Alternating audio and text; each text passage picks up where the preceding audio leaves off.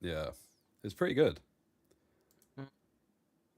Like it's actually impressive, and like it saves all your tier lists and stuff, so you can literally just go into it the next time, and they're there, and you can just open them.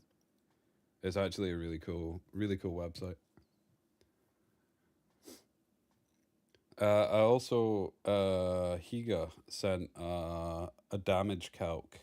I don't know if you've seen it. I've pinned it in my Yeah, Discord. yeah, I read it.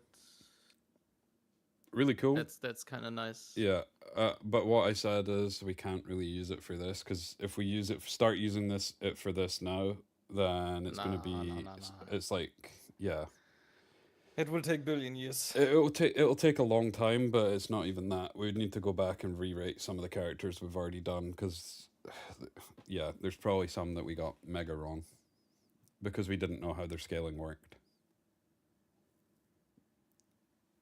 But it is what it is. Can you see my screen? Uh, Twitch. Hey, Davidos. We're just gonna chill for 5-10 minutes and then we'll kick off. Yeah, I see. You have the E7 one, yeah. Yeah, I've got this one. I pulled her today. Yeah. So far, I have Briar Witch, Empyrean Ilanov, and Dragon King Sharon from our A tier, and Flan, but everybody Mm. has Flan. Okay. Yeah, I also got Sharoon today from Did the you? ML box. Yeah. Nice. I had also an option to get, what was her name? Uh ML Lufine or something? The Dragon Girl? I have no idea. But I thought she looked dope, so I was about to get her. But then I was reading Sharoon and I was like, Sharoon sounds kind of nice. She Then does, I doesn't just she? got Sharoon. She does. She sounds nice. She sounds nice. Yeah, but the thing is, which is kind of crazy. I'll be honest. Like Wait. I went through what? Holy, I can finally leave Bummer. Nigga streaming, then nigga joined. Shit, bad timing. You guys like, oh my fucking god, no! I'm streaming. Oh my god, no! Oh, did you just go Oh live, Higa? no! Did you just go live? My Let me bad. check. 22 minutes. 22 22 minutes. minutes. Sorry, man. uh, We'll be going for a while though. We'll be going for a while. Doom will be joining in a oh, okay. little bit. He's just like grabbing lunch and stuff. We'll probably will we say we kick off at 20 past adept, so that gives like another 6 minutes for people to join. Yeah. Well, it's Hopefully today after stream I can actually finish the story and finish the hero's path so that I can get my LD. That's the plan. I have no idea what her name was, but I got an LD that has a passive that says like 100% reduced focus or something, I think. Okay. So so I also intend to build her to counter some units, I guess. That makes sense. Yeah. That makes sense. Solitaria? Yeah, maybe. Hold on, let me check. Solitaria. Oh yeah, yeah. It's her. I got her. I thought she sounds kind of nice as a counter on 4-5 or something. Do you know what's fun? Do you know what's funny? When I was watching Higa's stream, is every single time this unit Edward Elric was picked, he banned it. Like I still don't know why it's Which good. unit? Edward Eldrick, the collab unit.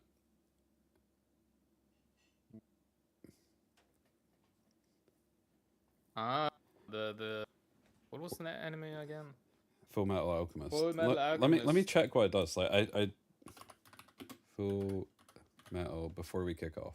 Why am I typing in Full Metal Alchemist? Oh, he's anti CC, I think, Oh, is he? because of his passive. Yeah, Ah, okay, basically okay, when he okay. gets attacked and he has a debuff, he dispels the debuff and he activates Rise, and Rise attacks all enemies and strips a buff and inflicts a random debuff and increases his turn meter. So he seems like an Interesting. anti-CC unit. Well, I would assume he's probably anti-cleave because all the cleavers seem to actually apply debuffs in this game. Mm. Which is kind of interesting, to be honest. It is, because they don't really do that in ours. Like damage dealers don't. Well, I say that some damage dealers apply debuffs, like Raymarie, but she's like an exception. Well, is she? I mean, most of the like the big AOE nukers, so like your Senyu doesn't apply a debuff, your Messiah doesn't apply a debuff on like their S3 on like their nuke ability. I think the only one that does on their like nuke is Ray, which applies vulnerable to just make them take more damage. Yeah. This kind of interesting because I was like reading through some mechanics in the game, like the elemental disadvantage and how effectiveness and effect res works in this game, and it kind of works entirely different. And FRS is kind of crazy in this game.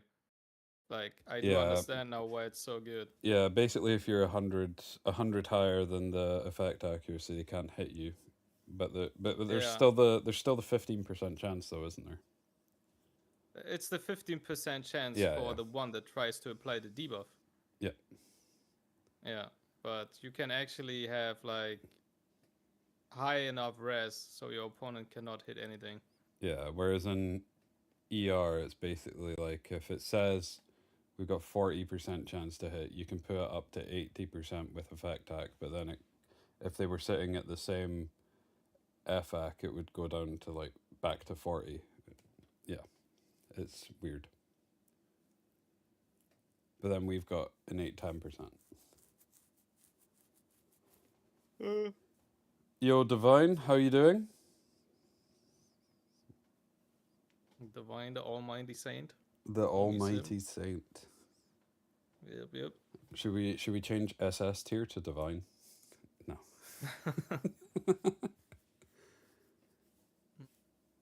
Okay, will we kick off with the first character? Do you want to read it? Or do you want me to? We'll just go back and forth since it's just the two of us now. Dim will be joining later. Yeah, sure.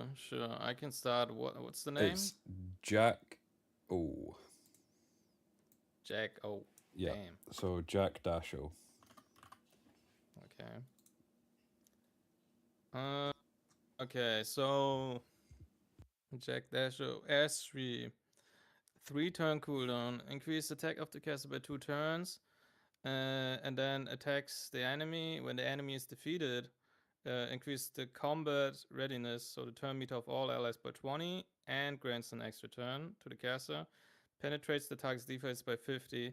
When the target has a debuff, damage dealt increases. So it's basically a 50% pen, plus if he kills, he pushes everybody and grants a turn. I think it's a she. And attack.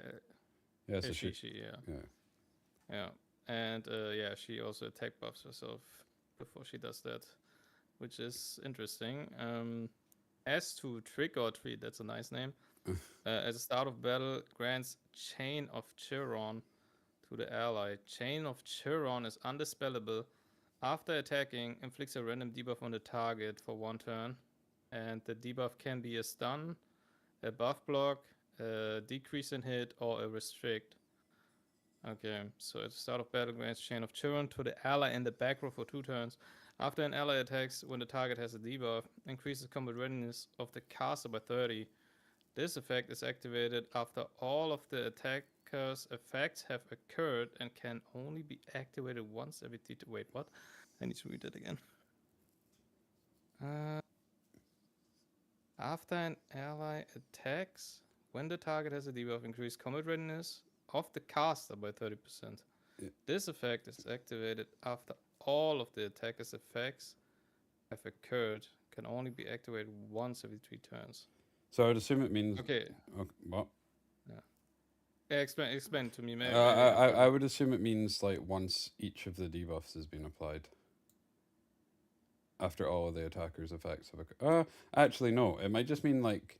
So, say for example, if the attacker has like multiple effects that are happening within their S3, It wouldn't Yeah. just instantly happen. It'll basically wait and saying it's wait until the end of their turn. Okay. So if my ally basically attacks, uh, this effect is activated after all of the attacker's effects have occurred. Yeah.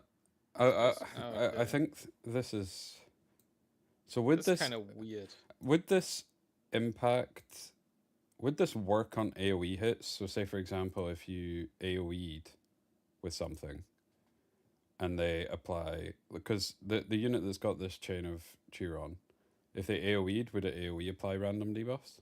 Or if it's single target, is it just a single target? So it would randomly pick like one. It works on Works on AoE.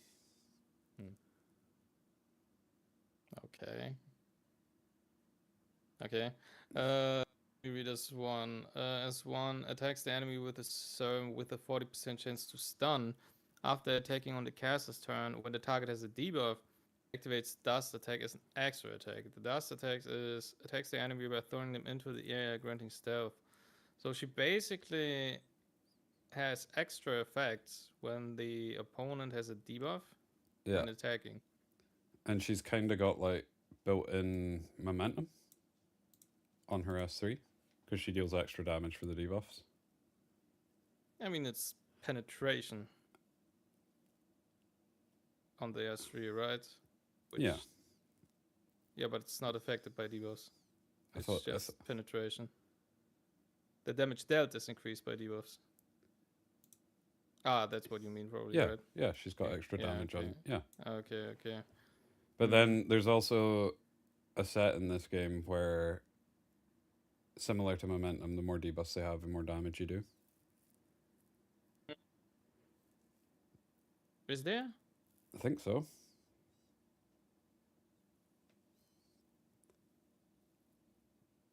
I could be wrong. I don't know, but yeah, she doesn't seem that crazy. I don't think she seems. Yeah, rage set. That's the one. Rage set. I don't think she seems that crazy. The only thing I was thinking, like, I was sitting here thinking about the S2, and that you could have her in your team. You almost don't care. Like, I don't know how fast she is. She's pretty slow. But if you had something She's like slow. Pavel in your team, and two fast units go land the crits, he then AoEs with the AoE from his passive, then proc this. And then, but the thing is, it's random debuffs, and like decrease hit chance is nice, cannot buff is dependent on the team, restrict. So I think we value torpor a lot higher. Stun would be amazing, but it's too random. I feel like I feel like she could be used in some like niche comps, but I feel like it's more of a, how would I put it? Like cheese. I think she's a mega cheese. I think she's like too dependent on a stripper in her team. Yeah, I mean, she doesn't do anything. This is true, but there's a lot of strippers in this game. Yeah, but then most of the time the stripper is not a push unit, is it? No. Maybe I'm tripping. No. Like, so are you almost thinking that she wants to open with us, like she wants to be the opener with S3? No, I mean not necessarily. It's more like she sits there, she applies her chain of Chiron on the back row target, and then you have a stripper that can technically be the back row target, right? I mean, and the stripper applies chain of Chiron. Yep. So they could her, no? they could technically strip into stun, I would assume. Technically, but if like they get lucky with if they get lucky with the RNG. Yeah. I still think she's super cheesy, but I think she is usable. I don't think she's like mega trash. I feel like she'd be like top of E, probably, like because I don't. And how would she be in ER first? In ER we just wouldn't use her because we don't have any of these. So like How would that even translate across to ER actually? Because we don't have any of these backline units. Like everybody's a backline unit. She would need to apply it, or it would apply randomly, or it would choose like the highest attack unit.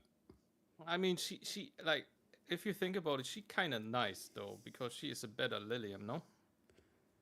She buffs herself, has a 50% def ignore on S3, and she pushes after the backline unit. I You mean, basically choose, right? is With your she opener. is she a better Lilium? I'd rather not be debuffed and can't be CC'd and can't be cooldown increased. I mean, it would mean that Plume is an opener, because if Plume is the unit with Chain of Chiron and she S3 strips into defense down, the what's her name, the Jake O would push herself by 30. We get the turn, and then you get to attack buff, and then you will S3 into defense down plus 50% death pen. You will kill most likely, and if you do that, you push everybody in your team by 20, and you get an extra turn to his one. I think she's just a better Lilium. I don't know. I don't like. You're saying that, but then if you ran her, you'd just take Aya and then it's GG. Because when as soon as the plume goes, the Aya is going to cut, and it's a what 66% chance that Aya, one of these only one of these debuffs really matters to Aya. Like if Aya's stunned, because if Aya misses the plume debuffs and she hits the plume debuffs and she misses the Aya stun, would hard cook, yeah. yeah. Yeah. But Whereas that's like the only unit, right? it really depends. Like, because she's applying so many debuffs. Like, how would that interact with Fia? Like, would Fia just instantly proc, or would she sit at 4? I don't think that she would proc. She would sit at 5 because she applies a bonus random debuff, right? And then you will push and you will kill. I'm pretty certain that this Jaco unit can one-shot a Fia with an attack up plus into a defense down Fia, and she already has 50% death pen. I'm pretty sure she will one-shot the Bloodbath Fia. I still think it's like complete RNG though. Like, because I hate these units where it's like random debuff. Because like, wound like buff block can't buff. You just wouldn't care. Like the hearts. But I see what you're saying. mean, I just as soon as it's random debuffs, I just don't care. I'd rather have I consistency think in what my team's doing. I think you are too focused on the random debuff. I literally do not care about, like, in my opinion, she can just not have this random debuff. I don't care. It's about the fact that the unit that applies the random debuff pushes her by 30%, and she is an insane nuke because she buffs herself attack and she has 50% death pan, and she already attacks But into a defense. nah, you're not killing. Because if you're running her, like, if you're wanting a 30% push, then you'd need to run her reasonably fast. Like, even with a 30% push, you'd need to run her reasonably fast. And if you run a fast Lilim, even in the same example, you're not killing anything. And Lilim has more pen because of Harvest and the way her S3 interacts. So you'd need to run her slow to be able to kill something. But does she have to be that slow? Isn't 250 enough? You'd need to have her. Well, you need to have her on a full damage build, and most full damage builds are sitting at around like pre-chip, like 220, 230. Yeah, like then you drop a bit, and like, then you get to 250. Because if you think of it like this, whenever you've seen a turn dot with a Messiah, and the Messiah's speed tuned to actually be able to pull up with the turn dot, which is the exact same push, it was 30%. The Messiah did nothing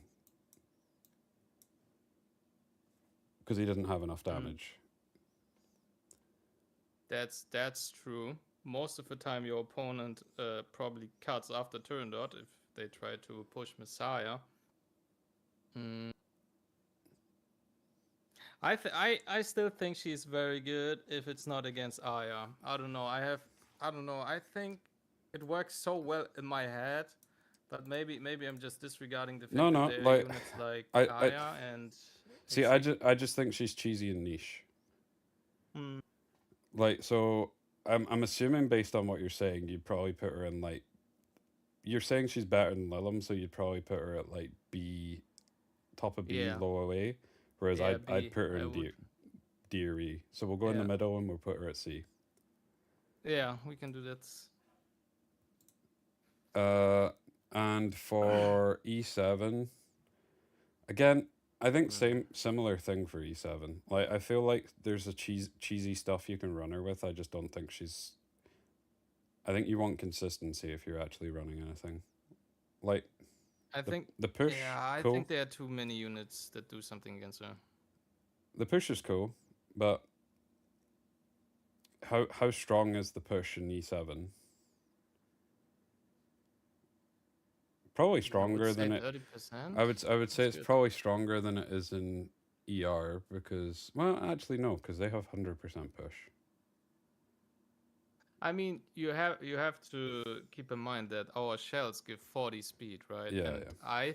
I saw Elf Mage today, and his Illinev had like 100 speed. Like he literally had 0 speed on his equipment, and Rinak is like one of the fastest units in the game that runs 300 speed.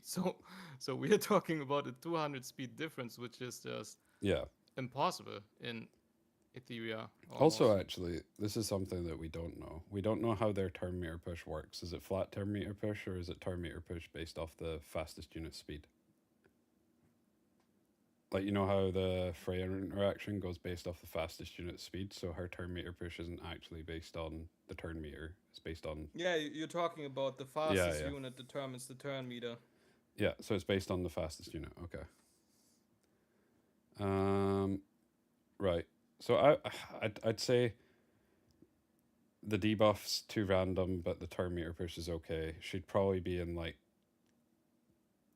E, maybe D. I can't see anything else being used or her being used for.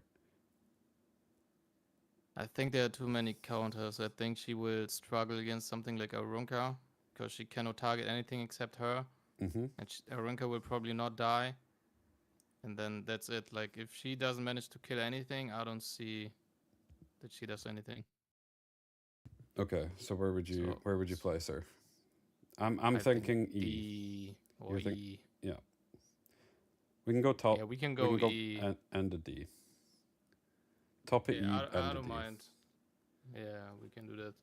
I'll do the next one. It is Genoa. I see what you're saying with that character. I just think it's too cheesy. I feel like she'd just be like a niche cheese pick. Yeah. Okay, so let me just do the multipliers. Bite. Attacks the enemy with a sword and recovers health of the caster. Penetrates the target's defense, so penetrate in this is 100%. A critical hit deals additional damage proportional to the caster's attack to all enemies except for the target. So he hits them while penetrating defense, like single target, and then he deals additional damage to everybody else. Additional damage in this game is normally fixed, isn't it?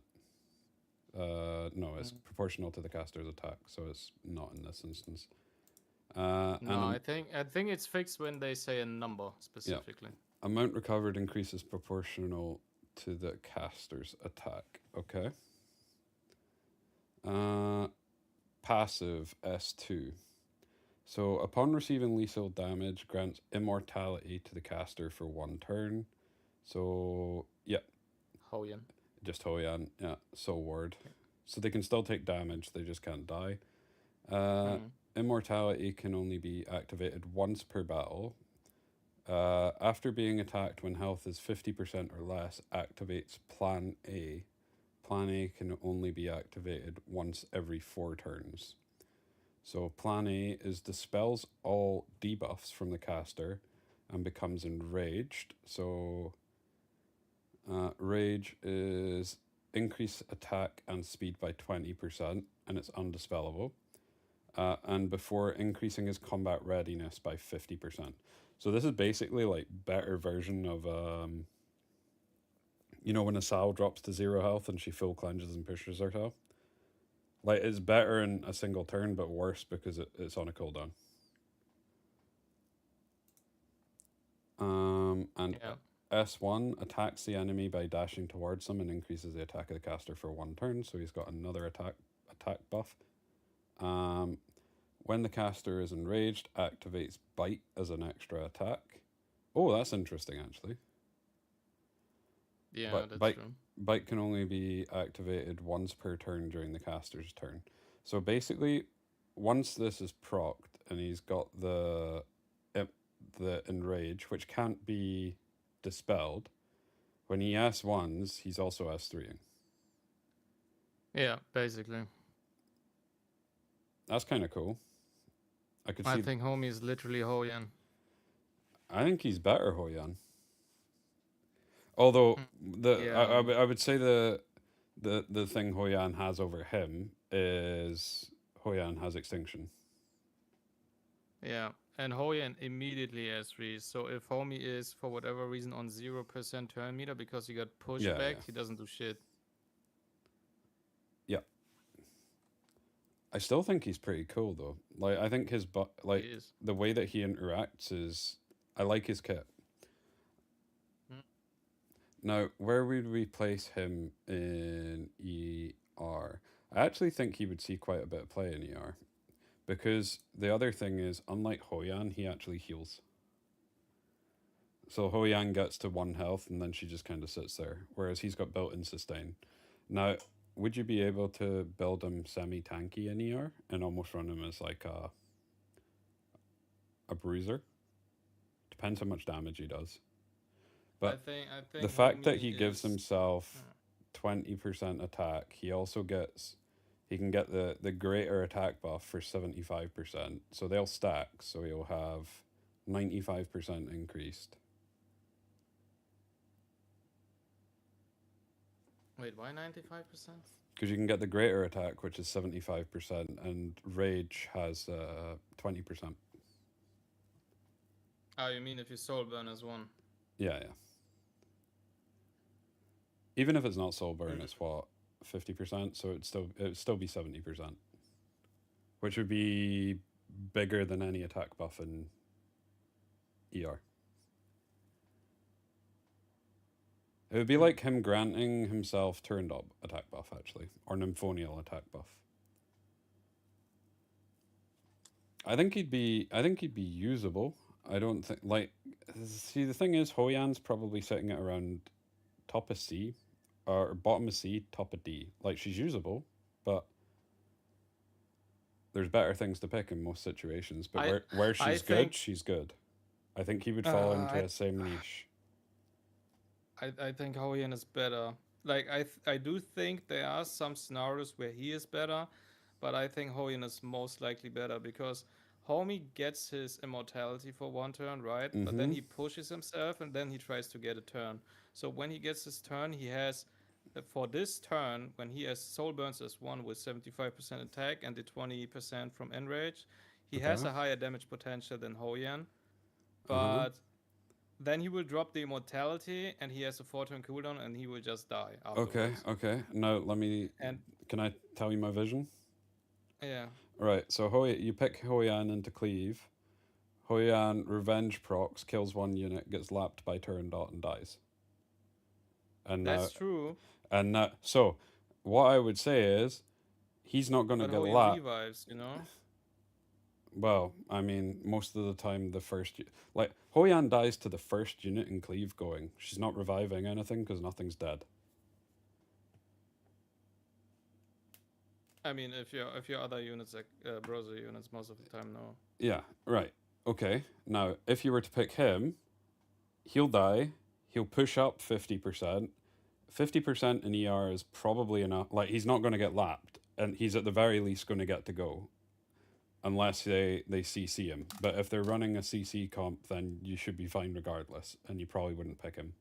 But keep in mind, he's going to be running against squishies in ER. He's going to nuke the first one and then deal additional damage to all of them. So if you had like a Raymarie, he's going to proc the Raymarie. He's going to kill one of them, at the very least. Like I just think he's better Hoyan because he's actually going to get to move. Like sure she procs, but then she dies because she's slow. Yeah, I against think Turandot specifically, yes, yeah. I think that Hoyan is a better version of him in bruiser comps.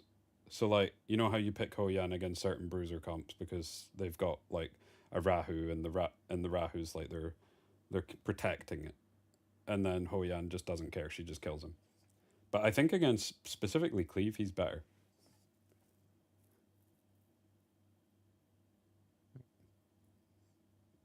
Do you not see my vision? I do see your vision. I do see your vision. Yeah, I think both units have kind of up and downs in a sense.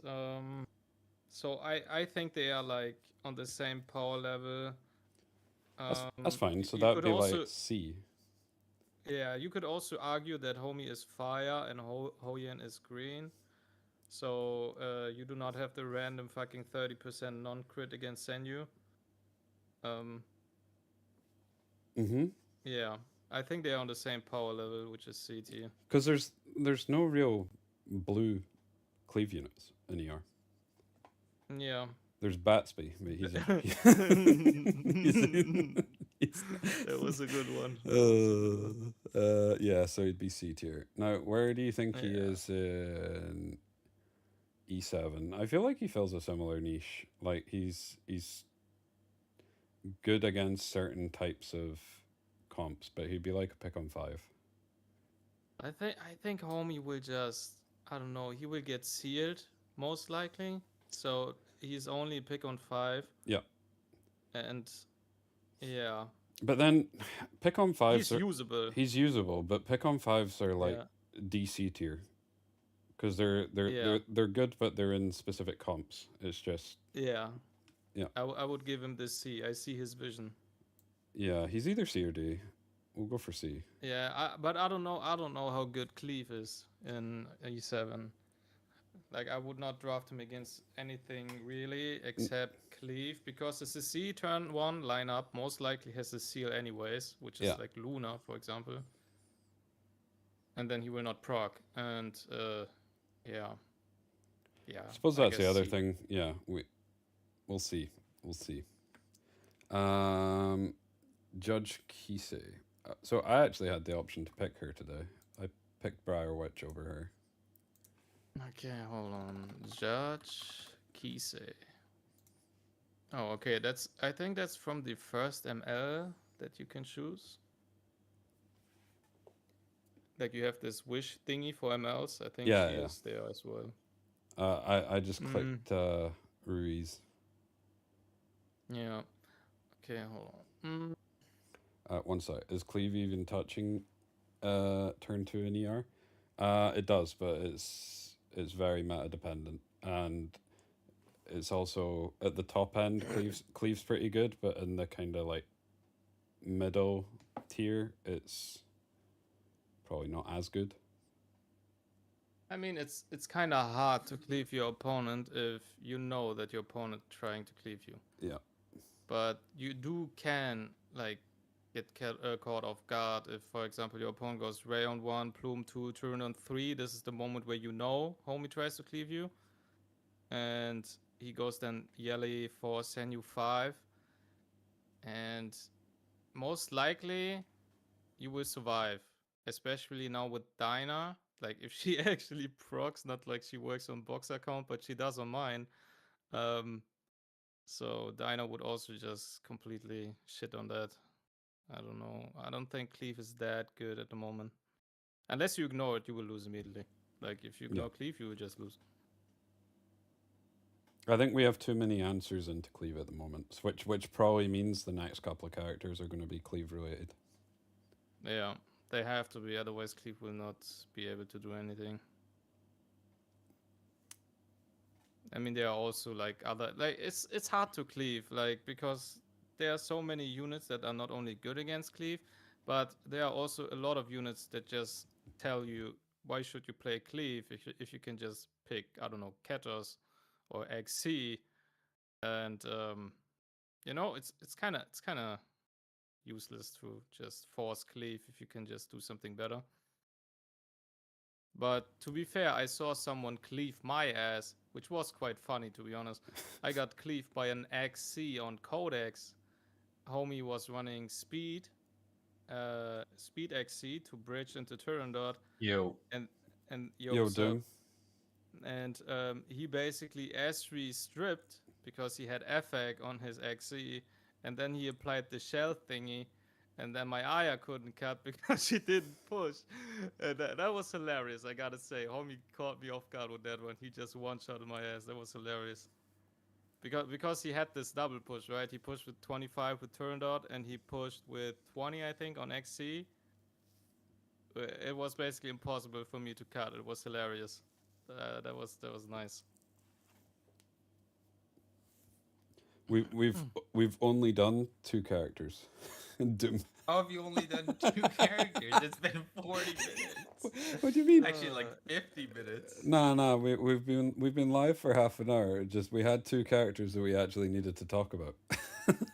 35. Okay, well, it was 50 minutes since you guys started call. I guess you took a little bit to start stream. But Yeah, like yeah. 36 minutes to do 2 characters. I mean, Hey, it was we it just was it dropped was down. it was a good discussion. It's fine. I caught a little bit of the last one. It was like all I heard was basically a different version of Hoyan. I didn't Yeah.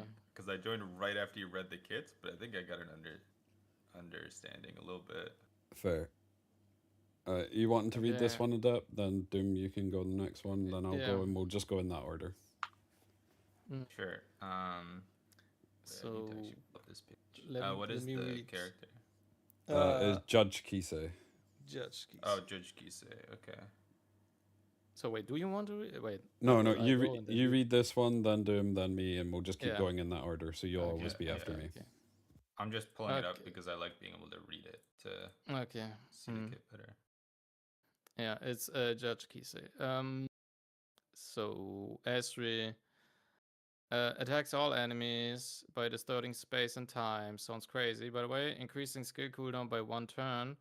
Grants invincibility to the caster for 1 turn. So it's just AoE skill cooldown increase. We like that one. S2 is attacks all enemies again with a scythe, dispelling all buffs before 100% chance to inflict increase hit chance for 2 turns, decrease hit chance for 2 turns, and 85% chance to inflict decreased defense for 2 turns. So she basically strips AoE, applies hit chance down and death down, and increases combat readiness of the caster by 25% per target. Yep. And she cannot be brambled with that. Yeah, And if you soul burn, it's 100%. yeah. Okay, attacks the enemy with a scythe, penetrates the target's defense by 20%. Yeah. She'd be broken think in she's- ER.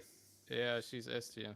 Yeah, because like She's Yeah, S the- tier. she- you she- get she S2 into offers- S3. she offers far too much utility in ER because you could run her on Codex, so Yeah. you could, and both of these are good to open. Yeah, you yeah, they're you both you good literally openers. you literally can't be triggered, counterattacked by on the S2, and you don't care if you get counterattacked on the S3 because you got invincibility. Yeah. So you could And she- S3, yeah. S2, S3 if you want to, and Yeah. basically because I think we've said this before, but cooldown increase is the strongest thing in ER at the moment. Yeah. And alongside Freya, she would also push her team because of the nullifier and yeah, because of the invincibility, and she would push back twice with Codex. So Which is she'd be busted in ER Yeah. just from Yeah, she's S. Yeah. okay. So we'll take Really, a bit. her only problem is just long cooldowns. Well, Other that's than it. that, like, but she's like, she should do a lot of damage, right? Or like, she should do decent damage. I but mean, think she's a to be DPS. fair, I feel like in those styles of comps, if you get off an S3, an S2, an S3, or an S2, S3, S2, then yeah. if you don't win in that amount of time anyway, you're not going to win. Yeah, Like, yeah. I was it- saying like yeah. I just think she's like more of a turn 1 focused character probably, or like a Yeah. really aggro She's- comp, rather she's than like Far too long cooldowns for turn 2. yeah, because like Santic or whatever, like he can be played in both. Yeah. Like that's what I was trying to say. Like Yeah, Santic yeah. is really broken in both. Like I think she's like more for aggro or turn 1. But I still think she's really broken in that. So probably like A tier or S tier. I think S is good for her for ER. Yeah, she's S. She's 100% Yeah. S. Where would we put her in E7. E7? Like I feel like her value Okay, isn't as high in E7 because cooldown Yeah. increase doesn't do as much in E7 as it does in ER. Yeah. And a lot more characters have dispel all buffs and defense down. Yeah. You know, Um, the main point that I see why she's not that good in E7 probably is because I read how FRES and so on works, and that Yeah. means there's one unit that probably has high enough FRES where she will not hit the unit, so she will only push herself by 75, and then she will not connect the S3 immediately afterwards. And because she has no strip on S3, she will not get to increase anybody anyways. I don't know if So- that. Does she actually need to hit? Because it doesn't say Yeah. per target hit. It just says per target.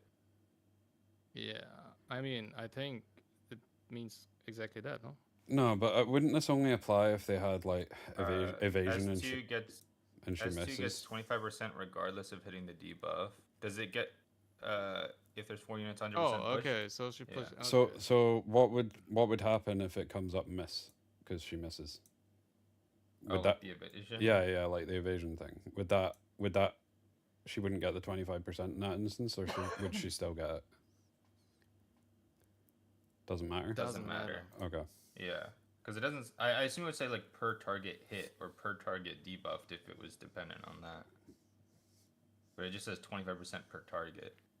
Yeah. Um. I still think she's not that good in all honesty because Yeah, I don't think she's the that increase in good, but- cooldowns, like I said, doesn't do nearly as much in this game as it does in ER. And Yeah. if you're running her fast, her base speed isn't all that fast compared to like other units. So there's other Yeah. things you would rather run that are faster that do more at the start. I mean, 119 is quite fast, no? No, It's not bad. the fastest like- 129, isn't it?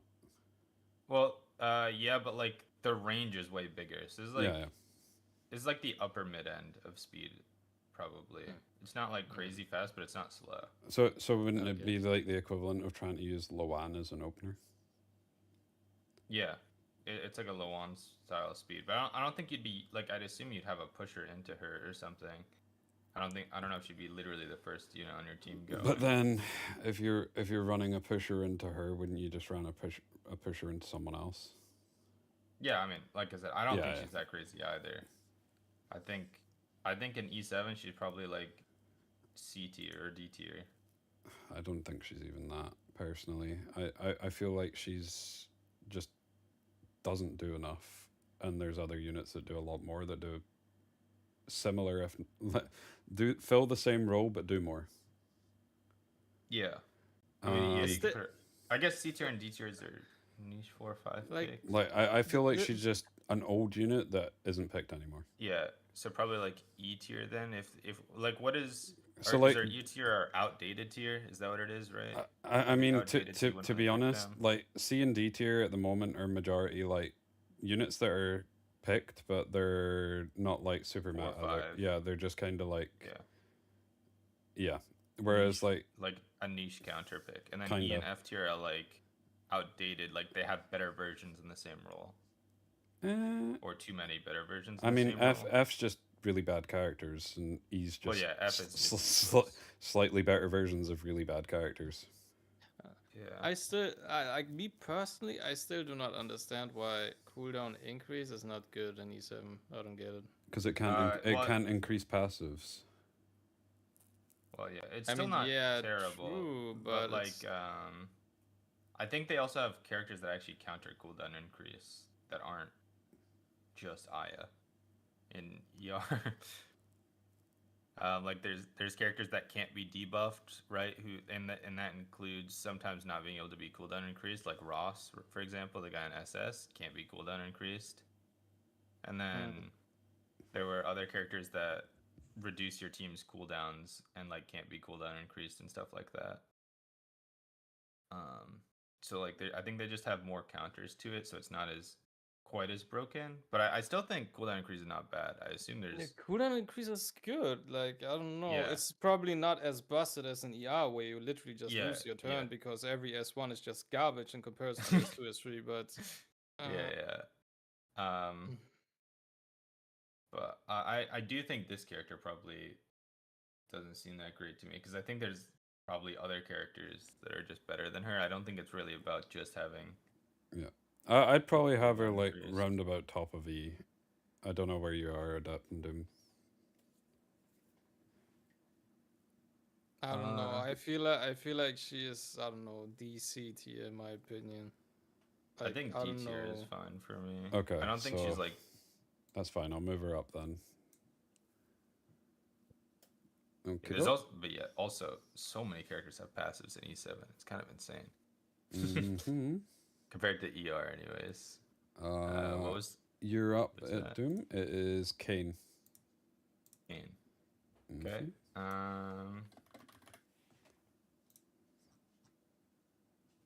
Kane S3 attacks one enemy.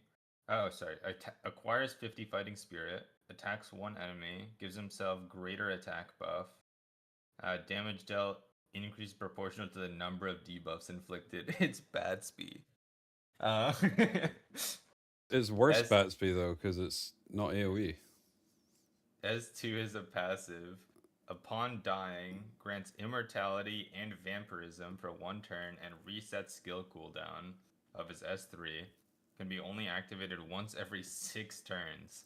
After an ally attacks, if the target has a debuff, he gains 10 fighting spirit, and when his fighting spirit is full, he consumes all his fighting spirit and becomes enraged for 2 turns, which is attack and speed by 20%. And then S1 attacks the enemy, increases combat readiness by 15%. When he's enraged, he activates Rock Smash as an extra attack, which attacks all enemies and inflicts bleeding for 2 turns, ignoring effect resistance. I just don't think he's good. I just think he's like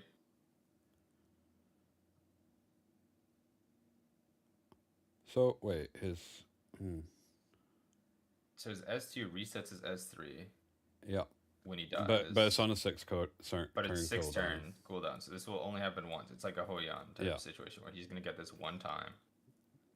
And then his S3 gets to go like so maybe he gets to press S3 twice in a game if he's built fast, but then like he doesn't die instantly. I don't But think I doubt he you're would. building him fast. No, you need to build him full. Like at least in ER. I think in E7 he'll probably get to press it twice more often than not. But I think he's I- Giga Dog Water. Yeah. Don't you just seal him and kill him? And they're like, isn't there other stuff that they just ignore these whole death mechanics? yeah. Well, I think So this like one it, get ignored by like execution or whatever in this game. I think because that only ignores revives. Technically, this isn't a revive. It's like Hoyan where he gives himself immortality. I think. okay. So it's not affected by that, but it does get affected by seal for sure. But wouldn't it also be affected by unblockable in this game? Yeah. Well, yeah. I don't know if Because he wouldn't get the immortality, he wouldn't get the vampirism. Yeah, I don't think he'd get the immortality and the vampirism. I'm not sure if he dies or if it would be like the Hoyan. I would where assume he, it would be. lives, but then you kill him. I would assume it. Next turn. Let's just assume it's like the Hoyan interaction, where he's just sitting on 1 health. This doesn't push him at all. Yeah. Or Yeah, it does not push him at all. So- and it doesn't insta press S3 or anything. so then you just kill him after. Yeah, I think he's just like F tier in ER. He'd be like he'd be like FE in ER. He literally does nothing, and his cooldowns are too long. Yeah, and I think in I feel like he's worse. E7, he's probably also F or E tier. Yeah. I think I'd rather have some of the units that are in E tier over him, so he's probably off. Yeah, that's fair. He's just kind of giga ass. Yeah. Okay. I have no idea how to say this guy's name. Kawarik? Kawarik. Okay. I've never even seen this guy. Neither have I. Okay. S3, so attacks all enemies with an explosion silencing for 1 turn, penetrates defense up to 30%, damage dealt is increased proportional to caster's speed. So he's a speed scaling unit. His base speed for context is 121. His Decent. S2 attacks the enemy in a dimensional corridor with a 100% chance to dispel 2 buffs before increasing skill cooldowns by 1 turn twice. So Oh god. So oh, it's single target. it's though. it's single target, but it's a 2 turn. But I'm assuming that's weird. Why doesn't it just say 2 turn? Is it like 2 different instances? So like one could get resisted and the other one. Attacks the enemy in a dimensional corridor with a 100% chance each to Yeah. dispel 2 buffs before increasing skill cooldowns by 1 turn twice. Okay. So yeah, I assume it's like a multi-hitter that tests the dispel 2 buffs twice and the increased skill cooldowns twice. Okay. Grants stealth and increases speed to the caster for 2 turns. Damage dealt increased proportional to the target's speed. Okay, and then approaches the enemy through subspace, attacks before a 75% chance to silence for 1 turn. Damage dealt is increased to the caster's speed, so he's a speed scaling unit. Yeah. Kind of like San He Yu. isn't. Okay, so he has a EE 6 to 12% crit. S3 before attacking increases the attack of the caster for 2 turns, so it buffs him before he actually does the hit. S3 also applies decrease hit chance by 50%, and S3 increases the damage dealt by 20%. Okay, so in ER, there's potential for you to run him just for the S2 if you ran him on Codex, but I don't think you would.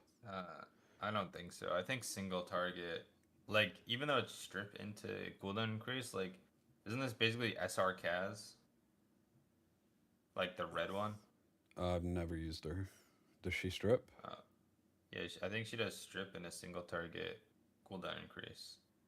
Yeah, but the difference is that I would ass- her stats are terrible, and she wants too many different things at the same time, so she's insanely hard to build.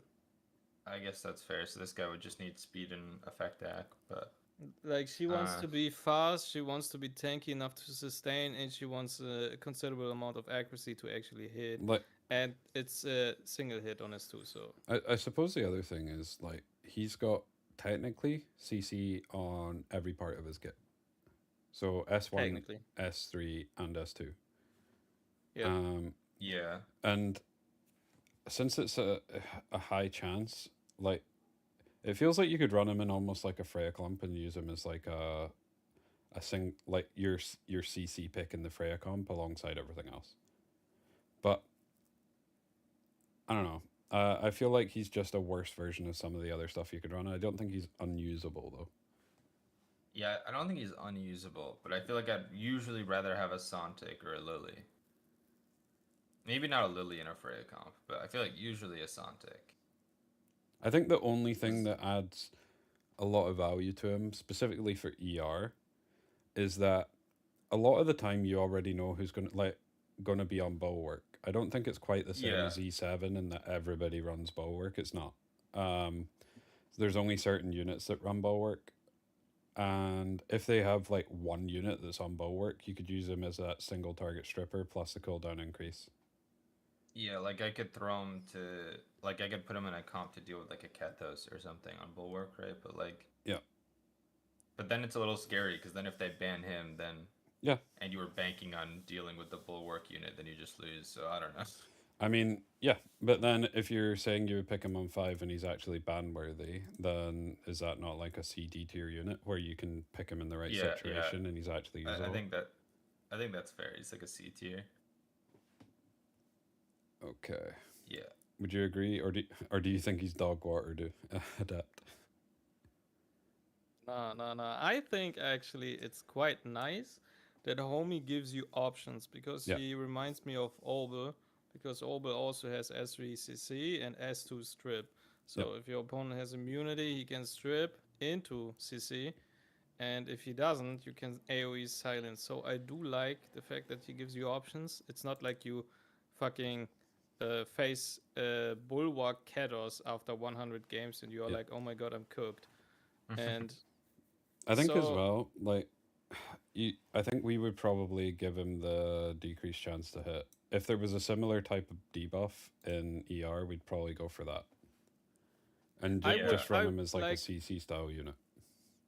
if you remember the final push that we had in end of season where we had this anonymous mode, there Yep. were so many opponents that had just random stuff, right? Random stuff Yeah. built, random shells on units, and I would actually personally, as a turn 1 player, would love to have a unit like him because then I will not get randomly like giga cooked by my opponent running Bulwark on Tiamat or something.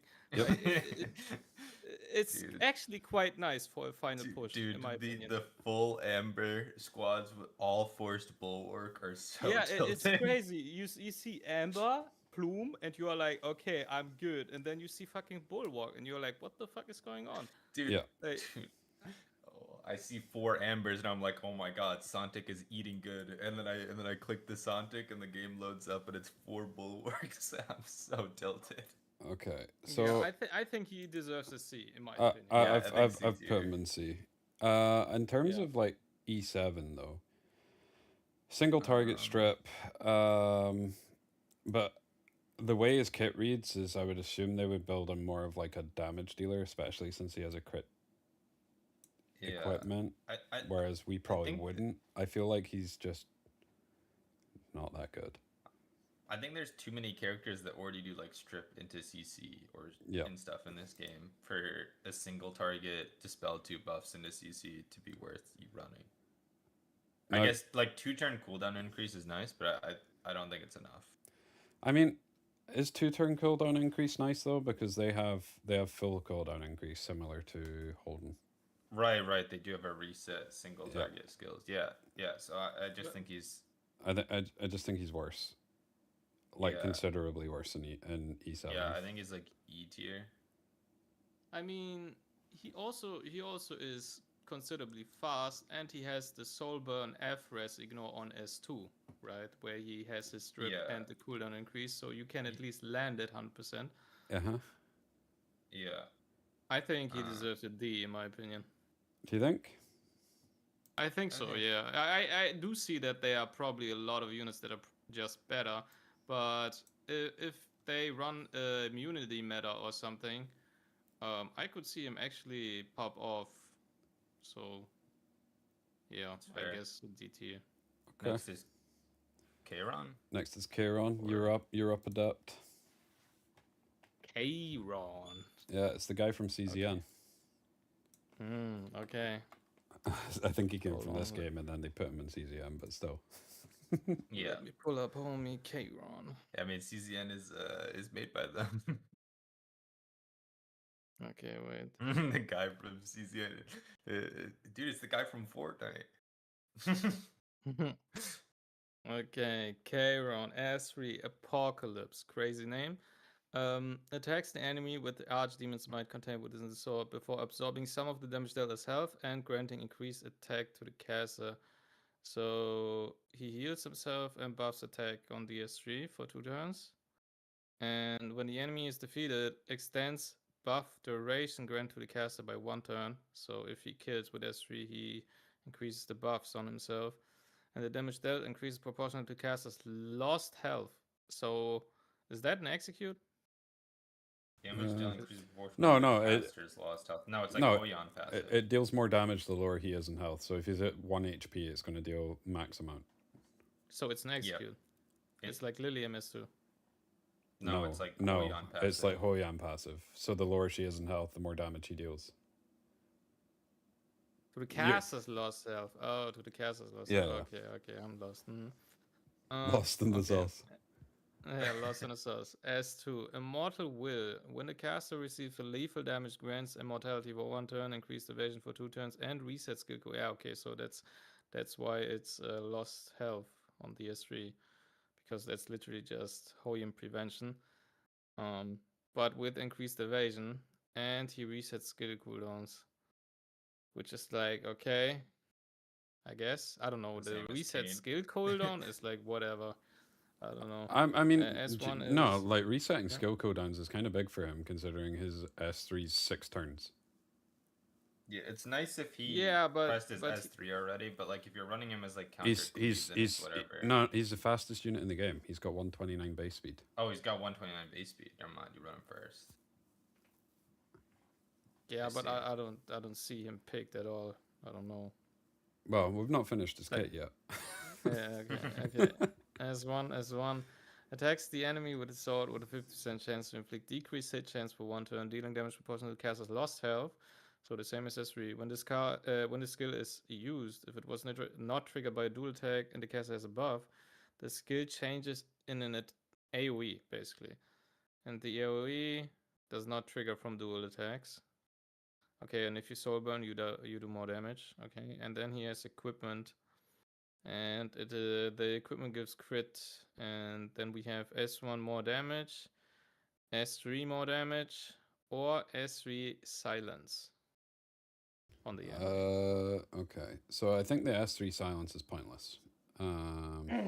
Yeah, he will not hit that. Because he doesn't strip. So you would just take more you would just take more damage on the S3. Yeah. Yep. Yeah. Now- I think he's just like So like I think he's counter cleave, but in a different way. Because wouldn't you just use him like they pick speed units and you pick him on 5 against the speed units if they don't have any way of protecting them, and if his S3 does enough damage off rip to actually kill something, could you not actually use him that way as like a force ban? yeah, he's like Yeah. a really fast unit that you toss on 5. But the problem in this game is you can't really just on 5 contest speed because of Yeah. speed imprints. Yeah, I don't Well- think that works. I mean, you would already see the whole draft. If they don't have the speed imprints, then you would just pick him on 5. Yeah, I did. But is there any turn 1 player that drafts without speed imprint? I don't know. Yeah, that's a great question. Like, I think it would be dependent on the draft. Like, if I'm drafting like full turn 2, and you see like, so let's say your first pick, and then I pick like 1, 2, like full tank down, and then they're like, okay, this guy's not contesting me. I'm just gonna go like potentially better units that don't have speed imprints because I don't need to contest speed. And then they've locked into that, and then I just slam him on 5 as Yeah. my last pick. Yeah, I see him good in that scenario. I guess, yeah, it really just depends on if the speed imprint units are just like default picks like early in Cleave or not. Yeah. Do you know what I think like is the easiest comparison for ER is like, you know, when we would pick last season we had Valyrian lock, and you would go into like turn 2, but then if they didn't actually pick anything decent, you would just slam a Senju on 5 and force them to ban it. Yeah. Like, he's a force ban in those. Yeah. In the right comp, he's a force ban. Is Yeah, the I way think that I'm him seeing having the highest base speed is what really is like saving him. Because I think if you're just fast, he's just really good. I think he's too niche, in my opinion. I don't think it will ever come up where you just pick him because your opponent has no speed imprint. Like for example, like yesterday I was watching Higa, and it's not like every turn 1 player is probably drafting the same way he is, but homie picks he picks speed imprint on 1-2, like literally every single game, I think.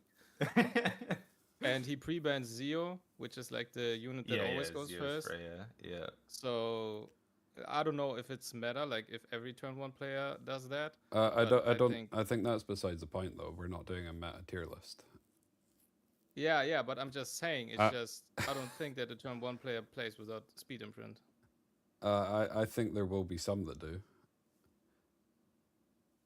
I still think he's a like niche pick on 4 or 5 and or like on 5 specifically in the right draft, which would be like I would agree, yeah.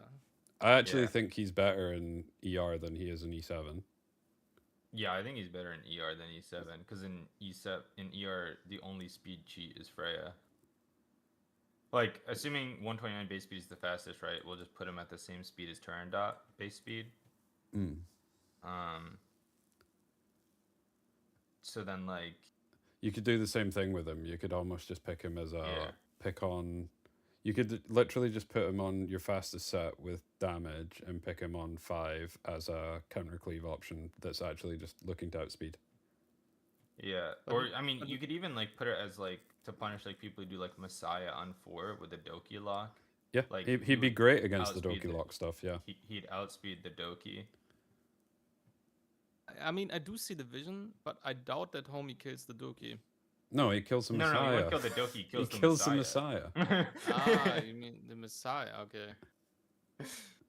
Yeah, but then you're like, if you pick Messiah on 5, you're probably the one that picks the last unit, no? Well, I mean, it completely. No, not right now, because most people are locking Doki from first pick, so no. I mean, like for example, if you go first, you have 4-5 picks, right? And if you have 4-5 picks, you always draft in a way where you beat 1, 2, 3, 4, and you just ban whatever comes on 5. Yeah, So but yeah, he that's is a what- force he's- pass in a win. Yeah, he is a force win in a way. But then what is not? Because you don't yeah, care. Whatever but comes, then you just ban it. then you get Kethos or something like that's broken, because at the moment people are banning on 1 and 2 because the 1 and 2 picks are so strong for the most part. I mean, I do see what you mean, but it's maybe it's a playstyle thing. But I personally just always just ban 5. I don't care. Like I fight the Kalos and I win. I feel like that's because- because you like for like 90% just play turn 2.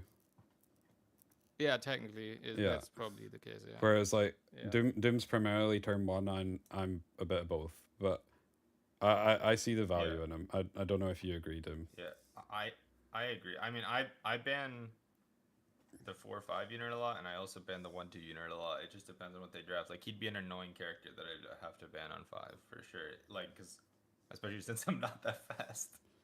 I mean, obviously, like if you see the Katos on 1, and if you have to pick on 3, and you see that your opponent picks something on 3-4, where you're like, yeah, ain't no way I play against Katos, then you obviously go the safe route to pick something on 4-5 that can deal with everything that comes on 5 as well. So you will probably not pick Messiah because you're already in the mindset of I have to ban this Katos, so I have to play safe so I can fight whatever comes on 5. No.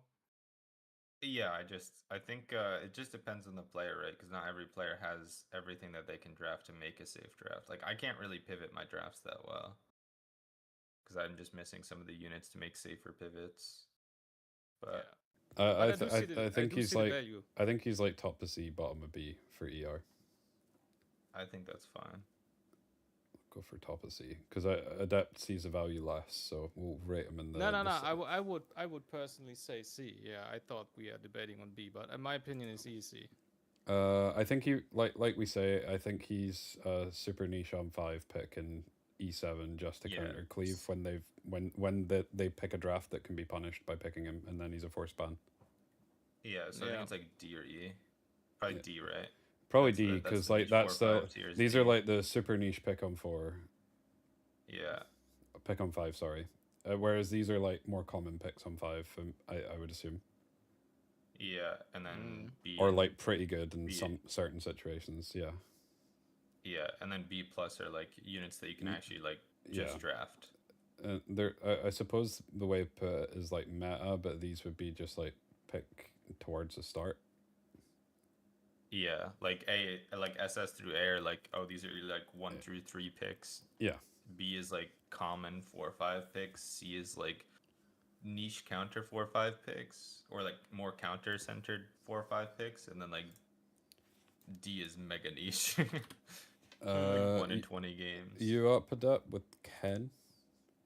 I had the option for this dude's ML earlier as well. It was him, the Kisei version, and Briarwitch.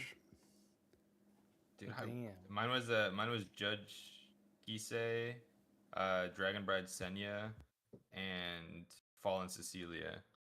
So I got Fallen Damn. Cecilia, but Bro, my account's so turn 2 seated. It's so sad. Mm. Mine is also turn 2, and I love it. Okay. Ken, right, the fire one, I guess. Okay. S3. Consume 80 fighting spirit, 4 turn cooldown. Attacks with the flurry strikes before delivering a powerful blow. Attack down for 2 turns and a stun for 1 turn. Grants vigor, which is 30% attack and defense, undispellable, to the caster. Damage that increases proportional to the caster's max health. At the start of first battle, gains 40 fighting spirit. I think that's just a passive, right? He just gets. He just fucking gets the 40. fighting spirit. Yeah. Yeah. And His S3 S2. his S3 consumes 80 fighting spirit. Yeah. Yeah, exactly. Yeah. It's also split scaling. It's like it's attack and HP scaling. Okay. Yeah.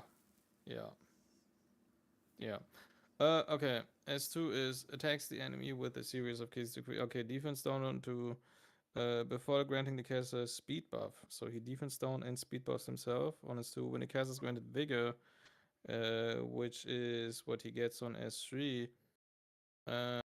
ignores FRES with the S2. So he 100% defense down. Damage that increase proportional to caster's max HP. And he acquires 40 fighting spirits. So he starts with 40 and he gets 40 from S2. And S1 is acquire 20 fighting spirit. Attacks the enemy with a flurry of strikes, has a 50% chance to inflict defense down for 2 turns. Okay. When granted vigor, additionally inflicts burn. That's random for 2 turns. Damage that increase proportion caster's health. Okay, and then he has equipment. Equipment is S1 higher defense down chance. S2 is triggers dual attack from the ally with highest attack. And S3 is recovers health when using S3. And the amount is increased proportional caster's max HP. So S3 heals, S2 is dual attack, S1 is higher chance of defense down. And he's 102 speed. He is a fucking turtle. He seems ridiculously bad. Everything single target. I think the dual attack is the only saving grace. Like you use S2, you defense down somebody with S2, and then you get a dual attack from whoever your highest attack is, and maybe you can snipe a unit.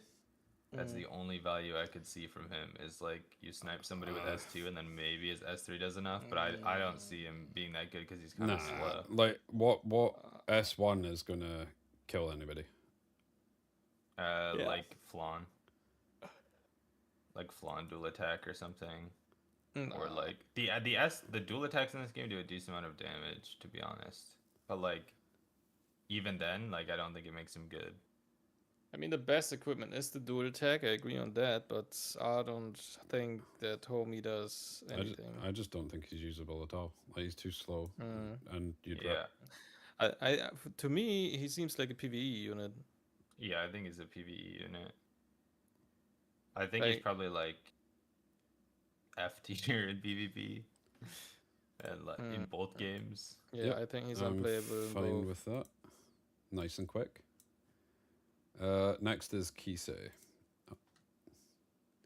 I have 4 copies of Kisei now. That's crazy. I know. I got 3 of them on the Notos banner. Same percentage chance as getting Notos, and I got her. And then Adept goes and gets Notos from the random. I can't.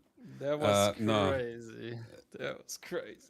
Okay. So S3 leaps forward towards the enemy and increases skill cooldowns by 1 turn twice. So same as last time. So it'd be 2 different checks. Grants stealth and barrier. Proportional to the caster's attack. For 2 turns before increasing combat readiness by 50%. So damage dealt increases proportional to the caster's current health ratio. So I would assume that means that the higher health she is, the more damage she deals. Yeah, the higher her current self health Yeah. percentage is, the more she. Okay, so more she does. basically, she leaps Yeah, forward. yeah. Like in ER terms, she leaps forward. She attacks, increases skill cooldowns by potentially two turns, then goes into void and gives herself a barrier so that she can keep this health ratio thing. And she pushes herself. Yeah. The by f- damage increase with the current health ratio is 35% on 100%. So it's 0.35 per 1%.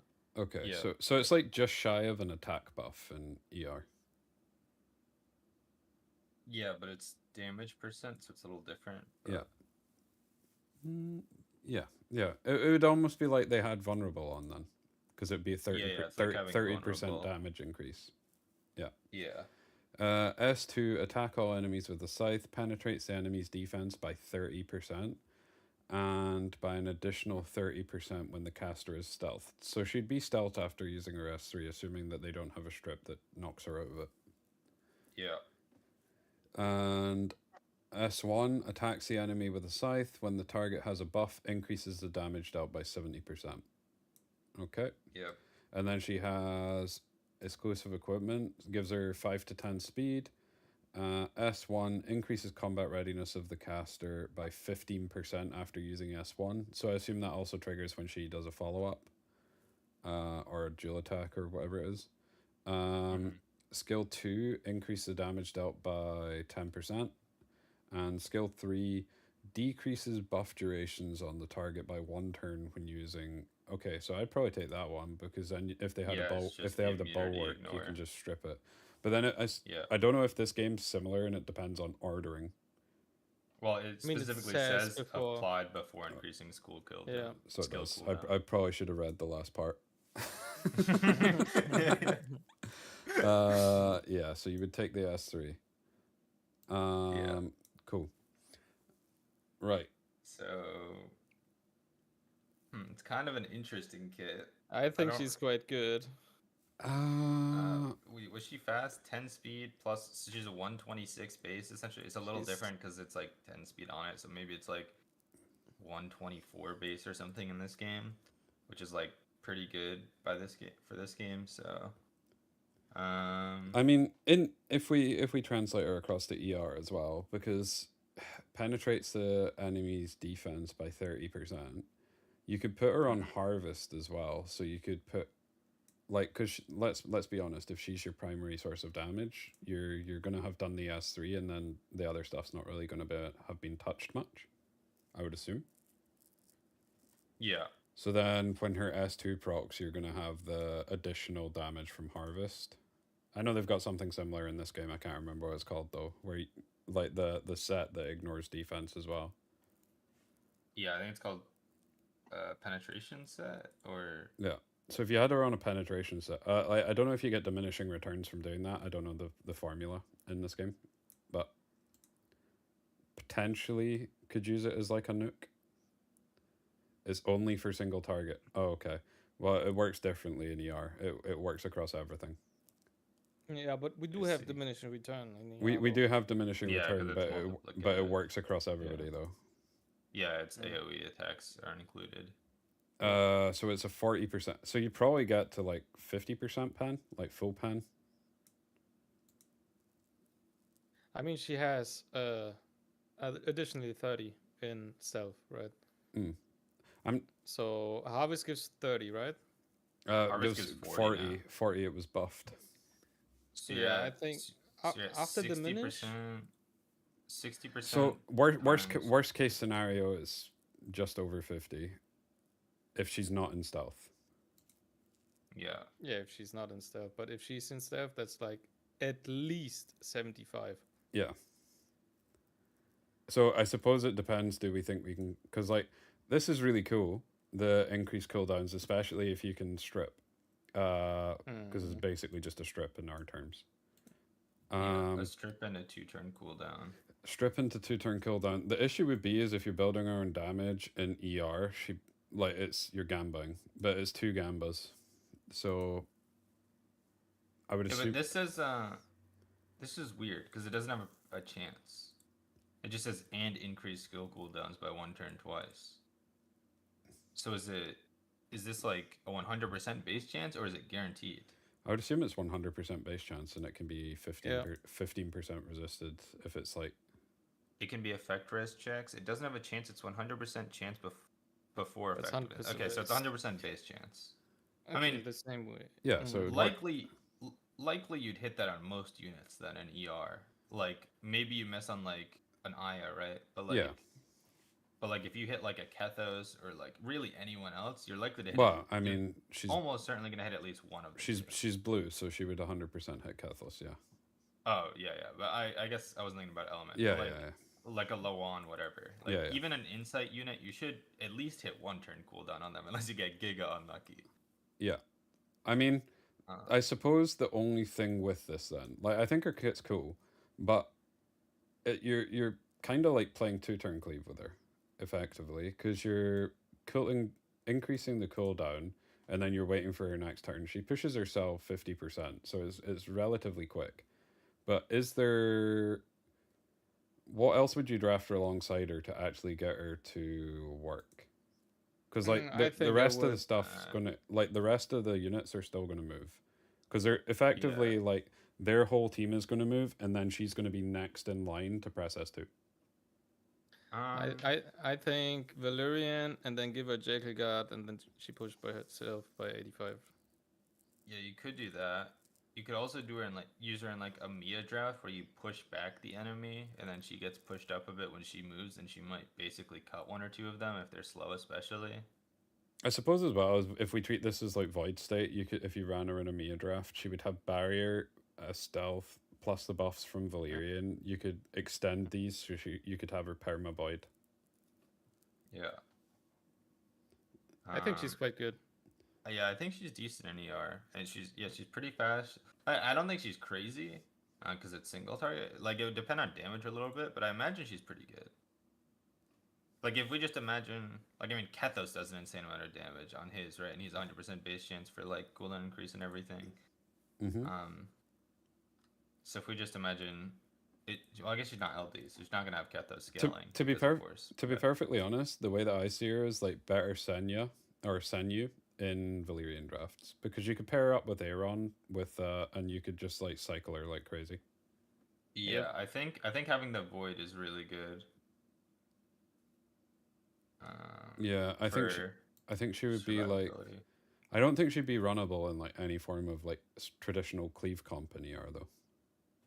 No, I think she's like an aggro draft unit, kind of. Yeah, I feel like she's probably like A tier, if that's the case. Yeah, I would agree.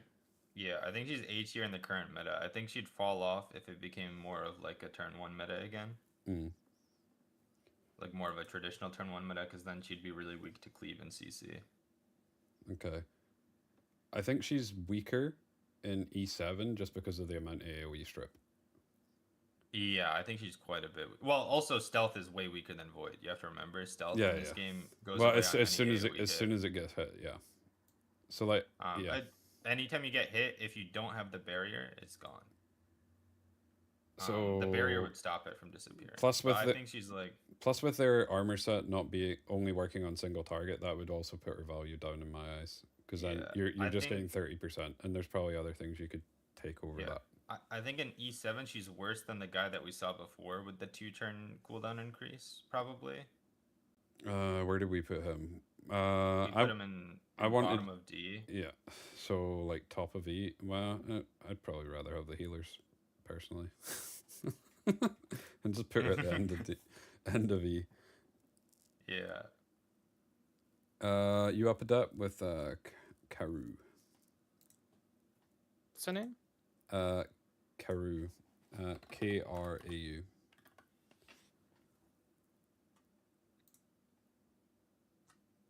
Ah, okay, yeah, I got him.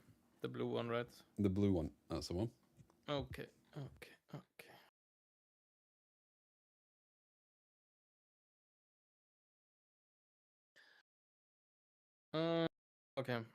S3. Attacks 5-turn cooldown, by the way. Attacks the enemy by summoning the Guardian Siegfried and absorbs some of the damage dealt as health. So he heals on S3. Penetrates defense, so 100% defense down, but cannot crit or heavy blow. I still have no idea what heavy blow means. Heavy blow, isn't it just like it deals more damage for some reason? So like you know how in ER we have the damage differential like 5%. I would assume it's like the top end of that 5%. I don't know quite what Yeah. the ratio is, but that's kind of how I'm imagining it.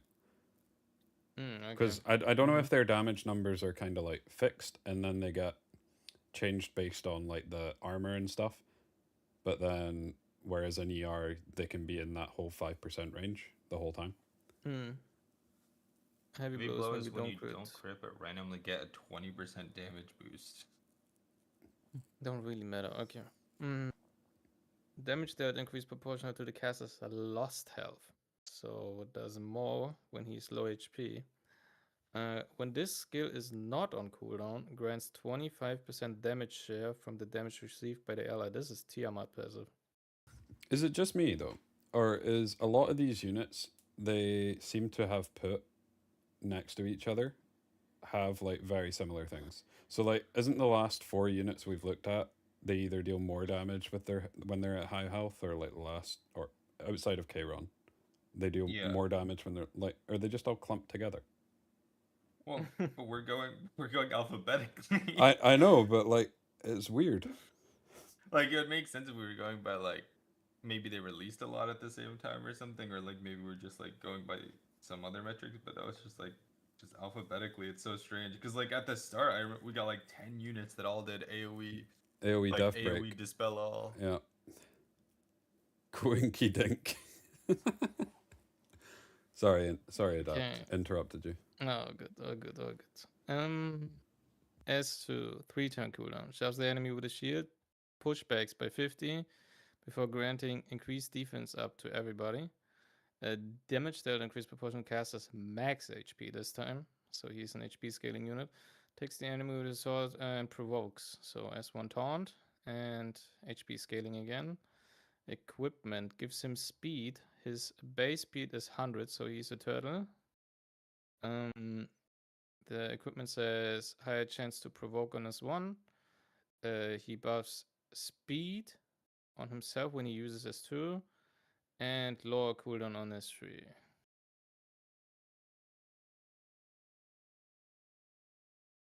So he's just like Omega worst Tiamat. He's basically Tiamat, but he doesn't deal damage. Yeah, he's just really bad Tiamat. But he buffs defense though. I And mean, we all know how defense up is. yeah, but how good like that is. defense up is good, but how many things give defense up in ER? Quite a few. Like even some of the defense scaling units gives them self defense up, like Rahu, like Zhongli. And he's health scaling, is he not? No, yeah, because caster's max health. Yeah, he does max HP damage. Yeah, so like I also think you don't press S3, because if S3 is on cooldown, he doesn't. Yeah, he doesn't share damage anymore. So he's a defense bot with health that can sometimes that can sometimes taunt.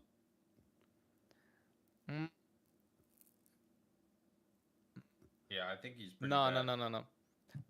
Hold on. Let me cook. Give me a second. So the idea is, Homie shares damage, right? 25%. He's an HP bot. And the thing is, you basically press S1, S2 all the time because he receives damage from the share, right? From the damage share. And then when Homie gets to a point where he's very low, you soul burn his S3. So he does AoE complete defense ignore damage and one shots something, maybe, question mark. I think that's the vision, no? Yeah, isn't he just a CC victim, or any form of? And also keep in mind in E7 don't they have injury, and you just injure him and then he deals significantly less damage. The damage is not based on max HP, is it? It's The S3 is proportion. No, it's lost attack. health. Yeah, the S3 is attack rate, and But the but increase is based on missing HP. okay. So, but could you not just injure him, leave him at 50% health on screen, but he's currently 100% health because he's got 50% injury. His damage is literally just 1 damage per 1 flat HP missing.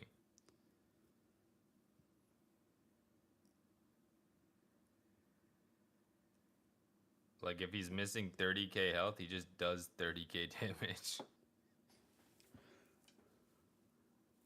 Yeah, that's a lot, no? Because it's defense ignore. Yeah. Doesn't he just one shot? I mean, AoE one shot? Yeah, but the problem is, in ER, does he ever get a turn? In it, like if he well, gets. I mean, cleaved? even that you just CC him, like, and I mean, he's there's that, but like even without that, like he also just has to cleave, no? Like he doesn't have like Tia's pass, like Tia's thing where you, like you go into Amber and instantly take your turn again. I don't know. Like he just Like reading his kit, I feel like he's a noob stomper. Like if you don't know how to play into him, I feel like he just wins. But I feel like anybody with a brain beats him. yeah, I don't know. I'm just I think- imagining like, sorry, go ahead. No, so I think like because we do not talk about artifacts at all because we do not know them. I Yeah. think it depends on the artifact on how good homie is. I feel like because I could imagine there are some nice interactions with the damage share. Like for example, we have Tiamat and Fucho with the damage share. I could see that homie has maybe some nice applications with other units. Maybe. Like, for example, if you put him alongside Fucho, he would push himself. Yeah. I don't know. I don't see the vision. Like I know that his S3 could potentially be a massive nuke. I just feel like he's too vulnerable to everything. And the defense buff is like a nothing. There's so much strip in this game. Yeah, I think Yeah. if you play around him, homie doesn't do shit. Like I think he's literally just if you get to press S3 in the right condition, you win. But like also keep in mind there's multiple things that just put up like invincibility and stuff in this game or nullify.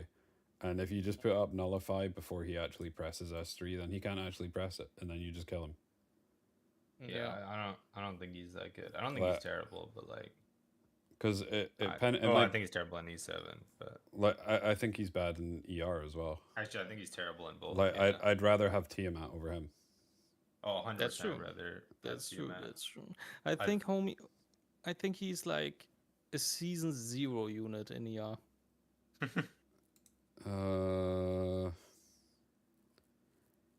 Oh, I already Well, put. we didn't have- I already put him in E tier in ER.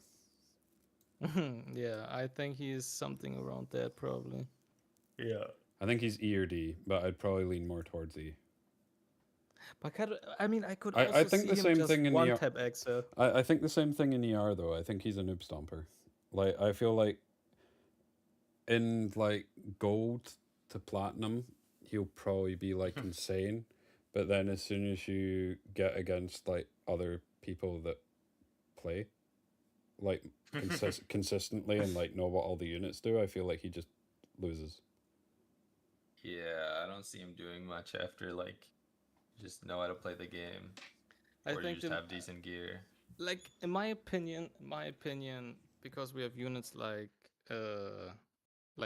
Aaron, I could see him get to play the game where he's just low enough to ride like S3 and one shot. I'm pretty I'm pretty certain homie just press S3 and XL is gone and XC and Holden are gone. I could see that. But I think the main weakness of him is probably you can just cooldown increase and then he cannot share and he cannot do anything. Oh yeah, that's also true. Just damage share disappears when you cooldown increase. Yeah, I think that's the main issue. In my head, he like I could see like Box saying that he's a noob stomper and probably doesn't get to play the game. I could see he will not play the game against turn 1 where homie has Kados and these kind of units. But I could see if you have Aaron and these kind of units that enable him or Doki on lock, I could see him actually press S3 and one tap everything that scales on defense. Yeah. Okay, I still let, think let, he's let, not let me good, ask this but- then. Would you rather have him or Fia? Because they, like, Oh, Fia... I would run Fia Fia all day. exactly, so Fia does the same thing, but better. Mm. I mean, you are right though, but homie's still cooking, no? I don't know, I think you're burning the kitchen. I think he's E tier, F tier, and No. both. No, I'm cooking without anything in the pan, bro. What do you mean? I feel like there's even more cooldown increase in E7 than there. In fact, there definitely is more cooldown increase in E7 than there is in ER. So he'd be really Yeah, bad here. I think he's F. Okay. You think he's F? Lady of the Oh, okay. Lady of the Scales.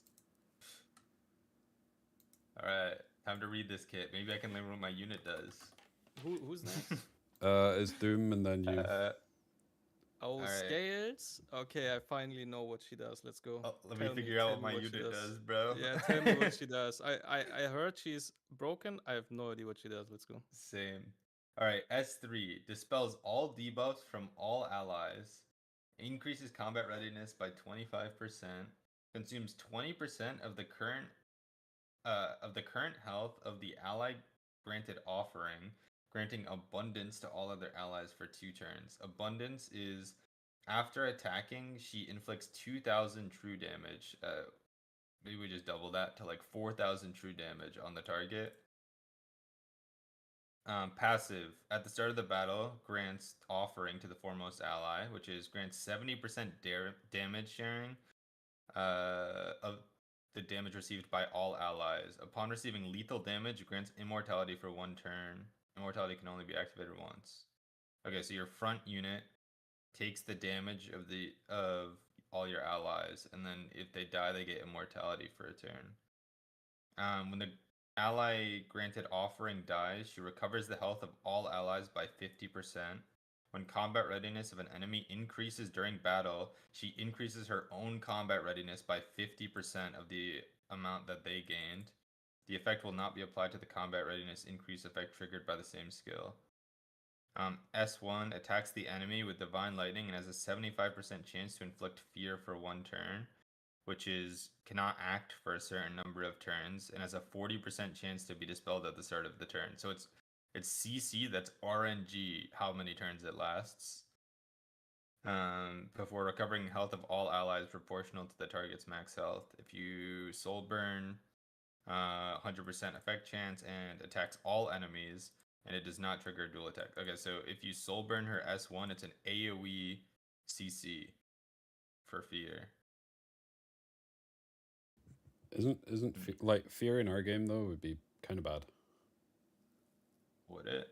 Well, it's a 40% chance to randomly just fall off. So yeah. I That's mean, terrible. how is that bad though? It's like, is it not just? Oh, does it activate the very first turn? Like it's a 40% chance even on the very first turn. Like it could be a 0 turn CC. It has a 1 turn CC. 1 turn. It holds Oh, for you 1 only turn. you inflict fear for 1 turn. Oh, So- does inflict literally only last for 1 turn max? So it just has no benefit. Yeah, so For 1 turn. so like if you inflict fear, there's a 40% chance even if you inflict fear that it just does nothing when it gets to their turn. Yeah, and 'Cause then it it just just literally. yeah. So it's just like the worst form of CC. Okay. Yeah. It would literally be the worst hard CC in our game. Yeah. Okay, so the CC doesn't matter then. So then it's S3. I think it's mainly just the true damage, it seems like. Oh, I guess she also gains a bunch of turn meter. And then she does a lot of healing. So I'm gonna I think she would be pretty bad in ER, to be perfectly honest. I Because- think Messiah would nuke her family tree. It's not even that. Like at the start of the battle grants offering to the foremost ally. Like there would need to be a way for this to actually work in ER. Because like we don't have Yeah, we don't have a that foremost does- ally, so it would That just doesn't work, but let's just imagine at the very start of the battle you just choose the ally. Because in this game you choose your formation, right? So you'd Yeah, yeah. obviously put her in the like whoever you wanted to take the damage. So just imagine it's like Valerian pre-battle, but you choose who you put it on. because that's the only way it would make any sense in our game. Or it's like, I don't know how else it would work. Yeah. So okay, if you put it on someone, like Messiah just kills everyone. Yeah, Messiah doesn't care, but she doesn't do shit. It's not a passive though. Messiah doesn't ignore it. He does. He does. He ignores, like he wouldn't ignore this. Like this would still go on, but he would ignore the rest of it, and then No, kill her. because it's a buff. No, he doesn't ignore buffs. Like he doesn't ignore. He doesn't ignore the damage, like the damage share. He doesn't ignore that, but Yeah. it's not like what's it called? Like imagine Messiah hits everybody, right? So the unit that has offering has 100%. Like the unit with offering will basically die 1,000,000,000%, but the buff prevents the unit from dying because it says lethal damage grants immortality. But then she would not heal everybody. I think she would because of the way he interacts with like Raymary, for example. Isn't that another Like, scenario though? Like if it's Messiah alongside a Raymarie, Messiah goes, then this proc she grants immortality, and then Raymarie procs, and then your whole team's dead. And then even with the immortality, he like Raymarie can just S1 and kill the immortal person. It depends on if Raymary can. It depends on whether the health would go or the Raymary S3 would go first. Because like Fia the Fia healing goes before Raymary procs, right? Well, in that scenario, no, because Fia wouldn't. Oh, proc. I guess yeah, with a Messiah, because Fia doesn't proc. But if you go like Yelly or something, but like I think this character would still proc. So I don't know. Yeah, Yelly's different though, because Yelly, Fia can proc in between. Like so, Yelly goes. Well, Senyu proc. Well, when Senyu goes, Yeah, then fair, Fia would fair. proc between. Yeah. Because like it would go Senyu, then Fia would proc, then Ray would proc. Yeah, so it when the comment. So you would probably heal enough to not die. A sec, I'm just reading the thing again. Because I think she has one of the passives that Messiah just doesn't ignore, basically. Like, I think it's like the way it works just doesn't get ignored by Messiah, essentially. What's her base speed anyway?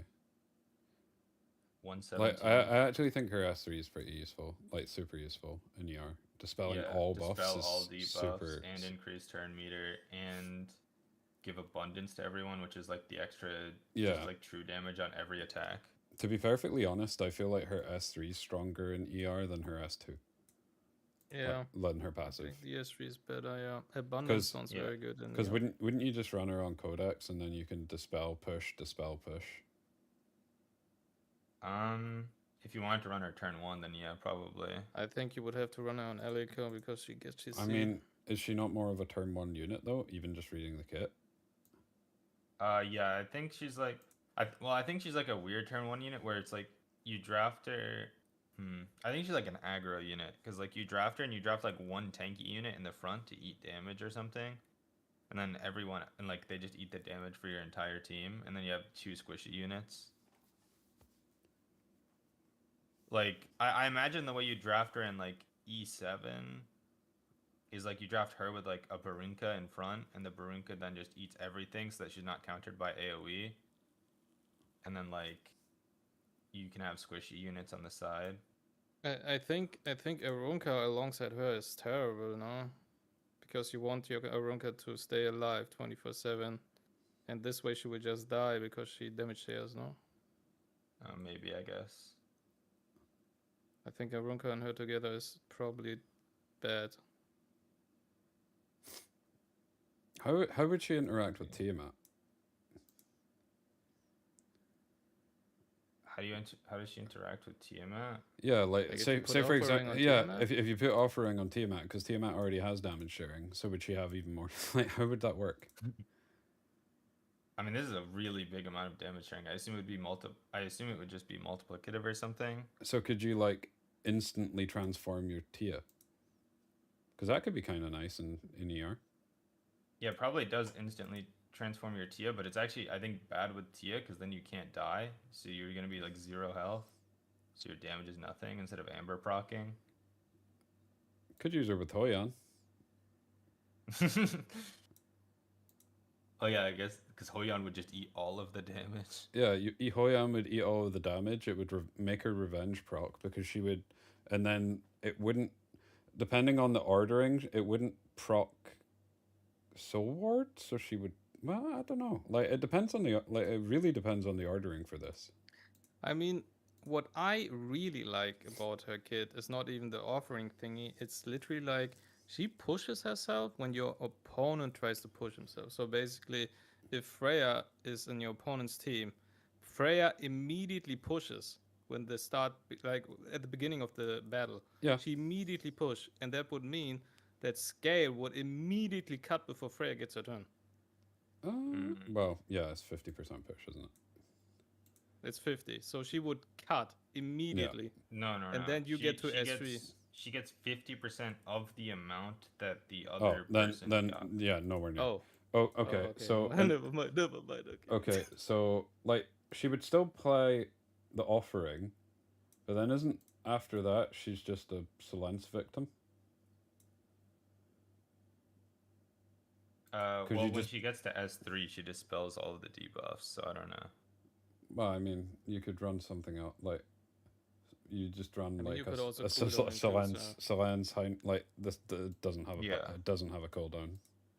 You Yeah. can just cooldown increase her. You can like I No, think no, Adapt. It doesn't have a cooldown. Like Yeah, the passives has no the cooldown. passive you can Yeah, I'm increase talking have a about cool- S3. Yeah. Yeah. I mean, Okay. you can S3 you can increase the S3, but the passive still. So this would still Yeah, the trigger. passive is whatever. Yeah, I don't know. I feel like she'd be okay in ER. I don't feel like she'd be busted at all. There's too many there's too many decent answers. Like I actually feel like if she came out, she'd be meta for a bit, and then people would just start picking up Solence again because Solence has kind of fell away because there's not like we just don't need her. Yeah, I don't think she's that crazy in ER. I genuinely feel like the best part of her is just her S3. Like in ER. You'd almost just use her. In fact, she is just a stripper in ER that doesn't apply a debuff, which is fantastic. She's a what? Sorry. Oh no, she's not. I'm being No, a, she's not a I'm- no stripper. no I'm being an idiot. She's just a pusher that full cleanses. She has. Yeah. Her S3 is like more similar to like Aya S3, Yeah. I guess. but- Although actually thinking of it like that, Oh, it's you get 50% of all. wouldn't she just Like so. Oh, so like a turn. So when a turned up does 25% to everyone, you get 50% turn meter as scales.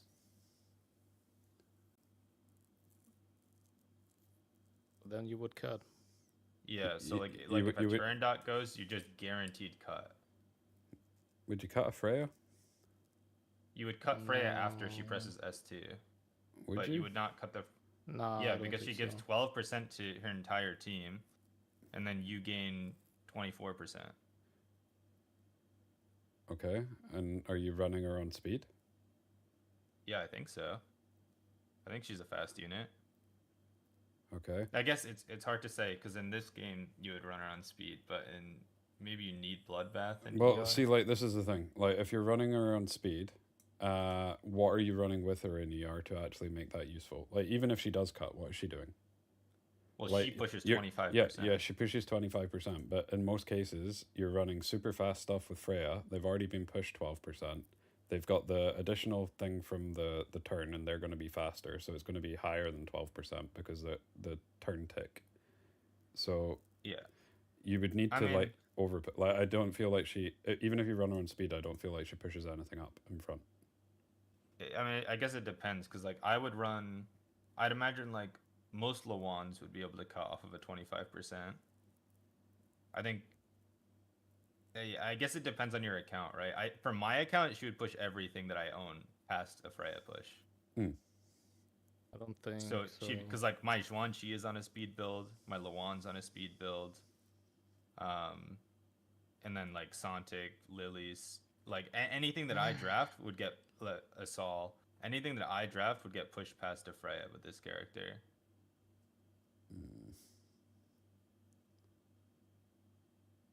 Isn't the best turn 1 opener like Freya, or no, I mean technically it's Excel into Freya into Santic? Yeah, XL gives 12%, so she would cut off XL as well. No, I don't think so. Why would she not? Because Excel, like, you have to imagine Freya is already insanely fast, right? So she is Yeah. technically around 99%. And what's her name again? Scale. Scale is probably, I don't know, around 80 in comparison to a Freya. I mean, you'd have to build her fast. Like, I think Yeah, she'd probably she's be like around 80 if you 90. build her fast. No, I don't think she's around 90. I think like if you compare like your Freya to the opponent's turn dot, which is the fastest unit in the game, your Freya is still like 2 or 3% faster than the turn dot most of the time. Yeah. Yeah. So she would be around 80%, maybe 85 if you're, I don't know, zoom in. I don't think that if what's her name? Excel goes and she pushes everybody, I don't think she would cut. And even then, when she cuts, doesn't matter because all of your units will not connect. Like 1,000,000,000% not. 20% is not enough for your units to connect if Freya S2s and Excel S3s and then Santic S3 S2s. Maybe she goes, but that's it. Versus Freya XL, she gets 12% push turn 0. No, versus Freya XL, turn 0, she would get 8% push. Well, I suppose actually that would be an interesting one. So, like, does she get? So Zio at the start of game in E7 pushes himself. Does she get pushes himself? Does she get push on that? Because if she doesn't, it would work the same way. Okay, Zio, no. So it would work the same way. Freya, I don't think Freya. I guess I have to look at how Zio works. I don't think it's different. I've read his kit because I got him. So it's Yeah. he just at the start of the battle he just starts 30% ahead. Yeah, I don't think it's the same. I think Freya is different. Yeah, I guess Freya is a little bit different. Because I don't know. It's hard to like say. if you ever looked at the turn meter, the battle starts most of the time something is faster than Freya, and then shortly she pushes past ahead. Yeah. But yeah, I don't know. I guess like Either way, I think she's I don't know. she's usable, but she's not insane. She's usable. Yeah. Yeah. I think she's usable, and I think she just is only good for certain accounts though. Like I think she's very account dependent. Or And- like very playstyle dependent. Like I think she'd be really, really strong for my account, like the way that I draft, but I don't think she'd be as strong as for a turn 2 player. Where would you place her then, Doom? I would put her in A tier probably for my account. Okay. I was thinking top of B, so that's fine. Yeah, I think she is. I think the E7 Like, side of this is a lot harder. I think like, by the way, her S1 is absolutely dog shit. Doesn't do anything in ER. So Yeah, her S1 is nothing. I think, I mean, I give her the fact that she allows you to run squishies because nobody dies except the unit in the front. Right? Mhm. So technically you could put herself in the front and run her on full speed with triple HP right side and Elicon, maybe if you want to. So Mhm. technically you could do that. I don't And- think you can run her in the front because I think it's an ally. It says specifically, so I assume you can't give it to yourself. I mean, No, You it can. gives it to Oh, the you foremost can. ally. So if she was Oh, there, it would give okay. her it. Okay, so Yeah. never mind. Yeah, you can. I think she is a solid B unit. I could see myself pick her even in turn 2. I could see myself like alongside Aesir or something, because Yes, you could if you give her buff to Aesir, Aesir will just proc herself and push herself 24/7. That's true. On Azel, it would kind of go crazy. She just dies. Yeah.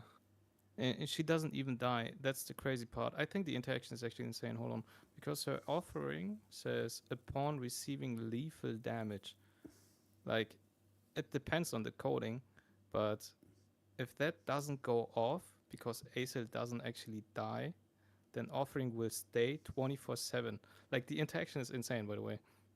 Like if it works that way, that would be up. I think that would be absolutely busted. Like she and Aesel together would be busted. Yeah. Yeah, but then outside of that, you just wouldn't let that be as a combo. Yeah, outside of that, I mean, she's a B, I think. Yeah. Yeah. Yeah, I think she's good in certain other scenarios, but she's not like Yeah, because Aesol she's wouldn't definitely die. not She, Giga OP. Aesol doesn't die. She just goes to 1 health and then heals, depending on how many Yeah. stacks she Yeah, has. and then she Yeah. pushes herself. Yeah. I think the interaction is crazy. Yeah. But outside of that, I feel like she's got niche but good uses in ER. Oh, she'd also be kind of nice against Plume. Because every time that Plume pushes the enemy team, you would push back, so you couldn't get cut by Plume. So how does she work in E7? Okay. There's a lot more turn meter gain in E7, I feel like. So I feel like her Yep. passive is a little bit more useful. Because there's some as well that just like we've seen quite a few that push 100%. So that would instantly push her Yeah. 50. Yeah.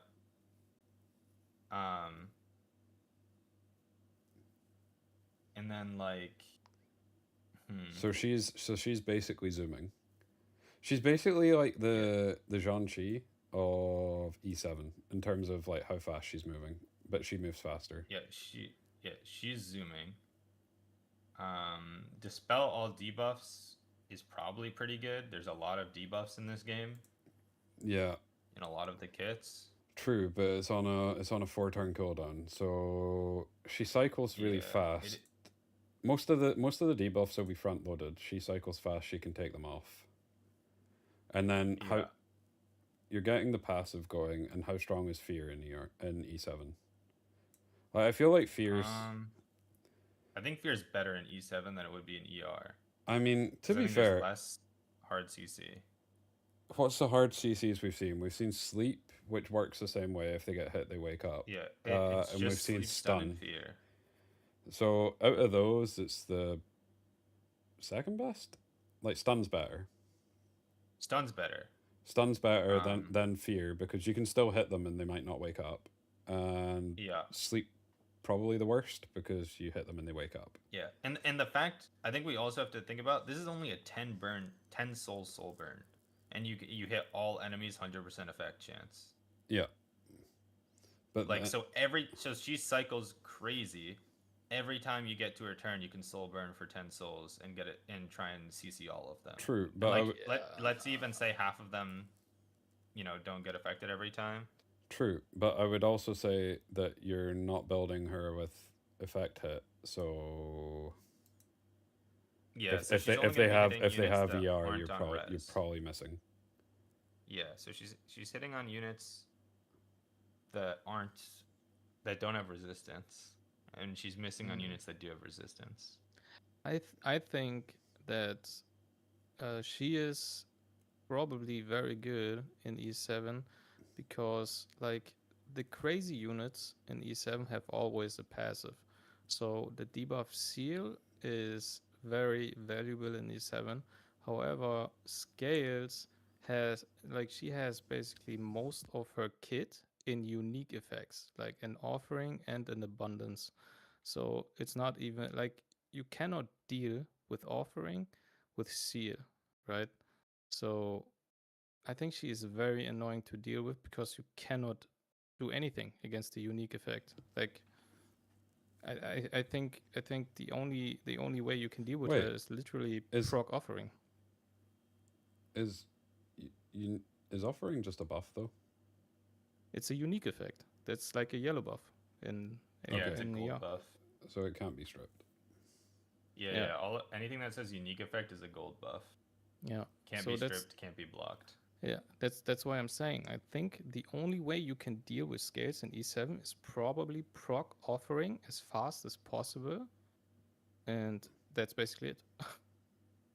Yeah, and then abundance is actually like, I think pretty solid. Like just 2,000 true damage from all of your units Yeah. anytime that you hit. Like she does an extra Yeah. 2,000 damage follow up. Yeah, because I don't know.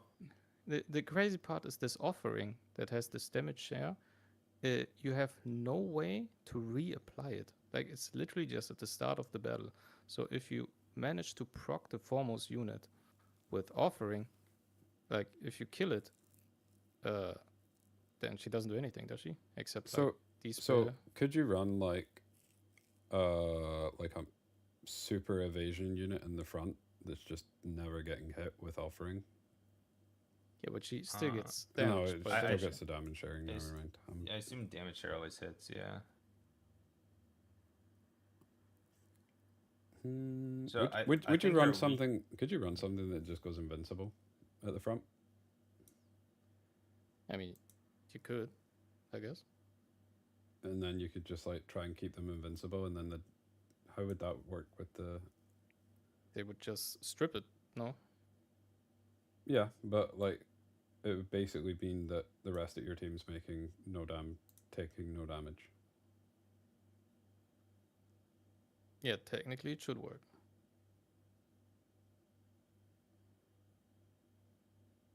Okay. Yeah, I don't know. I think she's good, but I don't think she's like I know she's crazy, but like I don't think reading this kit is like this is the craziest kit. Like I don't think she's Genesis Ross. I'm gonna be honest. I just think she's annoying. Or- I just think she's annoying to deal with. Yeah, I Yeah, think I she's think just that's it. annoying. Like Yeah. I think you have to draft in a way to deal with her, and it like forces you to change your draft or ban her. Yeah, I think like I said, it's basically the only way you can deal with offering is literally just deal enough damage, so you're forced to run damage dealers, and that's like the main issue, right? Because if you do not manage to kill the target with offering, then the abundance part on her S3 will just kill your team. Yeah. I think that's I feel like she'd be like bottom of S, top of A, at least based on the units we have in so far. Did you say bottom of bottom of S? Okay. Yeah, bottom of S or top of A.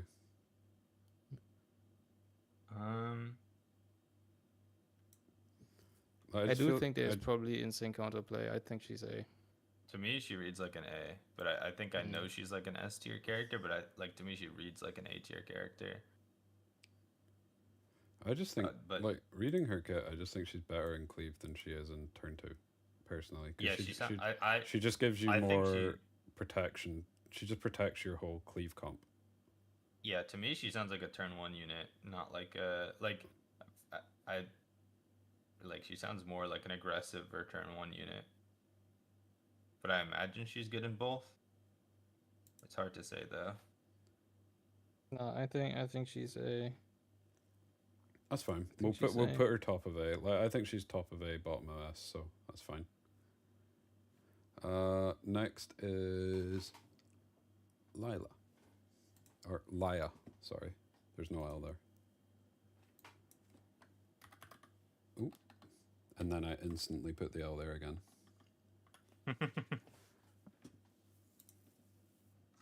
Okay, so S3. Is it me? I think so. Okay. Attacks the enemy with a bass. Is that a bass or a base? Anyway. When the enemy is defeated, recovers health of the caster and grants an extra turn. Penetrates the target's defense and cannot trigger a critical hit. Amount recovered and damage dealt increase proportional to the caster's max health. Begins the first battle with full skill cooldown. And it is, 6 turns. I'm just maxing everything. And when the skill is unavailable due to the cooldown count at the start of every turn, decreases all skill cooldowns by 1 turn. S2 is 7 turn cooldown. Dispels all debuffs from all allies and increases combat readiness by 25% before decreasing skill cooldowns of the allies except for the caster by 1 turn. Oh, she's a Sontic counter. She is. She's Aya 2.0. And Well, she's better Aya though, because she gets her cooldowns Yeah. back because she doesn't have the S3. Like, so if she gets cooldown increased, she just gets it back. She just doesn't heal. Yeah. She's just a different version. And attacks the enemy with Sweet Melody and increases combat readiness by 15%. Triggers a dual attack from a random ally. Damage dealt is increased proportional to max health. Okay. And her equipment is 7 to 14% health. S1 triggers a dual attack from the ally in the back row instead of a random ally. S2 is increased combat readiness by 5%. So changes to 30%. And S3 decreases the cooldown by 1 turn, so it goes to 5 turns. Right. So in ER, how would she be into Kethel? Like, so she'd be pretty good into Santic, but how would she be into Kethos?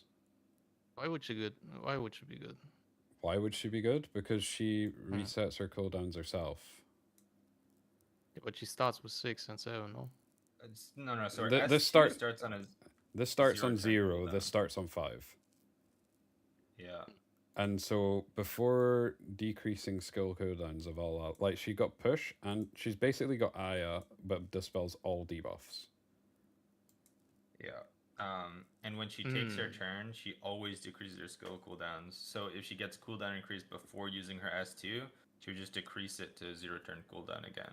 So Yeah. you'd have to do a 2-turn cooldown increase on 'Cause her it- for her 'cause to it's- not have Yeah, her okay. S2. Yeah, because it's at the start of her turn, so she'd be really good into Santic. But how would she be into Kethos? I think against Kethos, you could Because I think S3 pull her to the back of the line. yeah, Right. I guess like what it does against Kethos is it forces you to S3 her. yeah, Right. Which is valuable. good. Is valuable in itself. Yeah. Yeah. yeah, It, because it is very, because very then you're not valuable. getting the defense down on like your Zhuan Li, and if you run like another bulwark unit, then he can't cooldown increase that bulwark unit, and in cooldown increase this unit, which becomes a problem possibly. So I think she's decent into Kethos, not quite as strong as she is into like Lily and Santic, but still, I still think good into. And her Kethos. her S1 pushes herself as well, which is also really nice. I Yeah. think she's very good into Kethos because she's an HP scaling unit, so she probably We'll might call it- have she- more HP than Kethos. The- Kethos has a lower chance to hit. the only downside is she's green. Yeah, that's the only she's green, downside. so she kind of. But the base chance Yeah. goes down on Kethos because her Yeah. HP is higher. Well, Yeah. assuming you have higher HP. Her, I don't know Yeah. how like high her base HP is comparatively in this game. Yeah, it's hard to convert, but I mean, I imagine though you'll probably get able to get her higher if you just run her. Like if you're running her triple HP because she has nothing else in her kit, right? Mm. Other than just like run her with triple HP, you'd probably be higher than most Kethos. I actually think imagine. she's super good in ER. The more I think about it, because if we use her exclusive equipment, we'd probably go for the dual attack thing, and then you would get. Let's just say you get to choose who it's on in ER, because Yeah. we don't have a back row. So every time she hits, they hit, and if that triggers on a Bramble as well, Yeah, the dual attack probably not, but the push I think. yeah. So it would almost work like a linked Lily S1. Yeah. Yeah. Yeah. Which would be super that's- valuable in ER. Yeah. I think she's pretty solid. Like I think in she's her, very good in ER. yeah, and her S3 ignoring defense and penetrating. Like especially since it's a defense heavy meta at the moment in ER. Like she Yeah. and you're just building her on full health. Like she's probably going to deal Yeah. a decent amount of damage. Yeah. Literally, all she needs is HP and speed. Basically, the same build as like a Geonk or something. Yeah, She becomes better and better the more I think about it. she's just. I think she's just better Jank. The only issue is she doesn't heal herself, unlike Jank. Yeah. But I still think she's just better Jank. I actually think she's like A or S tier in ER. I think she's A tier.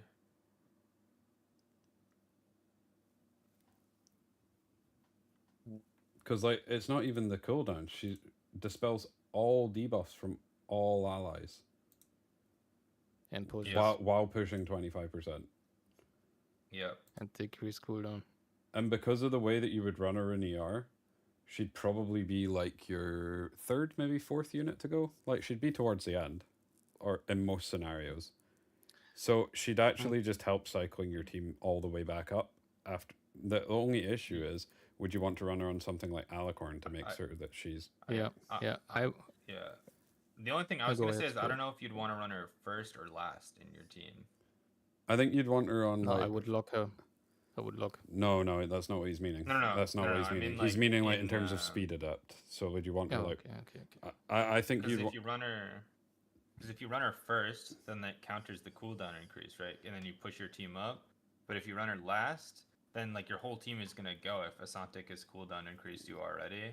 So then she doesn't get the value of the cooldown. That's true. decrease, But then you get the value of It's like true. a Mia S3. I think then potentially you just run her slow, but you run her on Reaper steps. Oh yeah, you could run her slow on Reaper steps for Asantic, and then Yeah. yeah, and then she kind of struggles against Lily, but Yeah, but But, you would also have to resist something, right? And they want to run her on triple HP right side. I would just give her a bloodbath strive with Alicon, put her on lock and win the game. I still think she's top of A, bottom of S. Like she's strong in I think ER. I think she's an A tier unit. Adapt your more turn 2. What's your thoughts? Because she'd be a turn 2 focused unit. Yep. I wouldn't I use think her ever. I think she's kind of crazy. I don't know. Because I She actually seems think kind of I insane. actually think she's really strong in turn 2 versus turn 2. More so because of the S1. Yeah.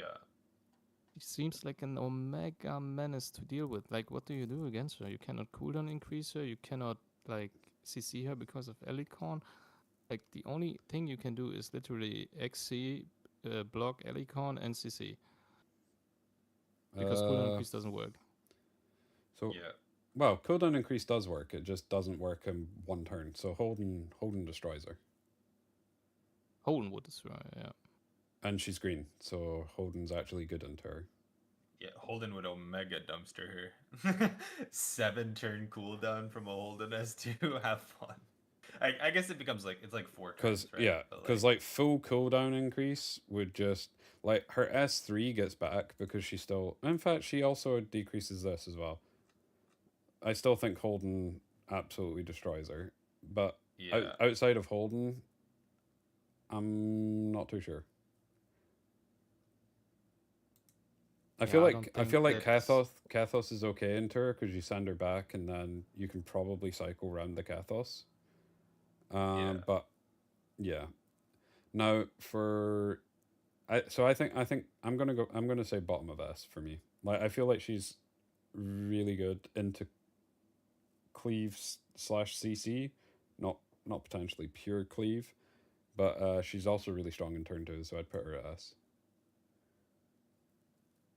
I think she is S because she also ignores defense on S3, and if she is full HP, I could imagine she one shots a Half Life XL or something. Like if you have Fia alongside her on 2 and Fia Half Lives the defense scalers and she presses 3, I think the defense scaler is gone. Now for I think she's E7, S tier. I think she could actually be like semi useful in E7 as well, mainly because of this again because of this S1 and the. Like I feel like you just build her on full HP in E7, and I feel like this does more damage than we think it does. But I mean, it should do almost the exact same amount of damage as the amount of health she has. is it 1-to-1? Well, I can check the scaling real quick. No, it's point. It's 0.3. it's 0.2% of her. Oh, It's okay. It's 20% of her max health, so it'll do 20% of her max health basically. okay. So let's say she's on like what 40k on like In- real in- high end. Yeah, you get like 30 to 40k, and I think on like a full HP build in E7.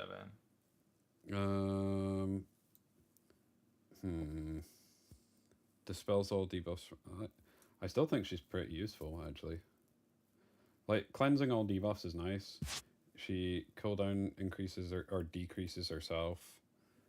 But I feel like she's would she be like a turn 2 versus turn 2 only unit in E7? Like I feel like there's better options to run against CC or like debuff heavy Yeah. comps. Yeah, I imagine she's like a B tier unit or a C tier unit. Like somewhere around there in E7. Because there's probably some like really useful people that you can put at the back to make sure that she's following up with. Yeah. In fact, would we even go for the same equipment in E7? I think you would. Yeah, I think just being able to choose who gets the dual attacks too valuable. Yeah, Are I you think guys so. in game? Are you guys in game in E7? No. I'm doing like I was doing some random story stuff occasionally. Why? What happened? I just pulled Bossaronka. Oh, you did. So you did. Just want to mention that. Anyways, let's continue. Wait, no, let me kick it out from the call.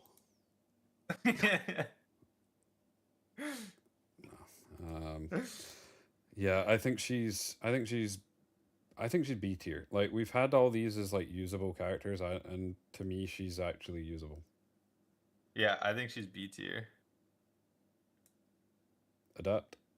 Or are you, I think she's you worse in E7. too busy focusing on your Bossaronka, not actually listening to what. You know, now the thing is, wait. Yeah. Anyways, I think she's worse in E7 than Yarm because you cannot give her something like Elicon, so she still gets cooked by CC. So you probably use her more like a utility bruiser unit on 2 or 4 or 5. Probably not on 2, more like 4 or 5. And then you still need the cleanse on 3, probably. So I think she's C, I guess, or B, maybe B. In this game, wouldn't you run her on like HPER? I mean, you give her the set that resets her cooldown, and then. No, you probably don't give her that. I don't think you give her Warfare. Why not? Because you don't. I don't think you want. Because if she has her S3 off cooldown, then she doesn't count her cooldown increase. Why not? You cooldown increaser. Oh, what do you mean? Oh, I guess yeah. If you cooldown increaser, it would be the same thing. I imagine you'd want speed and HP though, or speed and immunity, one of the two. Because there's no bloodbath in this game. I think it'd be like speed, immunity, or HP immunity, and you just try and get speed and ER in the subs. Yeah. I think Warfare would probably make her too. Like, I think Warfare kills your stats, and I don't think she needs to press S3 instantly. Like, I think like Nodos, you could probably S3 instantly and it's chill. Isn't she just like I don't know. The way that I'm seeing her run is like you're almost running her as like a turn 2 versus turn 2 type of unit, and you're mainly running her for this S1 plus the push that you get. And you're getting the utility of decreasing your other allies' cooldowns, which in turn in turn 2 versus turn 2 is kind of valuable. Yeah, I think B is fine. I think we've all pretty much all ended up around there, so I think that's good. What is? Are you? Oh, it's Landy. Yeah. Is it me? It's Adept. It's Adept. Which unit? Landy. Landy. I didn't even know there was there was an ML Landy. Okay, Landy. Now I finally get to read her kit. Same. Okay. Wait, let me max this, and this. Is there a way like to max the skills as a standard setting for the side? Like, I don't think so. I think you need to max it every time manually. Okay. I've just been maxing it every time, yeah. I've just been conditioned by Doom shouting at me over the last couple of videos. My bad. Okay. S3 fires at all enemies to attack, increases combat readiness of all allies by 25 before gaining barrier to the castle for 2 turns. The S3 is a 4-turn cooldown. When Fighting Spirit is full, consumes all Fighting Spirit to penetrate target's defense by 50. Cannot trigger counter. The Soul Burn is grants an extra turn. Okay. S2. Passive at the start of the first battle gains 50 Fighting Spirit. Yeah, 50 and grants stealth for 1 turn. At the start of the turn gains 10 Fighting Spirit for each buff granted to an enemy. And Fighting Spirit is full reset skill cooldown. I got shiny. When Fighting Spirit is full, resets skill cooldown. Okay. After attacking, increases attack of the caster by 25%. Oh, that's Thank you crazy. for the Stacks up raid, to 3 Brett. times. Hope you So had a if good she stream. got 3 turns, she has 75% more more attack. Damn. Okay. S1 attacks the enemy with gunfire, increased combat readiness of the caster. When the target has a buff, doubles the and doubles also the fighting spirit gain, which is 20, so it gets to 40 if she's up against a buffed unit. And the equipment is crit. And the first equipment is skill 2. Start of turn, fighting spirit is full. Dispels all debuffs from the caster. Damn. Okay, so she cleanses herself. She What? cleanses herself when she gets a turn. When fighting spirit is full. 1 second to that. Okay. Congrats on getting rank 1 back, Brad. To any of those that just joined, we're going through all of the E7 units kits and we're rating them in terms of where they would be in ER and also where we think they are in E7 without actually having any proper knowledge about E7. It's probably one of the most pointless tier lists ever, but it's kind of fun to do. It's 100% accurate. I don't know what you mean, 100% bro. accurate, yeah. This is the only real tier list, So- literally, in the whole game. Yeah. Anyway, sorry about that, Adept. Yeah, thanks. But Thanks for we're the red, Brad. just so you know, we're trying not to read chat too much. Yeah. Only when we have like a question about how a kit works. Yeah. Okay. Anyways, full burst. The equipment when using full burst, the S3, if fighting spirit is full, penetrates additional 10%. So from 50, it gets to 60% defense ignore, and the S1 is increased combat readiness by 5% with full burst effect. What does it mean full burst? Because I would say instead of 15, it's 20, and then you can double it with like against a buff target, which is a 40% push. Is that how it works? I'm not gonna lie, I wasn't really listening on this one. So I was Sorry. listening, but I don't see anything that says full burst. It might be something that's like in game and not on the site because they change the wording on the site sometimes. Oh, it's the S3. The S3 is called full burst. Oh, oh, wait, what? yeah. So Why with is- full burst effect increases combat readiness and additional Oh, it's 30% push AoE. why is that tied to S1 though? I have no idea. It's S3, Okay. not S1. Okay. It's supposed to be S3. That is just throwing us Okay. off. Okay. I see, We, I see. we got scammed. I see. Okay. I think she's quite good.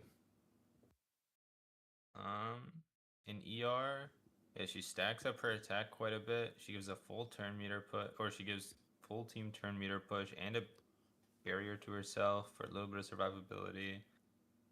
Defense pen, can't get brambled. Gives herself an extra turn. Yeah, she's also starts in stealth. Yeah, and she scales. It's Yeah. kinda like a scaling messiah. Yeah, and Kind of. and like if you're against like a Zhuan Li or like a Valerian, she'd probably stack her passive pretty quick.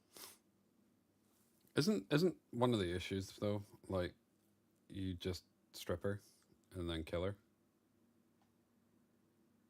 I mean, you would can yeah. strip the stealth, yeah. yeah, because I would assume you like because you also want to strip the barrier. I would assume you want to build her on like full damage, or would you build her semi tanky? In ER, I feel like you build her Would you go like fast to cycle. I Mm, think guess- she's a turn 1 unit Hmm. that punishes anybody that runs immunity.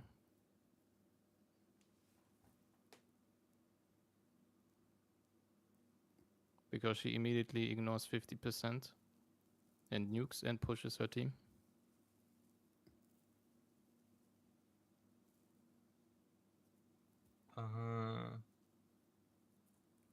Does she the- instantly ignore 50%? Don't you need 100 fighting spirit? Ah, Gain she 10, does. 10 fighting spirit for each buff. So you start with 50, and then you get 10 for each bulwark, and then 10 for each other buff that they have.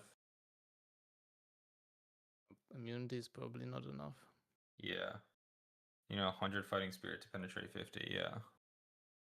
I feel like this is because otherwise wouldn't she be in like every 7 game if they're like running bulwark on everybody? I think she's like I B think she's tier. I don't. Could you run her in turn I th- 2 and just like use her as like almost like a green Kikardi? Yeah, I mean, you could put her on like Bloodbath in turn 2. Like Bloodbath, 8-piece Swift, or sorry, Bloodbath, like 8 Swift, 8 Smite, or 8 'Cause- Swift, 6 Smite. Yeah, because she almost has Wraith. like the same type of thing as well, where she doesn't trigger the counter attacks, and Yeah. it's a defense heavy meta. So when you actually get to proc this and ignore 50% of the defense, it's pretty big. Yeah, they and are like a they are lot of the going- teams right now give a lot of buffs, and so she'd probably reset her skill cooldowns a lot. I feel like she would actually be a turn 2 unit pick on 5 in the right kind of draft if they don't have a strip. Yeah. Or if they have like a strip and you're comfortable banning it. Because they wouldn't be able to interact with her, and she'd basically be like a time bomb. Eventually, she's going to win you the game if you can't deal Yeah. with her. Because 75% attack after 3 turns is quite a lot, especially with 50% defense pen. Yeah. And like I think the push is nice too. Like 25% push, your whole team is pretty good. Is the 75% attack is kind of like Acer. So if you see a max stacked Acer, this is basically her, but more damage Yeah. because she ignores defense. More damage to sell. I think she'd be usable. Yeah, I think she's quite decent, yeah. Yeah. Uh, I still think like would B she tier be for me. like super meta? Probably not. Where would you put Kikardi at the moment? Because I think she'd be slightly better than Kikardi, just because of the meta. I think Kokari is just worse Acer at this point. I mean, yeah. Where would you put Acel then? Acer, A tier? she's at least A and sometimes a must ban. Yeah, I'd put Azel A as well, so I'd put Landy B personally. That's fine. Fine with that. Because I think Assault is like she has a little bit more utility with lowering the enemy stats, and she also has like the immunity to death, except for getting sniped by a Raymer S1. So where do you think in E7 then? I think she's a niche unit. I think she's D tier. I think she's Why? quite good against this Biblis unit, no? Because Biblis has an undispellable buff, so she has always full value. Biblis kind of makes you eat a lot of damage though, right? Because doesn't Biblis like reflect damage or something?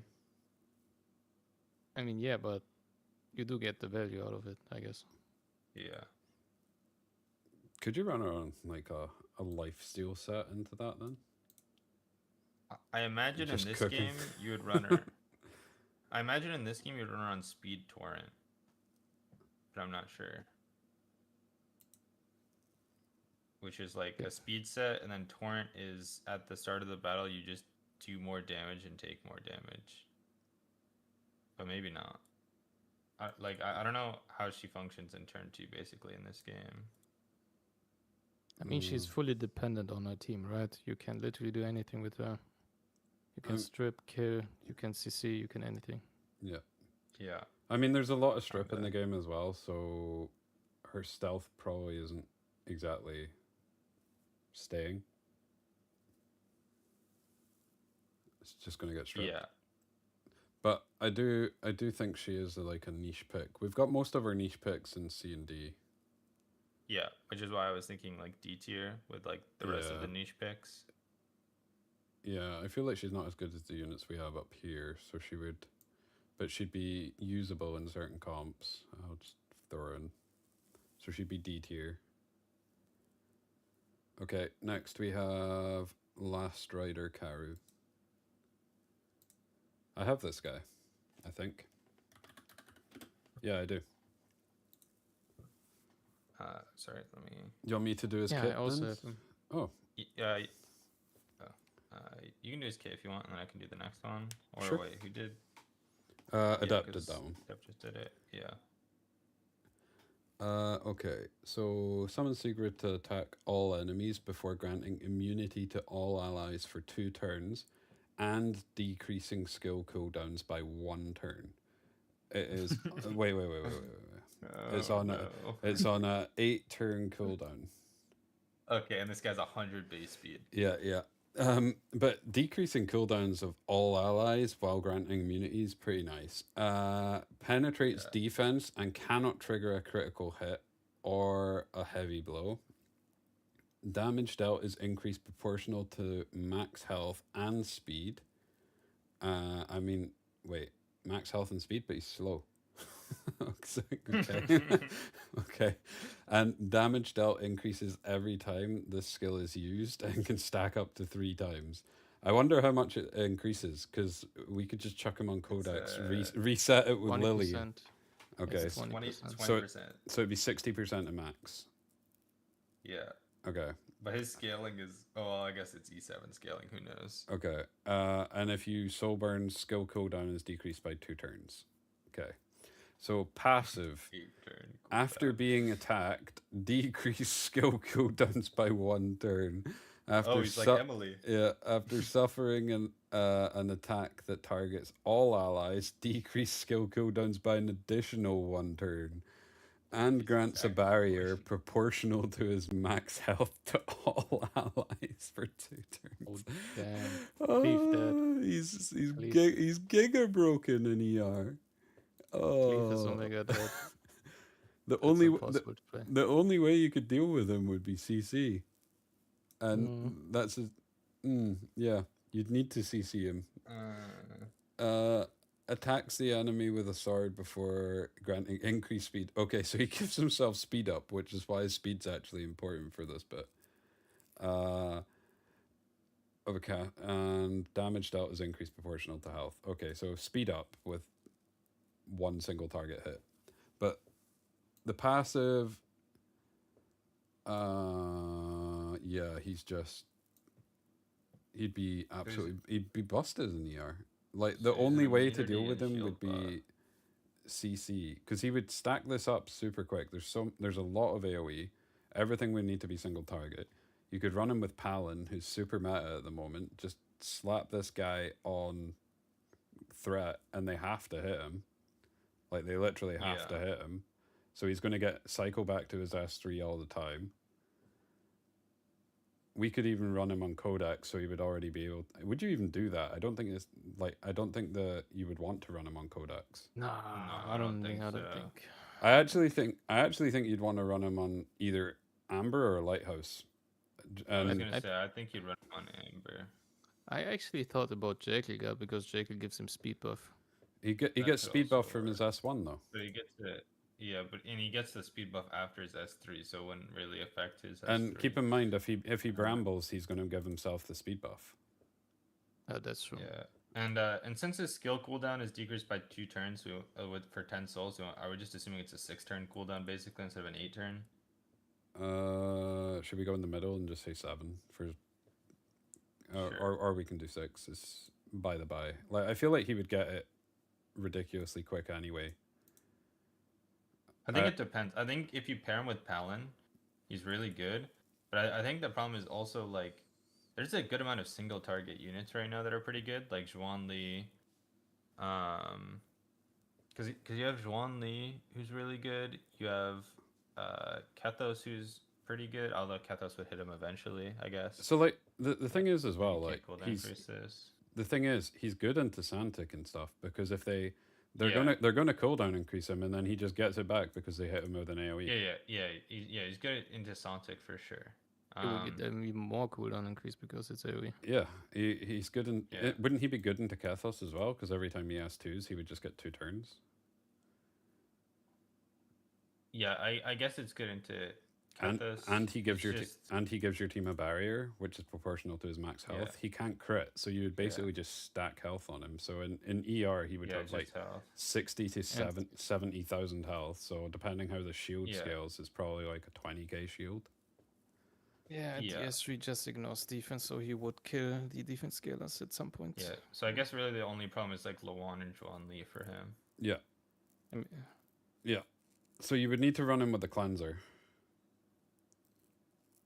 But I feel like he's super strong, no? Like he'd be like S. think- He would be. He's not Genesis Ras, but he'd be S tier. Surely. He's Yeah. definitely not Genesis Ross, that fucking ma, unit. he's S tier. He is Yeah, S tier. he's 100% S tier. I feel like he's pretty strong in E7 as well.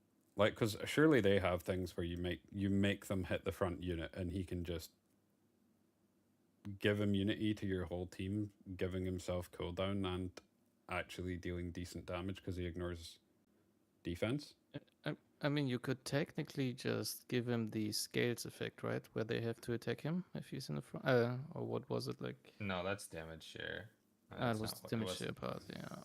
But would that work though? Because like would that make a single target hit class as a like multi hit? Because if they're hitting him, he's also if they're hitting someone else with scales in the game, he's also taking damage. So would it give him 2 turns? Because it would then technically be hitting no, multiple definitely units. not. I It don't also know. specifically says all allies, not 2. Okay, So it'd have to be an AoE okay, S3 okay. anyways. fair enough. Even if it was coded like that. Because like that's kind of the way that like Fushu and Tiamat interact with their damage share Yeah. thing. Yeah, kind of. But like Fushu doesn't have the thing of like, Yeah, yeah. oh, it's all allies. It's just if she takes damage. I mean, I still feel like he's super strong. Like, Mm, Yeah, I think he's good. isn't he just good into cleave as well? Because they initially hit and he grants a barrier, so they'll deal all the damage, and then he puts up a barrier around your whole team while granting immunity. So then you can't be follow-up CC'd. Yeah, he's good into cleave because you wouldn't be able to go plume. Well, he wouldn't give immunity instantly because he has to take his turn to give immunity, right? Yeah, that's the S3. Yeah, so you just grant the barrier. But like you press like you couldn't do plume S3 or Santic S2, right? Because you do plume S3 instantly gives team barrier. Santic S2 instantly gives the team the barrier. If you do Senyu Yeli, then like Senyu instantly gives him a barrier, but before Yeli goes, yeah, it would make it really hard to cleave him. You would need like because there's no units that ignore barriers or anything. Isn't Yeah, it'd be isn't kinda isn't tough. he kind of like the easiest one to compare him to in ER at least would be like Valerian. You just get hit, get a shield. Yeah, he's closest to Valerian. Just like the only difference between him and Valerian is that Valerian gives it no matter what. Yeah, yeah. He only gives it on AoEs. Yeah. So I do think I think he's probably just worse than Valerian against cleave because Valerian also saves the unit if you take extra damage, and I imagine his shields would be similar size. Yeah. Um, However, you could argue that he's potential like he actually does something outside of just support. Like he's a support that also like this thing is support for cleave, but then he can actually kill the cleave if he gets to go. yeah. I think he's super Yeah, good. Like I think he's good too. I feel like he's honestly, I feel like he's bottom of A, top of B, even for E7. Oh, an E7. Oh, we've already put him in S for Yeah, ER. right. Yeah. And I guess A is fine, or B. I don't really. Yeah, I don't. He's definitely not S in E7. No, I think he's not on the like. Yeah, I feel like I'd probably lean to more towards A as well. He feels like kind of almost like a necessary against certain styles of cleave. At least from the units we've seen so far. Cool. On to the next one. Is it Lethe? So what's his counter in E? I guess Seal, right? That's his counter in E7. Yeah, it would be.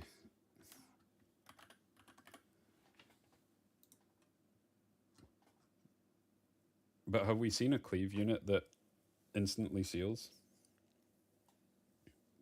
I don't know. Is it any of the ones that are is it any of the ones that are in A tier? Because if they're not in A tier, they'd probably be picked later in the draft, and then you can just ban them. I don't think so. Not from memory. I don't anyway. think any of the cleave units we chose did Seal. I think there's a couple that did like block. Oh, block would work though. Yeah, or unbuffable Like, in this game, or not. yeah. I can't remember what they call it. Yeah. Can't be buffed. Yeah. Yeah. Like Briar Witch, she does block. She does defense down into block, and that would not let him get the barrier. Mm. And she dispels all buffs before she does her attack. So like if he had the barrier already, it would dispel. Yeah.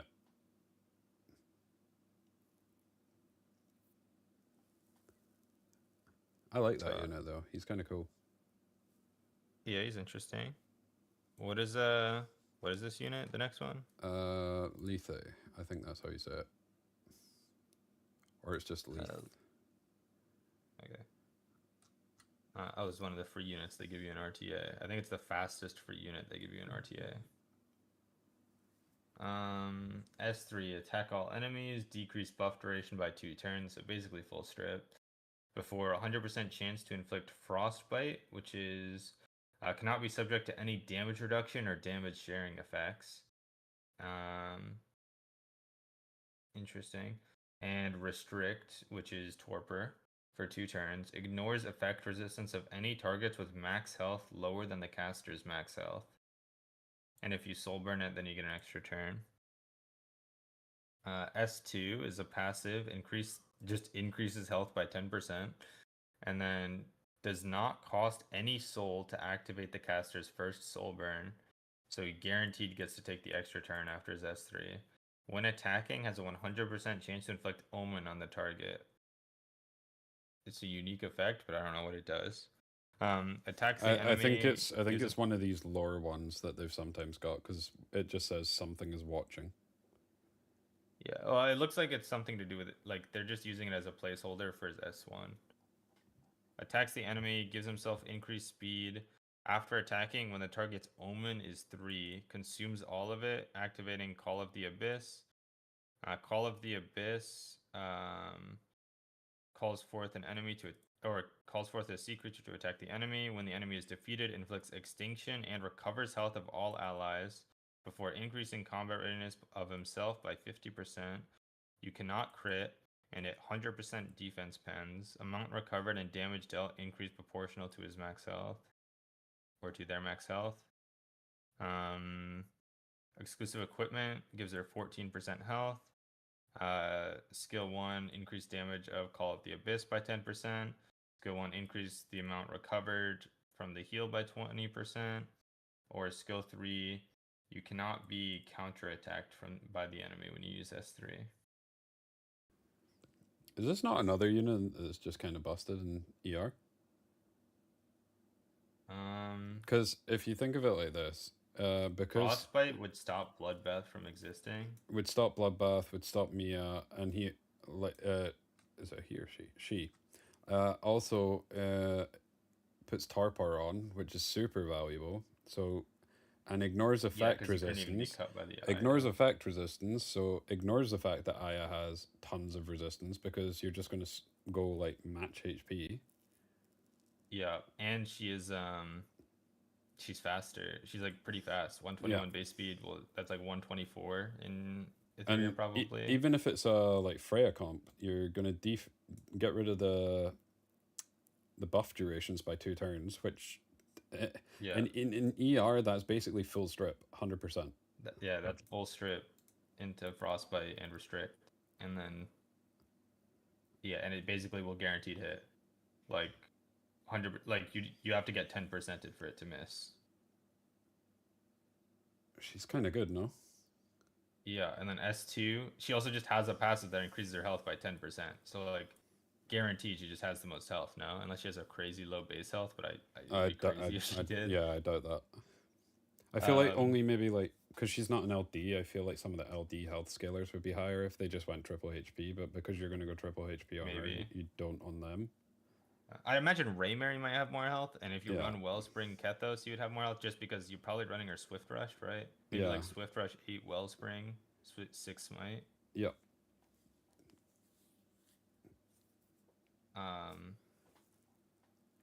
And extension is kind of good as well, especially into like things like Sanya.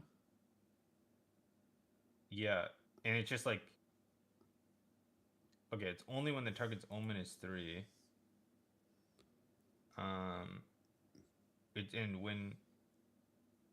It's when she attacks specifically, right? It's not when your whole team attacks that you inflict omen. So you get a stack on everybody with S3, and then every time she S1s, she adds another stack. Yeah. So you need 3 stacks on someone.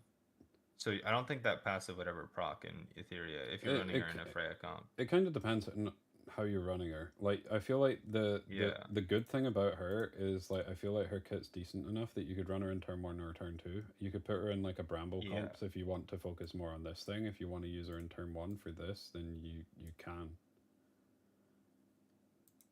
Oh, right. She does give herself an extra turn on S3. And since, like, it literally doesn't cost any soul to activate from her passive, like, that would definitely just be in her kit. Wait, then she's even more broken in ER, because you can just put her on Codex, and you can go S3, S1, dead.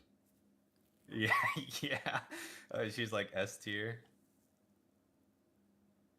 Adept is quiet. That normally means he's thinking, or he's pulling units, and he's going to tell us that he's pulled, like, an Arunka again. Oh, she's absolutely broken. I'm just speechless. That's why I'm not talking. I mean, I still don't feel like she's Genesis Ras level, but she's super strong. No. I think she's like near the top of S though. Probably over Flan, like the other Flan. Yeah. No, the thing is like we do have like Genesis Ras and the absolute Jesus tier, right? Because his kit is just so self-sufficient. Like you can just throw homie in any comp and he works. And she needs an opener at least, right? She needs an opener. But if you get in front of your opponent, you just win the game.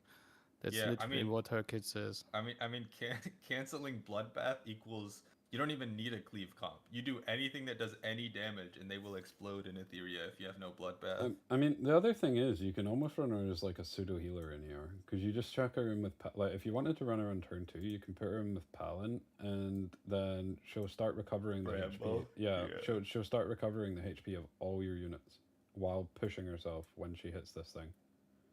You know the thing is like I feel like she's just super versatile. I think the main issue is that I have. She's not on Ras level, but she's also way better than everybody else in S tier.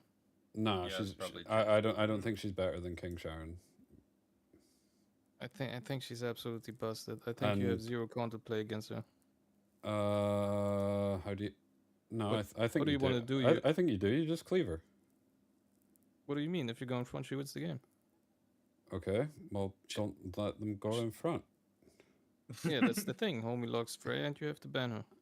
Well, even if she goes in front, she's killing 1 unit. Probably. What? I don't know, bro. She goes S3, S1, that. Yeah, but and then you have 2 other units. Wait.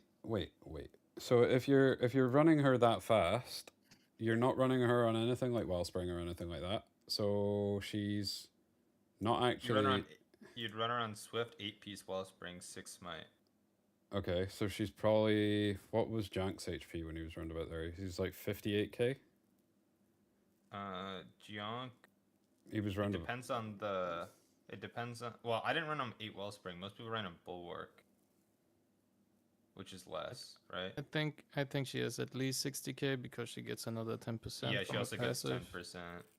So probably like she's- 60k, Okay. 65k, and now with cards probably like 70k. Okay, so but- she S3, S3, S1 kills one thing. Yeah, and then she pushes herself by Mhm. 50% But again. also in a Freya comp, she's pushing everyone back 8% each time she S3s. Or sorry, 6%. Mm-hmm. Or is it 8%? How does Curse Quill work? Does Curse Quill push back in Freya comps? I don't remember. It does. I think the fact that she so it'd turns, probably be 9%. yeah, it's Because 9%. she'd apply the Omen. And Yeah, then I don't think you can do anything against her. The fact that she turns off Bloodbath, you can just one-shot Raymary with her. It's absolutely insane. Well, I mean, Raymary's Yeah. Raymary's not on Bloodbath. well, Um, Raymond yeah, turns whereas- off Raymary's Wellspring. Wait, stop. She also won't like Tiamat would kill her because she would S3 S3. Tiamat would take the damage share, go into Amber, turn around and slap. It turns her off thing back. damage share effects. Does it? Where does it? Yeah, it does. Where does it The say? Frostbite, Oh. the debuff she applies. Never mind then. Yeah, she'd be broken. Because it turns off damage reduction and damage sharing effects. So She it turns literally off cannot do Wellspring, anything. Bloodbath, Tia damage share, Viper, Ah, Viper you- passive. You have two ways to deal with her. Two ways. Go first if or you're- banner. Or Yeah, you have to go in front, basically. And the fact that you go in front doesn't even mean that you can deal with her. Like, 'cause she's an she HP has 1 scaler. billion HP. 1 billion HP. So, the moment she gets to S3, like, if she gets a turn, you lose the game, basically. You have to cooldown increase her, you have to control her 24/7, unless you just post ban. Yeah, she's kind of like I mean, she's basically similar level to like Kethos. Yeah, I mean that's it. Like if you ask me, I would just first pick her every single game without thinking. I would literally not think. Like why would I think? If she gets a turn, she wins the game. Yeah, basically, it's just like one slightly worse than Genesis Ross, basically. Yeah, what do you want to do? Like Okay, so how would we rate her for E7 though? I imagine she's a good bit worse in E7. Is this the first time I we've think seen so. we've seen Frostbite? Yeah, I think it's so. the only Frostbite unit so far. So, how would she do into scales? she would turn it off. Yeah, I know, but that's what I'm saying. Like, how do you think she Yeah. plays into scales? So she turns off the damage sharing. She removes all buffs. She doesn't get to do it twice because it's not ER. But yeah, I guess the only problem is if you use a pusher with her, then scales could cut. But even then, I don't, or like if scales gets a turn, she heals, like she cleanses. But I think like she sounds good against Scales, no? Because Yeah, I she think restricts, she so still Scales is. doesn't even move. oh right, yeah, she has torpor. Yeah, she Yeah, I doesn't think move. she's quite good against scales. So, And she also ignores Ephraim. well, Yeah. I'd, Well, wait, I don't know wait, if she'll wait. have more health than, or she should have more health than scales. So, yeah. someone would need to go before scales, I would assume.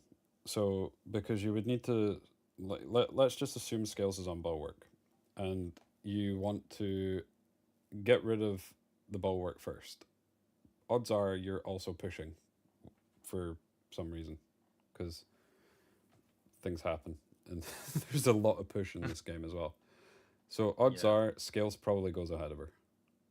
Well, the thing is you don't need a strip into her because she strips. Oh yeah, decreased buff duration. Yeah, you're right. Okay. And she's decently fast, yeah. Okay. I feel like she'd be good into turn 2 skills, but not good into turn 1 because she's not fast enough. Yeah, I imagine turn 1 it would be a speed So wait, race, and then that's a problem.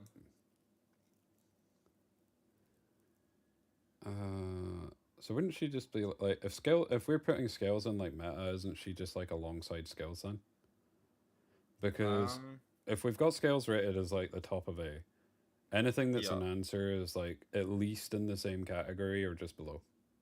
I think she's yeah, A. she's either A or B, or like high B. I feel like she's A. I think A is fine. She looks pretty good. I've never heard of this unit. Same. I saw her once because when I played my 1 RTA match and I filtered by speed, she was the fastest free unit that they give you. Interesting. Because they give her to you at like 289 speed or something. Which is not like crazy fast, but I assume it's like it's the fastest that they give you for like the beginner units. Oh, she's a limited unit from a couple years back, so we can't get her. It's So, something sure. that I really don't like about this game. Like this is I don't know. Yeah, you just have to wait for reruns. Well, I It's think just, limited units get reruns unless they're like collab units are the ones that are more scary about I getting mean, collab reruns. units I'm fine with, right? Because it's hard to deal with the IP, you know. Of course, I understand. But limited is I don't know. Limited, I don't know. Yeah, they usually do. Like, Imagine Kethos was limited. if you didn't get him, GG. yeah, I mean, like to be fair though, it's like it's pretty rare that you would get Kethos other than when he reruns, right? Like, you just have to crazy luck sack on standard banner. And I mean, it's same chance as hitting any LD on standard. yeah, Yeah. which is not great. It's a 1 in 4 that you hit an LD, and then it's a 1 in 15, 14. How many LDs? I mean, it's better odds than Adept hitting Notos, and he did it. that's a fair point. Depth did hit Notos for fun. Okay, are you up next? I can't remember who read that one. I think it's I my just read turn. it. Lydica. Lydic. Oh, I got it today, I think.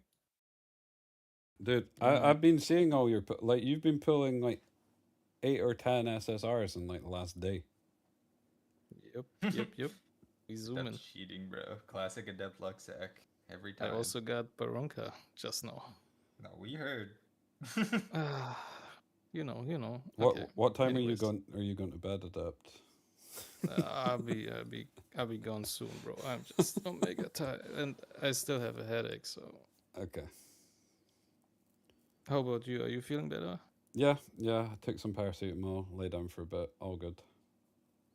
Yeah, same. But on my side, didn't work. Oh. Anyways, we got this. Okay, S3. 4-turn cooldown. Attacks the enemy with the whip, inflicting decreased defense for 2 turns before decreasing combat readiness by 100%. Oh, that's Kados S3. Instead of stealing, she pushbacks. Okay. Grants skill nullifier once to all allies. Okay, when the target is inflicted with bind, ignores FRAS. Okay, interesting. S2. 4-turn cooldown. Inflicts resource reduction on all enemies by 60%. What does that mean? It's the thing like you Like can't spirit get. You get or 60% less fighting spirit and stuff. Yeah. Okay, so it's not like focus or anything. It's only fighting spirit. It's fighting spirit, and there's like one other one. Yeah. So remember what we said is it's fighting spirit and focus. Yeah. What we said this would translate to in ER is like we said it wouldn't touch the gold versions, but it would hit like Tiamat's stacking. Oh, okay.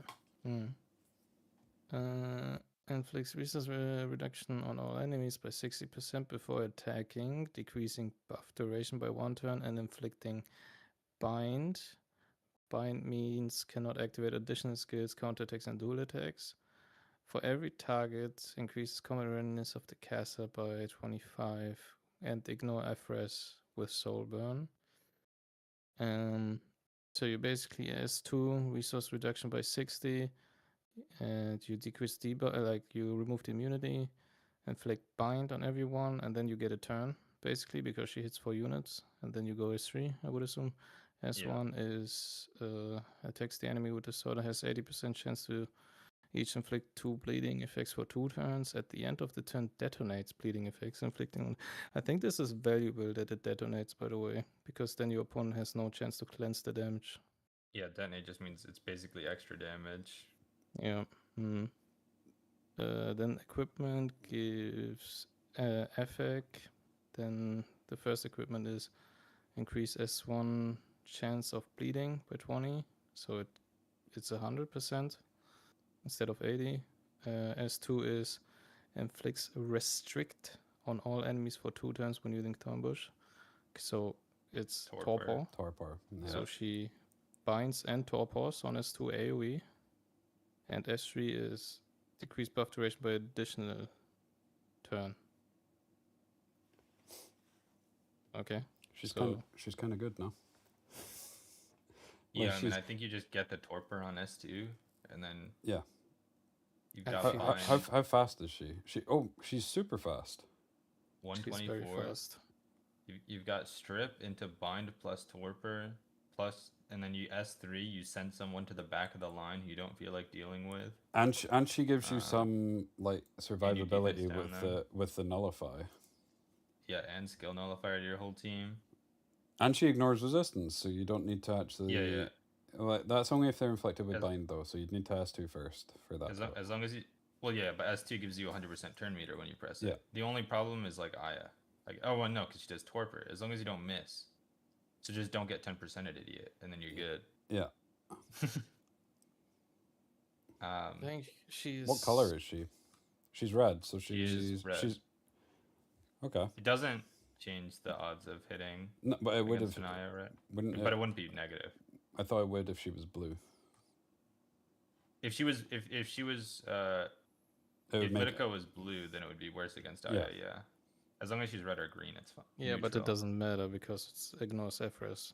Well, the Well, her the S2 S2 doesn't. But she needs to hit bind on her S2 before it ignores the effect res. Yeah, so you would S2 if you land bind, then you can ignore the effect res on Aya, and then you could just year. Yeah. So you basically either need to hit your restrict on Aya, which would stop her Reaper steps, or you need to hit. No, I think you just straight up need to hit the restrict, because if you hit the bind, then she'd cut you. Like if you only hit bind, then she'd cut you. Oh, but Soulburn ignores effect resistance, so I don't know. Yeah, that's what I'm talking about. Like the soul burn, like it's Yeah. literally 100% chance. It doesn't matter the element. Yeah, Soulburn would just ignore it. It would just make it guaranteed. Yeah. So she AOE strips into bind into torpor for 2 turns, grants herself a turn, press S3 to defense stone and push back 1 unit, and then she gives herself skill null. She's crazy. She's insane. She's absolute bro. She's actually because she literally shits on Ketos. She shits on him How? because he gets to steal a turn, yes, but Mhm. then everybody has skill nullifier, so homie cannot do anything. The skill nullifier stops you from taking damage, so yeah, no, he can't do any damage, and He since could- he has he could- torpor, Wait, he can't do He any can't- damage, but can he not just push them back anyway? well, he can push them back, but that's all he can do Or- because his torpor, well- he can't steal turn meter. No, he could still S2 and then reset their cooldowns. Oh yeah, you could S2, yeah. I mean, he could do that, but I And don't know if that's and really valuable. and then Fiamelia could just yeet the whole thing. Yeah, Fiamelia is kind of a problem. Fia would shit on her, yeah. Fia would shit on I her. think you got to pre-ban Yeah, Fia to so- play this so- unit. Okay. But I think pre-ban Fia is common against for any debuff comps, right? Like if you want to play a lot of I debuffers. see. I see pre-ban Fia almost every game. Yeah, I pre-ban Fia every game. I pick Fia every game.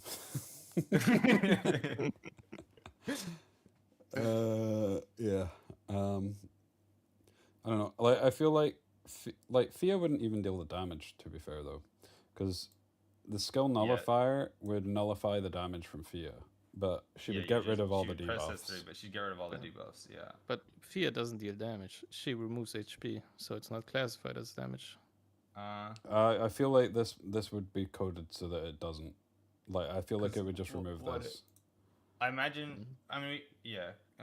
Yeah, it's hard to say, but like invincibility doesn't make you take damage So, like, from Fia. If you the best example adopt is Dyna. Like Dyna interaction with Fia is if you have that thing, it just stops Fia dealing damage and it removes it. Mm. Mm. I can't remember what Dyna's thing's called, but you know the you know the one I'm on about. Yeah, her unique buff. But yeah, so I feel like she'd be really strong, but she'd be hard countered by Fia. Yeah, I think Fia's her main counter, but again, that unit doesn't make it into my games. But in the Sure, future, yeah. it would be a problem. Yeah, she's also just a better Didding. I Yeah, think better Didding. I think the only thing going Or against different Didding. the only thing going against her in ER is that all of this would be single hit. Yeah, it's all single hit, but they're all. I mean, S3 is guaranteed, or well, I guess it's not guaranteed. It just ignores. I mean, effect the resistance. S2 is AoE. I know it's no, you're not getting what I mean. Like it'd be Sorry, you meant single hit, not target. yeah. Ah, so, okay, so okay. like everything can be like it's not like they have multiples. Yeah. They have Mm. like it would be 10% every single Yeah, like yeah. so you could get Yeah. you could just randomly get 10%ed and then she's because it's not Yeah. multi hit. Yeah. Yeah, we know hit count doesn't exist in E7. But I think she's super strong. I think that's the only thing going against her in ER is that it's single Yeah. hit. It's just that she can get diffed by resisting. Yeah. Okay. Um, So I feel like she would be S tier, but she would be like probably towards the lower side of S tier based on She's the power level. low. Yeah. yeah, Low low S tier. Because I think what was the other unit that we just did that like. Yeah, like the Yeah, other character it's- that we just did is just better version of her, like Yeah. Leth or whatever, Lethe.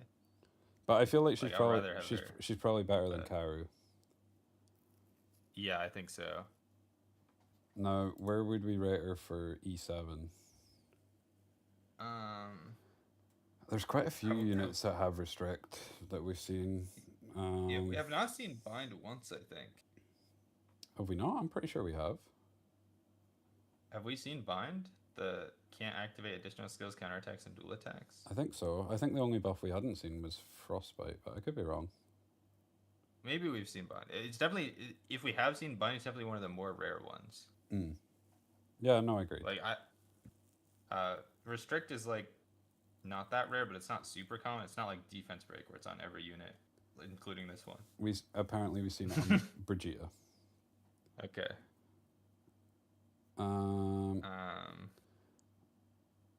I mean, she's pretty fast as well, so you could use her as a stripper. The only downs, Yeah. she increases her own combat readiness. She doesn't increase anybody else's with the S2. Does she? Yeah, the and S2 she can just gives herself 100%. and she can go send- S2 and S3. And she can send one unit back. So you could, if she was Yeah. gonna get cut, but you could send that unit back. Yeah, you could send a unit to Oblivion. Yeah. And bleed's actually a decent effect, and the fact that she. Yeah, because she detonates it instantly. Yeah. So you basically don't cleanse it. It just Yeah. this procs. Although I suppose the only thing would be is if like something procs in between this, because like say for example she applies it, and then at the end of her turn this is happening. If something happens in between that interaction that cleanses it, but I don't know. Yeah. I still feel like she'd be. I feel like she's actually. I think she's like Okay. E tier. Yeah, I feel like she's not like up in this A echelon, but I feel like she's usable and in B tier. I agree with that. adapt. Yeah, same. Same. I don't know where I'd put her in B because, to be honest, I forgot some of these. Some of those kids are. So B is now just all B. It's not. Yeah, just put it in B. Okay, so after Lydica, it is Lilius. Yeah, but I gotta go, guys. I'm mega tired. Yeah, That's have fine. a I good still night have a of that. headache. So Hope you, I'll hope be you feel lurking better. in chat a bit, I guess. Hope you're feeling You better. can go to bed. You If can you- go to bed, bro. You don't gotta watch. If you I gotta s- support, you know. if you send a message in chat saying you've pulled like Briar Witch, I'm banning you. I'm just warning you. now. Okay, perfect. See you in a minute. Good night, guys. Bye. Lilius. Bro, if I get a fucking message that he pulls Briar Witch, I swear to God. Last time, Chatter. Before we go on to this Ed- one, do you mind if I quickly go grab a drink? You're good. I'll go grab some water too then. Alright, so we're going to take like a 2-minute break and then we'll be right back.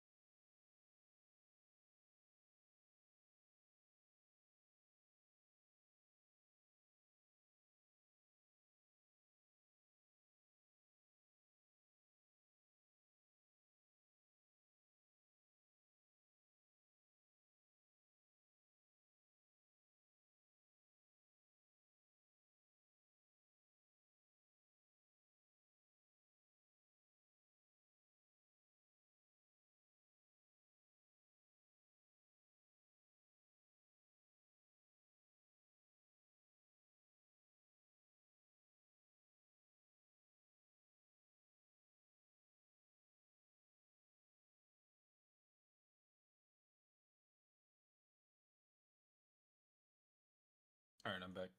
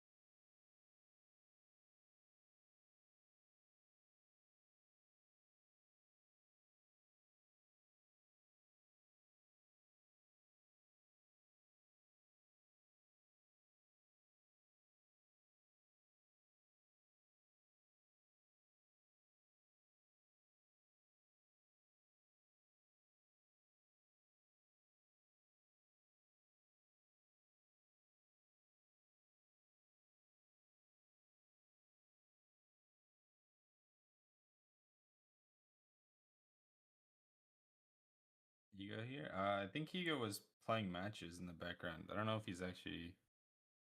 He might still be in the background listening to us occasionally, to our amazing takes.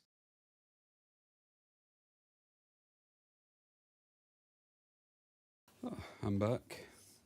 Yeah, how's it going? Not too bad. Yourself? Doing all right.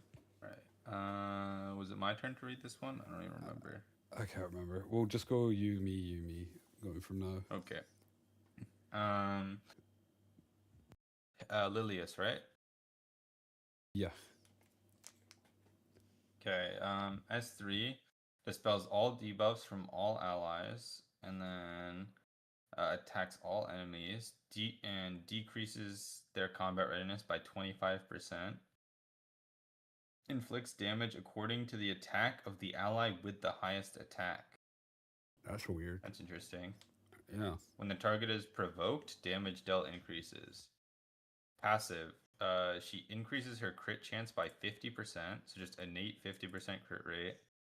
After an enemy uses a non-attack skill, she dispels all debuffs from herself and activates Suppression. Suppression inflicts provoke on the target for 1 turn and grants a barrier to herself for 2 turns. That's Okay, and really weird. And then skill 1 triggers a dual attack from a random ally, and damage dealt is increased proportional to her max health, and if you soul burn it, it gives her an extra turn. And then she has an exclusive equipment. She gives her 14% HP. Her S1 recovers health when using, or just recover health when you use her S1. Or for skill 2, when suppression procs from the provoke or whatever, it increases her combat readiness by 20%. And then S3 still S2, when suppression is activated, it gives herself immunity. Okay. So you probably want the 20% turn meter, I imagine. I would think so. I think the turn meter. It'd either be the turn meter or probably the immunity. The immunity could also be really nice. And I think it would depend on the meta. If it's like a CC debuff. Yeah. But then she cleanses herself. So would you want that? Yeah, that's what I was thinking of. Like she cleanses herself. I feel like the S2 is pretty good, but the immunity is also quite good. I think both are good. I think because there's so many non-attack skills in ER, this is going to happen quite a lot. Yeah. This is going to happen a lot. Like even Femelia S3, Veronica S2. Well, the problem is it's a 2-turn cooldown, right? Does that count? No. Like, is it not just a 2-turn cooldown for suppression? Like, is it a 2-turn cooldown for suppression, or is it a 2-turn cooldown for everything other than the crit rate? I don't know.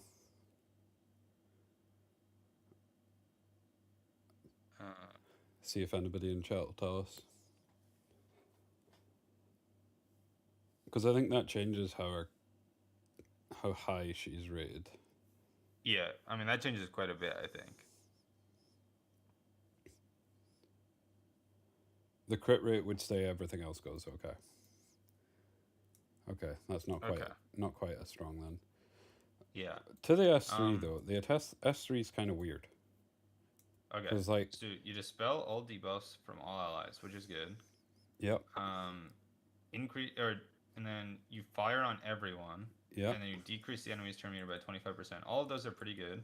Yeah. She does damage according to the ally with the highest attack. That's a turn 2 comp. That's a bit this weird. That's like a Sol. It would be, but what I was thinking, like, is there a world where you would run her with Barn, just because of this? Like, because you could have like a 6,000 attack Barn. So you just like run her with something that has like stupid attack. You could even almost run her with you could also run her with a Hell Kid. Weird as that sounds. Yeah, you could run her with a Hell Kid. Like, And like, okay, scaling. It looks like it's pretty similar to most of the scaling of like the DPS things, right? Okay. Maybe it's a little lower than most of the normal like S3 DPS, like the scaling of like the attack rate. Okay. Um, but when she hits the provoke, it's an 80% damage increase. So But it uses her crit rate and crit damage. but she doesn't. You don't really need to build much crit rate on her. You just go crit damage. Yeah, because you have 50%. Yeah. Um, So I feel And the like you could fact almost that- one shot something while doing a lot of damage to everything else if I mean- if you ran her with something like Barn or Hellkid. yeah, I mean, if you run her with Born, she should do an insane amount realistically, Yeah. right? Because like Born is full attack, Yeah. and then you build her full crit damage, or well, maybe like HP crit rate crit damage or something, or HP double crit damage and then crit rate from subs. And you could get crit rate on Shell, and then Yeah, You're crit rate all- on Shell, she probably has maybe an crit 8% from from prowess, prowess. and then you'd get just subs for the rest. Yeah, and she Um, might even have summon dupes. Just depends. Like Yeah, her thing's attack. Okay. So I would assume she would get attack and something else. Well, she wouldn't get attack in here, but still. no, she wouldn't. But it doesn't matter. So you'd only need to get like 20% crit. Yeah. So you get that from subs easy. And then the rest goes into crit damage, speed, and HP. Mm. Uh, This is weird. Like, how fast is she? She's pretty slow. She's on the slower end. she's pretty slow. She's pretty slow. So maybe just like maybe you ignore the speed. So like the other thing is, Uh. do you right provoke? Like you don't really. Why do you want her getting hit? Or you what? Like she inflicts taunt. Yeah. Yeah. So Like why are you saying like you're Yeah, saying, like- why would you want? why would you? Well, she gives herself a barrier. Which is proportional to her health. So are you just building her on HP and Oh yeah, crit, she's HP crit she's an damage? She's an HP scaler. That's what I was saying. That's what I was saying. HP double crit damage, or maybe 2 HP 1 crit damage. But because she gives a barrier proportionate to her health, and then her S1 does damage according to her health. So she's an HP scaler. It's just her S3 goes off the ally's highest attack. I think all of it would come down to how much this deals. Like if this is actually able to kill something with running like a barn or a, then I feel like her value is reasonably high. But I feel like Yeah. if it doesn't, then she just doesn't do enough. Because in ER, if you don't kill something with this, they're just going to heal back to full. Yeah. I'm also trying to think like what characters are going to get the provoke slammed onto them, right? So like if they ever pick Freya, it's going on a Freya, but the provoke's not landing on Freya because it Yeah. would purify from Dreamweave. Yep. So it can't be used against a Freya. Anything instantly. with anything that's got immunity, it wouldn't proc on either. I would assume because the immunity falls Yeah. off at the end of their turn. It doesn't fall off like at the Yeah. start. Yeah. So instantly can't be against Freya, can't be against Doki. Aya would cleanse herself. Although it could work against Aya technically, but Aya doesn't really go first. It would work against Lily, so Lily locks because she would. Well, Yeah. actually, it all depends actually because if Lily sensed the S3, this would go on cooldown. Right.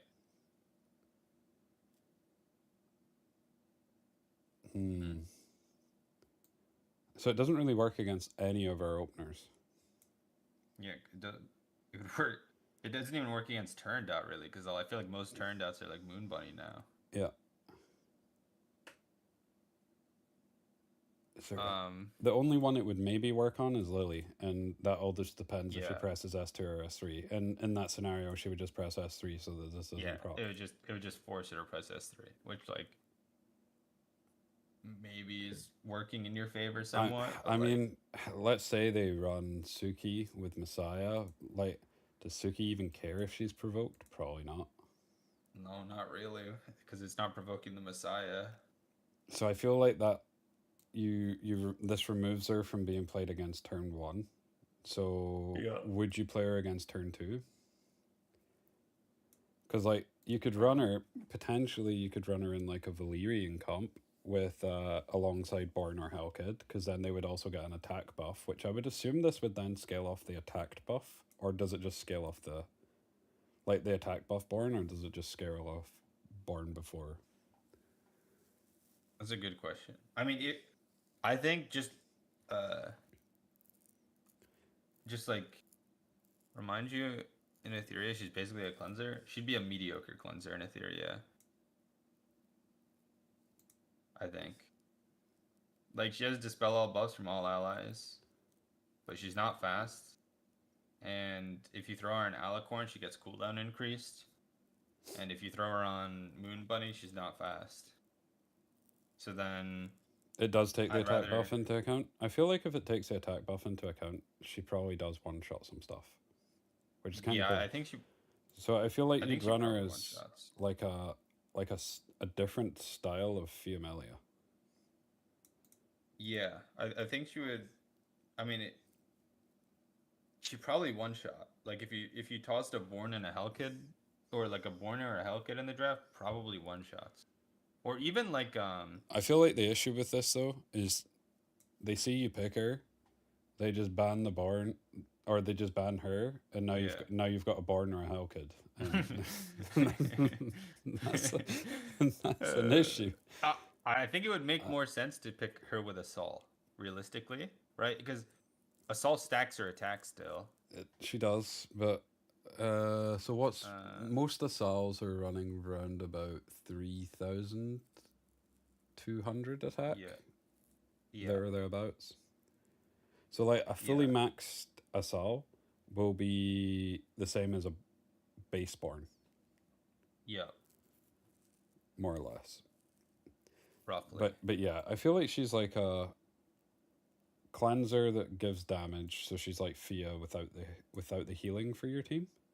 Without the healing and without So the team. so you would need cut. you would need to run her in Valyrian style comps, otherwise she just kind of dies. Yeah. I think she's just worse than Fia in almost every comp. Yeah, and I actually don't think the provoke is that valuable, at least in ER, because I you'd think rather the provoke is almost always useless. yeah, because in like if you were running her with a Asal, you would rather the Asal was getting hit most times. Yeah. Well, the provoke also only goes on to the opener that hits the non-attack skill, and like we were talking about, it's basically just Lily who would that would affect. But that's what I'm saying though. Would you run her against turn 1? I feel like she'd be more of like a turn 2 versus turn 2, or against CC. Well, I think in turn 2 mirrors, a lot of time you still run like a Doki or a Lily, right? Sometimes, like recently, it's went more to like Palin. Palin's everywhere. Palin and Sanya. Yeah. I guess Palin's a popular opener, but taunting a Palin doesn't matter because she gets her S3 off. Yep. Still. So this is just a no. Like I don't know. I feel like she's mediocre and gimmicky. Like Yeah, she's nice for cleanse, I think but her everything kit is else funny, but nice. Like I feel like you could do some cheesy, funny things with her, but I feel like Yeah. it's gimmicky. this is Jada right She's- here. This is She's just a bad cleanser. yeah. like- She's just a worse Fia. Although dispelling all debuffs, the only other unit that does that in ER is from all allies is Fia. Yeah, but I mean like She's just way worse Fia. yeah, but like debuff soup isn't that popular right now. No. I feel like so, she'd be meta Sontic dependent. cleansing. Yeah, Sontic cleansing 3 is kind of good enough right now. Yeah. So So I if it- think B tier. her getting 20% turn meter when BC. her getting 20% turn meter, I guess, when somebody uses a non-attack skill is good. So she has like a half built-in Reaper steps. That's about the only thing going for her. I mean, if you had Reaper on her though, every time, like, if Yeah, you could get like what 30, that's 50%. it's 45%, right? Yeah. Did they not buff Reaper to 30? Oh no, they buffed it to 25. Yeah. I thought they my bad. buffed it to 25 Yeah, from they did. 20. I feel like she's meta dependent.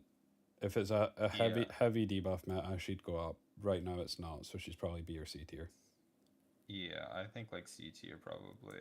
I just think she doesn't get turns enough. And I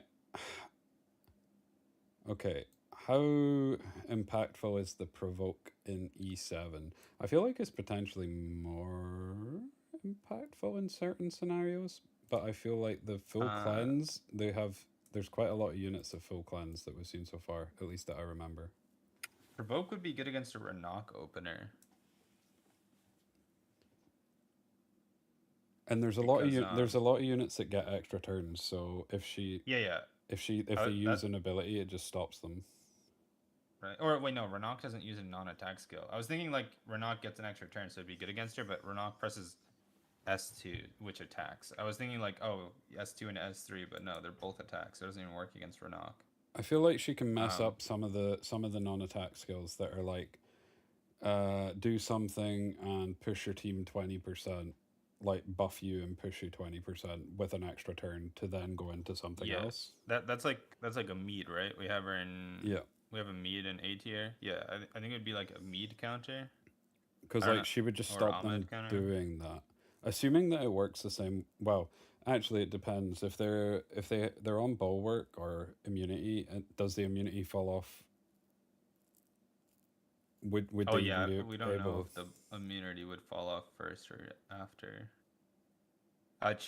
Does immunity fall off before the provoke or after the provoke? Like if They would still They have would still immunity. have Okay, immunity? Okay. so she's kind of useless then. I just think 'Cause, she's like, like C tier or B tier then. Because I C feel like tier. if she countered that type of stuff, then she'd probably be usable in certain drafts. But I feel like she just goes down. I feel like then Yeah, she's probably D tier because Maybe even D tier. Yeah, I think D tier. like it doesn't matter where she goes. She's in here. I'll just put her here so it's alphabetical. But yeah, I just feel like these are more like usable niche, whereas it gets to like Yeah. rarely picked but can be good. Yep. But yeah, if this worked, like if the immunity had fell off and she could land that provoke in between the extra turn, I feel like she'd actually be decent. But because she can't, I feel like her usability goes down. Yeah. What's the next one? Sorry, the only other thing I'm thinking of though is do they run her in like a turn 2 style draft with like a heavy attack scaler in the back, and kind of like what I was saying with Born, is that easier to do in E7? I think attack scalars are probably less irrelevant, right? Like I feel like attack scalars in ER are so irrelevant. Yeah. So there's probably at least a couple of like non-irrelevant ones in in E7. Hopefully after 7 years. I think the thing is we just don't know. So yeah, we don't know. So it's hard to really say off of that. So next was Lilibet. Okay. So this one's me. Mm-hmm. Okay. Let me just do the multipliers. Just in case it changes anything. Okay, so 4 turn cooldown on the S3. Attacks the enemy by slashing them with Cho and Mao before granting skill nullify once to the caster, so just to her, and when the enemy is defeated, inflicts extinction, penetrates the target's defense, increases critical chance of the skill by 20%. Okay, so you could build her on 80% and have 100% crit on this skill. That's hit chance. Oh yeah, so it is. Yeah, my bad. So yeah. I feel like I'm gonna get this wrong a lot. Attacks the enemy mercilessly with a 100% chance to dispel all buffs. So full strip. A critical hit will grant an extra turn. Oh. Oh, okay. So you can do full strip into S3. So if you have her on, so if you have her on 100% crit, you can S2 into S3. And she wouldn't need to worry about like counters and stuff because she has the skill nullify. So if they hit her, it's not actually going to hurt her. I mean, I think she just would kill with S2 into S3, surely. Like, Uh, surely she's got 100% defense ignore for a reason. And she's got no debuffs in her kit, so surely you're building her full damage. yeah. And she's pretty slow, so you would need an opener to pull her up. Like, surely this is an S2 into S3, dispel all buffs into execute, or extinction, whatever. I mean, kind of depends. Like so, say for example, if they were running scales, doesn't the unit just lives? That's true. Yeah. I mean, like, yeah. I was saying, like, under the assumption that, like, they don't have something that just prevents them from dying. So S1, increase combat readiness of the caster by 20%. She has exclusive equipment from 6 to 12% crit chance. S1 increases his damage dealt by 20%. S2 dispels 2 debuffs from the caster before the skill effect when using Snip Snip. So that's on 3 turn cooldown. Also, I forgot to say, when you use the S2, you can soul burn and ignore 100% resistance. And S3 increases the damage dealt by Soul Cutter by 10%. So you can increase the damage here. Yeah. I feel like surely she's got a one-shot. No, if she doesn't one-shot, she's irrelevant. Yeah, if she doesn't one-shot, she's irrelevant, but isn't there quite a few ways in this game to just, like, keep people alive? Yeah, but, like, you got, like...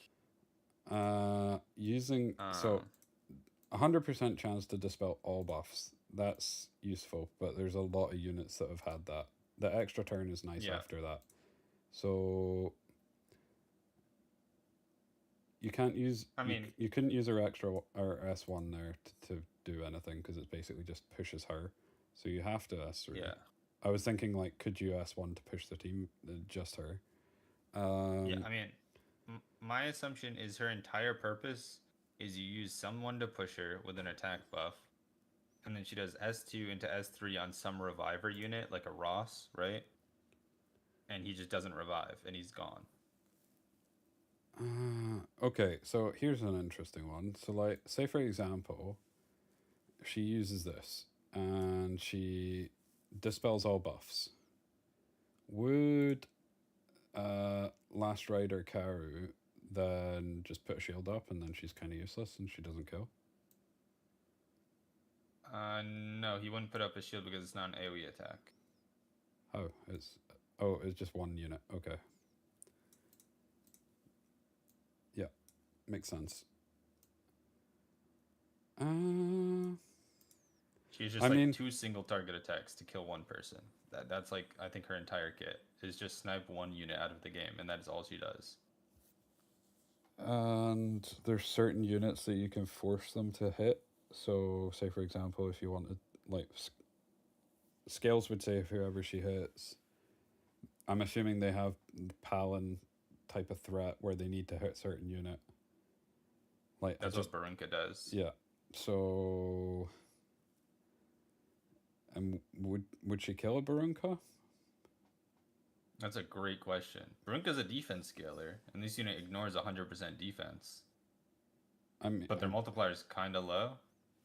So I don't know if, like... And also, what would you run with her to actually make her go? Because she's 109 base speed. Yeah, I mean, I assume... I mean, there were some pushers in this game that, like, pushed a decent amount. I'm not gonna lie. I'm not gonna lie though. It seems like a lot of setup just to do one thing. Yeah, that I mean, I wasn't saying she was good. I was just saying I think that's literally all her kit does is you push her up and she nukes one unit. I mean, it's basically just like a Lilium or a Hoyon, right? Yeah. The only thing that she has over a Lilium is that she does Extinction, but Hoyon does Extinction. Yes. So in my mind, she's worse Hoyon. Yeah, because Hoyan you can run against Cleave. Yeah, because Hoyan has her passive. Yeah, whereas she would just die. Yeah. So in my mind, this character is like E tier.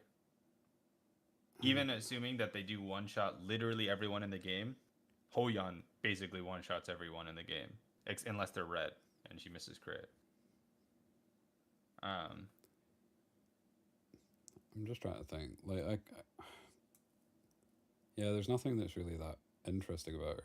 I mean, I suppose you could pair her up with, if she was paired up with Lily, every time Lily S1, she would get 50% turn push. But then, why would 55%. Yeah, but then why would you do that over something else? Yeah, I think she's just worse Hoyan. She's worse Hoyan or worse Lilium. Take your pick. I think it's closer to Hoyan though, because it's literally just nuke a target with extinction or execute, whatever. Yeah, I feel like she'd be round about D tier.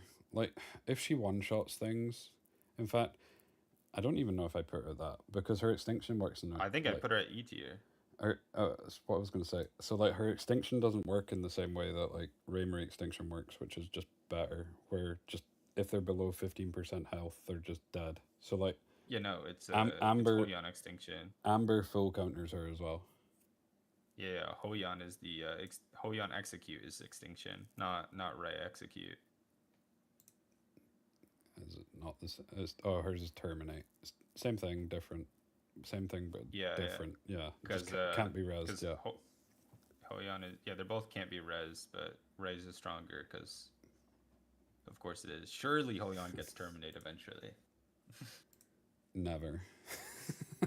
I pray. She would actually be super useful if she had it, because she misses at the start by quite a lot. Like, the amount of times she's hit a Raymarie in my games and it's went to like 10% health, and then you're like, oh, okay, Hoyan's useless now. And I mean, also, just the ability to snipe out an Amber unit is so nice. Yeah. Like that's like one of the big reasons why I can't draft her lives, because usually there's like 2 Ambers in every draft, especially on defense scalers. E7, I think she's F tier, maybe E tier. I think it's the same. Yeah, probably actually.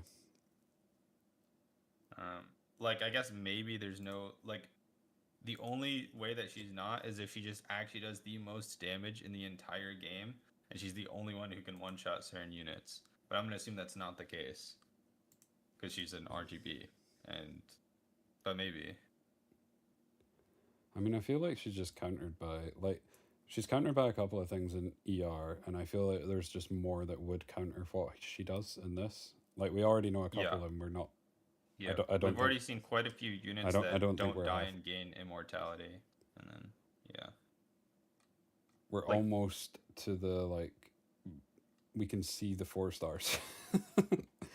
So, yeah, I feel like there's probably more in here that just stops what she does. And she just doesn't kill. And then after she doesn't kill, she's just kind of useless. Yeah.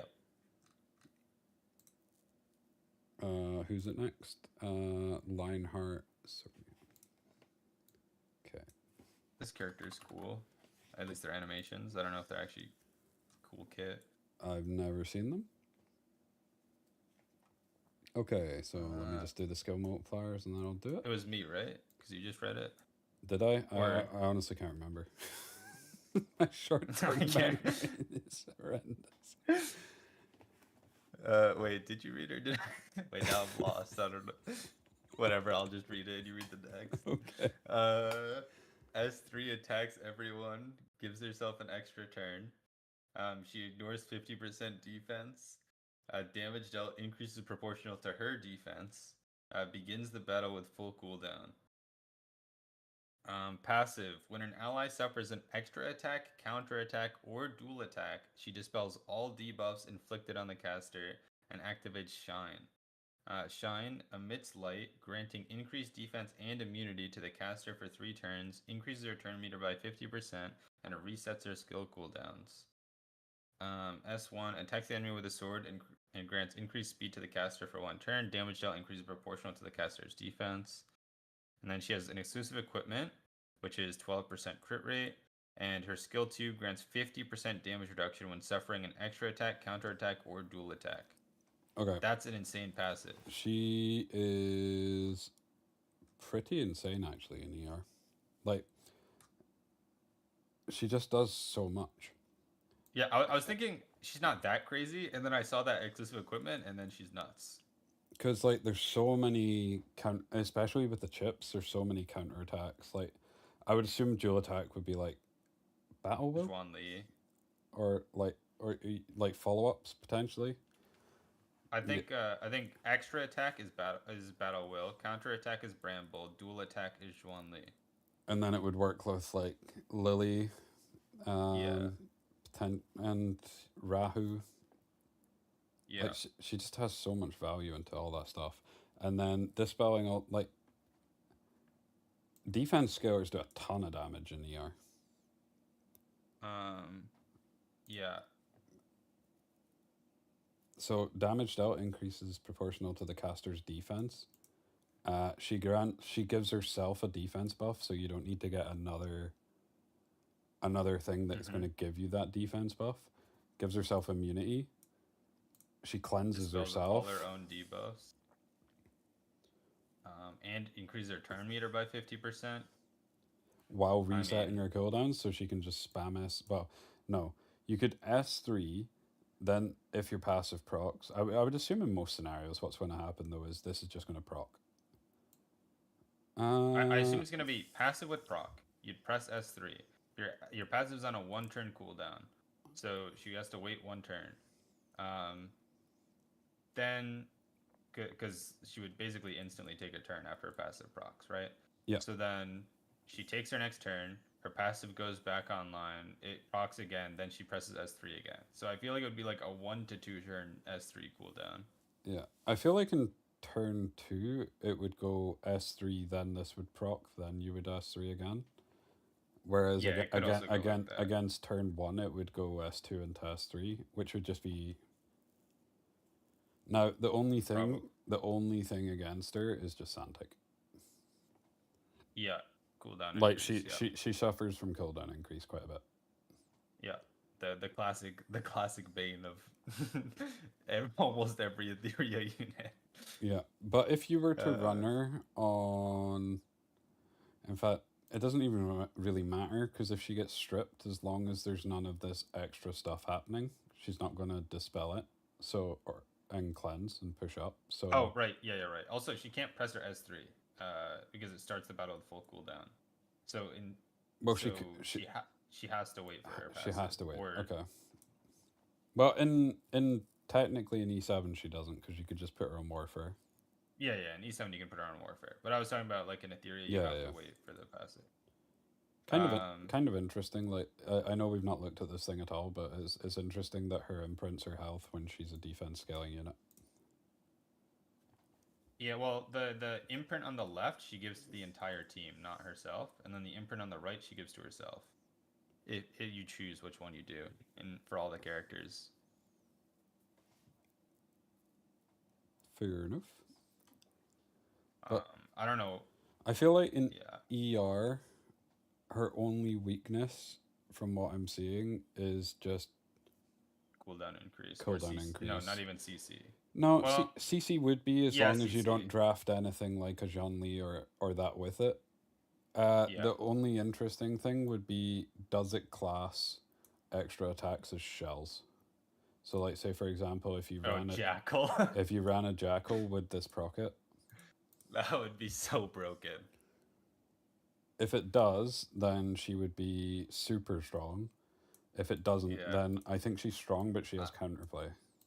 Yeah, I would assume no shells. Okay, we'll assume the no shells then. Then I feel like she's still strong, but she has counterplay, and I feel like she'd be stronger in turn 2 versus turn 2 than against turn 1.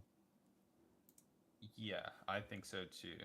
I think Fia as well, though, because she's a defense scaling unit, would be pretty good into her. Just in general. Yeah, I mean, Fia versus defense scaler is always going to be good, I think. So what does shells do? So shells are basically our equivalent of artifacts. So like, for example, one of the most common ones is called Jackal. And at the end of your turn, it will hit the enemy for a percentage of your attack and grant you a speed buff and push you 30% in turn meter. Yep. So Yeah, I feel like she's strong, but there's enough counterplay to her that she wouldn't be like broken. So I feel Yeah, like she'd she- either be bottom of A tier or top of B. Yeah, you see, this is like the type of LD that I kind of would want to like release into Etheria, but instead they release Kathos. What do you mean? But Kathos is wholesome. He's good. but like her and like Lawan and like characters like that are my favorite LDs. Like characters that feel strong in their draft It's but don't feel so like yeah, it's not a fixed type of damage. It's just an attack that the jackal would do. They're It's saying just an they're saying attack, it would yeah. proc. Yeah, but I think that's just because there's nothing else that exists like that in E7. Yeah. Like I feel like it's unfair to say that it would proc, and we'll just assume it wouldn't. um Yeah. But yeah, I feel like she would be. If you were rating this tier list specifically for Bruiser, like turn 2 versus turn 2, she would be like A easily. I feel like if you're rating it from Yeah. a turn 1 perspective, she'd be B. Or like against turn 1, she'd be B. So I'll probably put her at top of B. Because like, I feel like against turn 1, she doesn't actually do all that much in ER because she just gets cooldown increased and then CC'd. Yeah, I mean, she could also even get cleaved, but cleave is kind of weak right now, so I guess probably not right now, anyways. But Yeah. either way, she could Okay, get counterplayed by so- basically any turn 1 comp. Yeah. So how does she work in E7 then? So again, I feel like she's a turn 2 versus turn 2 unit in E7. Like, because if Well, you I think a thing to note is that dual attacks are more common. I think. what's the is there like a percentage chance on a dual attack just happening? Because like I suppose you could see like if Flan does it consistently, doesn't she? Yeah. So would you say Um, she's almost it's 3%? Okay. 3% per unit. Okay.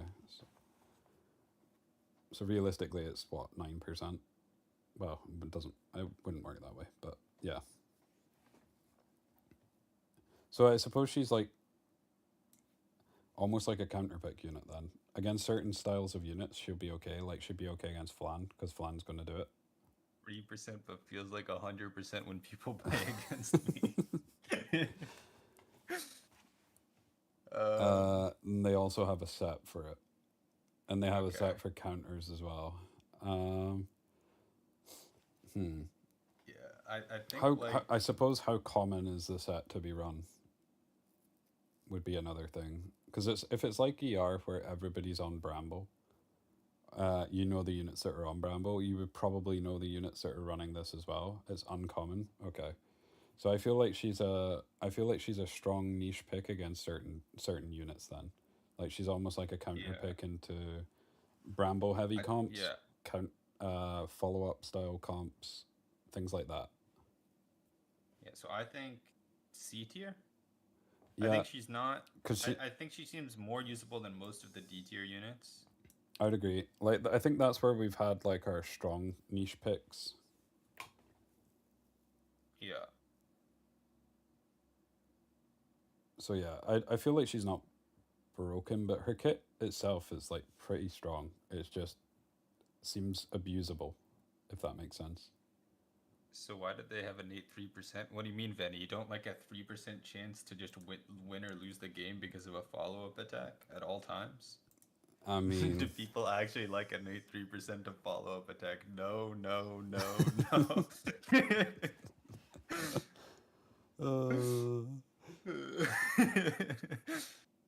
come to what about a chip that adds potentially like 6%. or 8% chance to just reset your cooldown? I hate 2 chips, man.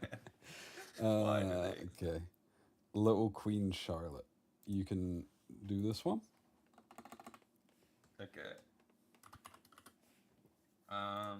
Attacks the enemy, absorbs some of the damage dealt as health, so lifesteal.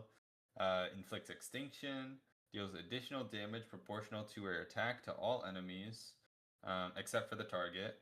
And then penetrates the target's defense by 50%. When the target is of the dark element, then increased damage dealt. Her soul burn is decreased skill cooldown by 2 turns. So it goes on to a 1-turn cooldown on her S3. Is that Passive, is immune. one Sorry, second? go ahead. Is that the first time we've seen a specific like when the target is dark increase the damage?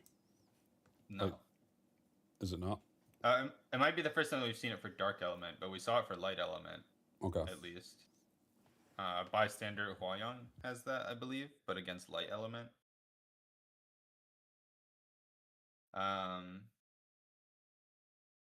Passives, immune to debuffs which prevent movement.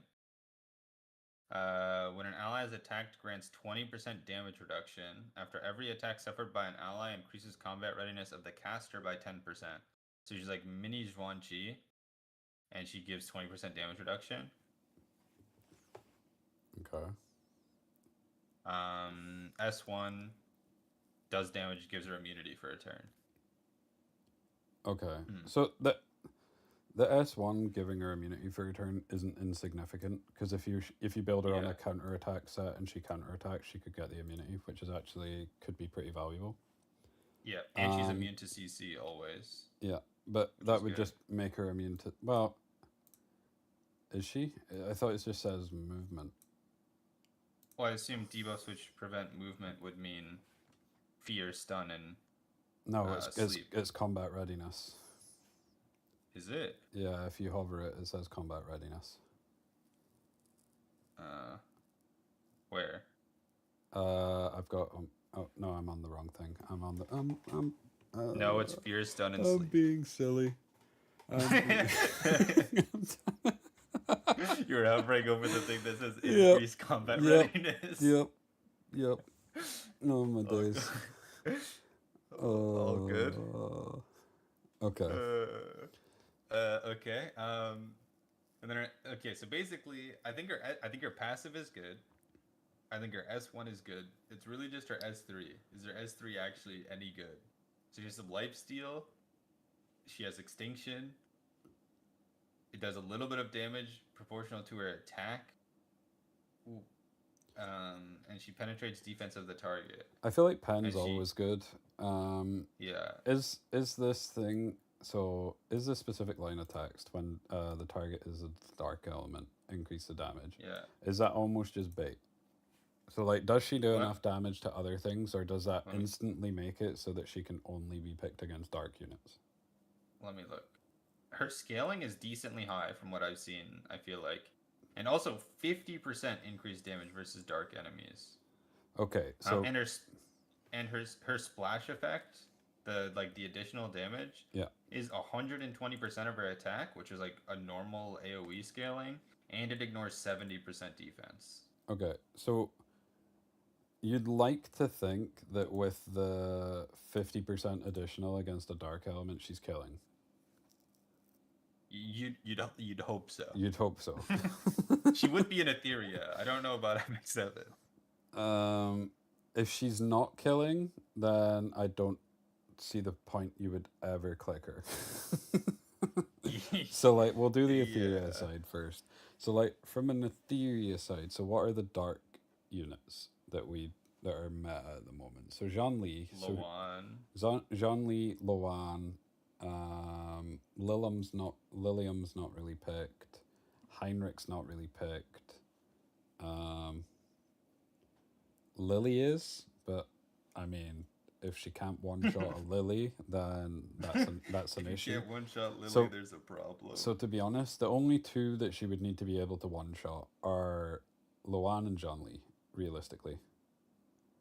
And they're yes. both defense scaling, so you'd like Yeah. to think that she deals enough damage to actually kill them.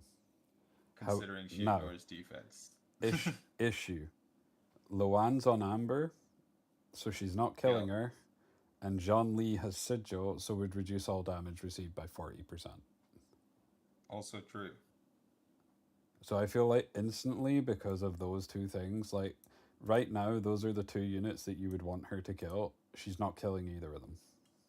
Yeah.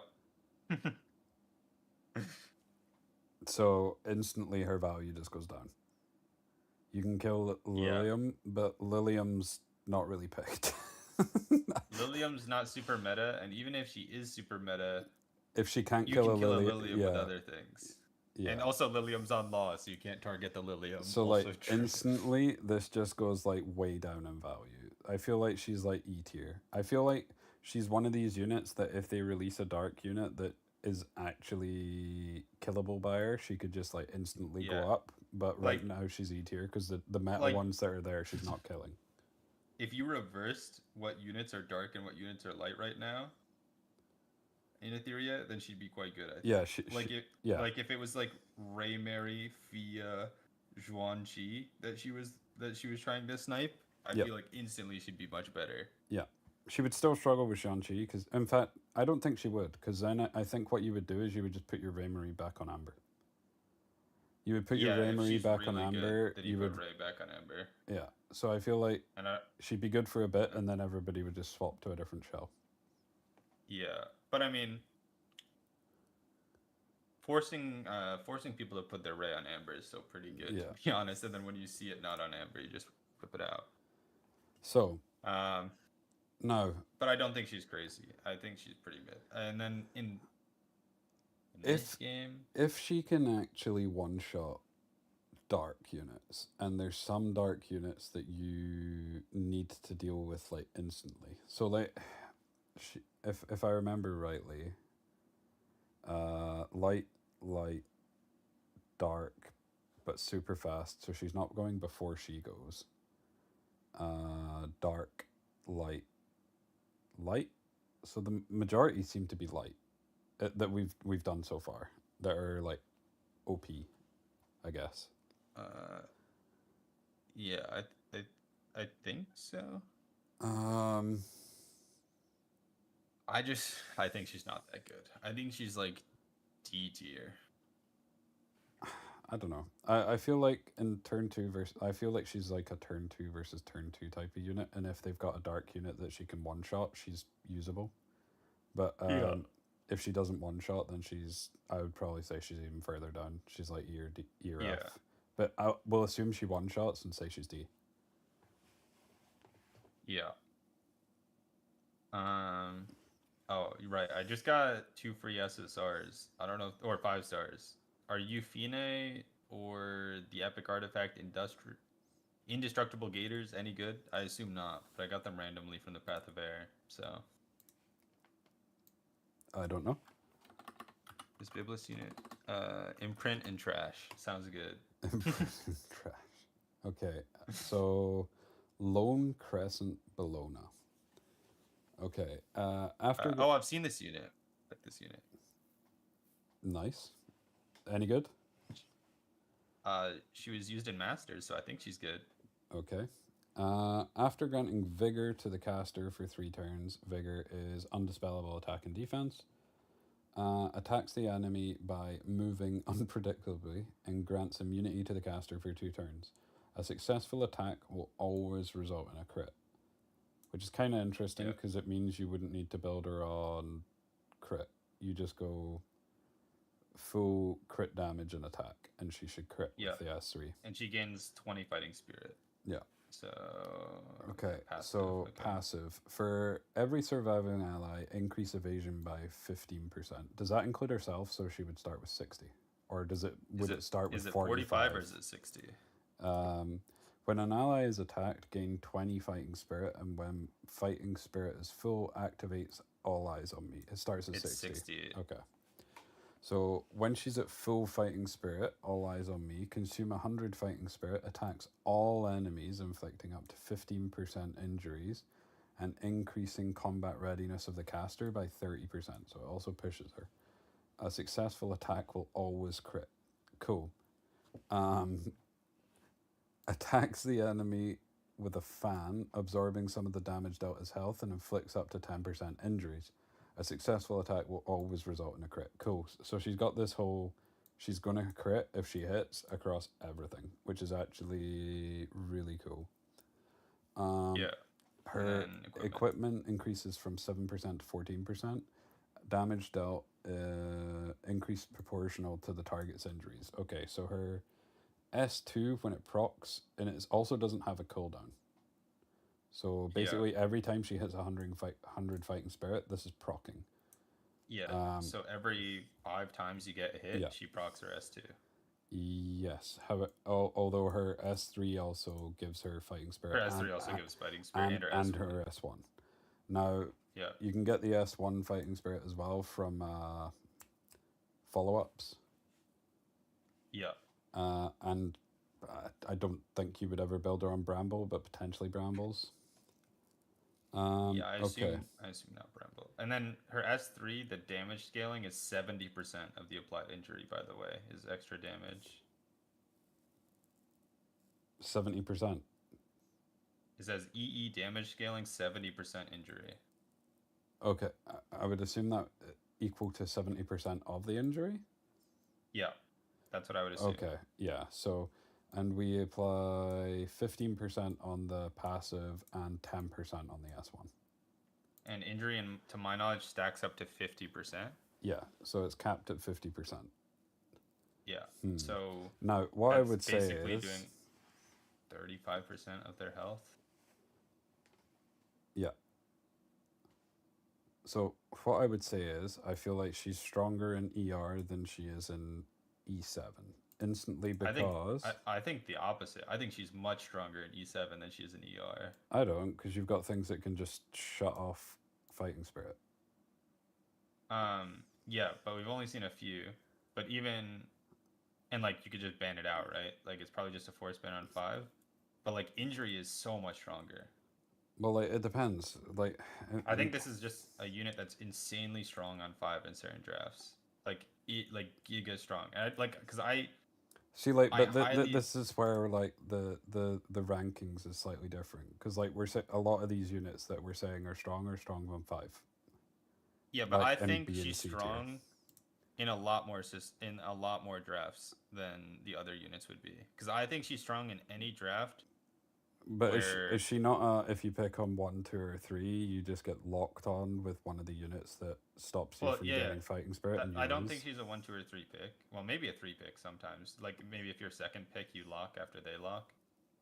But I think she's very good. I think it depends how many units have this stops fighting spirit. But I mean, we've only seen like 2 or 3 so far, and we've gone through like 60 units or something. I mean, and 2 of them seemed really bad. Is chat able to say how many units stop fighting spirit gain?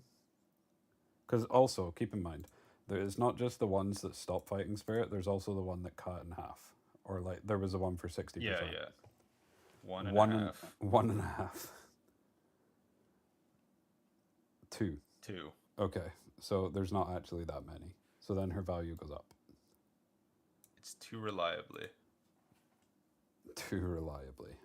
Okay, so how fast is she? She's pretty slow. So yeah, she's a turn 2 mirror character, I think. Not a cleaver, probably. Yeah, you basically just chuck her in the back and you stack up injury while she's dealing damage. And you would need to try and keep the rest of your team alive. Like, I'm assuming she's probably always the last unit that they kill because they can't hit her. Because she has 60% evasion. Yeah. So she's almost like putting a clock on the game of if you can't kill the rest of the team fast enough, she's eventually just going to wipe you. Yeah. So I think like you put a Barunka in the front and you have her in the back. And then GG's, game's over. In a turn 2 mirror. Maybe. I mean, in a turn 2 mirror, sure.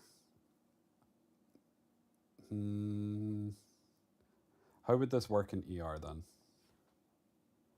I don't think she's that good in ER, just because injury is so ass. I think the extra damage is nice. I think the evasion's the thing, though. Like, how would the evasion work in ER? Would we just assume it's working the exact same way? She just has a random 60% chance to not get hit. Well, the problem is in this game, there's debuffs that lower evasion and things like that can like have counterplay to it.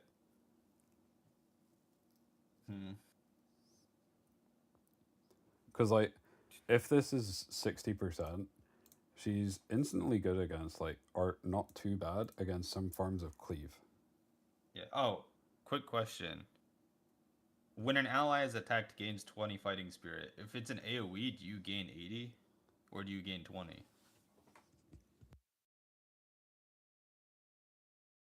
Yes, you gain 80. So if you get AoE'd, you basically insta-proc your passive.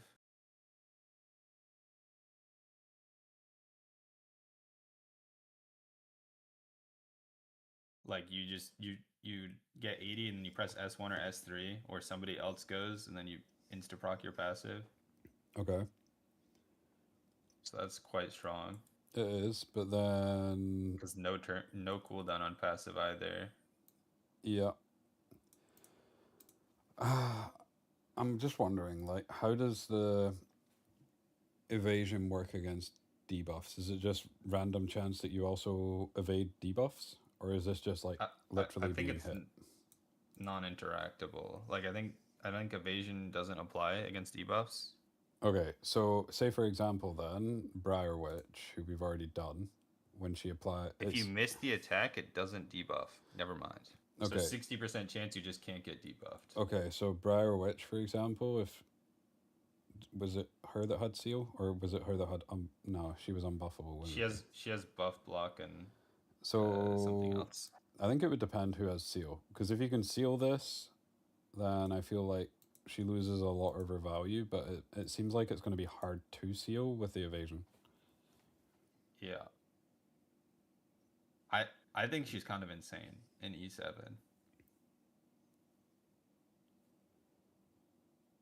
I don't think she's insane in ER though. How would she work against cleave? Like, because if she just doesn't get hit, don't you just put her in the back against cleave? She stacks this up instantly because they AoE you, and then she just cleaves them back. Or Yeah, I think so. I don't know if she does enough damage to cleave you back properly. yeah, she would inflict the injuries, but then Yeah. assuming the rest of your team doesn't just fall apart, wouldn't she just eventually win you the game? Assuming. Yeah, I guess. Yeah, assuming that the rest of your team doesn't get nuked off the planet, then she'd probably be like. I think she's a unit where if you make it past the first turn, you probably win. But I think isn't that just how cleave goes in general most of the time? Where like if your whole team lives, you're just gonna win anyways. Most of the time, yeah. Although some of the times it can just be as long as you've killed like one or two key units. Yeah, you're fine. Yeah. If you kill, that's what I mean. Like. Yeah. Okay, so in ER I don't. But I think she's best in turn 2 mirrors. I don't think she's. I think there's probably better counter cleave options. I was just thinking like if she can't actually get hit and then yeah interacts, because it's just like if every single time they're AoEing, like I'm assuming this isn't once per turn since it's on a it doesn't have a cooldown. Then wouldn't she just proc instantly, and then she'd be back at 60 after the second AoE, assuming it works like that. Because she would have, she would go to she would go to 80 after the first AoE. She would proc, and then I would assume she would go to 60. So then another AoE, she would do it again. So they'd already be at 30% injury. And she'd maybe have already cut, so she'd potentially cuts after the first one and then kill someone. So you could potentially kill the person after that was going to go. Maybe. I don't know. It's hard to say. It doesn't roll over. Okay. Regardless, I think she's a turn. Okay, so if it doesn't roll over, she's definitely not good against cleave.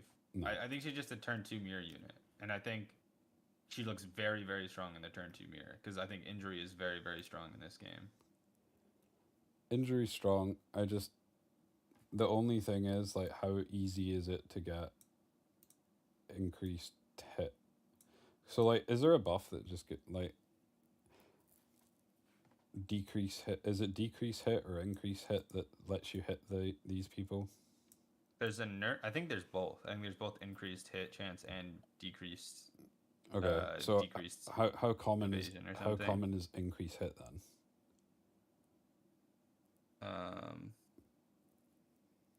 great question. Because like if increased hit is pretty common, then you can just buff your hit and kill. Briar Witch is very common and has increased hit chance baked in. Oh, so So- that's the one I was saying before, the cleave unit. That also Yeah, okay. So she just gets smoked by Cleave. She's just a Yeah. turn 2 mirror unit then. is there anything in turn 2 that has increased hit or increased or decrease evasion type thing? But even then, yeah, I think she's strong in turn 2 versus turn 2. But if she's not strong against cleave, then how high do we rate her? It probably just depends on the meta, right? I believe right now it's supposed to be a turn 2 mirror meta or a turn 2 meta, so she's probably good right now. But like if Cleave becomes meta again, then she's probably worse, right? So does that I'd put her like below A Freerin? tier. Yeah, below Freerin stronger than Karu? Because Karu was like Yeah. the strongest we've had against cleave. Yeah. Yeah, I think she's like A tier right now. Where would she go in ER then? I feel like the only way she works in like I feel like she doesn't work in turn 2 versus turn 2 in our game. Like I feel like I the just think only she way doesn't she work. would work is if she can counter cleave. I think the if only way she can't- works in ER is if injury was a real thing. Unfortunately, injury is not. I mean, yeah, Lilum's the only one with it. Well, I didn't even mean that. I mean like if it worked the same way that it works in E7. Like True. with it actually reducing HP scalar's damage. Because True. like that's like what makes her so strong, I feel like, is the fact that in E7 you do the turn 2 mirror and then their HP scalars are doing no damage to you after she procs 2 or 3 times. I feel like she'd be like D tier. Yeah. I don't think she'd be think so. unusable, but I think she'd be like super niche. Yeah. You on the next one? I know Thief has this unit. Oh, It- I see. it's, Yeah, right. I've seen her before. Hera. There are examples in E7 plume AoEs because it's multi-hit. I don't think we would count that. In ER, multi-hits don't count to multi-stack passives usually. Like XC does not gain 8 billion turn meter against a plume.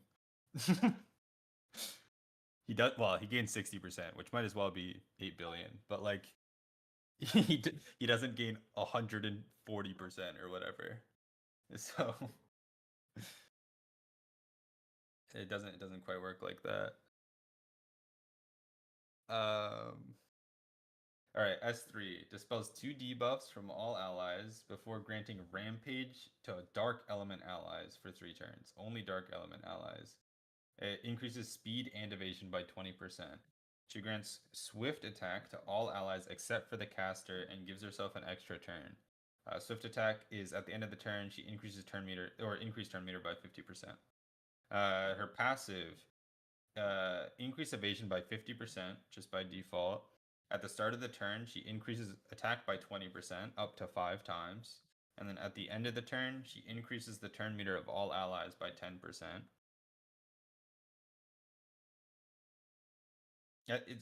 At the end of the turn, does this mean surely these mean like at the end of her turn, right? I would assume any that means turn. if it's at the end of every turn, then she's insane plume.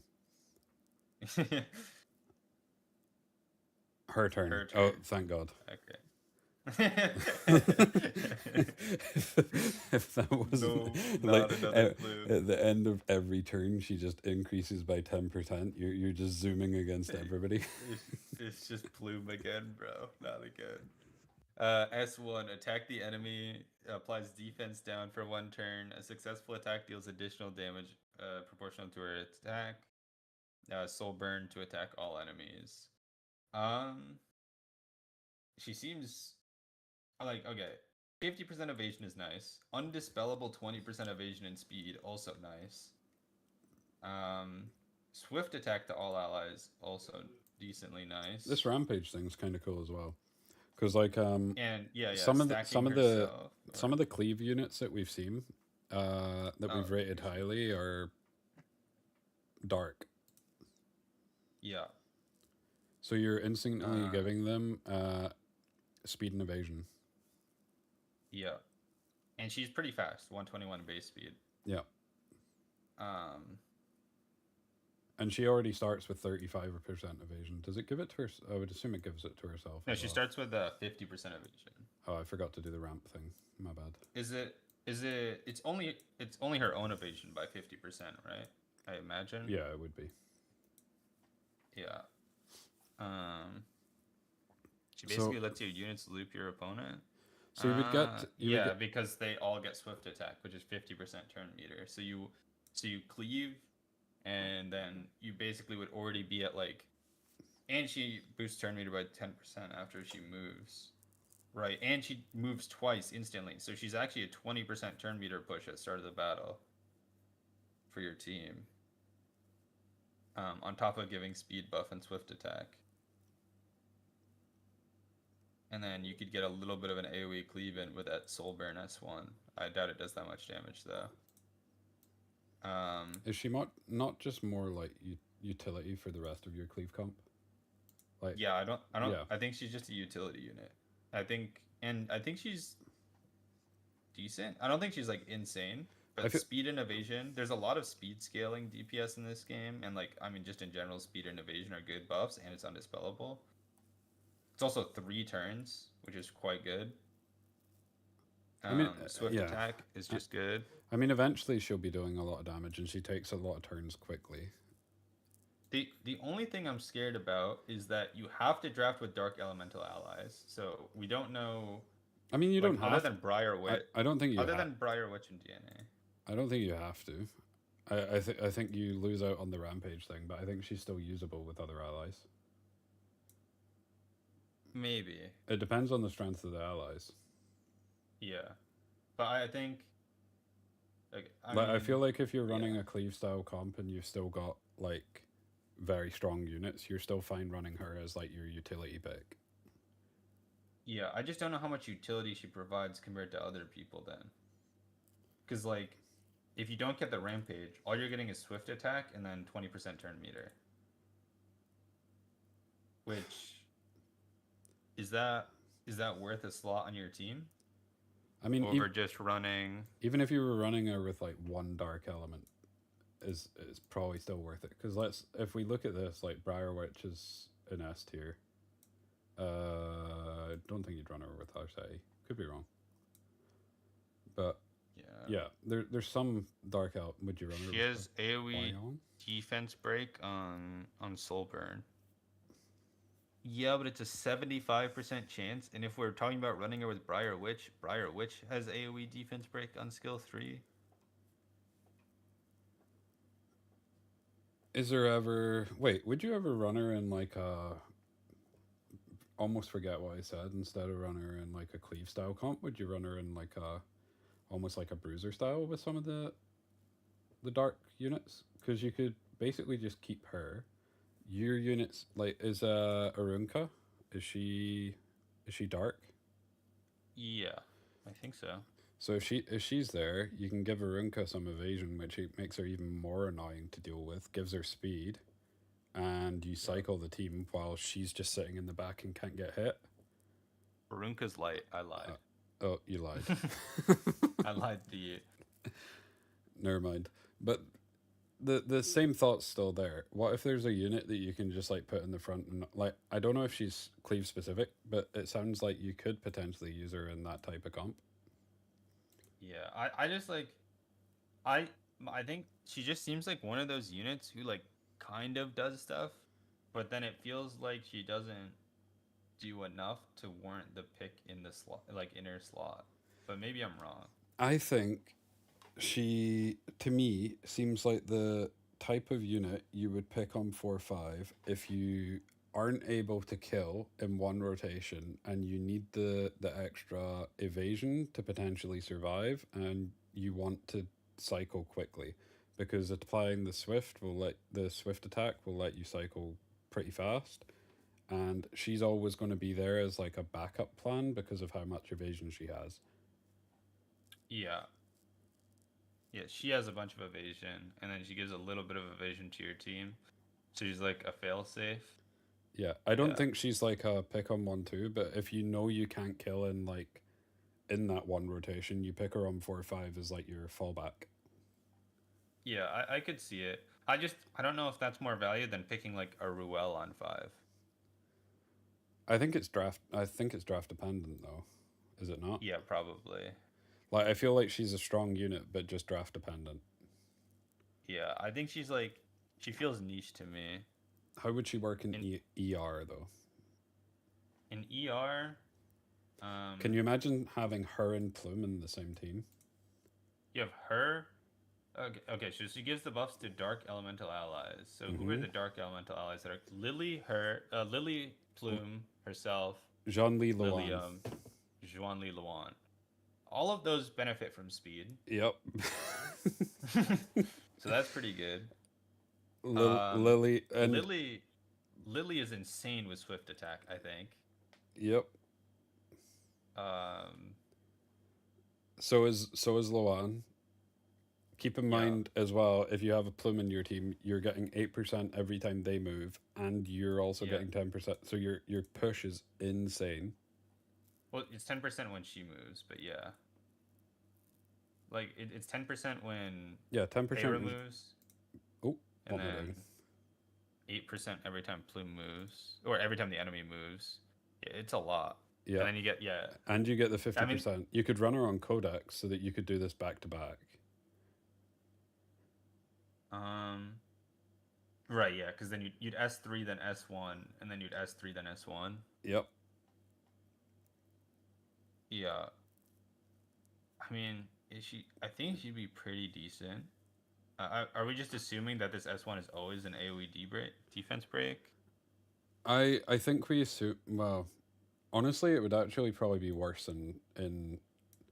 Unironically, think it would be worse if it was an AoE defense break in ER. Maybe. Because you've already got Plume, and then you're just getting a chance to be counterattacked and die. Yeah, I guess that's true. But she's not attack scaling, so you'd have HP on her. Wait, oh no, she's attack scaling. I lied. Yeah, you want her to have a lot of turns to run. Because like, if you think of it like this as well, you could almost go S3 S1 S3 S1, and the next time you take a turn, you're already at max stacks on this, so you would have 100% increased attack. Yeah. Yeah, she does stack. I guess she does like end up stacking up her damage quite hard if you can get her to rotate a lot. I was kind of ignoring her damage potential, I think, is the problem. I was thinking of her only as a utility unit, but I think she's a utility unit, and then if your team doesn't kill and you die, yeah, she's like your backup a plan. little bit. Yeah. And she can eventually maybe kill. So especially with an AoE S1. I honestly think she would be like A tier in ER. I feel like a lot of the meta units at the moment are dark, and she just enables them super well. But I feel like if it was an AoE, I feel like there's potential for her to just randomly die. Also, I don't know how she would do into Raymarie. But I think if it's not AoE though, then she might not do enough. This is also true. Because then if it's not AoE, then the attack stacking means that she's not hitting everyone with her stacking attack, right? You can choose it. What if it was... That's an interesting one. What if you could choose if it was AoE or not? Like there was a toggle. Yeah, I think she'd be broken. I know that... I know that you can in E7 choose. Yeah. But if you can choose an ER, that'd be the first unit that can do that. Which, I mean, they could do. It's not impossible. Mm. But it wouldn't actually surprise me if the way she functioned in ER is once she was at like max stacks, this turned into AoE. Yeah, it could be like that where... Because that would almost be like a Tiamat. Once you transform, your S1 goes from single target to AoE. That's true. Yeah, it could be like only AoE once you hit 5 stacks. Yeah. And at which point, I feel like once she hits 5 stacks, you kind of win. You want it to be AoE because you want to be killing people. So I feel like what would hold her back is, can she survive against like the likes of a Raymarie and a Fia? Yeah, I think what are we doing with evasion 50%? Are we actually considering that just evasion 50% in her kit? Well, I feel like that's if you don't... That's what's letting her live a Raymarie is 70% evasion. I feel like if you don't have her as having this, then she's just a dead unit. Yeah, because like she needs the 70% evasion. Yep. Um, So I feel otherwise she actually is just dead. the So I only guess- the only other way to maybe do it is that she has void and she takes reduced damage and can't be targeted while in void. But it'd almost be like permanent Yeah. void, which I feel Yeah, I mean, you could just give isn't her- the same because there's still Yeah. a random chance to hit her. So I feel like for this You we could- just say she has the yeah. evasion. Yeah, we could just go with that. I I don't think then she'd be like A tier. I feel like she'd be near the top of A, to be honest. I feel like Yeah. she's not S tier, she's not as broken as these units would be in ER, but I feel like she just enables so much with the current meta dark units that she's actually pretty good. Yeah. I think she's quite good.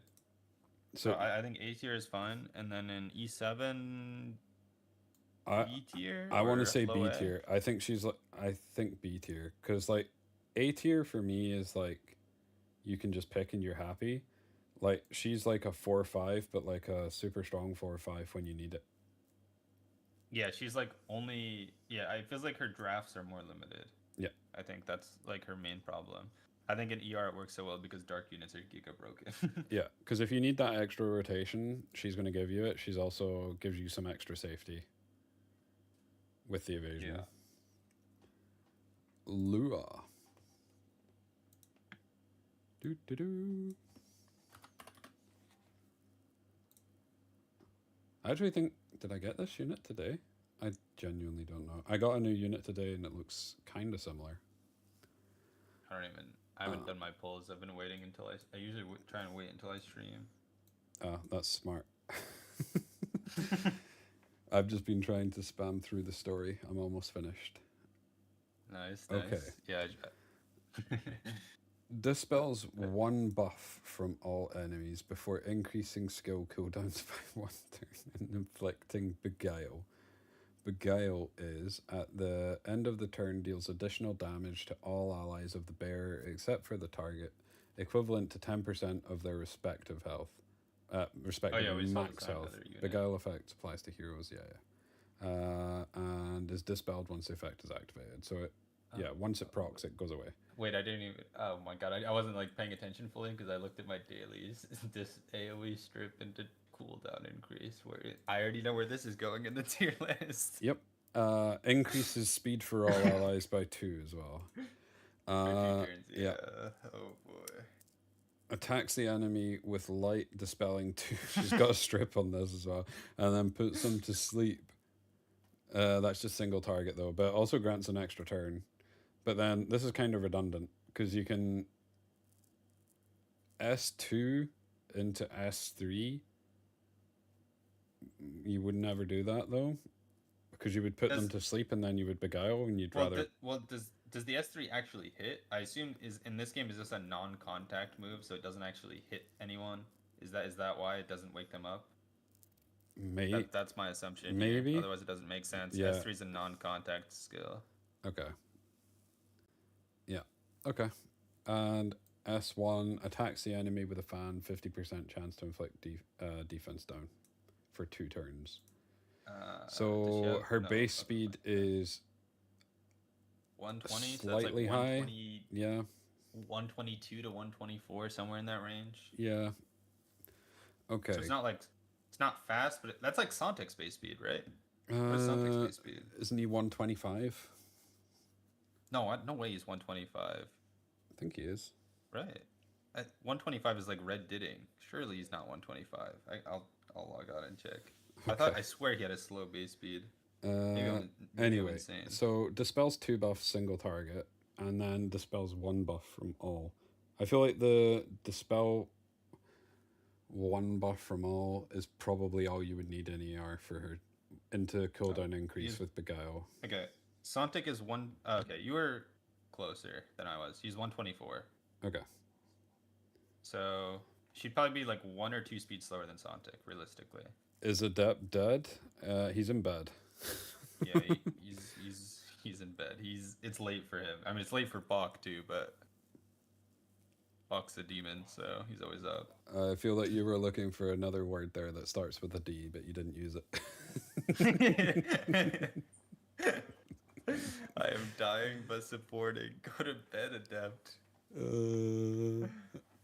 Yeah.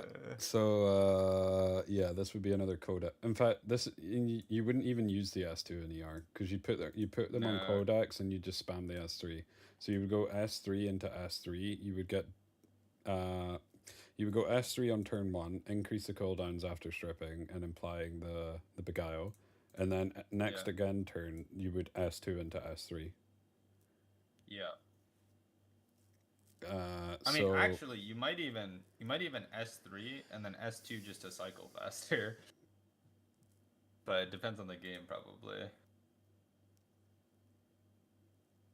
Like you might even S3 twice and then S2 on the third rotation just to cycle faster for the S3 cooldown. Yeah, true. Actually, true. That's a good point because it would get you to what 2-turn cooldown after you do S2. So if you S3, S3, S2, S1, you'd be at 2. Is it 2 turns? Yeah. I think so. Yeah. So you'd be able to cycle back to it quicker. I don't think you would need it by that point, to be perfectly honest, though. No, I think if you cooldown increase and strip a team twice in a row, they might as well give up.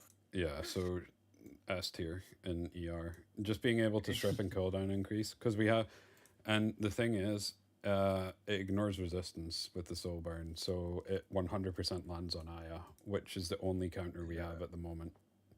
Yeah. So yeah, it would instantly run into S tier in ER. Depends if there's an annoying character you want to sleep turn 1. There's never an annoying. There's no character in all of Etheria that you would almost never you would want to sleep rather than cooldown increase. I think. If you sleep, they would just wake up. Cooldown increase is just so valuable. So, the units in Etheria, their S1s are basically like not missing a turn half the time. Yeah, and also important to note, in Etheria, when you get cooldown increase, your passive also gets cooldown increase. That does not happen in E7. But in Etheria, your passives get cooldown increased. So uh-oh. yeah, I feel like she's not as strong in E7. I feel like she's still kind of niche because like she's got a reasonably high base speed. You can strip into CC, and Beguile's not too bad. It's some damage. Yeah, I mean, Beguile, if you put it on like a Raymary. Yeah, like, if you put it on like a HP scaler, yeah. That's like a 7k tick. Yep. So I mean, it's Like decent damage, but they can't do like multicast of the ability. Yeah. So would they S2 into S3? They would. I would assume in most scenarios they might do S3 into S2 to cycle in some scenarios as well. But I feel like most scenarios they'd want to sleep like a key target. Yeah. How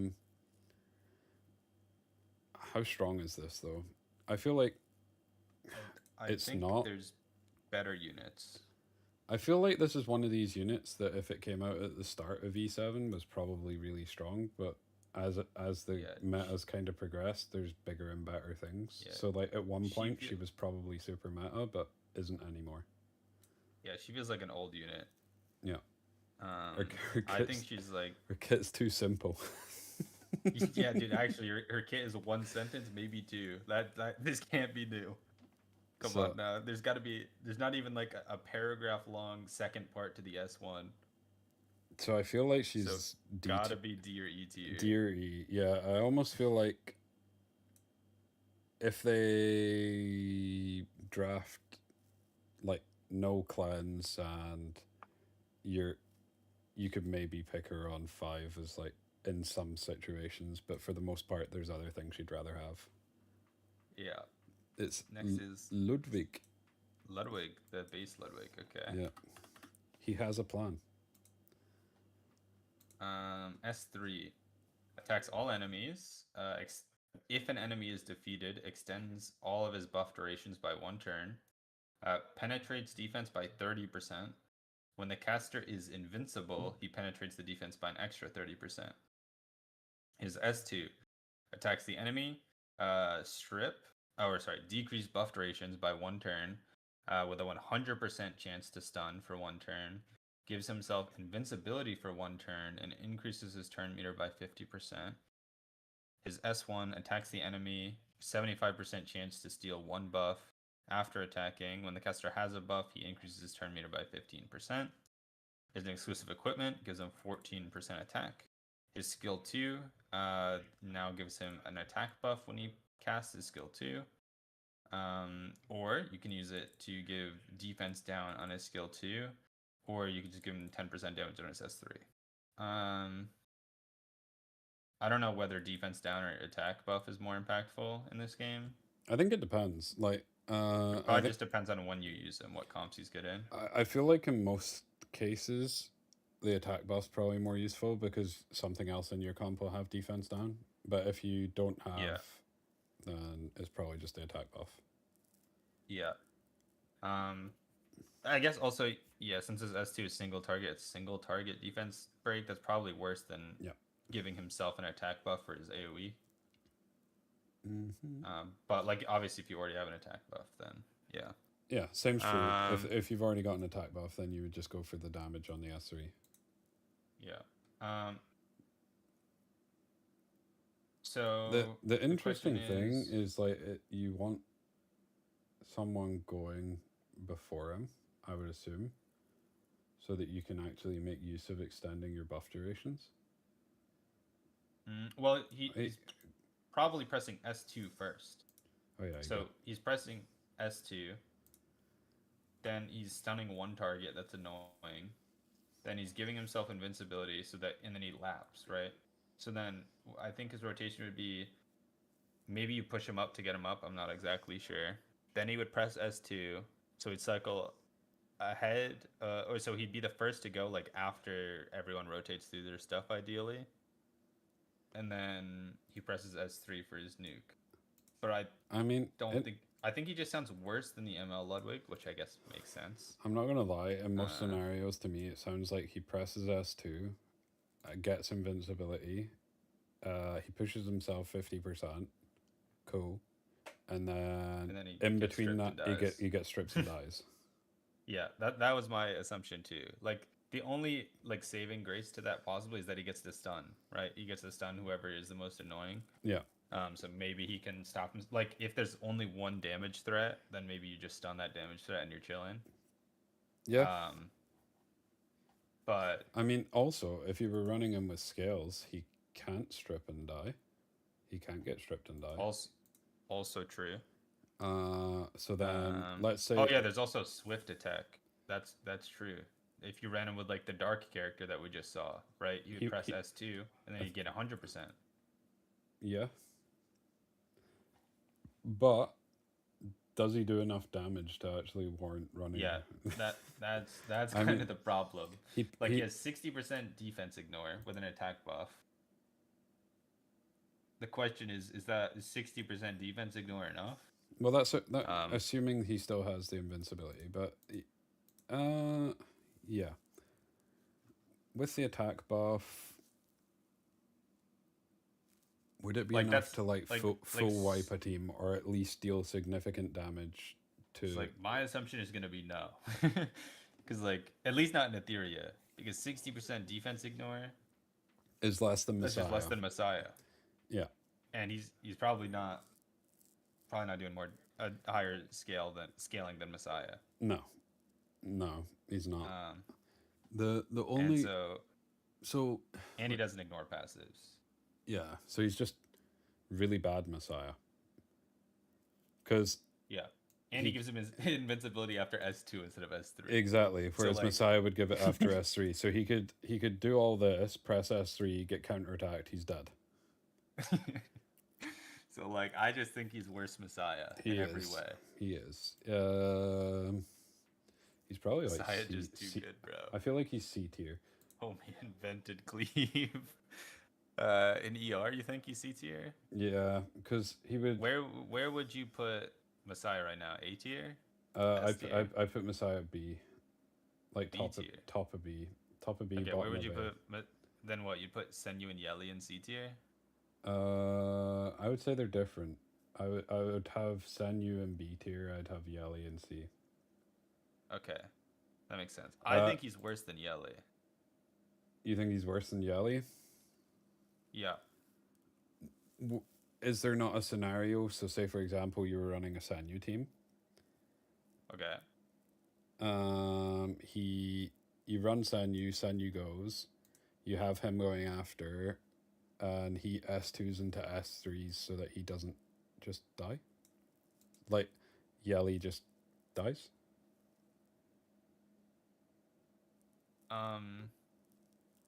Okay, so he gets to S2 into S3, but is he? The question, I guess it's then. Would you rather him S2 into S3 where you, like the entire enemy team is gonna go before he laps, right? Unless they have something really slow like a Hoyan, right? Mm-hmm. So the entire enemy team is gonna go. At least that should be the basic assumption. So then he gets to press S3 after the entire enemy team is gone. So is he living the entire enemy I suppose you would. I suppose you would need to run it in like a type of comp that has a pull up that goes after him. So, like for example, if you ran him that he went, let's say you're running a Freya comp, and he Okay. goes. Okay, so in this example, you run him before Sanyu. So Freya goes S2s, gives him buffs, he pushes up. Because he's going to give himself the attack buff, so he doesn't care about the other buff. He just want to push as far as possible. He's going to S2, he's going to stun something, he's going to grant himself invincibility, so there's 4% push on top of the 50. Right. He's also going to give himself an attack buff, so there's another 4% push. Then then Sanyu goes, she presses S3, she's going to give him immunity 8%. and speed buff. So you'd be at like what, 70 something percent? You'd only need something to pull you up a little bit. Yeah, I mean that just seems like a lot of setup for him to do his S3, which, if you think about it, his S3 is basically the exact same as Yeli because Yeli defense breaks. Yeah, but he can't die. He's invincible. He's invincible until he presses the S3, and then No, he's it extends his buff durations. Right. But like, does he win the game if he's invincible? I don't know. If everything dies, you've already won. Well, okay, if everything dies, then Yeli wins too.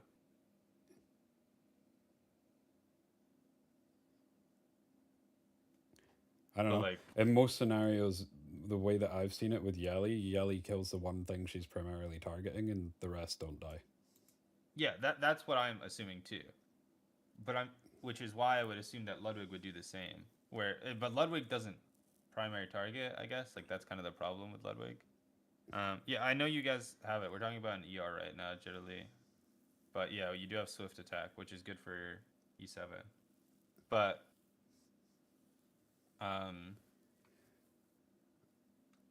I feel like for sake of argument, we could just put him alongside Jelly, because I'd still rather have Senyu over him. Oh yeah, I mean I think Senyu's better than both for sure. Yeah.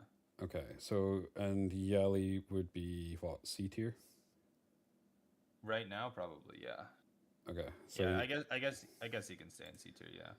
So ER, E7, sorry. I mean, he's worse than ML Ludwig. He is, yeah, but we've rated ML Ludwig quite highly. That's fair, ML Ludwig, but okay, so he's definitely worse than all of the good cleavers we've rated.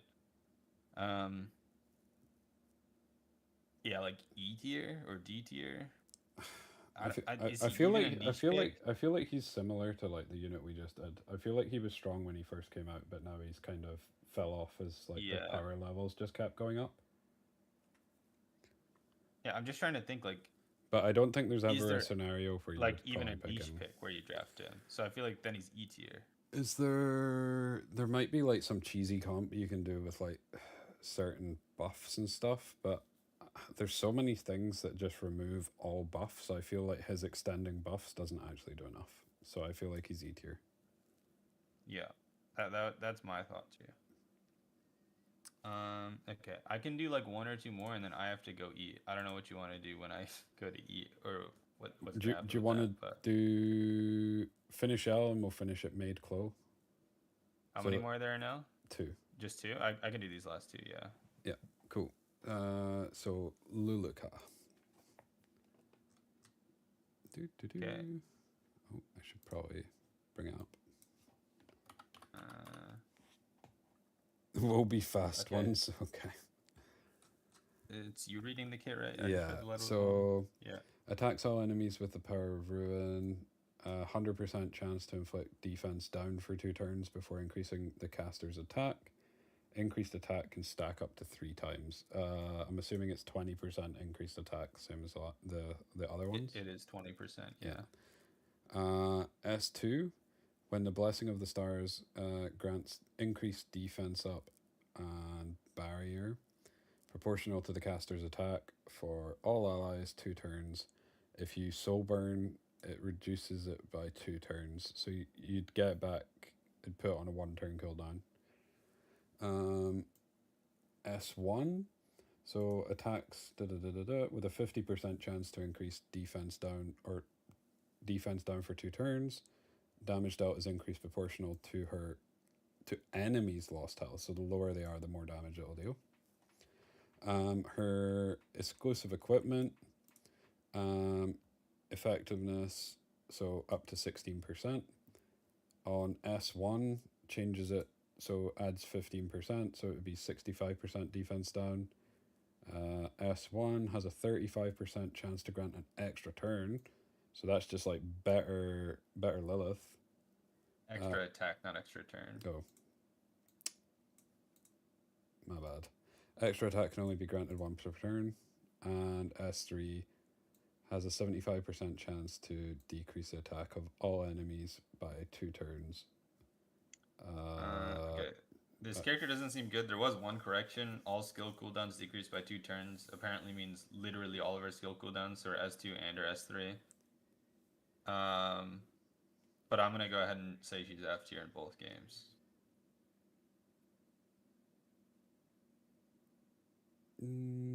Yeah. I was just trying to think, is there anything you can actually do with her, but she's giga slow, so no. She's giga slow. She doesn't have a strip. She does defense down, which exists 8 billion times in this game. Luna, last one. Luna. Alright. S3 attacks one enemy, 100% chance to defense down for 2 turns, ignores 50% of the target's defense, and always has elemental advantage. When the enemy is defeated, she gains 5 extra soul. Her passive increased her crit hit chance and crit hit resistance by 30%. When the caster's health is 50% or more, she increases her attack by 30%. And when her health is lower than 50%, she increases her defense by 30%. Her S1 stabs the target a random number of times. Skills cooldown decreases by 1 to 3 turns, and damage dealt increases according to the number of attacks. Wait, Why is this? What? How many times can she hit? Wait, so 1, 2, or 3. So up to Yeah. three hits. So depending on the amount of times that you hit, you decrease your skill cooldowns. So she's a gamble unit for fun. Okay. Her exclusive equipment, 14% attack. S1 increases combat readiness of the caster by 15% after it chooses S1. S3 decreases attack of the enemy for 2 turns. S3, when the enemy is defeated with her S3, she grants herself an extra turn. Her S3 is on a 10-turn cooldown. I mean, for ER, the cooldown wouldn't matter. It could be 10 turns, it could be 20. You just if it's that strong, you'd put it on Codex, but yeah, but it's not even that strong. Yeah, the problem is it's a DPS cooldown, Yeah. so you can't really run Codex because it lowers damage too much.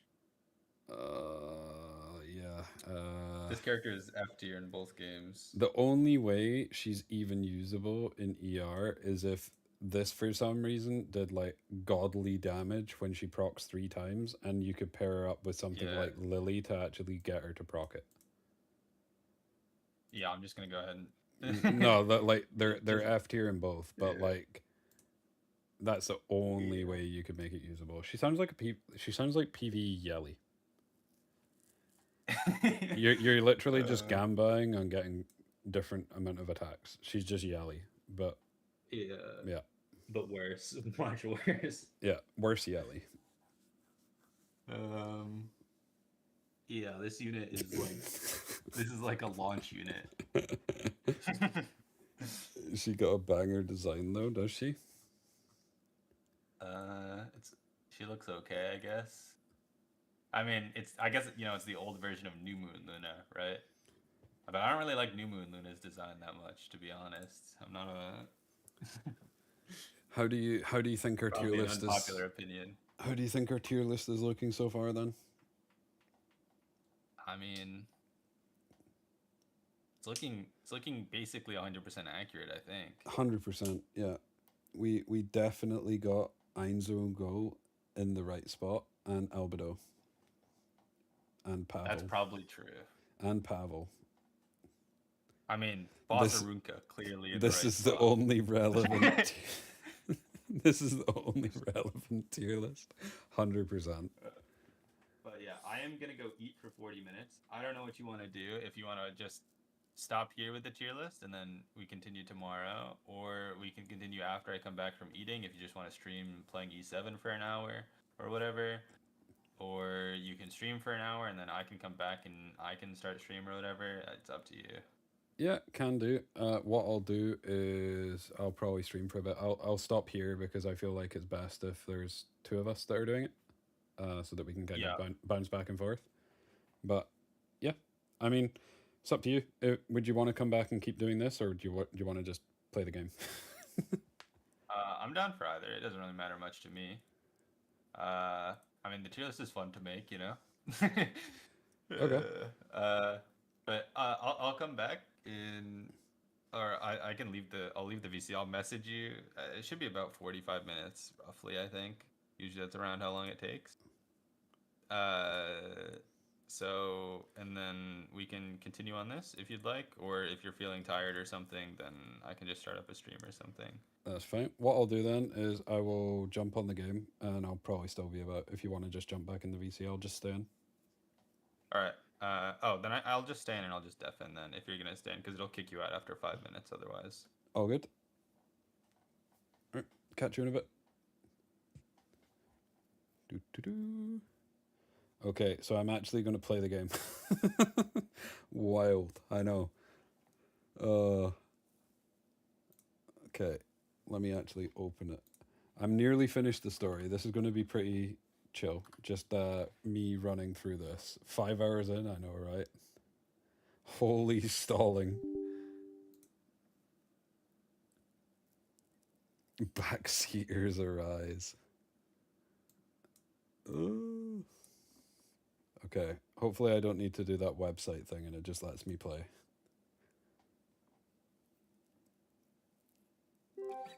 Oh. Now we are RTA ready, 100%.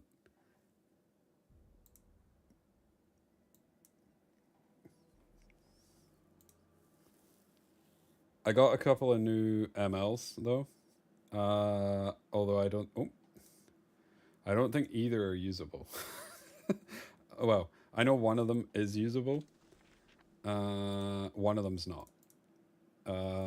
So I got. Oh, I need to do that on unacquired. No, I need to do acquired. So I got Briar Witch. So Cleave, and I got this one, which yeah.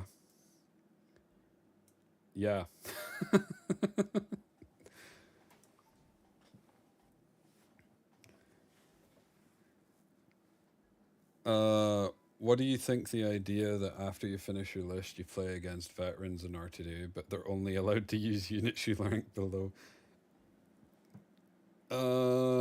Do you know what? I'd be down. I'd be down. I feel like that. First off, though, we should actually learn how to play a little bit of RTA. But yeah. So I honestly don't know what my account's like shaping up to do.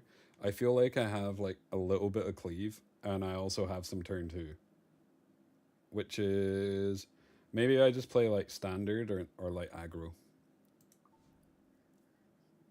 But yeah. So what was I doing? I'm actually pretty close to finishing the Path of Air. So if I can finish the Path of Air, then I get another LD. So hopefully, I've seen some people get notos from this.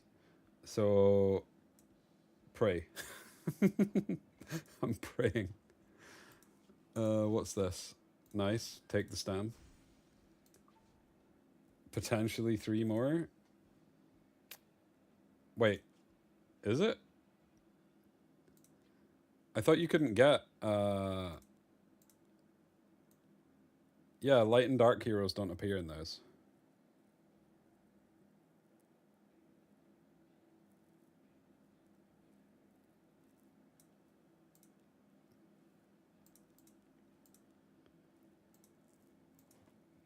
Imagine if you had. I know, right? That would be.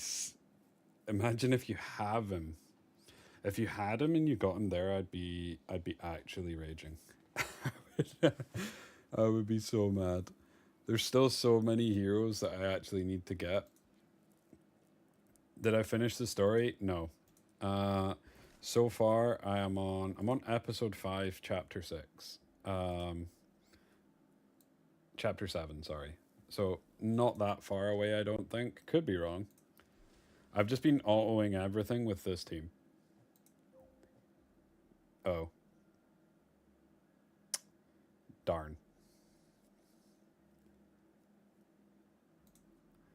This is becoming a problem, and I need to do it every single time I'm doing stuff. At some point, I should actually fix my inventory. Which one? Oh, there's quite a few of these people. Let's just put this one in. And I'll deal with it later. Timed. Lock the 5-star? Why does everybody keep, like... Just don't delete them. There are supposed to be cheesy bosses you struggle at. I mean, the only boss I've struggled at so far was Zeo. I think Zeo took me like 7 or 8 attempts.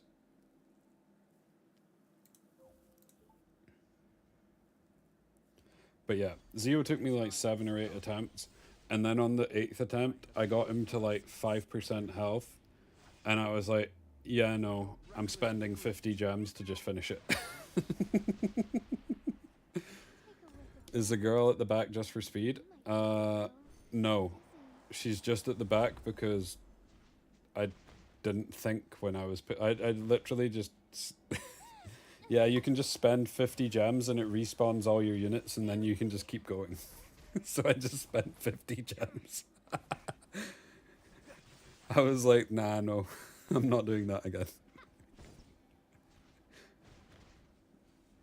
Wait, was that not a thing earlier in the game?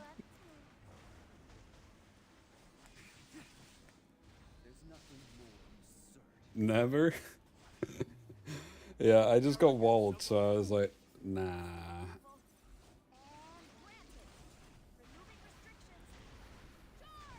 You lost a 5-star trying to sell... Oh. Okay, maybe after stream then, I'll go through and I'll fix it all. It's not something I'd kind of want to do on stream. I feel like it would be kind of troll. Just me scrolling through units. Lock, lock, lock. I have to do the same with artifacts though, but I actually have no idea about artifacts. Like, I don't know which ones I should be keeping and which ones I shouldn't. So probably what I'll end up doing with artifacts is once we're finished the tier list, I'll just go through them all and find like a tier list or like a guide that tells me which ones I should be keeping, how many I should be imprinting, and all that type of stuff. You must have inhaled the scent.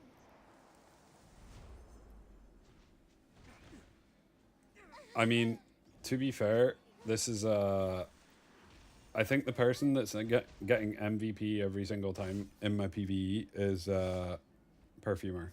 No mercy to spare. She's actually kind of insane. For your reckless greed. Oh, Savor this. that makes sense. Because her S3 doesn't apply the Venom in PvE, does it? Are you feeling water?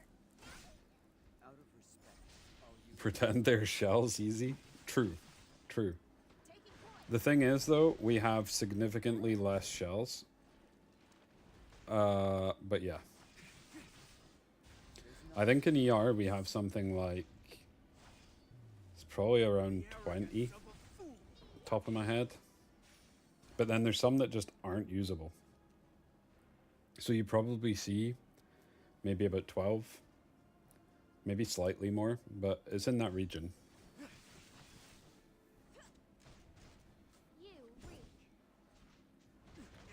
Yeah, that would be super useful. That would be super useful if you could, Gertzy. I would appreciate that.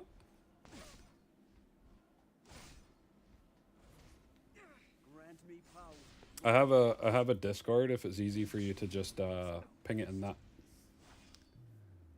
You because then I can pin it for other people as well. Because there's quite a few of us that have came across and are just playing for now. So, although to be fair, most of them are probably looking at a lot more stuff than me, just pressing auto and praying. Like PvE is not my bag.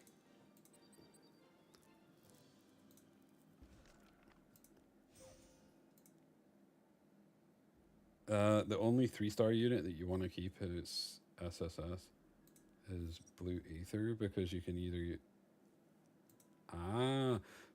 so someone told me right at the start that I should be imprinting all of them, keep one copy of like every 3-star at SSS, and then keep imprinting them, and then sell the imprint when you've got more than one imprint when you're finished. But get it to SSS because it gives you better like value for selling them.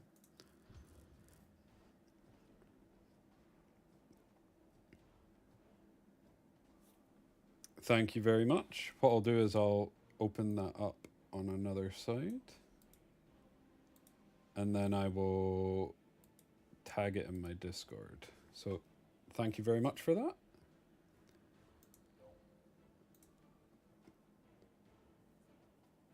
There's like a mission for 5SS. You get... Nice. I've been pretty lucky in like some of my SSSs. So, for example, I already have triple S Collie. No mercy to spare. So I could be a cleaver. I have the speed imprint. Reckless greed. The only issue with that is I'm slow. I think out of all the ER players that I've came across, I'm the slowest. Which makes sense because I'm also the slowest in ER. Except maybe Vanny. Vanny's pretty slow. So sweet. I'll wrap you up too. There's nothing more.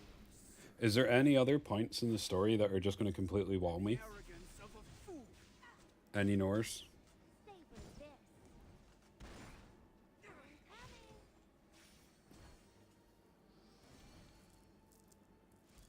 Grant me power. Not really. Lord Noya. Is Zeo like the last stopping point? Maybe the end boss? Okay. You reek. They had to nerf it. This new player actually bring a lot. Yeah. Well, originally me and Adapt had been talking. I'm on episode 5, chapter 6. Let me Oh. show you my secret weapon. Yeah, so originally me and Adept had been talking, we were going to start playing E7 for the anniversary. But then this new event thing dropped, so decided to start earlier. The arrogance. Because it's just kind of too good to miss type thing. Savor this. So sweet. So we were already going to play, it just wasn't supposed to be until like a couple of months' time. Requesting backup. Isn't it fragrant?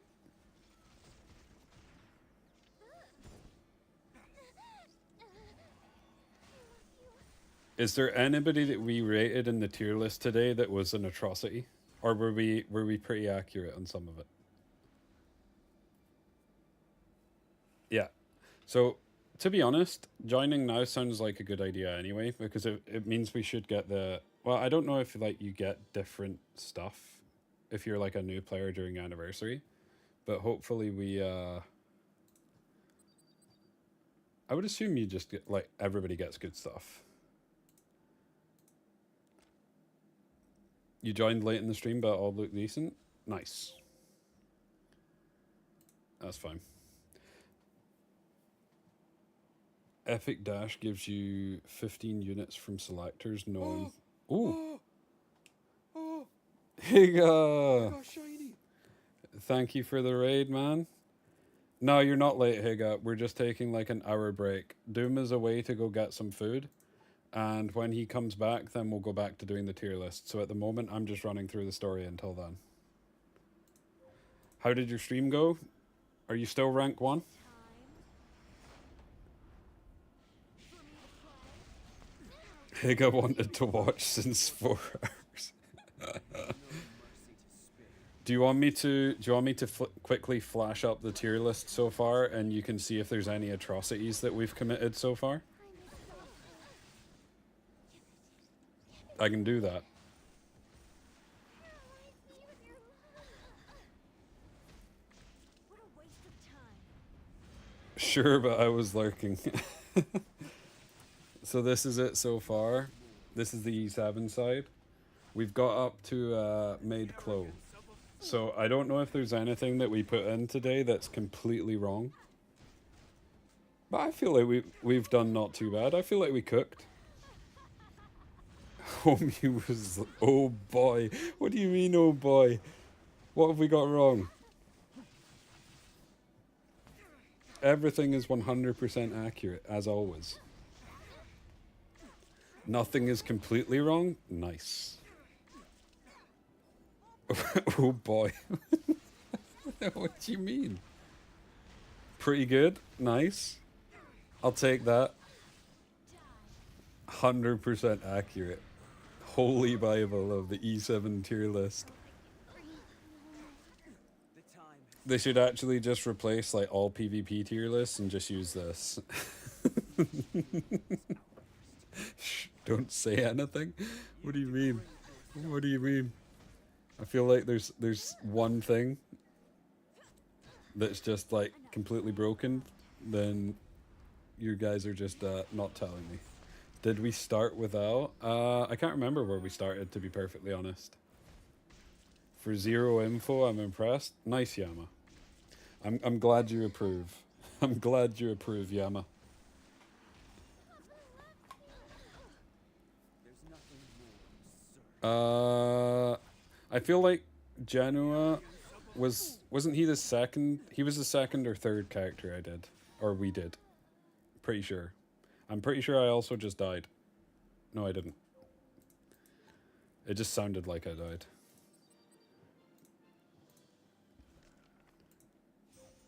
Most of the questionable stuff was done before today.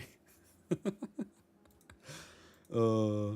weak are nothing but prey. Archdemon and Boss in the same tier's crazy work. What do you mean? Like, her kit just sounds bad. Or it doesn't sound bad, it just doesn't sound insane. Oh, did I finish this thing? No. Okay. We keep pushing, sorry.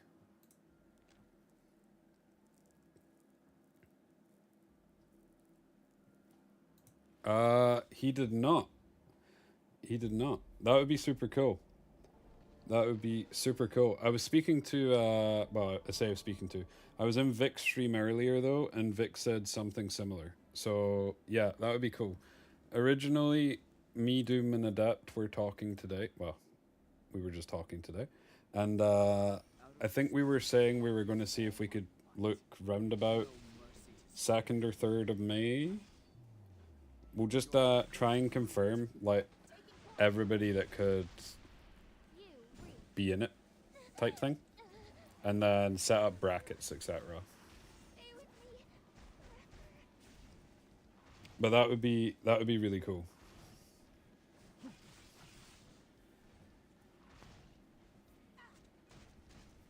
Savor this. I wonder if we should draft based on the tier list. Surely we do. So that way nobody picks Bossa Runka, which is good for me because I don't have her.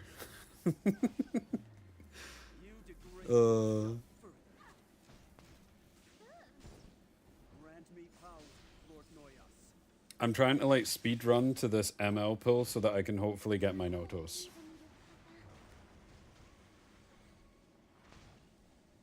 Would they even respond? I'm sure they would. I'm sure they would respond to you. And the arrogance of a fool. Something new and not a dupe, 100%. Mercy to spare. For your reckless Do you just get, well, is there any MLs that you actually want a dupe of? Like, is there any, like, that are just, you really want two different copies of them on two different builds? Like, I know a lot of them are nice to have, would be nice to have, but is there any that are, like, super important to have? Barunka? with each meaningless outburst. You degrade Balaam? yourself further. Okay, so all just nice to haves, but fair enough. Fair enough. That's good to know, though. So as long as I can, oh, I still don't know who to use for my newbie ML banner. I still have that sitting there. I've not actually. I think I did one pull on it because I was like, I don't actually think there's any point in me pulling on that banner until I'm finished with the chests and stuff in case I get something from there. So I was waiting to see what I got, and then I'll change the banner and then pull on it. Reckless greed. Time for something fragrant. Her SETI dupes weren't that common. Paralyze me with your love. Let me show you my I mean, to be fair, white base, my playstyle is basically just going to be dictated on the units that I get. And at the moment, it seems to be a mix of turn 1 and turn 2. So I'll probably be playing, like, aggro, I guess. Of a fool.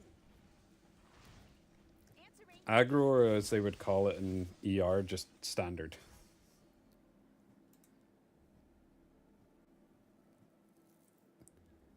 Wait. I would cook up some weird builds. I like weird builds.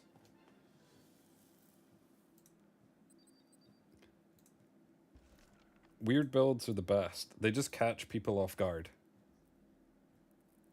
You say both turn 2 and standard? So, like,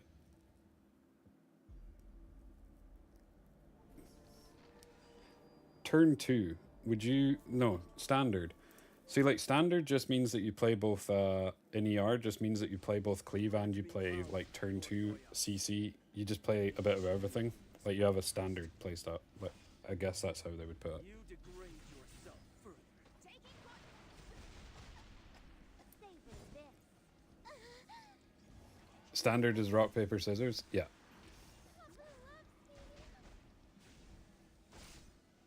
If you don't mind spamming the same drafts all the time. Nah, spamming the same drafts over and over can get really boring. Till I can breathe.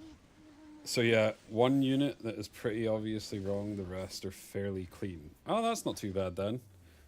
Who did we get wrong, out of curiosity? Who did we get wrong? You reap. I'm coming. I'll wrap you up too. Karu? Oh. I feel like he's not stronger, so I'm assuming we overvalued him.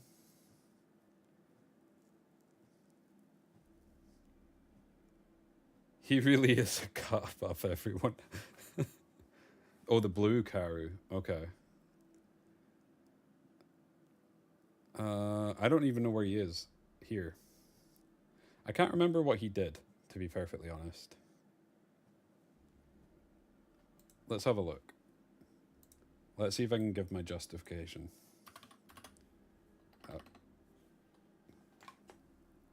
I've spelled his name wrong. There he is.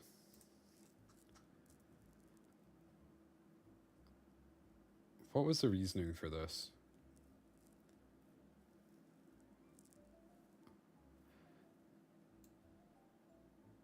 I can't remember. I feel like we kind of said if he gets the S3 off, he could be good, but don't you just make it so that he can never get it off? Was more or less.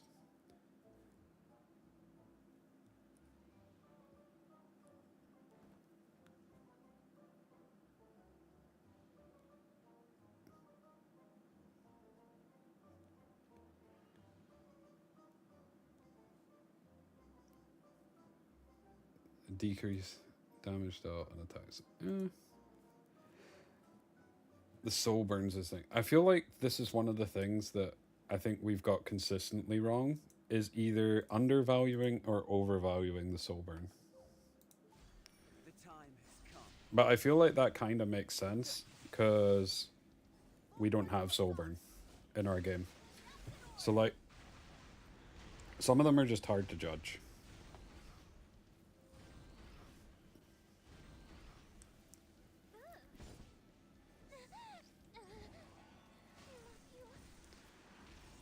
Missing artifacts. So next what we're gonna do is, I think it'll either be on Doom's channel or it'll be on Adept's channel.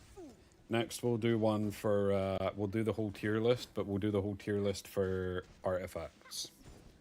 Artifacts will be kind of interesting because I think like I've said before, the easiest way to compare artifacts across to ER is shells. You degrade yourself further. So I feel like we would almost, you could potentially do them Grant me like they were a shell in ER. Savor this. I'm coming. I feel like there's some broken artifacts in this game though. I feel like there's going to be some completely busted ones. and the arrogance of a fool. Your main issue is that there's two classes that are entirely based around one artifact and their kit is balanced due to that. Yeah. Yeah. I mean, like, the thing with ER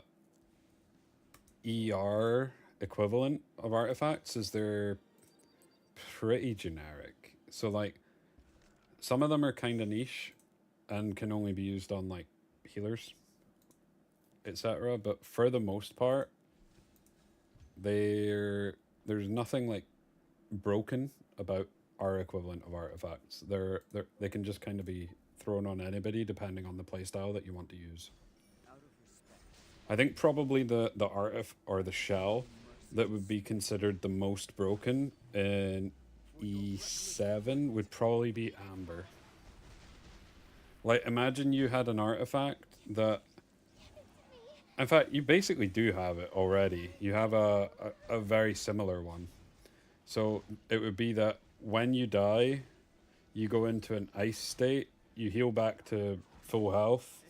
Codex, yeah, Codex would be busted actually. Ignore what I said. Codex would be busted.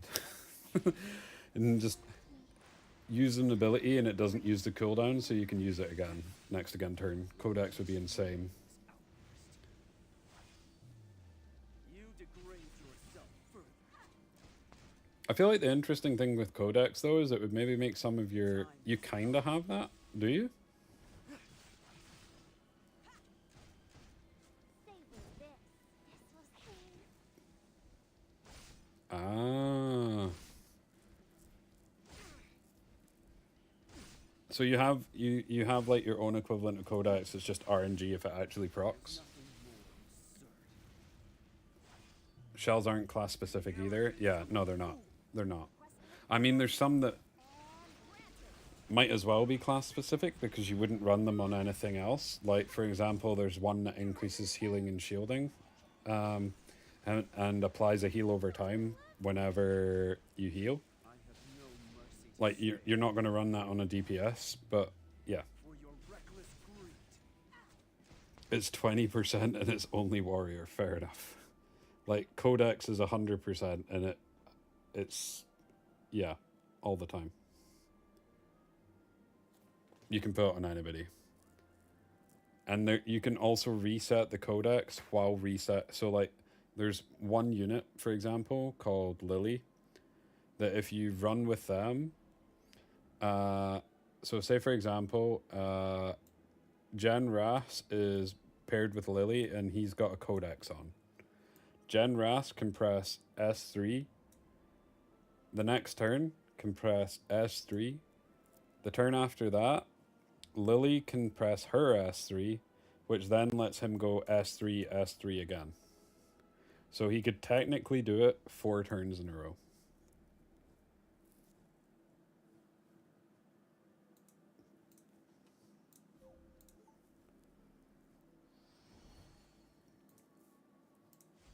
Grant me power, Lord Noya. I'm coming. Oh, Mainly what people will do with things like that is they'll use like a CC unit. So I think the best CC in like hard CC in your game is Petrify, or not Petrify, Stun. So you could go Petrify, AoE pet or AoE stun into AoE stun into reset, AoE stun, AoE stun.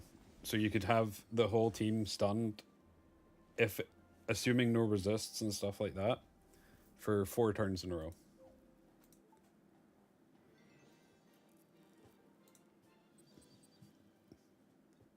I'm top bronze Higa. It sounds fair. I mean, it's kind of fun.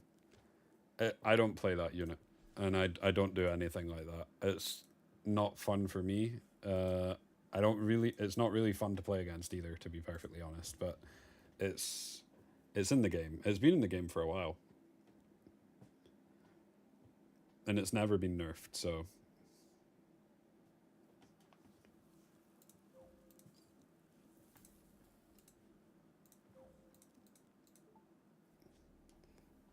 But like what are some of the other ones? The time has come. I feel like there's some that probably could transfer across pretty well. Like Count would be kind of interesting, I guess. So Count would give you, at the start of your turn, would give you a undispellable flat attack buff. It's 1200 attack. It just gives you it flat. And then what happens, it also gives you, it's like 25% lifesteal, and that's undispellable for 2 turns. And then it's on a 4-turn cooldown. So you'll get that buff, you'll have that buff for 2 turns, and then you'll have 2 turns without the buff before it would reapply. But you could use that on like some of your AoE cleavers. You probably have better versions, but I feel like that's like a transferable one. I'm trying ER again. What unit should I go for? If you're just starting out, if you're re-rolling, I would look for Raymarie, Plume,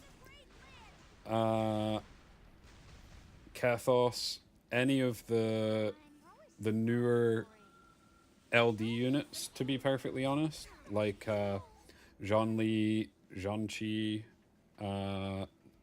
Luan, Fiamelia, there's quite a few. But definitely look for Raymarie and Plume. I logged back into ER, saw the chips, and logged out. I mean, they're doing something about the chips. So there was a meeting today. I can't remember what the whole things were though.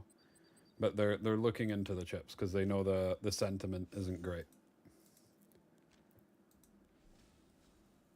But I can't remember what the whole thing was.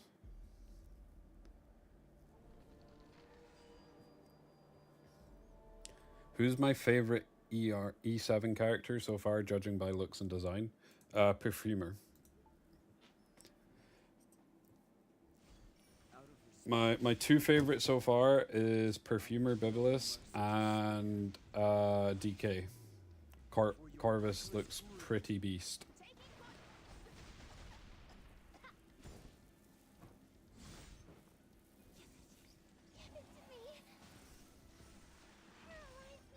I will say, I know what her kit does, and she is absolutely busted in both games. Like, she's one of the only units that I've actually read the kit before doing this stuff. I know he's I know he's an old unit, but he's cool.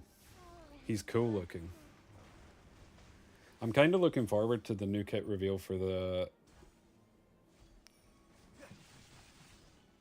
Bok does no Jiffy. Do I? you degrade yourself further.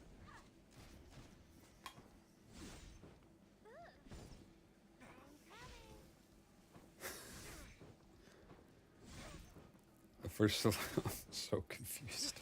uh, but yeah, Grant me power, Lord Noyas. I've seen it. The emote. There's nothing more absurd Oh. than the arrogance of Oh. Yeah, I have.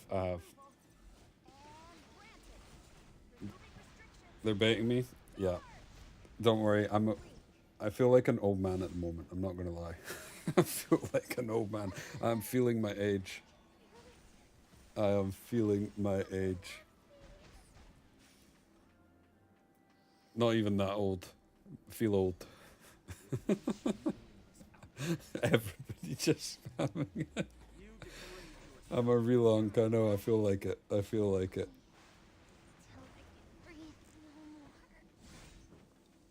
Why? Why do they love it?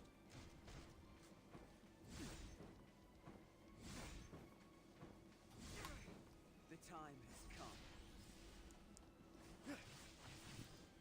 I have no mercy for your reckless greed. It's the most used emote of all time. Adapt, are you still there?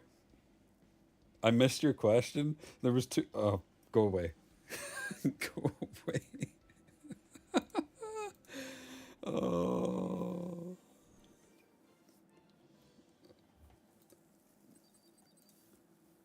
This is the times where I feel like I need a mod that's not JoJo, that actually does stuff.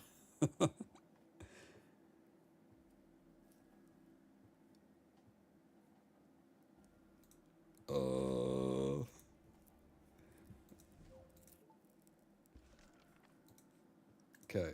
Have I finally done so? No, I'm still not there.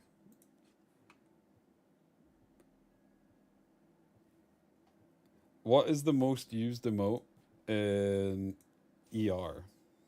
I did. They're spamming me with jiffies. How's the progress been? Where are my mods? I don't know, man. I don't know where they are. Yeah, like, yeah. Would you say it's like UA knows? Nah, 7 TV emotes? I don't know. In terms of 7 TV emotes, genuinely no idea. Make someone a mod then? I have 5 mods.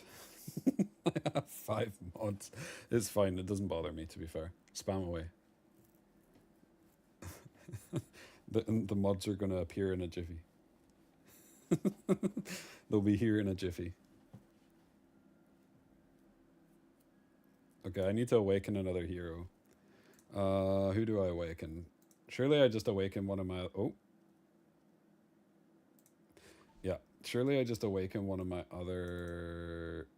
I keep pushing the wrong buttons. Probably the girl with the question mark. I can't even remember what that one is.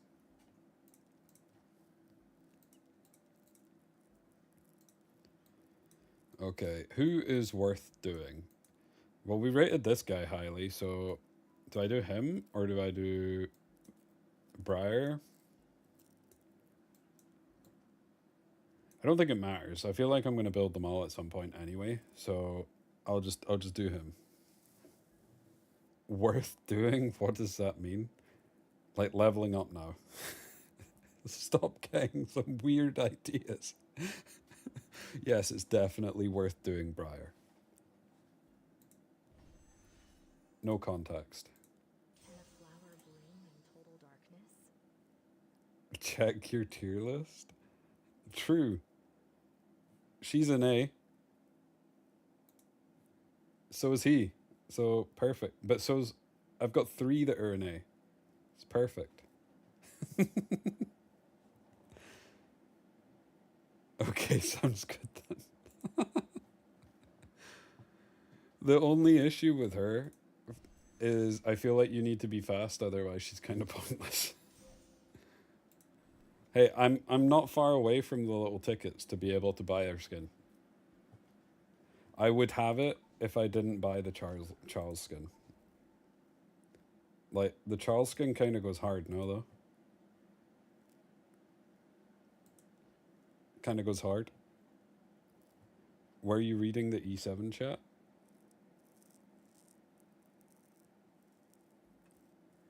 Yeah, Lucina is yeah.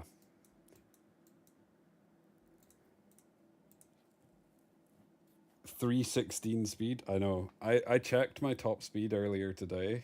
I think I've got 1 speed higher than the set they gave you. I'm literally 1 speed higher than the set they gave you for what's her name? Oh, I forgot. Renak. The set they gave you for Renak, I can improve it by 1 speed. Feels good.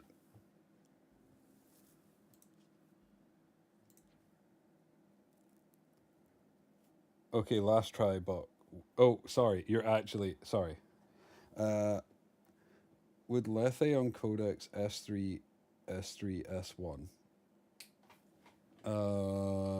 Sorry, Higa, I didn't actually see that until now. My bad. Let's see. Too much spam. Too much jiffy. Lethe.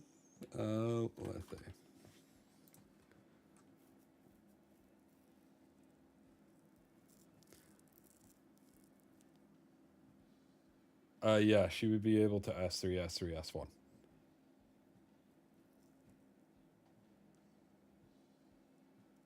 And she would just wipe your whole team. Or at the very least, wipe 1 person.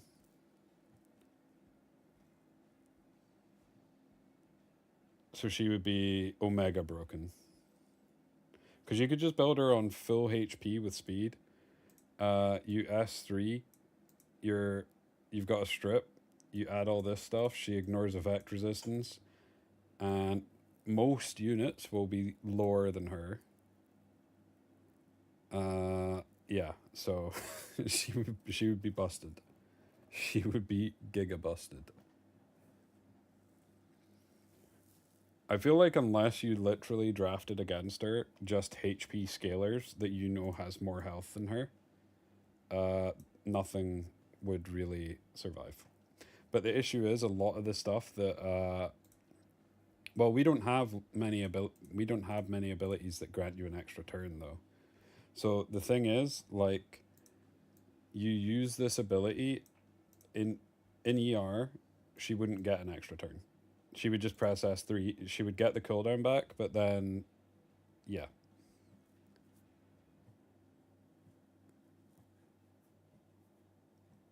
E7 has so many extra turns, they do. Ilanav. So, like, the thing is, was it this?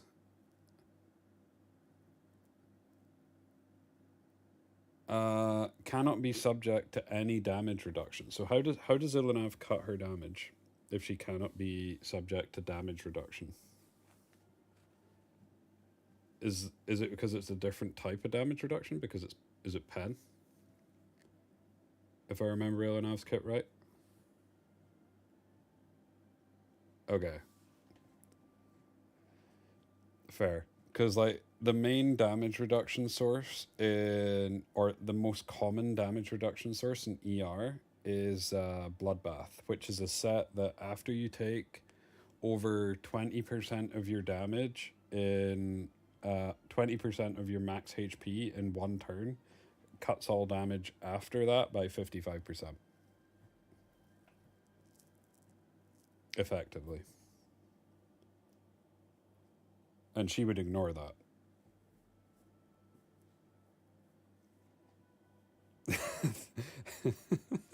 That would be so. Yeah, I mean, Bloodbath's a pretty strong set. It is pretty strong.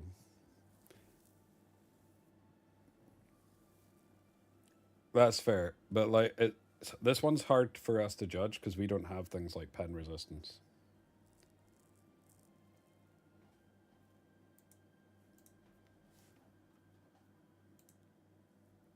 So pen resistance is like new to us. Where am I going? Oh, tell him what the best cleaver does. So the best cleaver in Etheria.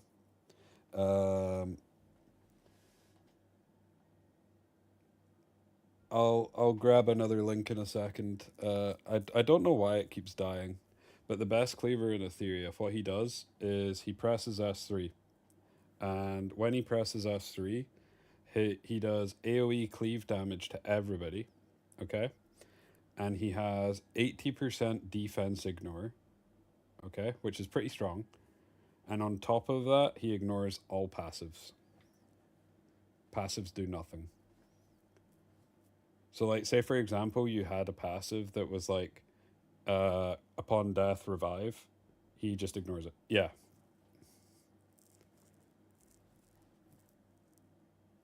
Oh yeah, and on top of that, he becomes invincible for one turn if he doesn't kill anything. If he kills anything, he becomes invincible for 2 turns. He also has the high. No, he doesn't. No, he doesn't adapt. No, he doesn't. Born does. He's up there though. The only saving grace is he's giga slow. So you need to use people that are like push super far to be able to use him.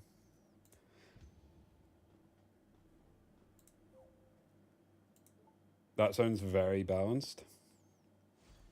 Grant me power, Lord Noyas. What, Higa, you think that Messiah deals less damage than You degrade yourself first. You didn't see this coming. Strays?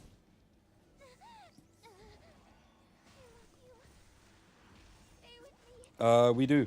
We do have units at 100% push. But the thing is, most of the units at 100% push are...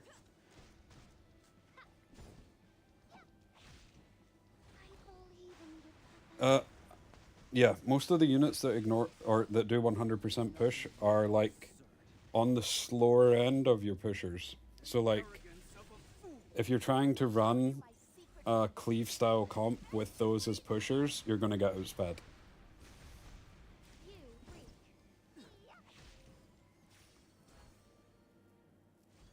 Out of respect, Fair. use all my might. I feel like Messiah's damage is insane. So it will be interesting to see a unit that does more damage than him. There's no pen resistance unit. In ER, not really, no. I have no mercy to spare. For your reckless greed. Not really. Thing is, Messiah wouldn't be able to do anything against Lady of the Scales. This is true, With each meal to an extent. you degrade yourself further. Like, the thing is, so we have damage. Like, he would kill the unit at the front, and then the way that Messiah normally goes is he double pumps. So we have another unit called Beyonton. In fact, one second. Is it Pridewin? For your reckless greed. Honkai Star Rail, apparently. Oh, okay. We have another unit that we use with alongside Messiah called Beyonton. So if I go to character, what is happening? So many pop-ups. Beyonton. And what her S2 does, she has a revive, but her S2 also gives him an extra turn and resets the cooldown of his S3. So what happens is you pull him up with a different unit. He S3s. She then pulls him up again, and he S3s again. So like skills kind of wouldn't matter. He would just kill everything. The unit that she's revived and made invincible would be chilling, I suppose. But everything else would be dead.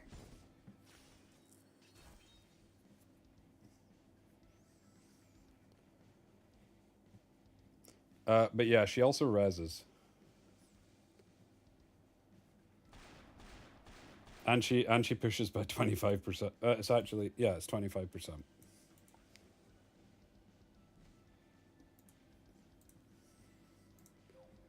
But again, the saving grace is she's slow. So to be able to do that properly, you need to be giga fast, and you need your opponent not to actually be willing to pivot. So like say for example, if they start on turn 2 and you start to go into a draft like that, if they don't pivot towards turn 1, it's kind of hard to deal with. You normally have to ban one part of the double pump. All my might. I have no mercy to Yeah, if he kills, he gets 2-turn invincibility. for your reckless greed. Taking point. Just so you're aware, how to get 3. Those are release units. They've been in the game since release. I'm not even talking about the new units. They've been in the game since it came out. With each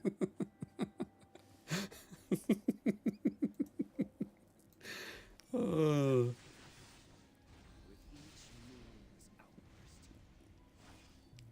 Lily, Messiah, Suki, Beyonton, they're all release units. Same for Freya. Yeah. Yeah, they're release units. Grant me power, Lord Noyas. There's nothing more absurd than the arrogance of a fool. Aren't the new units pretty groundbreaking? Some of them are, yeah. So, like, for example, like, you guys would say, like, Messiah and stuff like that would be super strong. Like, Messiah's like B Yo. tier. Oh, Doom's back. How's it Yo, going? Doom, not too bad. I'm just explaining Messiah. But yeah, Messiah would be like B tier. Some of the newer units are significantly stronger. But some of the newer units that are really strong in Etheria, you guys don't even think are that strong. But then when I showed Higa like DE tier unit yesterday on stream, and he said it would be like game breaking in E7. What? RC. RC77? Yeah, he would be like game breaking in E7, but he's like trash in ER. He's not trash, but he's like super niche I mean- and like never picked. I mean, is that not just trash? What does he do? Okay, before we go back to the tier list, I'll show you guys what RC does, and then we'll go back to doing the tier list now that Doom is back. So, and just for context, this is a 4-star. This is a 4-star. So it's Well, they're it's an awakened force. yeah. So it's the equivalent of like you know how you guys have like the specialties where you can like upgrade some of your 4-stars. You. The debuff spread. Yeah. I'm just closing E7 because why is it not closing? Yes. Okay. Let me go to RC characters. So where is he? There he is. Chrissy is such a fun character in like He's concept. and then pretty just cool. Does nothing. He's pretty cool. But then like on when you read this kit, it sounds like he does a lot, and then you play him in the game and he's like, right. Other thing, for clarity, he has the joint fastest speed in the game. Just for clarity. Fastest base speed in the game. Okay, so the S3 is first single hit. Now, keep in mind, multi-hits are a thing in ER. Multi-hits are a thing. So he first attacks a single enemy with 160% damage and 100% chance to inflict a one-turn stun. Then he hits all enemies 3 times, dealing 3 hits of 100% damage with a 60% chance to inflict attack down and defense down. So he's basically guaranteed to inflict the attack down and defense down, and the stun is more or less going to land every single time. That's the S3. The S2 is 4 hits of 100% damage. The first 3 hits have a 40% chance to push their turn meter back by 30%. So if every single hit of the first 3 lands, he pushes them back 90%. And the last hit has a 75% chance to spread all the debuffs that are on that target to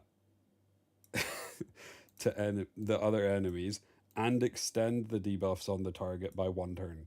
So say for example, if you had like Death Break, Stun, etc., he'll spread the stun to everybody else on the team, and he'll extend the stun to 2 turns on the 1 unit that he hits. Also important to note that the way Effect Deck works in Etheria is this 75% base chance would actually be over 100% in Etheria if you run Effect Accuracy. Yeah. So you'd only miss this if you get 10%ed usually. Yeah. Okay. And the final bit, which is probably one of the most broken parts of his kit. So it's his S1 doesn't really matter. It's just a hit with increased accuracy. Increased accuracy, basically, you don't care in Etheria. But the passive, so this is just a passive. Whenever an enemy is purified, so cleansed, and dispel 1 buff from them and remove 6% of their max HP. If they have no buffs to be dispelled, removes 12% of their max HP. So for that's for every single time every buff they cleanse.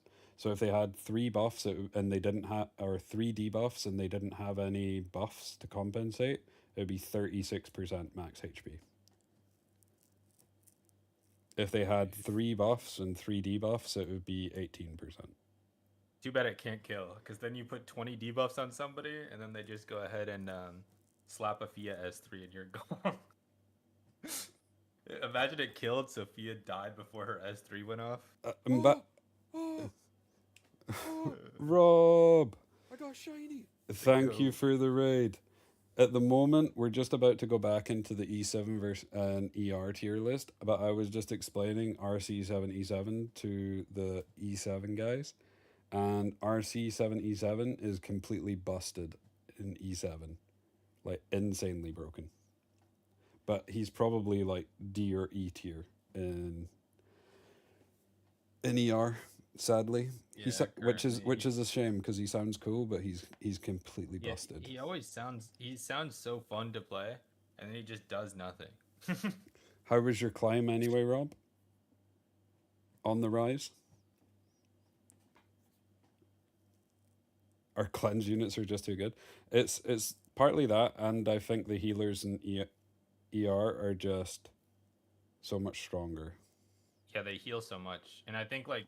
Wait, there's my mod. My mod was watching Rob the whole time, I see.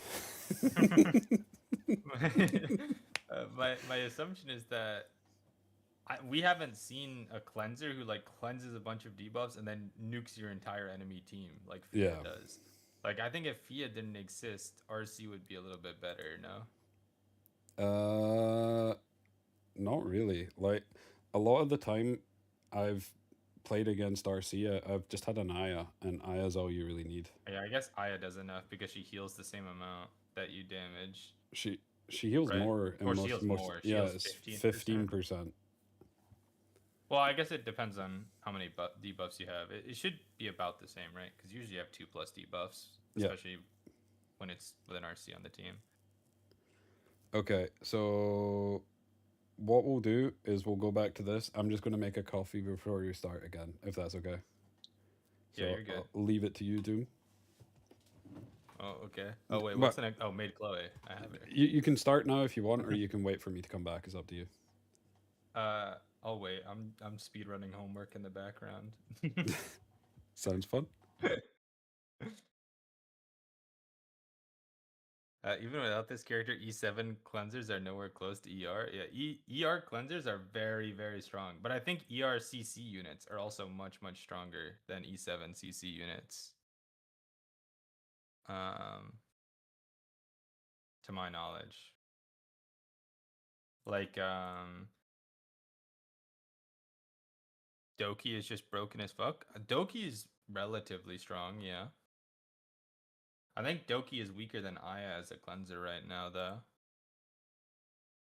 Aethera is a much slower meta right now, I feel. Depends on the meta. Right now, ER is in a slow meta. Literally 2 weeks ago, ER was in a turn 1 meta. Or less than 2 weeks ago.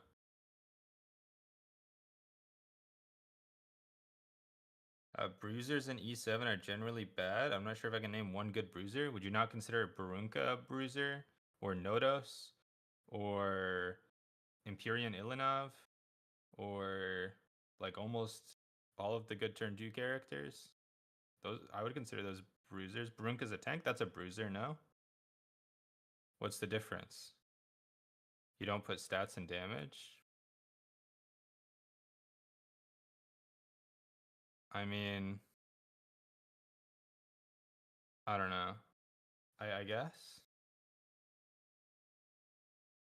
I mean, unit with crit damage and crit chance. I see. Yeah, I don't think there's no tanks in Etheria. They don't exist. Yeah, our bruisers are just, I guess all of our bruisers are just tanks while also dealing damage. Wait, why is Adept still up? It's like 3 a.m. for him, and he's got work. Like, what is he doing? What is he doing, man? Go He to can't sleep. stop himself. He's addicted. Okay. But yeah, there's no sorry. there's basically no tanks then.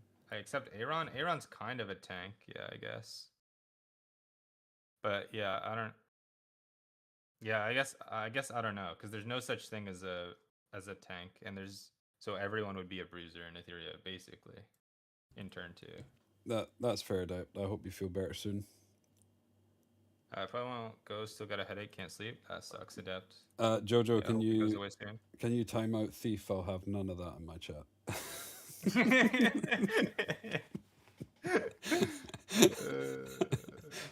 Oh, Jojo, he's been waiting for this moment.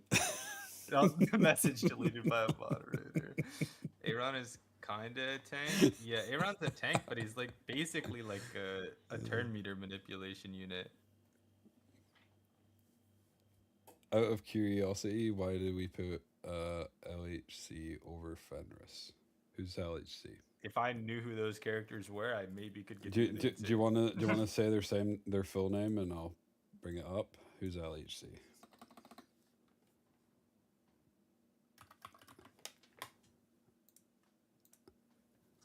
Last of C tier? Oh, Lionheart Sermia? This character was... Oh yeah, she was pretty good or interesting looking. What was the other one? Fenris. Fenris? Who is Fenris?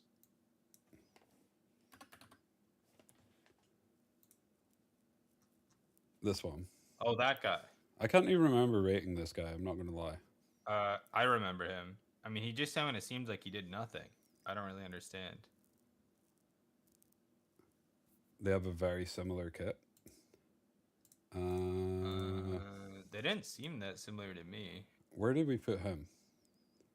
D tier, I think, probably. Yeah, he's in D Yeah, tier. he's in like the D. middle of So he's D one tier above. So why did we put her above? Let me have a look. When I I actually when thought I read we- their kits, I think Lionheart seems much better to me. I think it seems not close, but I thought we actually thought she was pretty strong. Yeah. Well, we thought she was really strong in Etheria. I think Yeah. she's A tier in Etheria. I think we thought for her she was more of like a counter specific playstyle very well. Yeah, and I think if you go into exclusive equipment, that was like the big thing as well. Yeah. Her exclusive equipment was like the best one we've seen.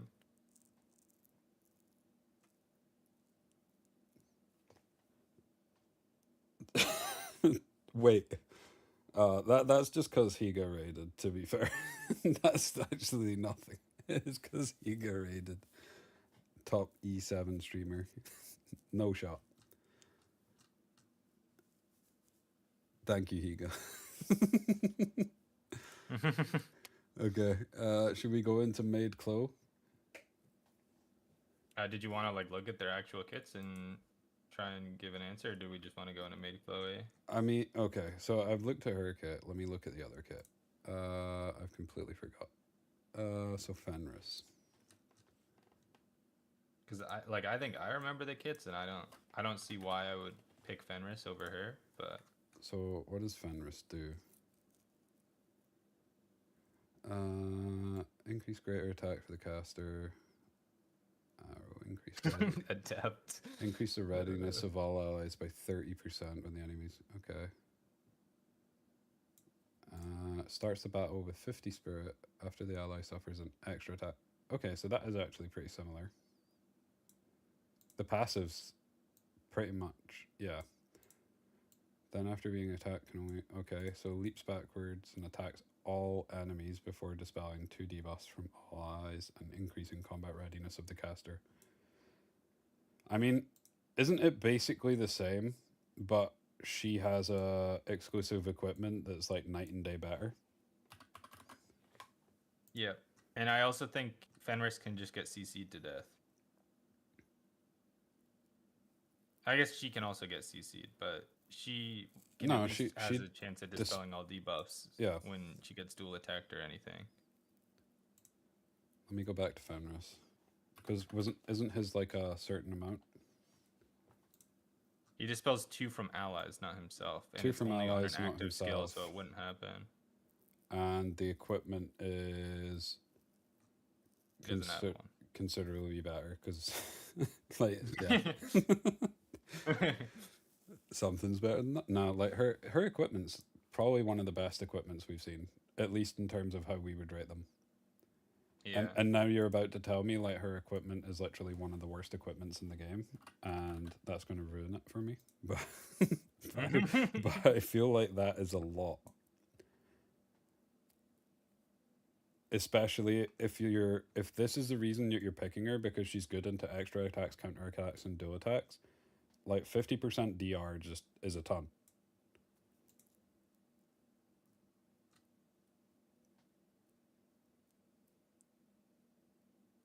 Does it play like a bit of a non-factor?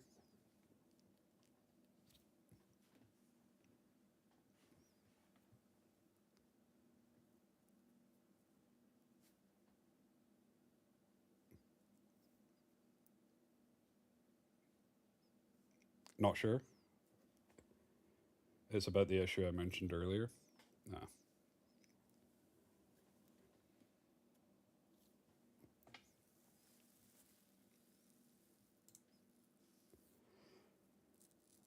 Okay then. Should we jump Yeah, onto Maid Chloe? I can read her because I have her. That's fair. Yeah, so Higa was telling me that basically like all the rangers, and I think it was something like mages as well. I think it was the mages are on very limited artifacts. already, Yeah. Yeah. All right.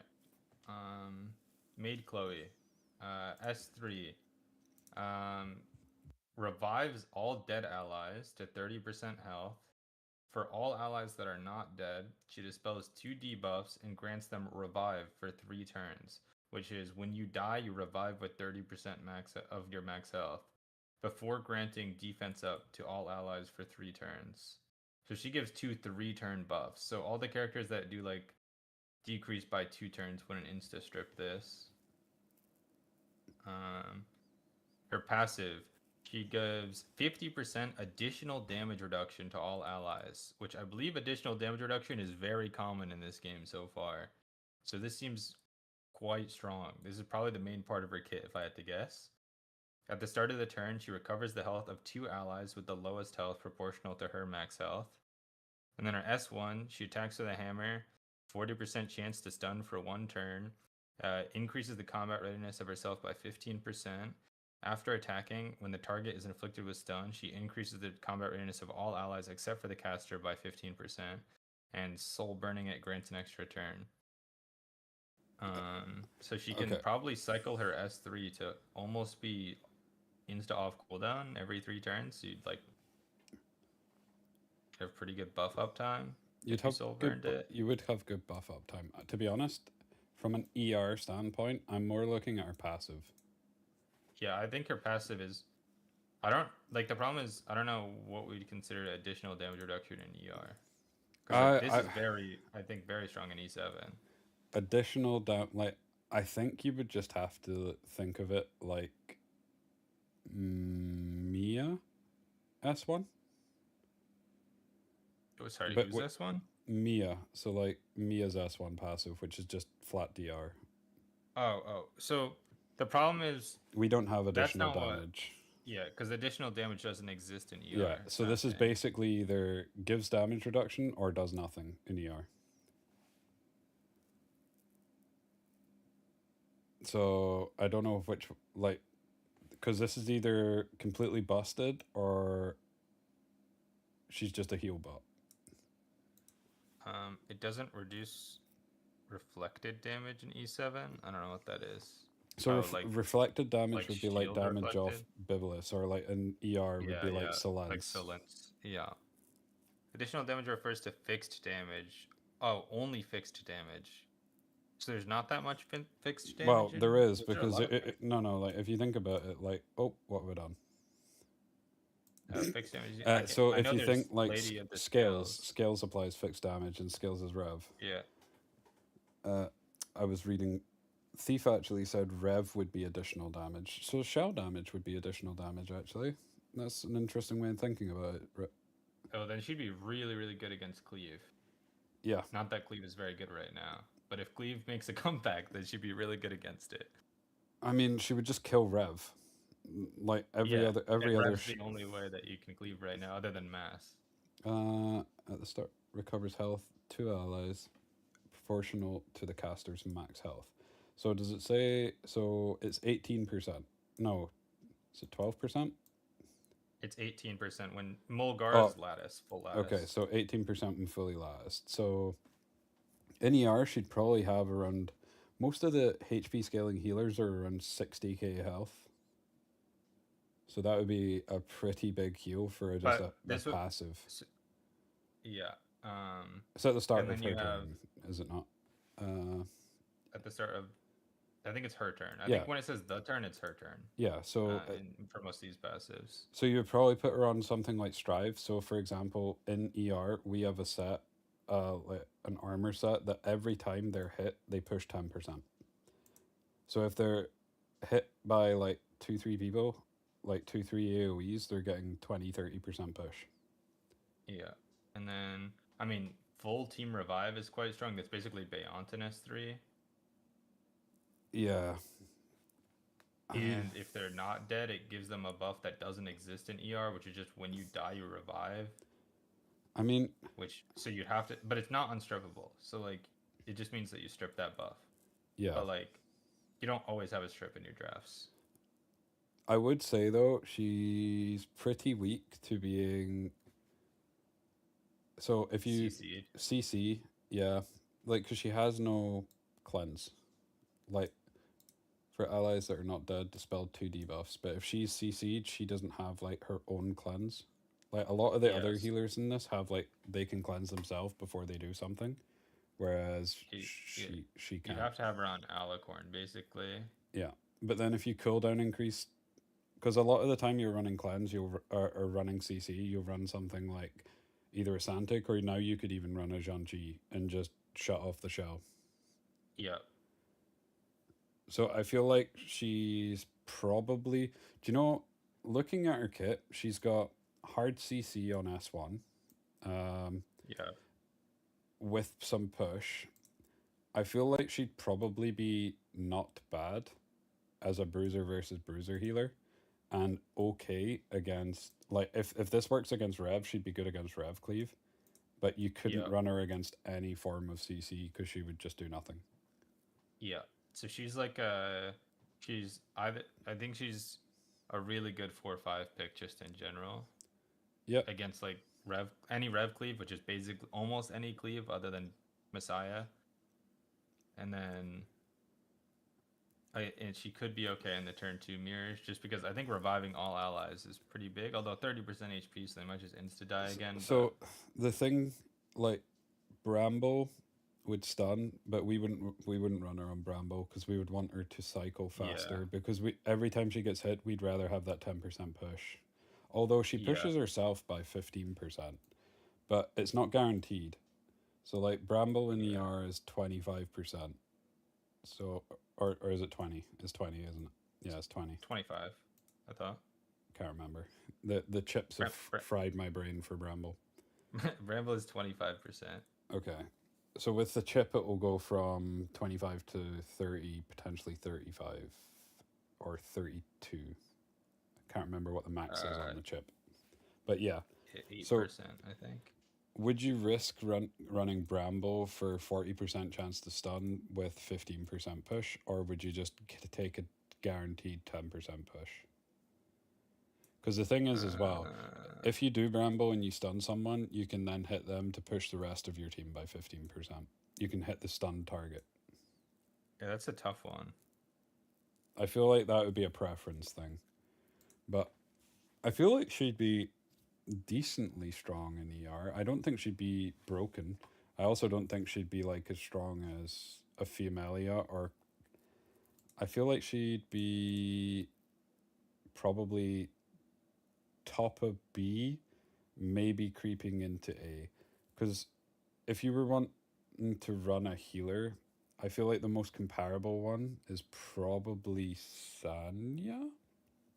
Because Sanya gives healing based on her health and also pushes. I feel like that's the closest we can get.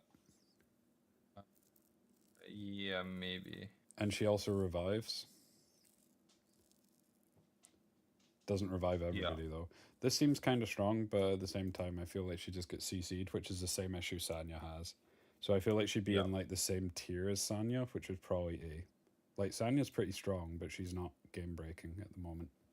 Whereas she used to be. I think A is fair for her. I think it would depend on the meta which one is better. Yeah, I feel like if it's a cleave heavy meta, she can maybe sneak into S, but right now she'd be A. Yeah. Now for E7 though. So E7, you can shut off this passive. Healing just generally isn't as strong. In E7 as it is in ER. Rezzing units.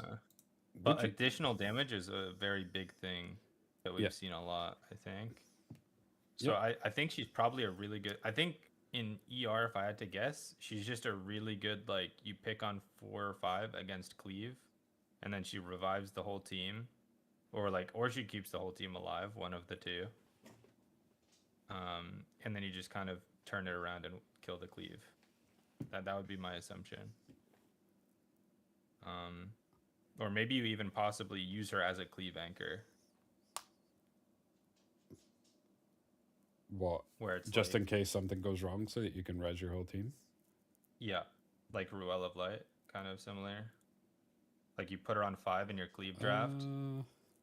Then like you get like, I don't know, like counter attacked on or something, and then maybe she just S3 dresses your whole team. I don't know if she's probably worse than Ruel of Light at that though. I'm not sure. Maybe. I don't really see that. Could work though. Potentially. I don't really see it. For me, I see him as more of like most healers, I feel like in this game are set for more turn 2 versus turn 2 if they don't cleanse. Because, like, if this was set, how when a unit's Well, revived, do they Steve- remove injury? Because you could almost run her against, like, injury style comps, and so this is almost a way of cleansing injury, just by reviving. But then, isn't she super weak to some of these units that, like, No, they don't cleanse injury. so even if they're revived, they still have the injury. So if they die, they come back, they still have injury.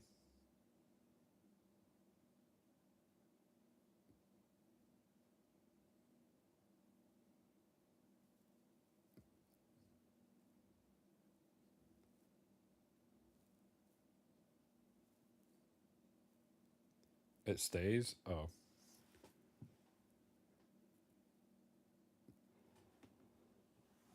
Yeah, I don't know. That kind of lowers her value for me.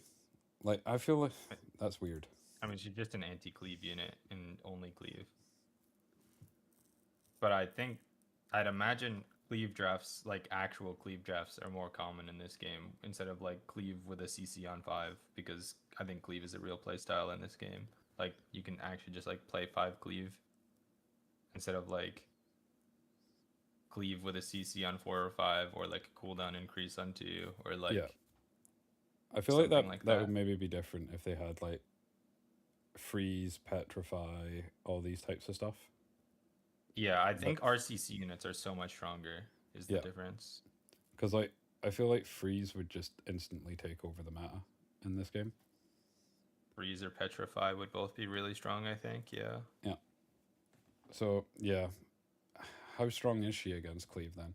Because, like, in terms of, we've already rated her for ER. So in terms against E7, I would still rather have Ryder Karu. Is she, like, I feel like it's meta dependent how high she goes in this then. If Cleave Yeah, I is think super good, she's probably sitting in C as like a 4 or 5 pick. If I think Cleave's- if Cleave is super good, she'd probably be B, right? Well, I guess it depends on whether the cleavers use extra damage to kill or whether they don't. I guess that's the thing. But would that just not mean then if she's getting picked? Because I would assume that we said Cleave will pick skills quite a bit as like a supportive Yeah, kind of Cleave does protection pick unit, and then scales, it and gives you she's a additional counter to damage. scales. Yeah. But if they don't pick scales, does her value just instantly go down? But we're probably. I don't know. I feel like who C's else is- probably makes sense then if we're rating scales so highly and we think that she'll be picked against her. Probably makes sense to be in C, potentially bottom of B. I think she's probably B tier. You think B? Yeah, I think I think she'd be a more high priority pick probably than some of those other units on 4 or 5. Well, maybe not. I mean, I don't know. I guess it depends, but I think she's probably. I think 50% damage reduction is insane in a game where, like, I think it would be way more valuable at 50% damage reduction of anything in a game where you don't have a set like Bloodbath already. Like, I that's mean, basically them see, going from no this Bloodbath is to a- Bloodbath. I think this is one of the things that I won't really get until I start playing. Like 50% of the additional damage reduction when I'm looking at numbers that are like 2000 seems like nothing to me. Yeah. Because it's 50% would take the 2000 number, well, it would take the thing on scales down to 1000. And I'm like, well, 2000's nothing anyway, so Yeah, Ornock is 7,000, so it would reduce hers down to 3,500. Future character is really mad. this is just something like I feel like I won't fully grasp until I actually come across it. And when it Yeah, matters. I just think it's a case of like goofy numbers in Etheria, I- like making it hard to judge characters. I think personally I would put her in C, but since you're the main cleaver, I'll go with you. Go for B. I mean, we could put her in C if you No? like. I don't mind too much. Martial artist can. Mortal. LD can. Or Had the, ML. My bad. had the option to pick this guy. Did not pick him. I think I do that almost every time. Say LD instead of ML. Okay. So attacks all enemies with a powerful ground pound with a 55% chance to decrease defense for 2 turns and increases attack of the caster for 2 turns. After a successful attack, always results in a crit. Okay, so it's another one of these.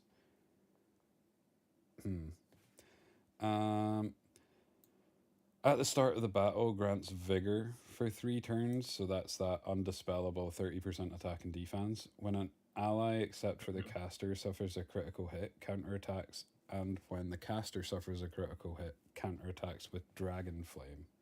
So, Dragon Flame, he gains 1 soul, attacks the enemy with a kick, and penetrates the target's defense by 50%. A successful attack always results in a critical hit, and damage dealt increases proportional to the caster's lost health. So the lower he is, the more damage he'll deal. Attacks the enemy with a flurry of... Let me just change this. 100% chance to inflict provoke, so taunt for 1 turn. A successful attack always results in a crit. So you don't need to build him with crit rate, you just need to hit, and then he'll... So you just go like full attack, full crit damage. Probably that's it. His character's like F tier. Yeah, he's not good. I think if he wasn't an attack scaler, then I could see the value.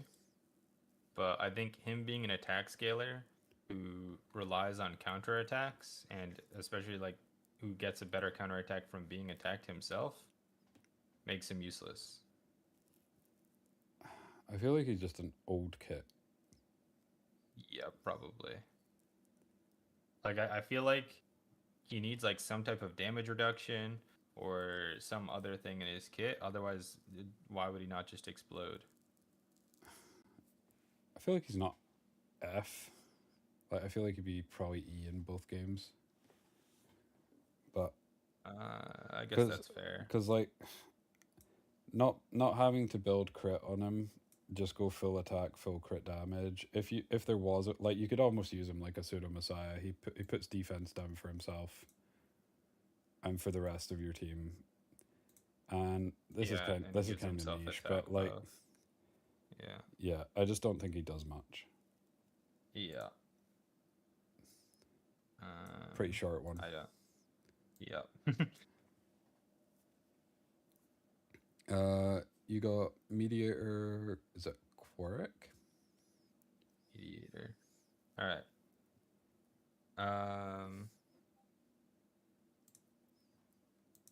Are current sets in the game also spoiler, like gear sets? No, Like they're no. not. I don't think we know what all of them do, but but they're not spoilers. We've been assuming them for some characters when we know what gear sets do. Yeah, like we've been assuming like warfare and stuff set, when it's full. Speed set, HP set, immunity set. I don't know what other sets there are. But yeah, there's torrent. We don't know them all. But, yeah. Okay, S3 dispels all debuffs from all allies, gives increased attack and immunity for 2 turns, increase his own turn meter by 50%. When the skill is not on cooldown at the start of the turn, decrease debuff durations of the caster by 1 turn. Wait, sorry. When this skill is not on cooldown at the start of the... Oh, okay, so if he's CC'd, because CC is always 1 turn, he cleanses himself so that he can press S3. That's what I'm understanding of that, right? 1 second, I'm reading. By restoring balance that has been destroyed, dispels all debuffs from allies and granting.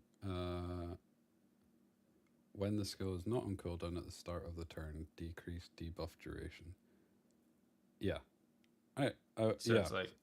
So yeah, so it's like if he's CC'd, he'd cleanse himself so that he could press S3 to cleanse everything. Yeah, but if it's on cooldown, then he does nothing. Then he just stays CC'd. But and then Soul Burn it for a 3-turn buff for attack and immunity.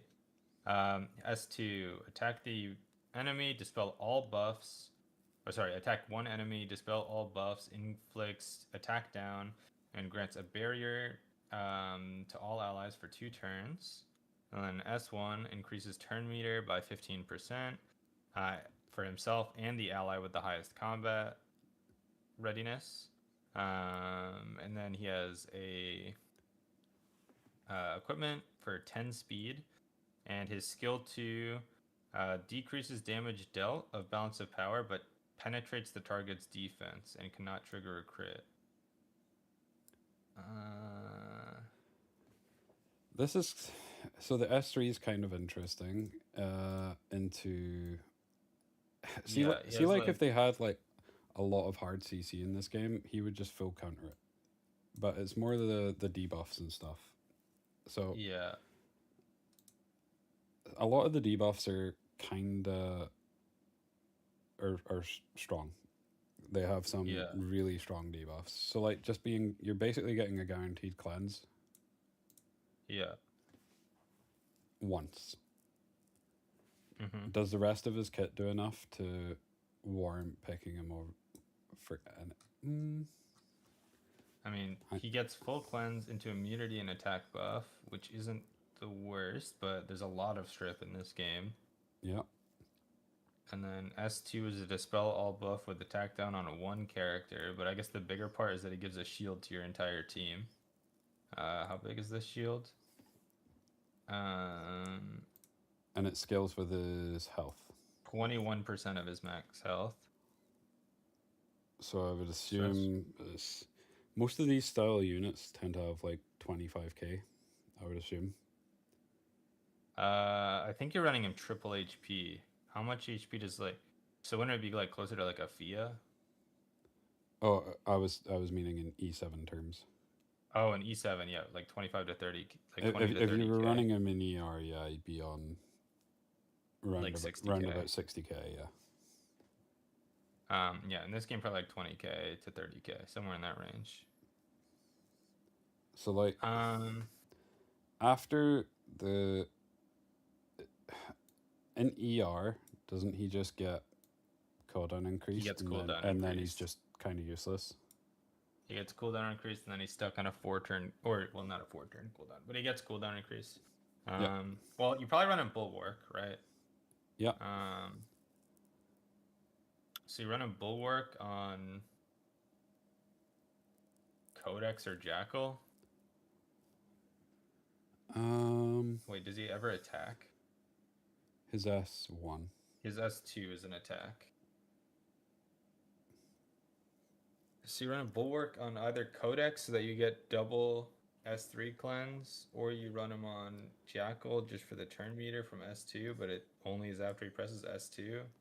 I mean, I suppose one of the good things is EE has speed, so Yeah, his 10 speed speed. will go up. So Which like, would, but it's in still terms kinda of like, slow, though. it is, but in terms of like HP scaling bruisers in ER, he'd be on like the faster side. If he had 10 speed, I would assume. Yeah, he'd probably be. The other thing he kind of has going in his favor is that his E makes him pen defense, and a lot of the meta at the moment is defense scaling, and it's percentage health, so it probably wouldn't be nothing. Yeah. But he's just a cooldown increase victim. He just gets stripped Yeah. into cooldown increase, and then he does nothing in ER. Yeah. And if you're not running on him, if you're not running him on Amber, then he's just gonna die. Yeah. Yeah, he's probably just kind of useless. Does he do enough? Like, let's assume you have a cleanser. Does he then, aside from him, like you're running a double cleanser team? Does he do enough attack? No like, way. like running a double cleanser isn't like that outside. Running double cleanser is fine if one of them is like Fiamelia, Yeah. but like he What- is not Fiamelia. No. What if you're running like him alongside Aya? Like I don't think he does enough alongside Aya is the problem. Like he gives you attack buff. You're talking about a turn 2 team. Yep. So maybe Assault takes advantage of that. That's it.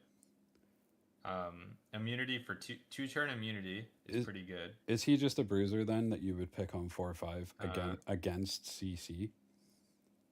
Yeah, I think you just like you see them commit the 4-5 CC, you go 5 Yeah. him. But like then he just is banned, right? Like if they're going 4-5 CC, it's because you haven't picked a cleanser and then you ban him. So like I mean, he does the job of getting wouldn't banned, but wouldn't like so does you? every other cleanser. No, so like let's say for example they go Freya into Santic or Kathos Freya Santic, Mhm. and then you lock Aya. You could pick him on Okay. 4 or 5. You've got a cleanser and you already know that he's probably going to be able to cleanse and maybe go, and then full cleanse the rest of your team. It's almost like having a cleanser with some damage and utility that's not Fia.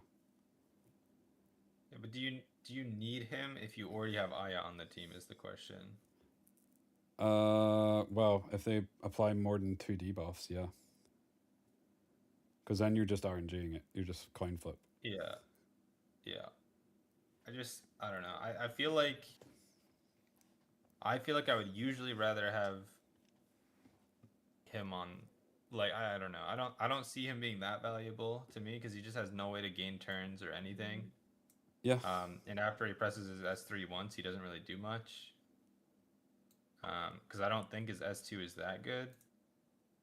Like especially since it's attack down. It's like one of the only characters that does attack down instead of like a good debuff. Yeah, attack down isn't important at all in ER. And like barrier is like it's not bad, but the barrier can be stripped. And like if you're talking about running him against a CC comp, then they have strip a lot. I don't know. I feel like in a CC heavy meta in ER, he'd probably be around C tier. I don't think he'd be like. It all Yeah. really depends on how much damage this S2 does. Yeah, I mean if he does good damage, then I could see it maybe, but Let's But, multipliers. like I can see his skill multiplier in this. It's not high, but like it's never high. But even if you double these, they're not high. Because this would basically need to one shot Sunbrim for him to have like decent value. Yeah. And if it's not, And, like- then you're just running him as a cleanse bot. S2's S2's good good damage damage for for E7. E7. Okay. But that's fine. So what we'll say is for this, he's probably like top of D tier, just like a last pick for when you need a cleanse. Yeah. But he's just a cleanse bot. He probably Yeah. wouldn't do enough damage in ER. Now for E7, the full cleanse is still interesting because it really depends. We've seen a lot of cooldown increase, but in terms of like the cooldown increases, how many of them are meta from what we've put in our tier list? None. So are there then, any that if are he- there any full cleanses that if we he's put in not meta? if he's not cooldown increased, then he's gonna get his full cleanse off. So I feel like he in E7 probably a pick on 4 or 5.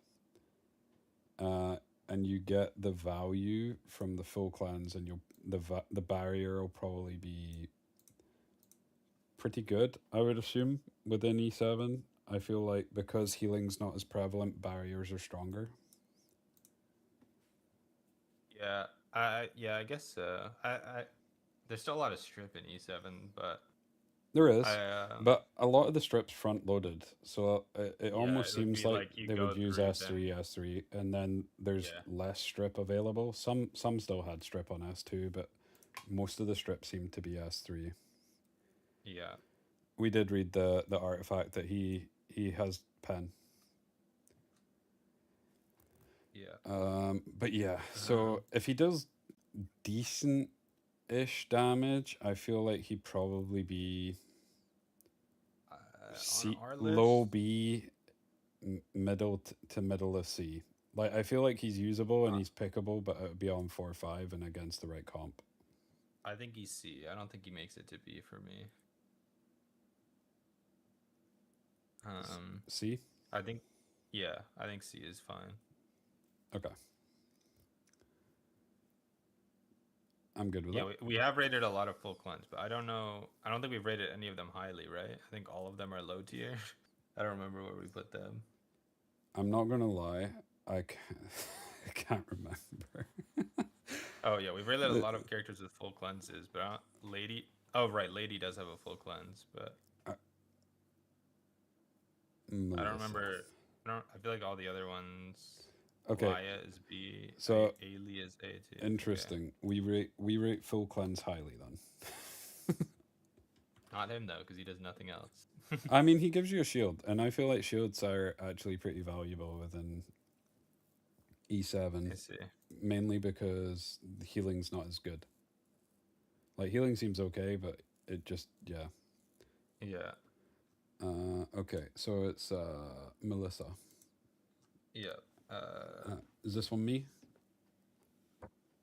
Yeah, I think so. Okay. After dispelling all buffs from the target, attacks the enemy by releasing pent-up aggression, unaffected by elemental disadvantage, and grants an extra turn. When the target is a non-elite or a... Okay, that doesn't matter then. Non-elite or boss monster, like, regardless of whether they take... Yeah. So basically just gets an extra turn after he uses that, but doesn't suffer from elemental disadvantage. Well, she Oh. guaranteed gets the curse. It's when the Oh, target is not an elite or boss monster. So basically, when it's not PVE, she applies curse. I misread. Okay, and curse. When an ally, except for the bearer's attack, deals an additional equivalent 60% of damage dealt to the bearer. Okay, so manifestation, her S2. 4 turn cool. Wait, is she? No, didn't go down. Okay, so attacks the enemy by unleashing inner rage before granting immortality and immunity to the caster for 1 turn. When the enemy is defeated, resets cooldown of this skill. So if it kills, she gets it back. That's kind of cool. Wonder how much damage it deals though. It's a pretty good attack scaling, I think, compared to most of the other ones in this game. Okay. I don't know if it'll kill though. S1 is overpowers the enemy with a 75% chance to make them unhealable for 1 turn. Damage dealt increases proportional to the caster's lost health. So the lower she is, more damage she deals. And she gets 6 to 12% crit on her EE. The S1 absorbs some of the damage dealt as health when using Might, so her S1. So that's basically Born S1, just heals on S1. Increases damage dealt by manifestation by 10%, so increase the damage on S2 by 10%, and increase attack of the caster for 2 turns when using S3.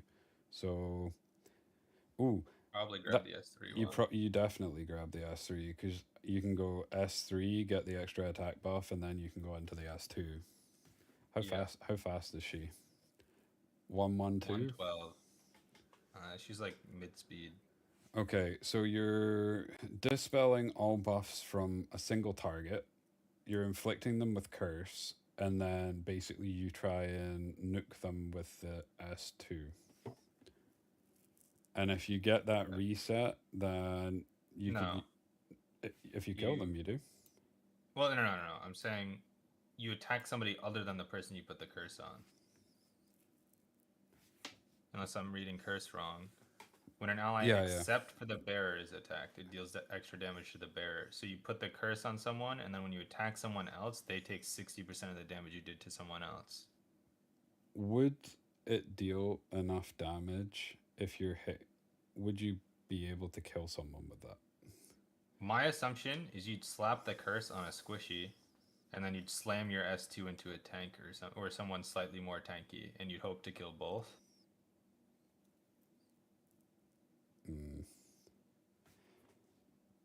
Okay, so and the soul burn ignores effect resistance, so they'll hit it. Yeah. Okay.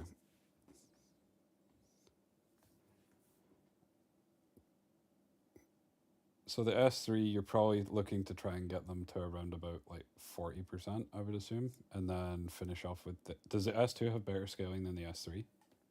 Yes. Okay. So you'd like to think that you can potentially kill with this then.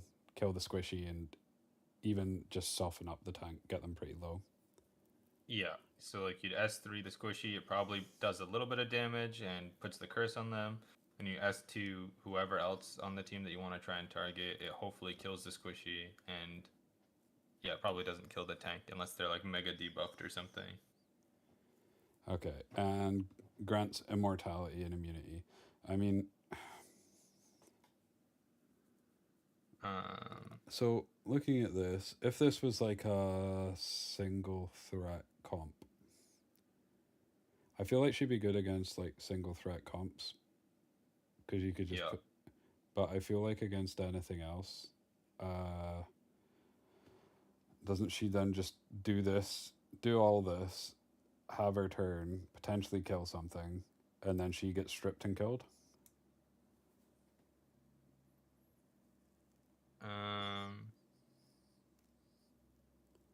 Yeah, I feel like yeah, I'm not sure if she does enough.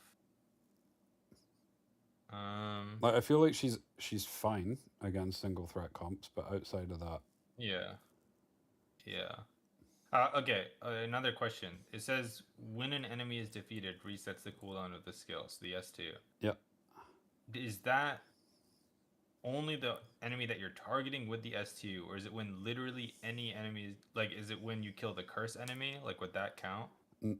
I would assume it's the one that you're killing with this skill. But 'Cause, like, if I press would S2 on the assume tank and it kills the person with the curse. that's a good point. So like if the person with the curse died while you pressed S2, would that reset it? Or is it only the person you targeted?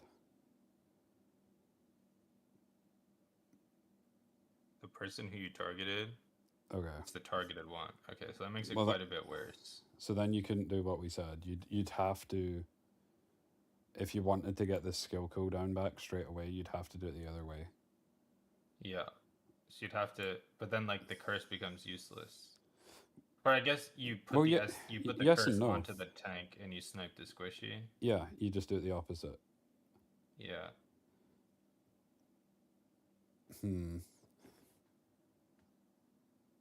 Again, I feel like she's okay against like single threat or low threat comps, but I feel like against anything with multi threats, she'll just get stripped in return and then die.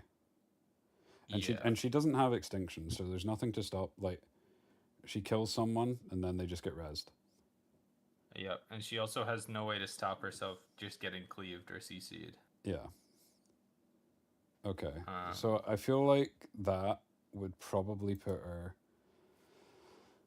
So what's a comparison? She'd probably be similar to something like potentially what just goes in, kills one thing, and then is kind of done. Probably Lilium, for the most part. Lilium. Yeah. Yeah. But like Lilium's immune to all debuffs. She's immune.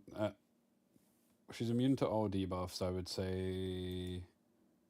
She's kind of with immortality unless they have it. With immunity unless they have a strip.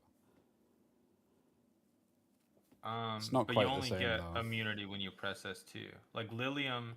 Yeah, but like she this gets character. she gets an. Oh, so you mean if you're getting outsped? I was just assuming you're going you're first. Yeah, I was saying like Lilium you can pick and like you don't have to Yeah. worry about, you don't have to go first, which makes her a lot more versatile. Yeah, if you get outsped, you're just dead. This character is useless. Yeah. Yeah. Okay, so I'd probably say Lilium's hovering between B and C, so I'd probably that means that she's This character's in like D. D. Yeah. I don't think she's great. I think this is the same in E7. Like I feel like she's usable if they pick like a single threat comp, but even still there's so many Yeah. reses and stuff like that it's just low value. There's probably other Yep. things that you can just pick that do more. So I feel like she's probably D or E. Yeah. I think E probably. Okay, so we have Midnight Gala. Oh, Lilius. You got her? Oh, sorry. Who is it? Midnight Gala Lilius. Okay.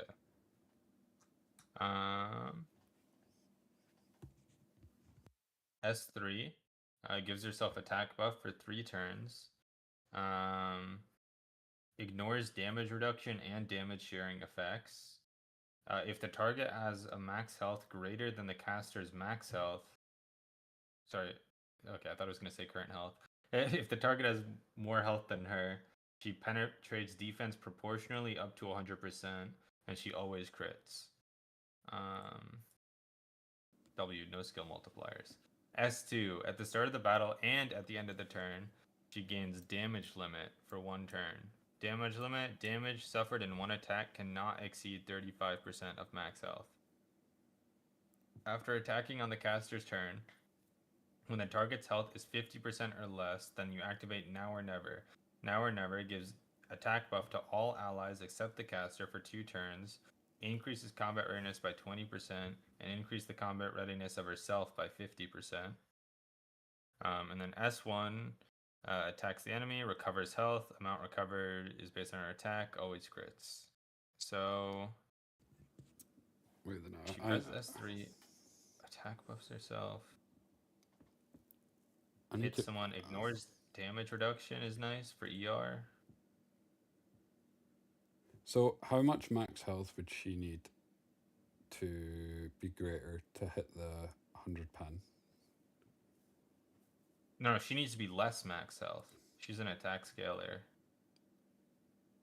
Oh yeah. So Same thing. I don't though. know. How much would the difference need to Yeah, see, I tried to look at that, and then all the skill multipliers say no info.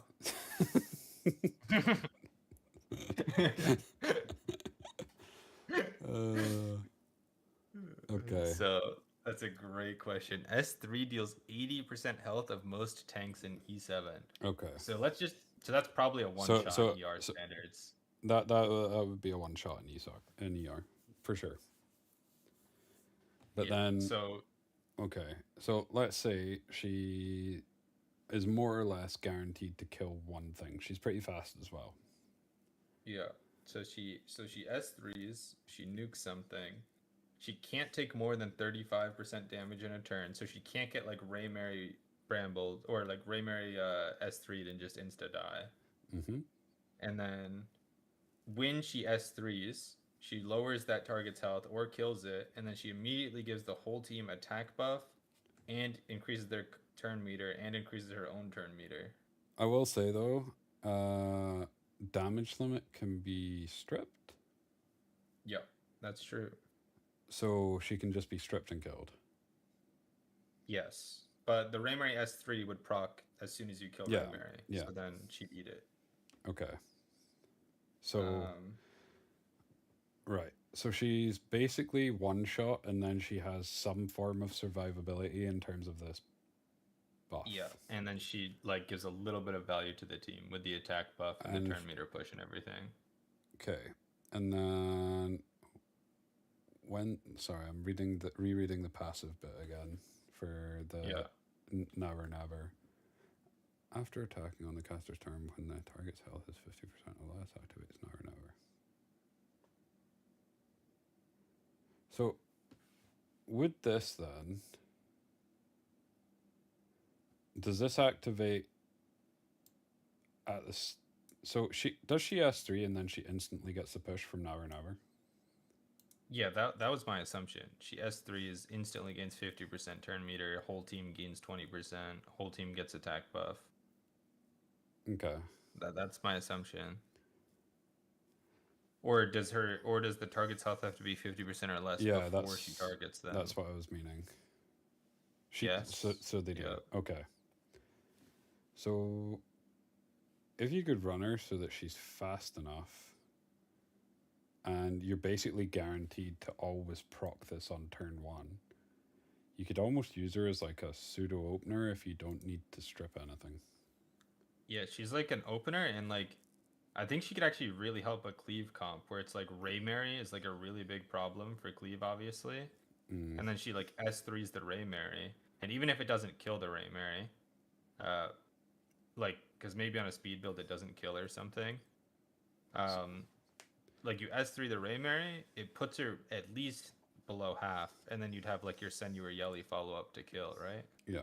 And so the other thing is, like, you could, if we're from E7, because this guy's been stuck in my head, because I know we got him wrong.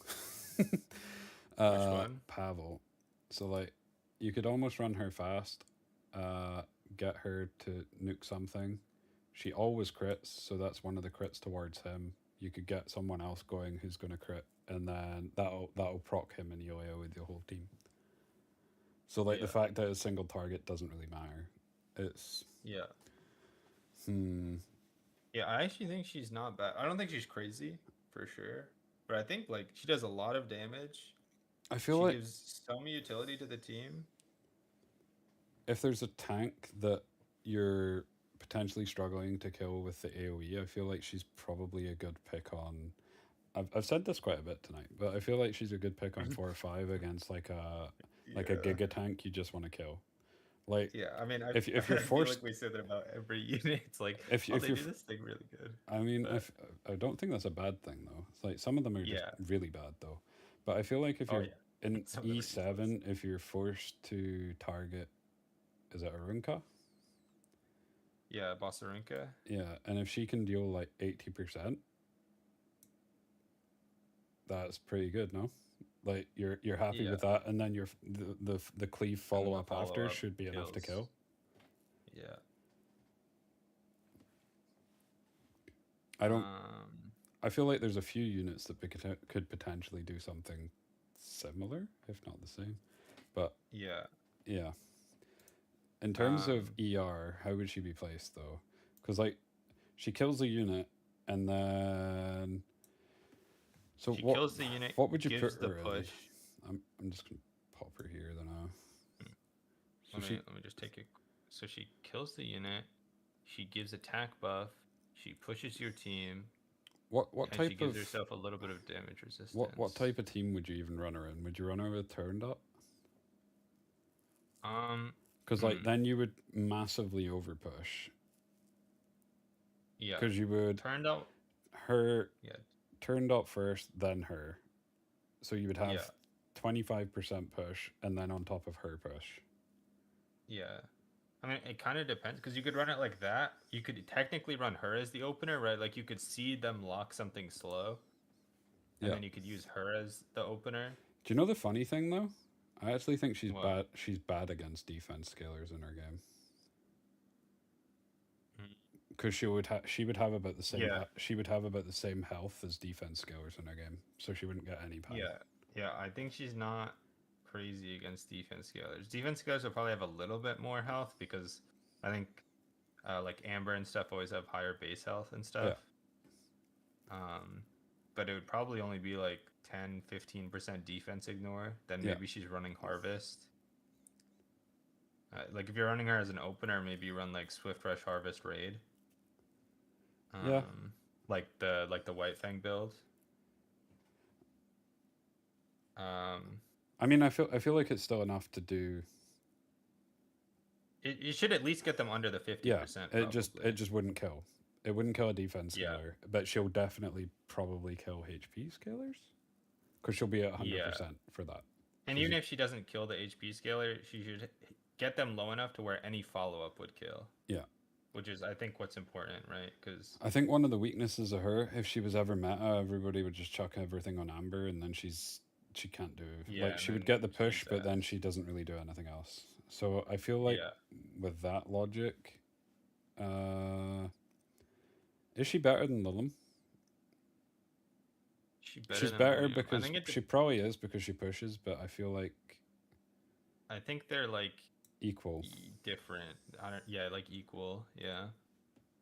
Because I think she's better in like a more aggressive draft, like building her fast. Like fast Lilium is kind of ass. Yeah. But like when but Lilium ignoring all debuffs and like countering Amber is very strong. So I think they're fine at like the same tier. What's the next one? I wonder if it's same one. We still need to do. Oh, this right, E7 E7. side. I was just thinking though. I wonder if there's in ER if you could put her on like Void and run her in turn 2. Oh, like Law of Silence, like the Law Yeah, of Silence Lilium build. put her on Law of Silence because then you get turn push and then you can have other stuff in your team. Like turn push and turn 2 versus turn 2 is like super valuable. Yeah. Maybe, but it's Mhm. okay. So E7. I feel like she's not bad. I feel like she's good against individual. Like if there's a big thing that you need to kill, like a big tank, I feel like she's probably one of the better units that we've seen so far, just for that, like just as a specialty. Yeah, I mean, it seems like she. I mean, if she's doing 80% to tanks, I think that's a lot in E7. Yeah, So I think she's probably good at her niche in E7. Like she might be the Lilium equivalent in E7. I think Like, or the the closest good they have. niches we've mainly been putting in like C. Yeah, I think we've been putting the like really niche ones in D, and then like the like better versions in C, and then like better ones in B, I guess. But Yeah, yeah, I think she's fine in C because I don't think you'd ever pick her on 1, 2, or 3, probably. yeah. No, I agree. Um, You'd wait to see what they pick because there might be some that she doesn't actually gain that much value in. I would assume. Yeah. Okay. Next is a collab unit. It's Millum. Oh, like slime. Yeah. Mm-hmm. I didn't know they did a slime collab either. Yeah, I've already rated a slime character. No, didn't we rate Benny Mario? Oh yeah, so And- we did. So we did. I forgot. I forgot. He's just solo down. He is at the very bottom. We rated Benny Mario. I don't know if we rated anyone else from slime. Can't hear him from all the way up here. What one was it? Okay. I guess Rimmer is probably still a ways away. So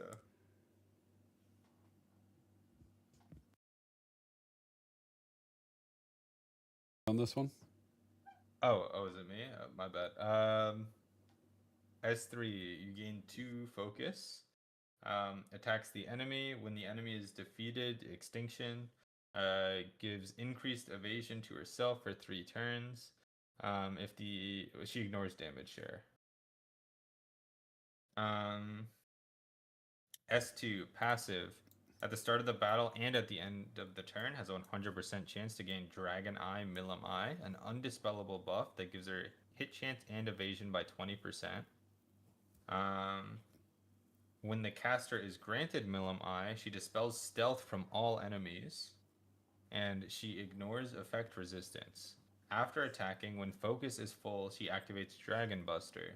Dragon Buster consumes 5 focus, attacks all enemies, and inflicts 10 soul removal. Okay. S1 is attacks the enemy, recovers health, increases attack of the caster, and you can soul burn for an extra turn. And she has an exclusive equipment, 12% crit rate. Sorry, go ahead. I was just gonna say, is this the first collab unit we've seen with an exclusive equipment? Yeah, I was gonna say I was surprised to see an exclusive equipment on a collab character too, but I don't actually know. I might just not be remembering so many kits. 12% crit rate. S1 increases the amount of HP recovered on S1. S2 increases the damage dealt by 10%. And then S3, when the enemy is defeated, she gains an extra focus if she defeats an enemy. Okay. So I mean, extinction's good. Evasion's good. Yeah. Yeah. What- Ignoring damage share is good. Yeah, ignoring damage share is good. It's 3 turns evasion, but let's be honest, it just gets stripped. Passive, honestly, this kind of dispels stealth from all enemies. Like, I'm assuming that there's I already know there's a couple of characters, and we've went through a few that like at the end of their turn they'll go into stealth. Yeah. Um, And I think they're usually squishy units, right? Like, Yeah. I mean, their attack scalers like a Kakardi or something. she ignores effect resistance when this is it. So I don't really understand why she So ignores she effect wait. resistance. So she gets it for 1 turn. Oh, the soul removal. I'm just kind of sorry. At the start of the battle, 100% chance to gain the eye. At the start of the turn, when the caster is granted, dispel stuff. So how often does she get this? At the start of the battle and at the end of the turn, every turn. But what's the point? Like, doesn't she just have it permanently then? Because it's undispellable. Can you get it without if you have buff block because it's a blue buff? It's an undispellable buff, but it's not unique, so you probably can get it buff blocked. Yep. If she's unbuffable, you wouldn't get it. Yep. Okay, so you would base. Thank you for the raid. Appreciate it. Hope you had a good stream. Lost Fate. Thank you. We're just going through a tier list at the moment as non E7 players. We're ER players and we're trying to rate all the kits, and we're up to Millum. There's quite a few, but We're going alphabetically. we are. So yeah, so basically she would get this at the start of battle. Then if they applied Bok on her turn, this would drop off and she wouldn't reapply it. Is effectively the way. Correct. Yeah. So while she has it, she ignores resistance. When focus is full, so she's also a focus scale unit. She gets 2 from S3, 1 from S1.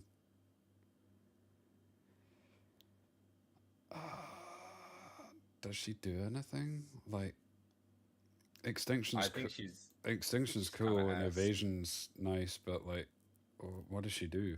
Like, she probably does a solid nothing. yeah, I feel like she does.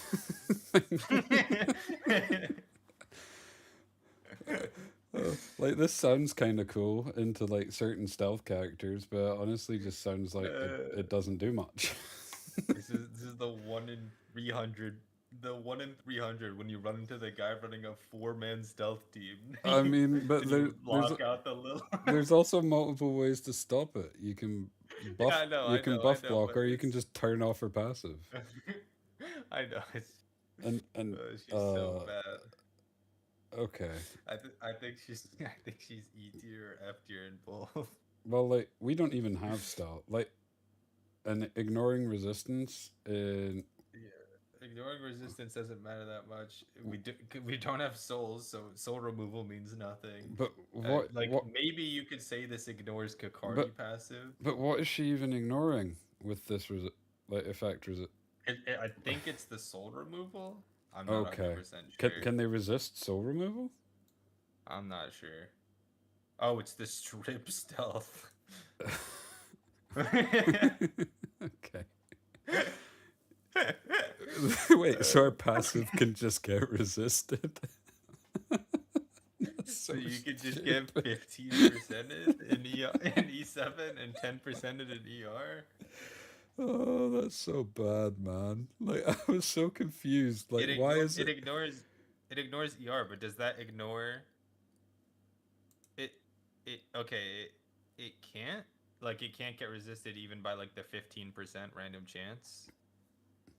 We should guess the But it year. ignores effect resistance. It ignores the 10 and 15%. Okay. Oh, I mean, it's still I useless. mean, it's still but bad, At least but it's yeah. not gonna miss. okay. So she's F. I feel like Yeah, this she's is F just. tier. I feel like this is just becoming collab tier for the most part. You guys should guess the year the unit's released to. It's year Uh, 7, right? It's year 7 right now. I'm gonna So I think guess. this unit released in year 4 or year 3. I'm gonna go year 3. See if we're right. Kind of funny that we've rated half the roster without knowing. Hey, Higa, We're- stop we're in judging. year 8? Stop judging. Okay. Well, okay. We thought when it said ignores effect resistance, it ignored effect resistance, not that it ignored innate chance to resist. Yeah. Wait, Because I've those are typed- kind of like different things in Etheria. Like there's nothing in Etheria that ignores the yeah, in there's in nothing Etheria, that the ignores. only thing that there's guaranteed. That's the only wording on Lilium S2 that says that ignores effect resistance. If it says guaranteed, then it ignores the 10%. Oh, Monarch Yeah, of the let's see how- Sword Iceria.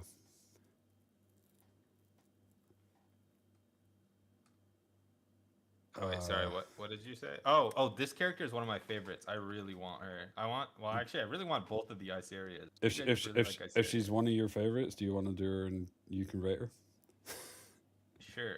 I don't know about her kit, but I think her animation is my favorite I've seen. Maybe Fair. I'll do two after this, since you'll just her be doing them and back. her to back. and Hua-Young, the bystander one. Those are my two favorites so far, animation wise. S3. After inflicting fracture on the caster, so on herself, fracture is a unique effect, increases attack by 20%, but decreases her defense by 5%, and it can stack up to 10 times and remains even after reviving. Okay, 10 times? That's kind of a lot, no? 200% attack. Okay, whatever. She inflicts fracture on herself and dispels all debuffs, attacks all enemies, inflicts additional damage proportional to her attack, and on the target, and up to 25% injuries. S2, increase. It's a passive. It acquires. Never mind. Yeah. Increase penetration resistance by 70%. Wait, that's an obscene amount, no? That Defense ignore resistance by 70%. that is, yeah. So isn't this just exactly where you would pick Empyrean Ilanav?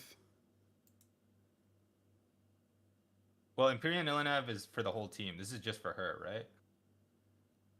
Okay. Yep. All counterattack chances of the caster self only.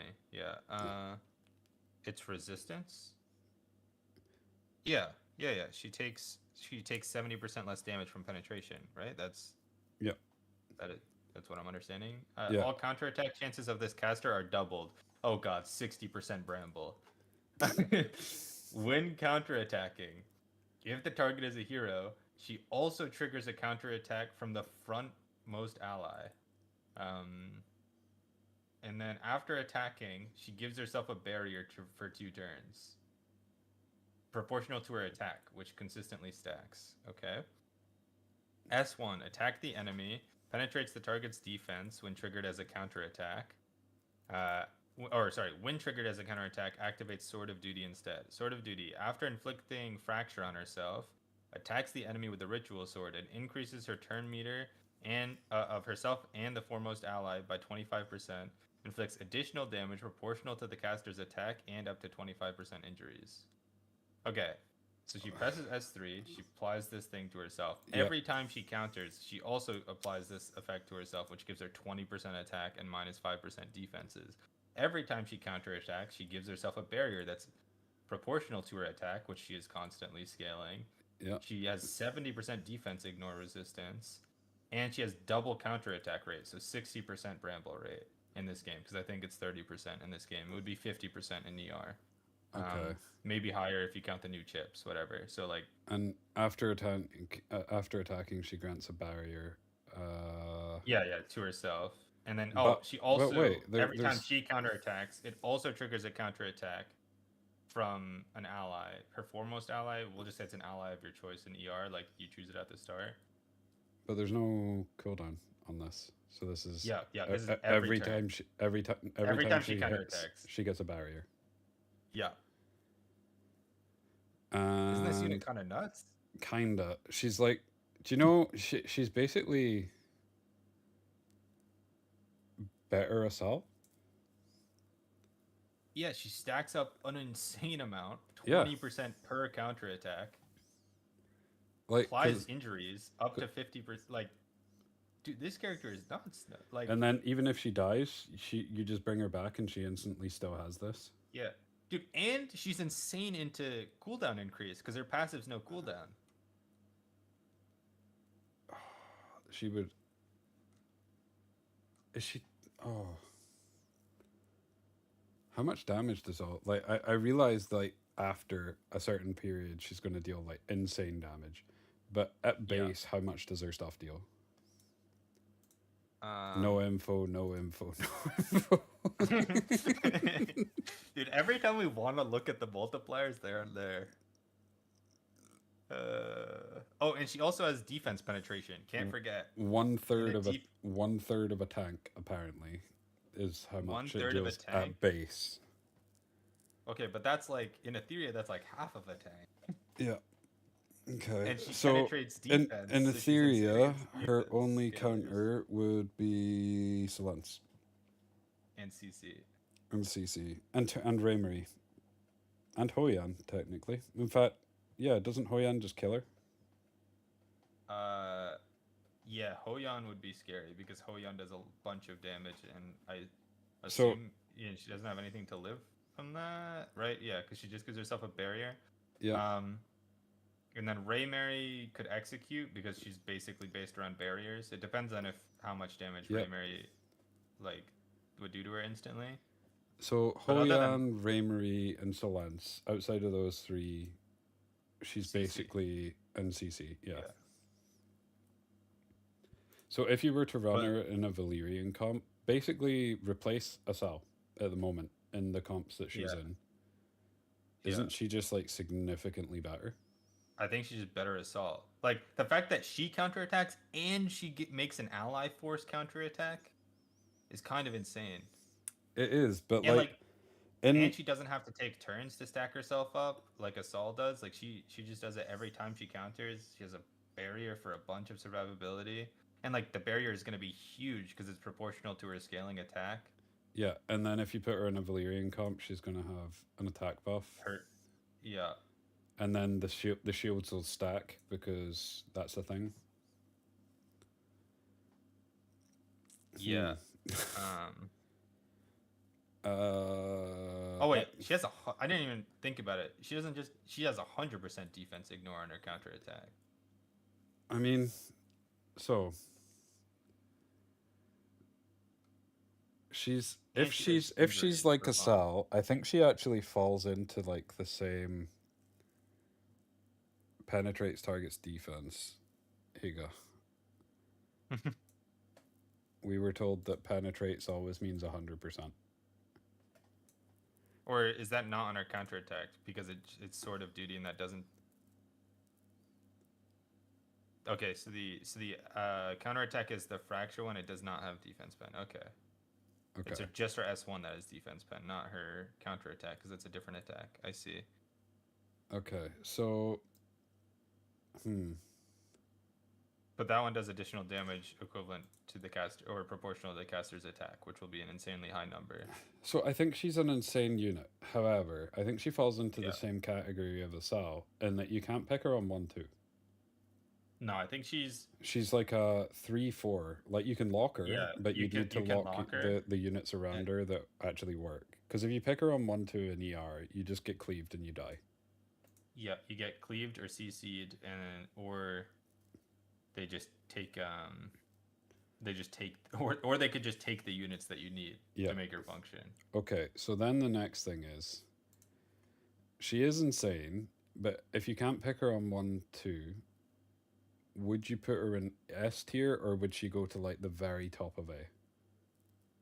Like I do that's kinda think tough. I do think when she works, she's like insanely broken. Like in the right comp, she's like towards the top of S. But Yeah, for me, S is like almost pick every game. yeah. is her so I'm trying pushing- to think of like where I would put Assault. So wait, Higa said, "Is her pushing not an issue for a cleaver in ER?" No, because she'd be dead. No, she'd be dead instantly. She would die to the first person cleaving. Like, She's because an- if you think she's of an it like attack this, scaler, she wouldn't live. Messiah ignores this passive. She's dead. So he would literally just press S3 and she's deleted. Yeah. Penetration. I mean, even non-Messiah. I mean, penetration resistance is defense ignore resistance, right? Yeah. And most Um, true. And who's the only one that had Hoyan? Hoyan and oh, actually, so maybe she doesn't die to Hoyan. Maybe. I mean, Hoyan does a lot of damage and she's an attack scaler. And you're not going to be building her on Bloodbath. So Yeah, it would Hoyan still. does do a lot of damage. So I mean, but like if you take one turn before you get this Hoyan, she has to go through your barrier. This is and true. She has to go through this penetration resistance. This is true. Like, I don't So- know. That's something we won't know. Like, Yeah, that would be, she's either going to one we'd have shot to- or she or it'll get doesn't hit by even break the barrier. Yeah. barrier. But yeah, so like if you pick her on 1-2, you just get cleaved or you just get CC'd and she's dead. Yeah. Are you rating them how they? We're rating them on how they would do an ER and then how they would do an E7. We're doing both. Yeah, we're doing E7 just purely based on the kit and how we think it functions in E7 because obviously we've not played RTA yet. But yeah, so in ER, I feel like she'd be top of A, probably bottom of S. In fact, I feel like her kit's too strong. She'd be S tier. I feel like. I think because like I was thinking I would put Assault in A tier right now. I don't know where you would put her. I'd put her like same thing, top of A, bottom of S. Yeah. So and I think she's slightly stronger than Assault, so I'd Yeah. put her in S tier probably. Because Yeah. I think she gets countered by Raymary the same way Assault does. Yep. She's Assal's a actually little bit worse in technically CC. Assal's technically better into cleave. Assal's way better into CC. She Yeah, she Assault- cleanses and pushes herself. Assault's better into CC. She's probably better into cleave unless the counter because I don't like no way you're no way she's living a No. cleave. And then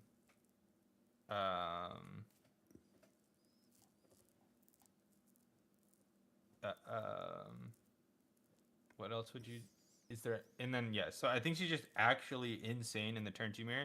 Yep. Maybe you could work her into cleave if you have Valerian unlock, but like if you have Valerian unlock So then I feel like you can work her into cleave if you. or sorry, not work her into cleave, sorry, work her against cleave if you have Valerian unlock.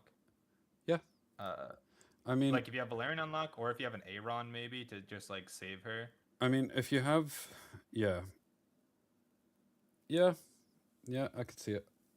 I feel like Because like if you're wanting to play her, if you just pre-ban Messiah, I think you can take her into anything anyway. yeah, because I think what I was thinking, right? You put her with Aaron, then you have a Raymary on your team, right? Probably against cleave, you'd like to take the Raymary. I mean, maybe they take it, I guess, because they're cleaving. But whatever, you have some other bruiser on your team, Hmm. and then you have them selected as the one that counterattacks with you. So if she procs her 60% chance, she makes the other person also follow up. So you insta kill whoever cleaved you. And if you have the Raymary, you just kind of insta win the game there. If you don't have the Raymary, you probably have to ban out the Raymary, I guess. Yep. But I feel like she's really strong, but there is counterplay. yeah. Whereas like Jen Ras, just there's no. Yeah, I there's mean, no, there's no Jen counterplay. Ross He is just, he am just kills I- everyone. I own the lobby. he just kills them. You literally just pick it on one. If they don't ban it, you've won. Okay. So how does she deal in E7? So I feel like I she's, think she's- actually better in E7. I think she's think- somehow better. I think she's S or SS tier. I think she's S tier. I think Jen Ross's kit is just far too loaded. To be Yeah, honest. that's fair. But yeah, penetration resistance by 70%. That's big because a lot of characters have penetration. Yeah. in Doesn't this game, Jen right? Ross have pen as well? Yeah, I think so. Andy has a Um, revive. Andy can't be debuffed. Yeah. He has everything. I feel like she would She- actually be like top of S though. Yeah, I think she's better than Flan and Harsetti. I feel like she's also more playable in certain like into cleave specifically. Yeah, I think she's more playable into cleave, and I think she's playable with cleave. See if you were to run her and you ran her with Imperial Ilanav, does that kind of overlap with the resistance, or does hers yeah, just actually. Does it? I think in this game it takes the highest. so she would just get her own and she wouldn't get anything from that? It wouldn't be like multiplicative, or The pen res stacks multiplicatively. Okay, never mind. It's Ooh. multiplicatively. Okay, so she gets an extra. She'd probably be at like 80% then, yeah. roughly. So you can make her like giga tanky. E7 tier list looks kind of good. Look at C. Barunka. But yeah, I feel like she would be. Honestly, I feel like she's top of S tier pretty It's pretty kinda irrelevant comfortably. because it's kind of irrelevant because units that deal the pen won't deal any damage to his area to begin with. Yeah, I mean 70%. I mean that's better than fucking Bloodbath damage resistance in a game that doesn't have Bloodbath as a set to balance around.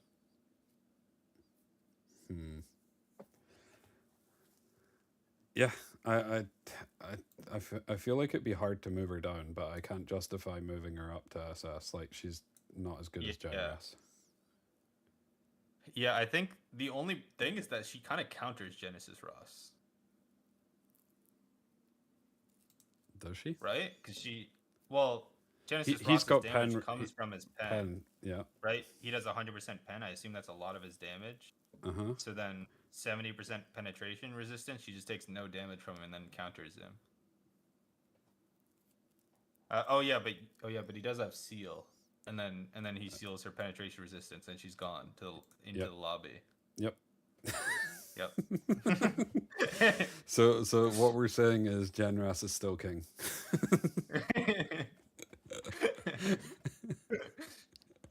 Yeah, I Okay. guess you gotta run around immunity set. GG. Yeah, I yeah. don't know what she normally runs on, but Okay, so who are we on next? We're on Mort. So- the great Mortelix. Right, me to do this one. Now it's the counter to her. I'm pretty sure. Is it? I'm pretty sure. Okay. So descends and attacks all enemies, inflicting fear for 2 turns. We've already said fear's like one of the worst debuffs. One of the worst hard CCs. Or Yeah. it is the worst hard CC in this game. Although it's for 2 turns. So this time, if it doesn't proc, there's if they don't can pray randomly for the get the second time. 40%, you could pray for the second percent, 40% back to back. Yeah. Before recovering health of the caster, penetrates defense of the enemy with the highest max HP by 70%, and ignores effect resistance of any targets with max health lower than the caster's max health. Damage dealt and amount recovered is increased proportional to the caster's max health, and that's on a 4-turn cooldown. Okay, I'm just doing my thingies. Okay, so passive. Immune to debuffs which prevent movement. All heroes except for the caster cannot counterattack. Okay. That's I would you know what? Maybe a I slight would counter. I would already love this unit in ER. Like he would be one of my favorite units in the game. When an Immune to ally is CC, attacked, has a 20% chance to counterattack. So he's got built-in Bramble. And when counterattacking, he activates Sacred Blessing. So Sacred Blessing grants a barrier proportional to the caster's max health to all allies for 2 turns, and grants increased speed to the caster for 2 turns. So he also gets speed up. 2-turn cooldown. So this can be this part of the passive can be reset. The other part can't. Yeah, because it's a 2-turn. Yeah, but this yeah. could just be turned off by seal. Yeah. Okay, so you thought I love Bramble? You attack liked it last season for a little bit. a little bit. Attacks the enemy by piercing them with a 50% chance to inflict decreased defense for 2 turns. Ignores effect resistance of any targets with max health lower than his, and damage increases proportional to his HP. Okay. to max health. So EE gives 7 to 14% HP. S1 increases the defense down chance by 10%. S2 extends the buff duration of Sacred Blessing speed, so 3 turn speed up, and S3 is increased damage by 10%. So out of those, I feel like you'd probably like this is on a 2-turn cooldown and it's a 2-turn speed up, so I almost feel like this is kind of redundant because you're gonna get this back, and Yeah. you're gonna cast speed up again. So you wouldn't take this. 10% defense down. You're probably gonna have more HP than them anyway, and you're gonna ignore effect resistance. So I'd like to think this lands more times than not. So you probably just go for the damage. Yeah, I mean I think it would be close between the damage and the death break, because the death break, he gives himself the 20% chance by default, and it's when any ally is attacked, right? Mm-hmm. So like he's gonna be using his S1 a lot, presumably. So maybe it could be worth. I suppose it depends how much damage this deals. Yeah. But, Well, skill yeah. multipliers, I think.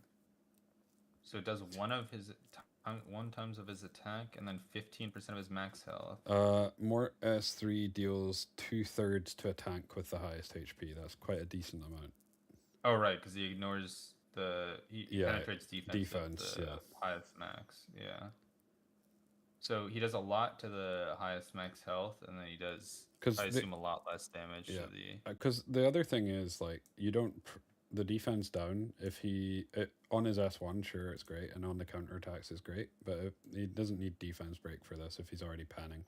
Yeah, if he's doing a lot, then I think his S3 is fine to have the extra damage. But it's either S1 or S3. It's to be honest, S2 Yeah. seems S2 seems stupid. Yeah. Okay, so this is already we'll do ER first. So this one is already super strong in ER. Yeah, immune to CC. Nobody except for him can counterattack. Yep. When any ally is attacked, he has a 20% chance to counterattack. Does this stack with Bramble? Like, for example, if I run Bramble with this, would I then have? Well, I mean, in Is ER, it- in ER, it would. Yeah. Yes. Is it multiplicative or additive? In ER, it would be additive. Is it additive with the new chips? Okay. No, it's additive because if you test it with Holden, like if you get Holden to 74%, because you know the way his counterattack thing Yeah. triggers with defense, Yeah. if you add Bramble, you can just put it to 100. Oh, okay. Okay, so then, But in this game, it's You could get a- multiplicative. yeah. So in ER, you could have a 45% chance to counterattack when any of your allies are attacked. Plus the chip, so it would go up to 50. Like 50, 53. Yeah. With a max roll. Yep. Um, Which is kind of disgusting. Yeah, and he's fully disabled Bramble, so he's basically disabled the 8-piece set on probably half the enemy team in a turn 2 mirror. Yeah. And the other thing is like Uh, that he would have like you just build him like you build a Raymarie. You just go like 2 HP, 1 crit or crit damage, get crit Yeah. rate in the subs. You'd probably be around 60k HP with like 250 crit damage, 100 crit rate. yeah, He'd the be- only and his CC as well. He's inflicting fear for 2 turns, and like this is Yeah. it ignores effect resistance of anyone with lower max health than him, which is like gonna be almost anyone. It's Yeah. gonna be like Everybody it's outside it's of gonna be a coin HP toss scalers, with like it's gonna be a coin toss with like Kethos and Ray maybe because they're on Wellspring. And like Fia probably he'd probably have less than Fia and like Fushu. No, he would have more than Fushu because Fushu normally builds Oh, because res. Fushu runs effect res, but he'd probably have less than Fia. Yeah. And Gionk. That's about it. Yeah. Everyone else would be close. Yep. Um. And fear's a weird one. Like I really don't like it as a CC because I don't like the Yeah. 40% chance to just randomly proc out on your turn. However, if it lands and it stays, it's super strong. Yeah.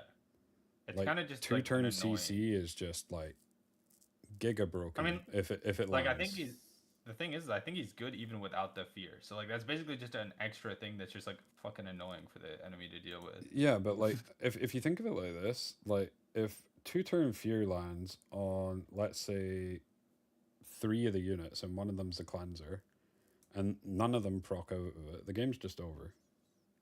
Yeah. Like like literally just casting one ability, the game's over. Yeah. If you don't proc out and you don't have a way to cleanse it, because your cleanser got thingied. Like, sure, you can run someone on Alicorn, but he does a ton of damage anyway. So like Alicorn feels like a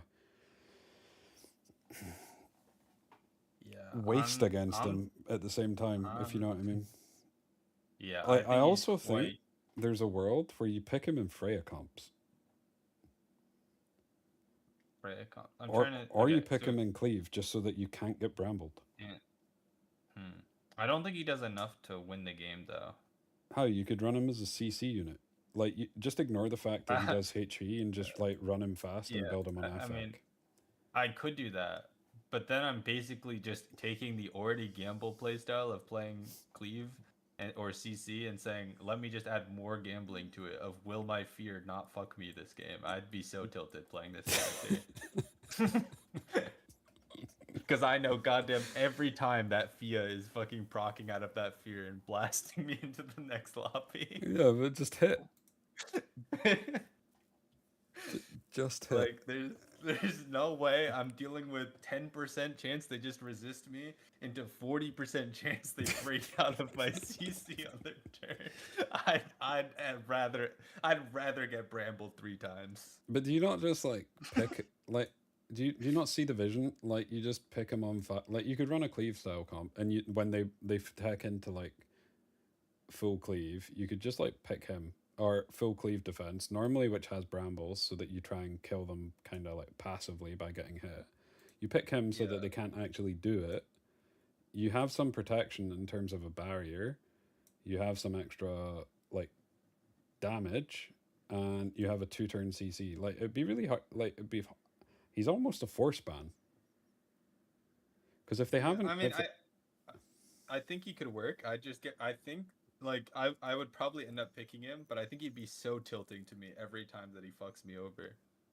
Like I already get tilted playing Sontic, and Sontic has a 90% chance to not miss, but like bro misses anyways.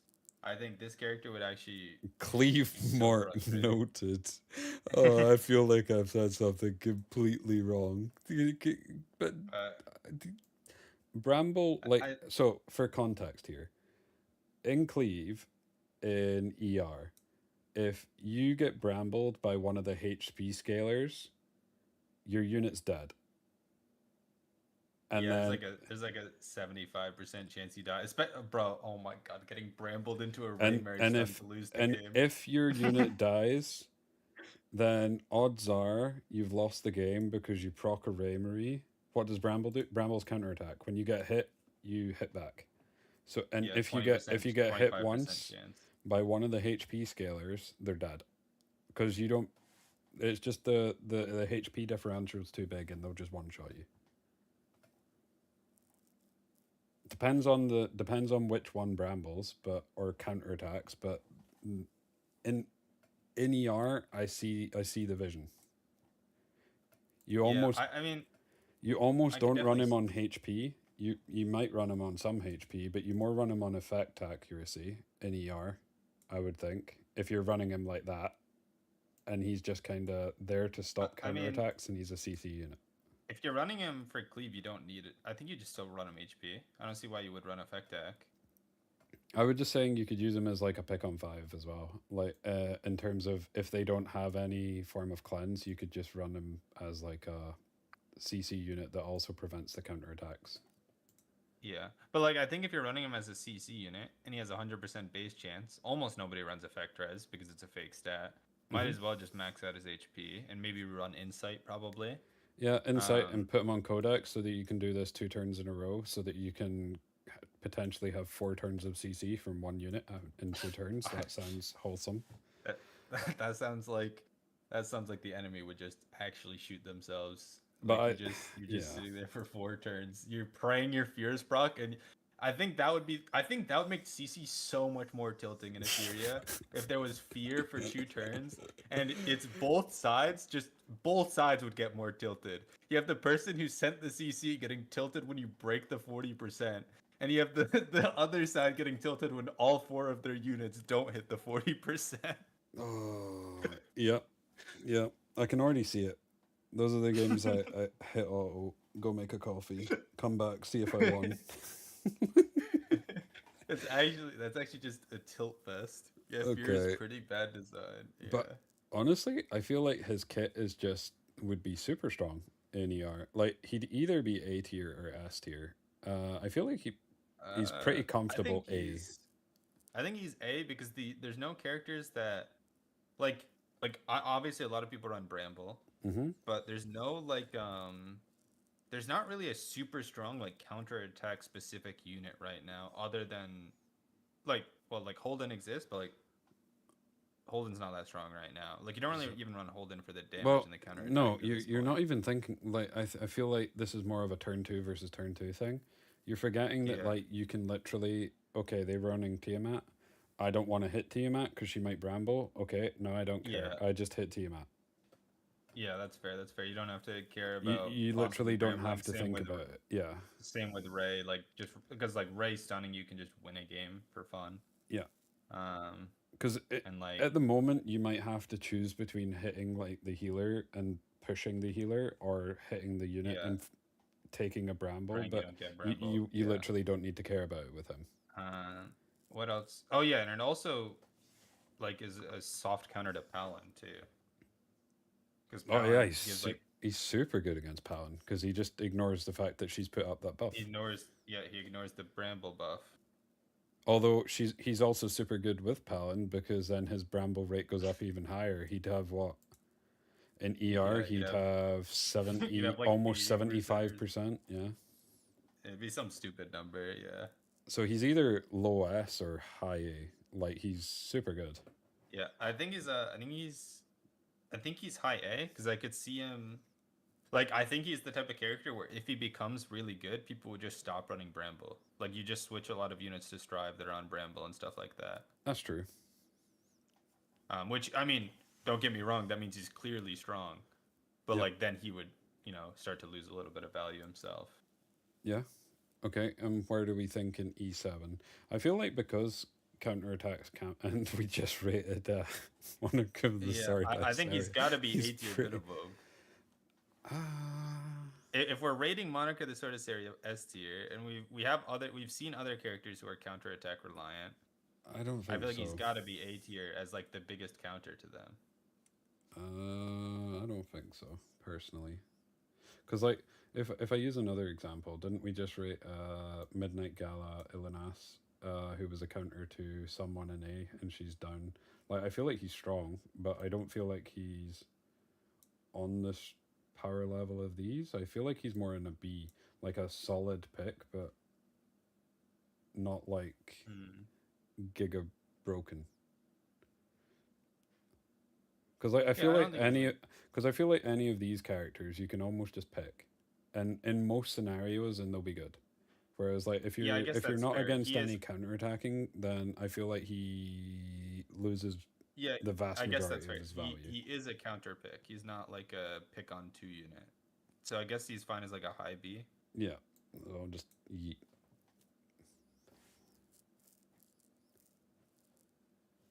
Okay, so yeah, In your category B and above, there's only 3 units that are built on counter. Well, I can name one of them.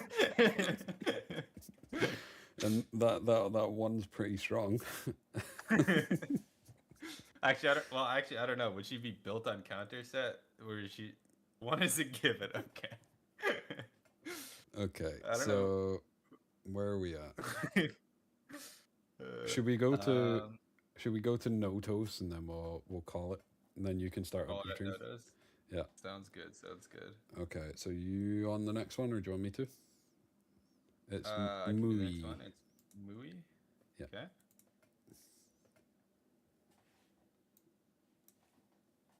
Um. Okay. S3 attacks all enemies, dispels 2 buffs, grants attack up to all allies for 3 turns, and increases turn meter of herself by 30% per crit. So I guess you're building around crit. She insta takes another turn then, basically. Okay. S2 attacks all enemies. 50% chance each to inflict 2 bleeding effects for 2 turns. 80% chance to inflict stun for 1 turn. Okay, so 80% chance to CC after S3 dispels and grants attack buff and everything. S1 attacks 100% chance to inflict target for 1 turn, which increases damage taken by that target and decreases their evasion. Exclusive equipment. 16% effectiveness. Skill 2, increase punishments, affects chance by 10%. S3 grants enhanced dual attack to the ally with the highest attack after using S3. Enhanced dual attack, when an ally except the bearer uses a skill and the bearer is able to use a dual attack, attacks the same target with a basic attack. Enhanced dual attack is dispelled when the bearer uses a dual attack. So it's basically like 1 guaranteed dual attack. Or you can do silences the enemy with the highest combat readiness for 1 turn after using S3. She's not very fast. She's like not very good, I think. Yeah. No, She gets, I feel she like gets, like she gets strip into bleed and stun, which isn't, and attack buff. and the other thing is like her she's on super long cooldowns for the most part, and Yeah. you can use the soul burn to reduce the cooldowns by 2 turns, but there's so many more impactful soul burns. So would you want to waste 20 souls on this soul burn? Yeah, just like I won't give you her multi since she deals no damage. So like to me, she just seems like grants attack up to everybody and increases combat readiness Yeah. by 30% on a critical hit. Like that's like the most valuable part of her kit. Yeah, but it's 30% for herself per crit. So it's basically just she gets to press S3 and S2, which is like fine, but like that's not. Well, like in ER though, Like you could go in ER, I would just cut and win. Well, you could just go But- Codex, and you can go S3, S3, because she's not applying a debuff. Yeah, but all she's pushing is herself. So like, you get to attack the enemies, and then is that impactful? I mean, well,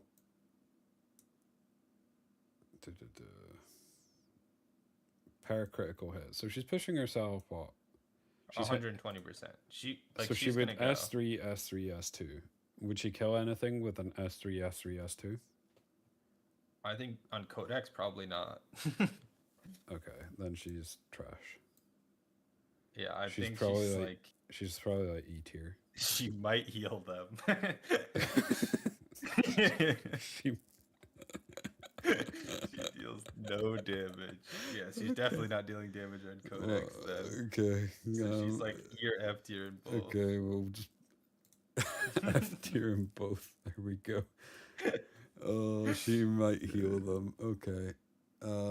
Who's this? Nakwal. Right. Oh boy, it's time. I have this character. Okay, her kit's not that long. I don't know if I've got her, to be honest. Oh, I think her kit's pretty I think- small. Yeah. Nice. I like that. Less reading. Okay, so let me just do the multipliers. RNG for See if Buck. anything changes. I know, right?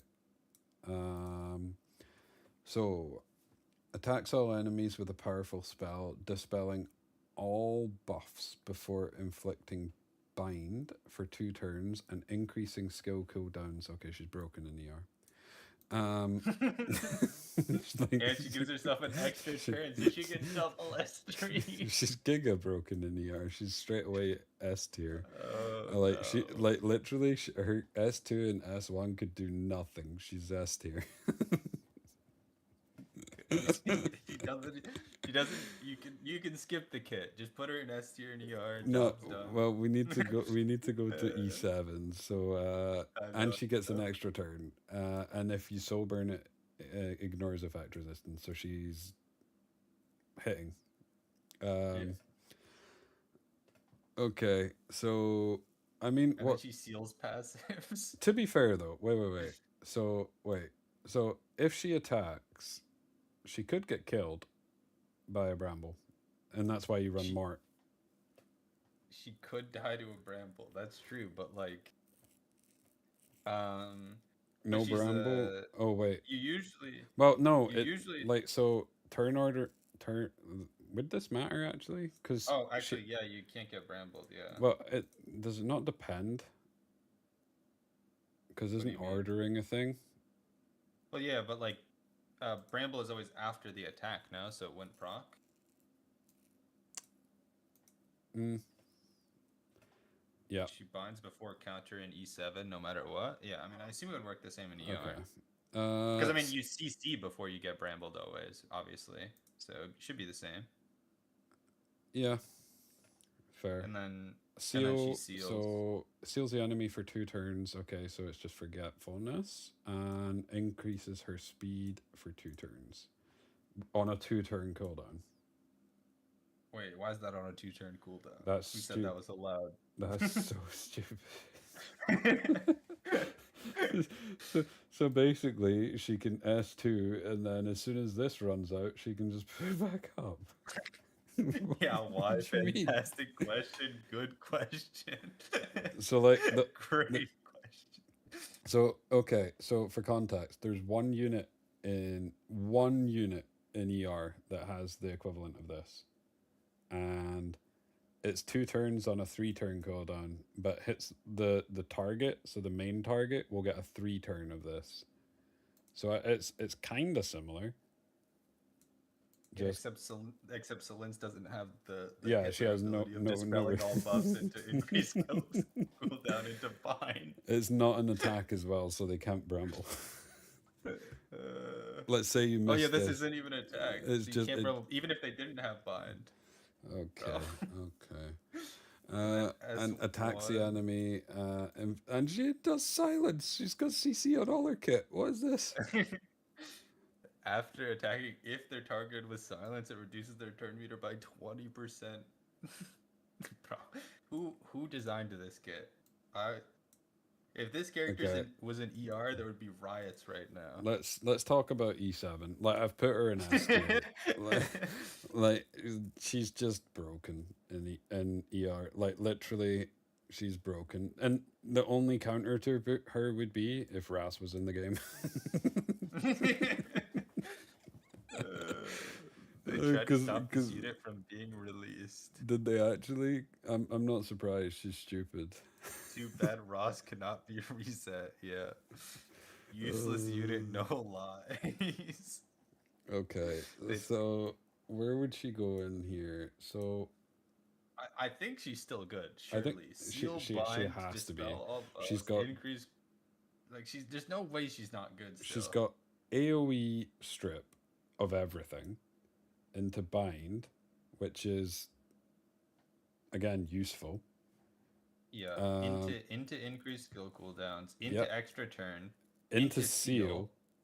So you stop the passives, which is the only thing cooldown increase doesn't stop.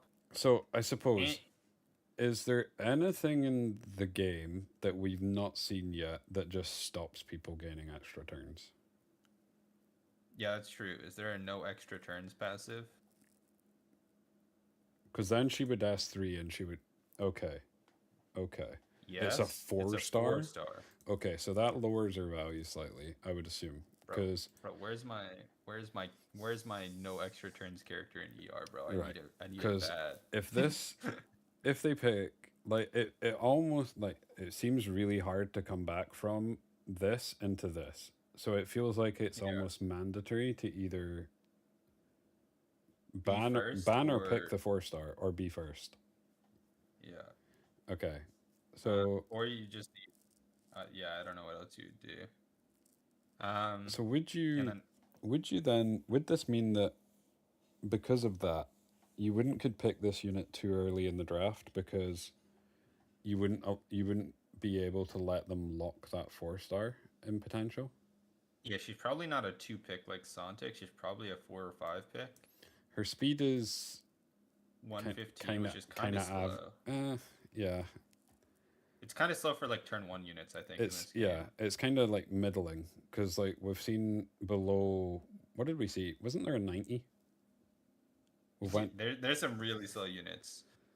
Um, okay. but So he's but she's faster than like she's definitely like not fast. She's probably like on the slowest end of like a turn 1 unit. Like she's probably realistically closer to turn 2 unit speeds. I feel like she's the But- type of unit that's like super punishing if they Yeah. don't have a way to deal with her. So she almost seems like a force ban on either 4 or 5, like or you force the enemy into picking the counter to her to be able to deal with her. Unless it's Yeah. cleave. If it's cleave, they just outspeed and kill her. Yeah, I think she is. So does I that still make think her? she's like an B tier or A tier. I feel like she's B tier. I feel like if you're countered by a 4-star,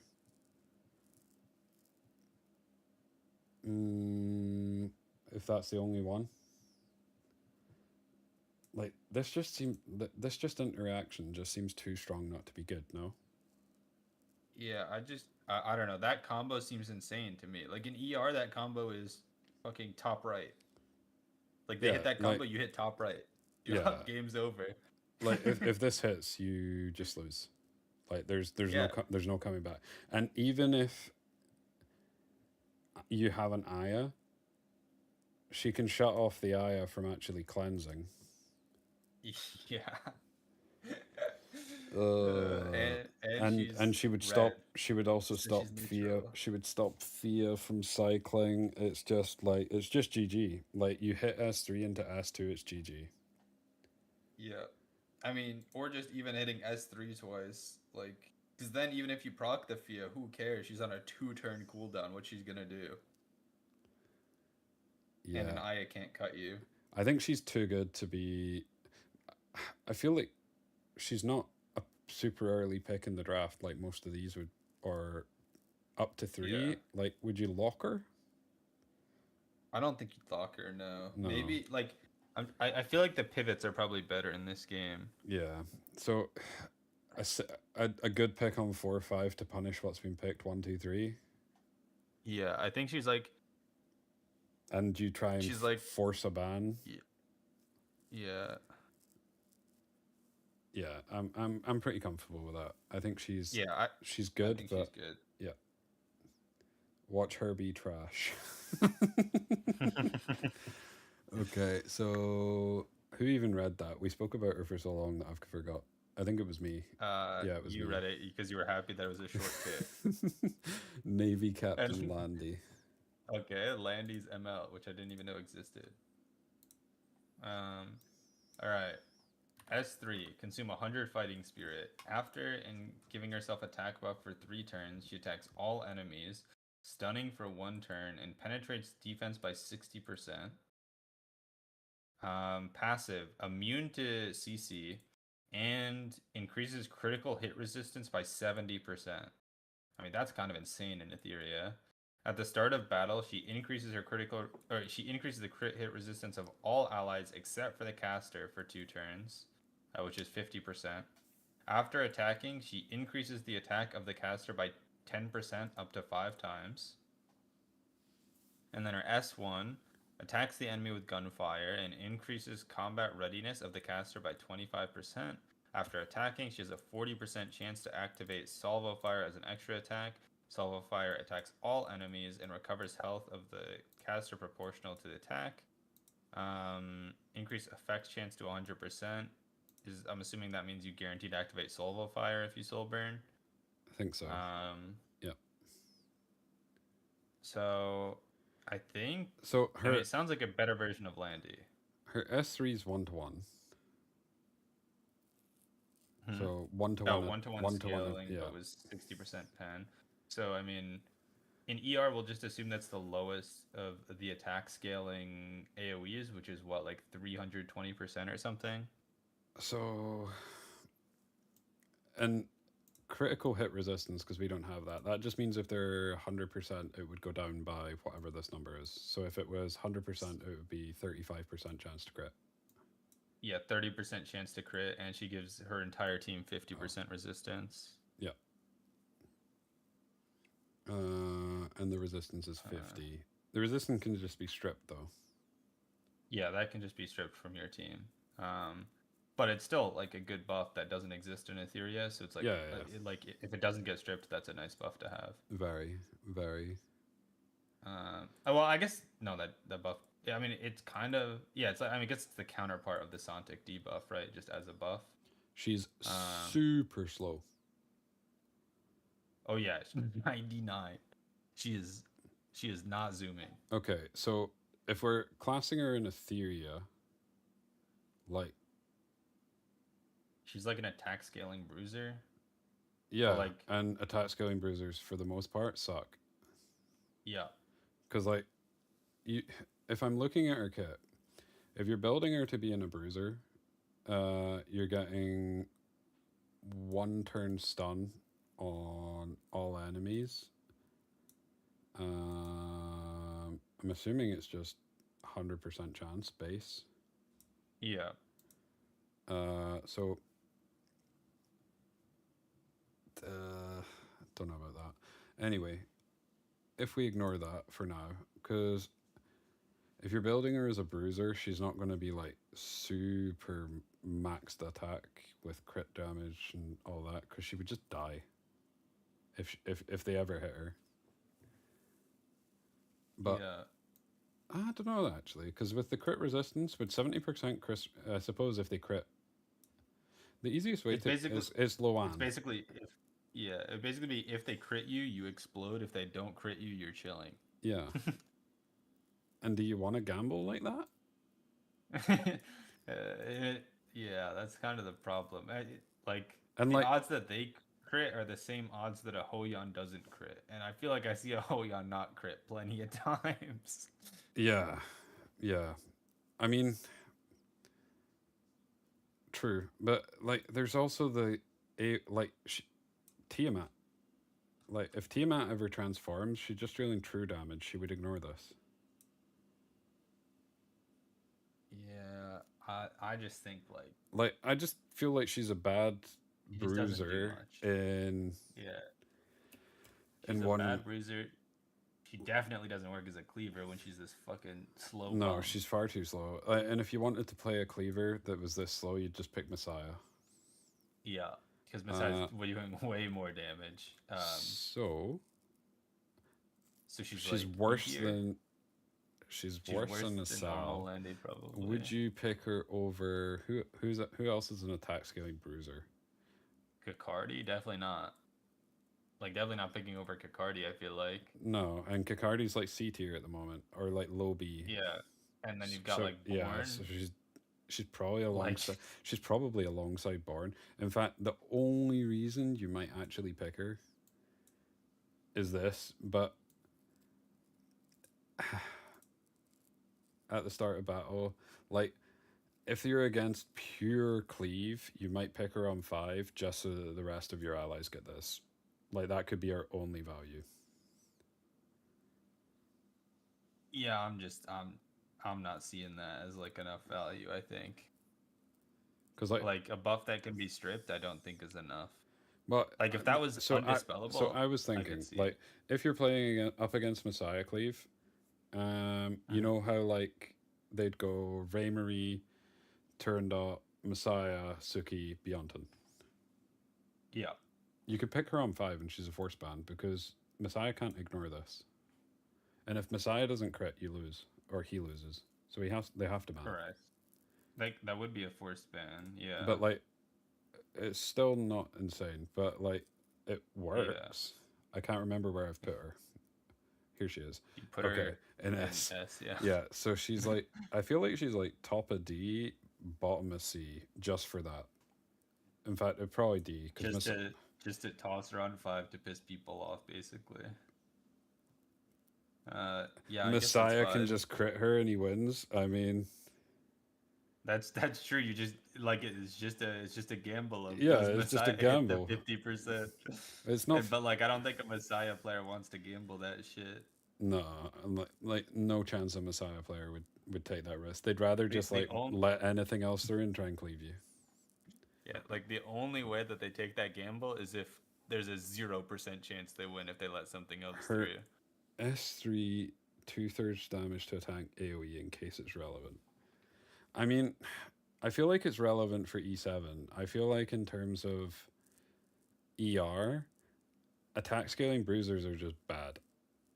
Like Yeah, she'd just die. she would just die.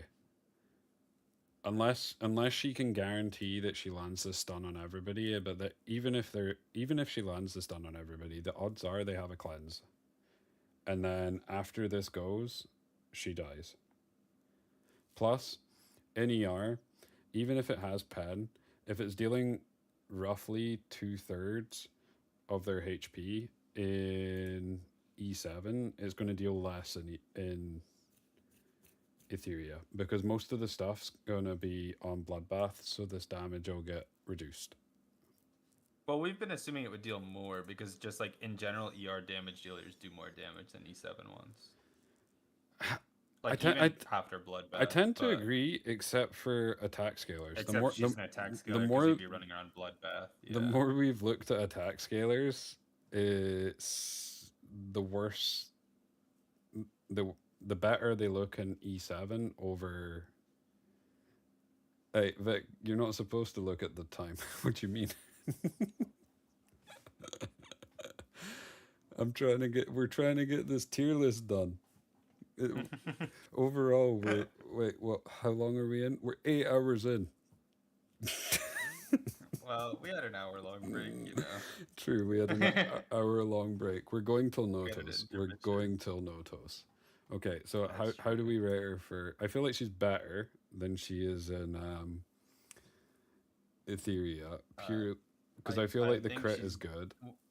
So we gave her And, E tier or F tier in Etheria? What do we give her? we gave her D. We gave her D tier? Yeah, But I don't know if she's better than D tier. I mean, I feel like she's better might be a strong word. I feel like she might be around about the same. I feel like okay. Okay. Let me change that. So I feel like her S3 is better in E7 because stun is the best hard CC in E7. That's true. Probably. But near the bottom equally- in Etheria, equally, right? she- Other than sleep. But she's a snail. Yeah. So does she actually get to do anything, or does she just die? I think she just dies still. I really don't see her doing anything. Death is Death a is pretty good. good I CC mean, too. with the speed like that, she's probably dead anyway. Like if they crit. Also, you guys, really bad E7 E7 also has a lot of stuff that doesn't need to crit to deal infinite damage. So there is certain comps where this just isn't relevant, or against certain units. Yeah, I mean, 'Cause or it- you just get 30% at GG. True, or just get 30% and get good. But yeah, in fact, actually, that makes me think she's potentially worse. I feel like we've said this a lot. She's a 4 or 5 pick when there's lots of stuff that crits that you need to survive. 4 or 5 Yeah. when there's nothing that can counter her. But and equally, the if you draft if is you if you perfect. pick her super early, don't they just pick those units that like don't need to crit and deal stupid damage, and then they just kill her. Yeah, So Kinda. I feel like she's Just- like E or bottom of D. put the fries in the bag. She's E tier. Same with an E. I think I think she's not D tier in ER. I think she's E tier. No, I think she's D tier just for being able to do that against Messiah. Like she's a force man. Okay. New Moon Luna. Oh, Vic's What's wrong with Flan? Everything's perfectly fine where it is. It's 100% accurate, Vic. What do you mean? Literally a perfect tier list. Why are we? Right, do you want New Moon Luna? Then oh, I'll do Notos. Or do you want Sure, because I Notos? own New Moon Luna, and I don't think you own New Moon Luna. I don't own either of them. Not that I'm That's sorry. That's a true fact. But I've read Notus's kit, so I don't really need Okay. to read it. Okay, S3, dispel all buffs from all enemies, then seals and applies block for 2 turns. At the start of the first battle, she grants skill effect nullifier once to the caster. At the start of the first battle, so just instantly she gives herself skill effect nullifier, which nullifies an effect from skills of enemy heroes and artifacts. So she would stop herself from taking damage or from getting CC'd or anything, like the first time that happens. Is that what I'm reading that as? I would assume so.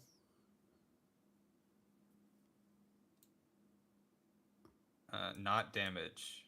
Okay, so only like it only blocks like CC and debuffs and everything. Okay, so it's not quite that good. It's okay. Is there any? Is Um, there anything that applies like start of combat, like instantly applies something? Other than like, I mean, to someone, to an enemy. No. Okay. Okay. S2 attacks the enemy, inflicts defense down for 1 turn, increases combat readiness of herself by 50%. A successful attack will inflict additional damage on all enemies. Damage dealt and additional damage increase proportional to the caster's max health. S1 attacks the enemy and increases combat readiness of herself by 20%. Damage dealt increases proportional to her max health. Oh, she's an HP scaler. She's an HP scaler that's really fast for ER. Yeah, she has Like 124 base speed and yeah. ER that's like 126, 128. Yeah, she'd be like the same speed as Lily. She'd be like the fastest HP scaler in the game. Yeah, she'd be the fastest HP scaler in ER. And then you have like And she's got dispels all buffs. She also dispel all to seal into block, which is Yeah. Into forgetfulness into block, which is quite strong. And she ignores the first debuff, so she can't be cooldown Well, increased, I'd assume too. The other thing is this grants, this is a buff, so it pushes her with Freya. Like she gets the instant push Right. with Freya. But that's not that important because if you pick Freya and you S2, you get 12% anyways. Unless you're making her faster than Freya to go before Freya, but you'd have to be way faster. Right? Because like Yeah, if you put like Bulwark on a unit, it doesn't really matter with Freya anymore. If you have Freya S2 maxed, it's kind of like an old thing Okay. for that to matter. The defense First effect in a skill. So like if she has immunity and someone tries to strip, it would consume the effect and keep immunity. Oh, I guess you could put Bulwark on her, right? Bulwark and skill effect nullifier. Oh, see, that's interesting because that doesn't like the best example of this would be like Moon Bunny. Because we basically have that. No, because we basically have this effect as a thing on a shell in ER. However, if they applied if they tried to apply a debuff or if they tried to strip, both effects would be removed. So the Moon Bunny, the skill nullify effect, and the immunity would be removed. So I would assume that it would interact that exact same way. I don't think it would interact in a different way. So both would be removed if she was stripped. Yeah, probably. Because that is how it works in a theory, yeah. So it's basically a useless buff. Or, well, not useless, but like, you wouldn't run it with Bulwark. The best thing about it is it stops her from being cooldown increased. Unless they have something else that goes beforehand. But in a lot of instances, they don't. A lot of the time, it'll just be like Lily into Santic or Freya into Santic. Yeah. But then S3, Seal and Buff Block is a really strong combo for turn 1.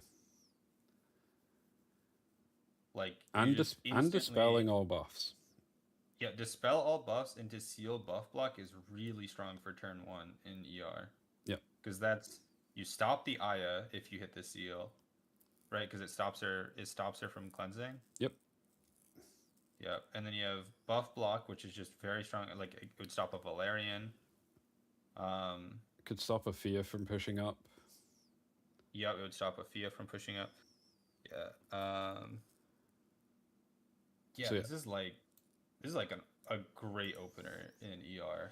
But is there ever a reason you would run her over Heinrich just for this? Like, if you're using this as an S3, is there ever a reason you would run her over Heinrich? Well, I think Seal is very strong, and that is Heinrich doesn't. Like Heinrich would just get cut by Aya, and then he instantly loses his buffs, and it's GG. Mm. But like she gets cut by Aya, and then Aya presses S1, and it doesn't matter. Okay, because like if I'm looking Or at this, I guess Aya can press S3. 'Cause, like, but like I'm assuming that you're one like. I'm just trying to see the vision because dispel all buffs. Like you're basically saying you only want it for the seal. At that point, you could just run Silence. yeah, but I think dispel. I think well, she's way faster than Silence 1, and then you're adding block onto that. And it's like she's literally taking Silence and Heinrich and combining them, and like the effects that I want from them, which is block and seal. Okay. And she does a strip. Fair. Which in my mind is quite strong. I don't think she's like I don't think she's quite as strong as like she's not gonna insta win you a game from pressing S3, I don't think. I mean, the other thing to keep in mind is like we can run our own codex, so the 7 turns is basically null and void. Oh, it's 4 turns at Oh. max cooldown, so it's actually not that bad. Like So 4 you turns could is not that S3 crazy of into a cooldown. S3. So even if they do manage to get rid of the seal, you can just reapply it next turn. Yeah. It would stop the Raymarie from stacking, stops Fia. Yeah. It basically, unless Aya gets well, she can't resist if you soul burn. Yep. It stops Aya, it stops Raymarie, it stops Fia, it stops Tiamat. It stops Valerian from giving a shield. It stops Fushu push, right? Yep. Well, no, Um, it makes Fushu push. It makes her push herself. Oh well, I meant like before she procs her S3. Yeah. Because like she pushes herself up to cut, right? Yeah. To press S3. Yeah. It stops Plume cutting you. She's got built-in cycle. Yeah, she's pretty strong. I mean, this is nice.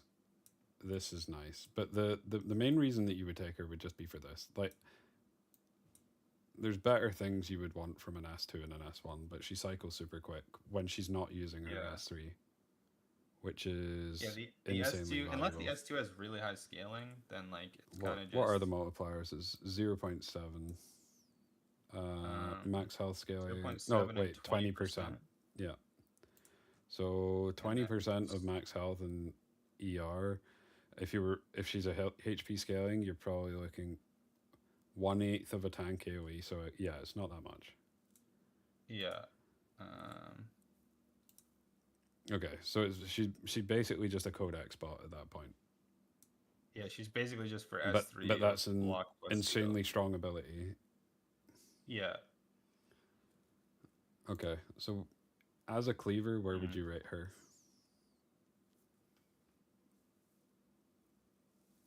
Trying to think of like there's so many annoying passives and block is really good. Like A tier, You wouldn't have her an S? maybe. I don't know if she's an S tier unit. I think I don't think her S I don't know if she's like not possible to have an S, but like I think I'm just it's kind of tough. I feel like units that only apply debuffs are sometimes a little scary to like put into drafts because then like if the game ever extends out at all, then they just become irrelevant. Like if like she's to help me finish the cleave, but then if I can't finish the cleave, then I just lose. Or can like just lose compared to like having a CC on 5. Maybe I don't know. She's either high A or low S, I guess. I don't know. Where would you put her? I guess I don't know if she's useful really in turn 2 at all though. She's not useful in turn 2, but Yeah. I'd be pre-banning her if I was playing turn 2. So I'd say she's Yeah. S tier, because like Yeah, that's fair. outside She kind of does of shut down a lot of the counterplay. it's really hard to actually get a good way to cleanse into her, because like most of the cleansers in Etheria have passives and she shuts them off. Yeah. Because like Sanya, one of the best healers, Lingluo, she literally stops Lingluo from cleansing. Fia, she stops. Like the only downside to her is that she literally doesn't silence. So like if they actually, so for example, Fia, if she gets to take a turn, she's going to press S3, all this goes away, and then your team's dead.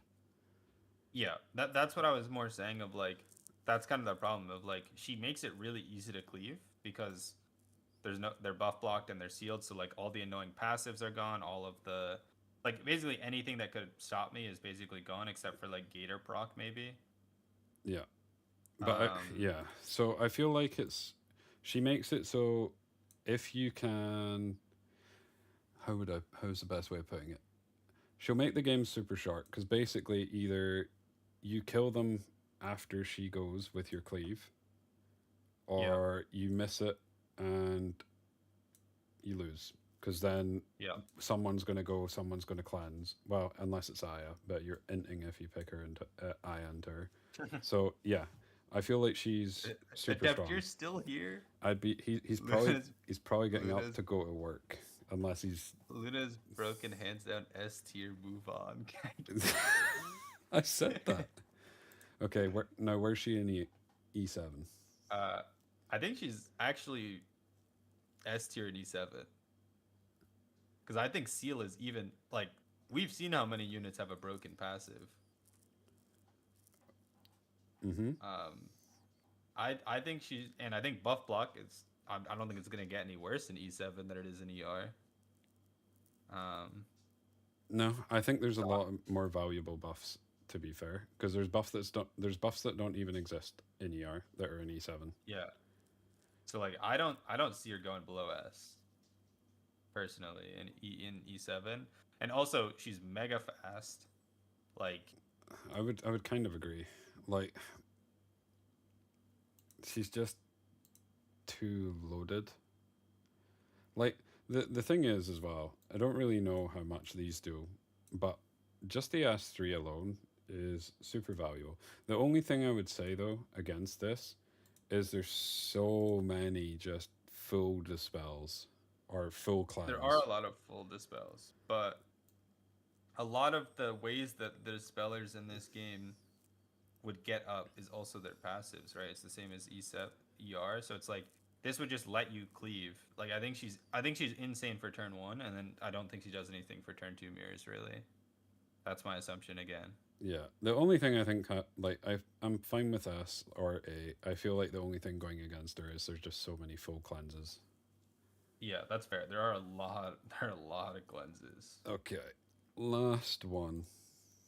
Notos, you get. I love how Adept woke up just to say she's S. Move on.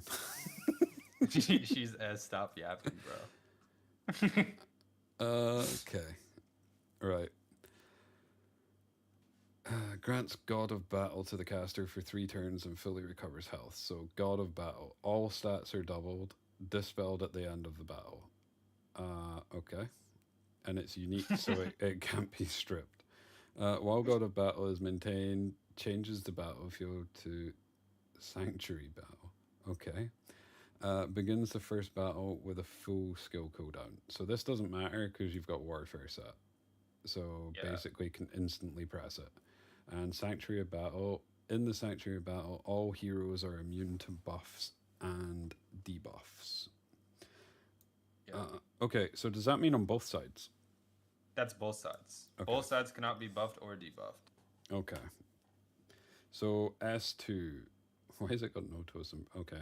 Unaffected by combat readiness increase and decrease effects. So he can't be impacted by them. So can't be pushed, can't be pulled. God of Battle attacks the enemy with transcendent power, penetrates the target's defense by 50%. Damage dealt increases proportional to the caster's max health. Okay. Can confirm it one-shots everyone so far, basically. The only unit I've seen it not one-shot is another Nodos. I mean, he's slow. Like, he's giga slow. Yeah, you are not getting notice above like 220 speed. Okay, and S1 attacks the right enemy there. with Divinity, has a 75% chance to inflict decreased defense for 1 turn. Damage dealt increases proportional to the cast. 220 for earlier Oh, builds, yeah. I guess I should say. Okay, God of Battle attacks the enemy and deals additional damage proportional to the caster's max health. Damage dealt increases proportional. Okay, so first off, insane kit. Like, doubling all your stats is wild. So here's actually something. If you're sitting at, like, let's say for example 350 crit damage, does he go above crit cap with No, or crit damage no, cap he with does this? not He go does above- not. He does not go above crit cap. So basically, he's basically all you need in subs is HP and speed, because all you need is 50% crit rate. You only need half of crit cap, and then the rest of it is just HP and speed. Okay, so in ER, he just gets cooldown increased and then gets killed. Well, in ER, he's dog shit because he starts with a 7-turn cooldown. And So in there's fact, nowhere to you play. you don't even need the cooldown increase. He just dies because he'll In never ER, he'll he's never get to play unplayable. this. Yeah. So in ER, he's actually F tier. That was quick. So in ER is Um, F tier. Like, he just does nothing. 7 turn. We But don't have. In fact, actually, And technically, the only way you could get around it is if you link him with Lily. You S3 with Lily. She could reset his cooldown. But then that's a lot of Yeah, setup to just do one thing, even- and he probably dies. But yeah, there's no way for Yeah. us to do this, so he's F tier. yeah, and then in E7, he's like S or SS. He just like, if he presses S3, he wins the game. It's as simple as that. Yeah. I mean, Because he doubles his own stats. Nobody can be cooldown increased or sorry, nobody can be buffed or debuffed. So he just doubles his own stats and makes it a fist fight where he has double the stats of everyone else, including speed. So he's lapping people. is there a reason you don't just strip and cooldown increase him? No, like his weakness is that he can get cleaved, kind of, because this whole well, we're not taking that into account. So he can get cleaved, kind of, and he can get CC'd or cooldown increased. I think he's CD increase himself. No, like, but if you're running him, I'm assuming everybody You're running runs him him on warfare Wayfarer, with then. warfare with immunity. So can you not just strip and cooldown increase him? I imagine you can strip and cooldown increase him. And like, you have units in the game that full cooldown increase. So can you not just full cooldown increase? Like, there's Yes, there's yeah, multiple he has units that counter. just full cooldown increase him. I think he's like Kethos, where if he goes first and he presses S3, there's like a 90% chance he wins the game. I mean, in what world is he going first though? He's 95 speed. Well, you have pushers, just like Kethos, right? Like Kethos doesn't really go first without a pusher usually. Like, I feel like don't get me wrong, his kit's strong, his passive's insane, but I'd rather have any one of those four over him.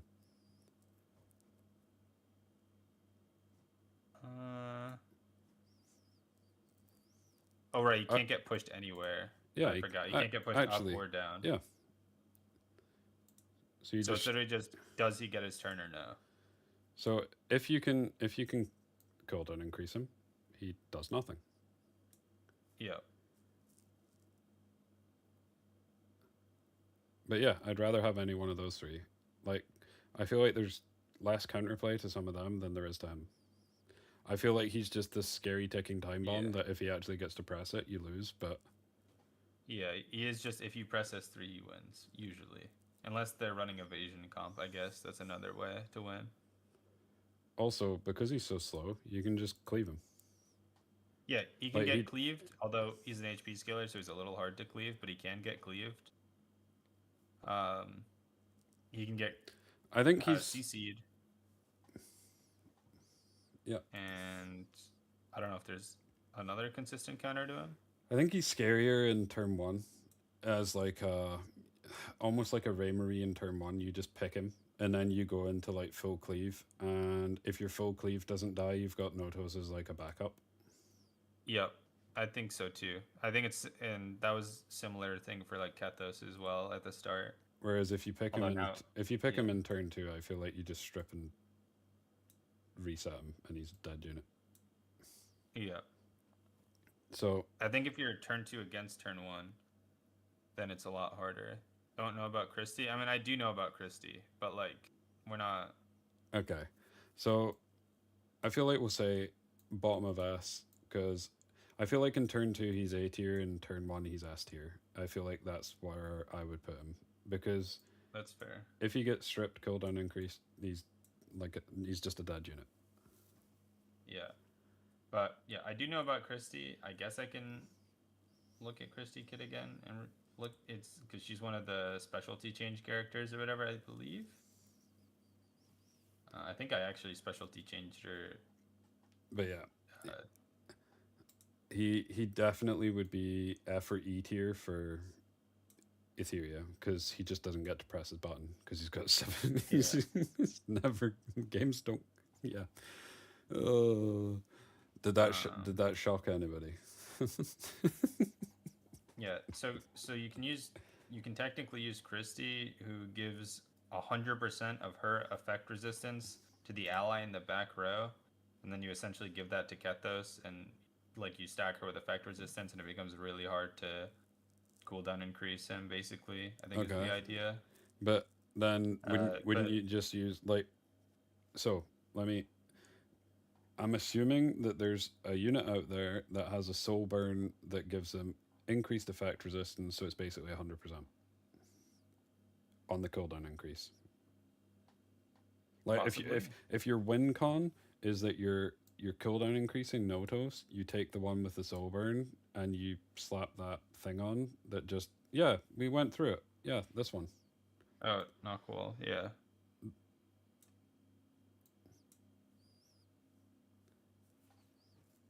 But yeah, he's strong. I just feel he's stronger in turn one. He's A tier in turn two, personally. Yeah, he's definitely stronger in turn 1 because I think his only counter, or not his only counter, but his main counter In is fact, just flying turn 1. if you pair him up with Doki, she can press S2 at the start of the game instead of pressing S3, and then he would still have a 2-turn cooldown.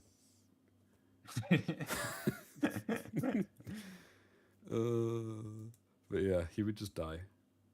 Yeah, you can't do anything in Etheria because he starts with a 7-turn cooldown. Okay, so I think that's where we will stop for today. Let me just save the tier list.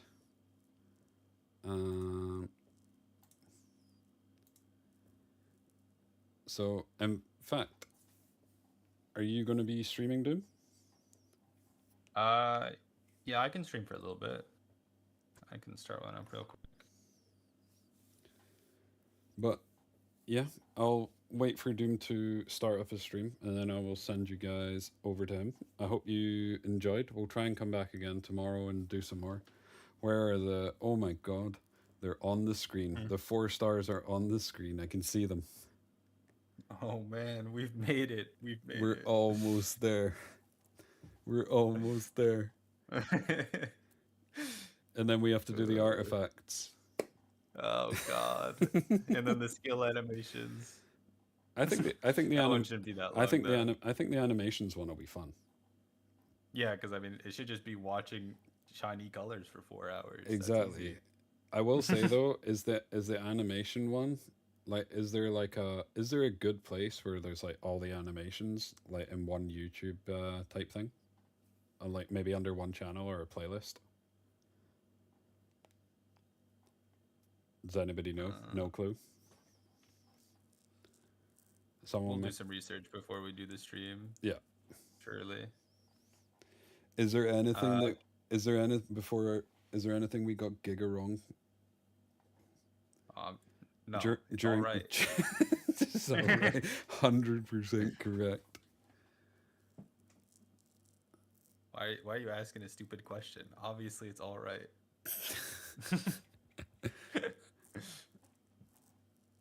Nothing's Giga wrong. It's just wrong.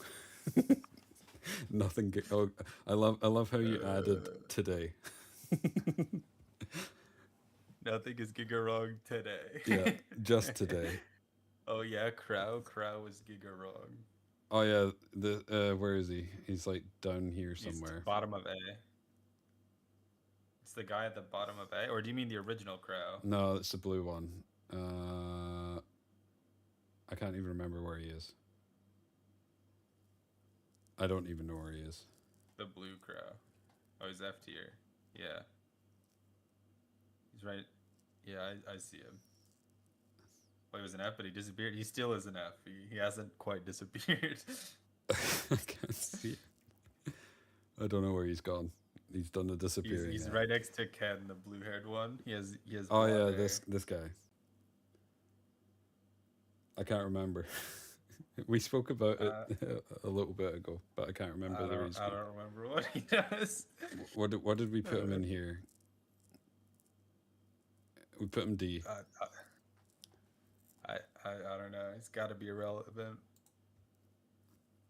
You're just wrong, Higa. I'm sorry. He's clearly irrelevant. We've spoken. Okay, so let me just open up Twitch. Is that you? Are you live? I am live. Okay, so You can watch me Luxac a Barunka in a few nah. seconds. If you get that, I'm uninstalling. Okay, same category. Why can I not find you again? There you are. Okay, so thanks for watching, everybody. Really appreciate it. And we'll be back again tomorrow. And yeah, it's a lot of fun. Really enjoying this. Hope you guys are enjoying it too.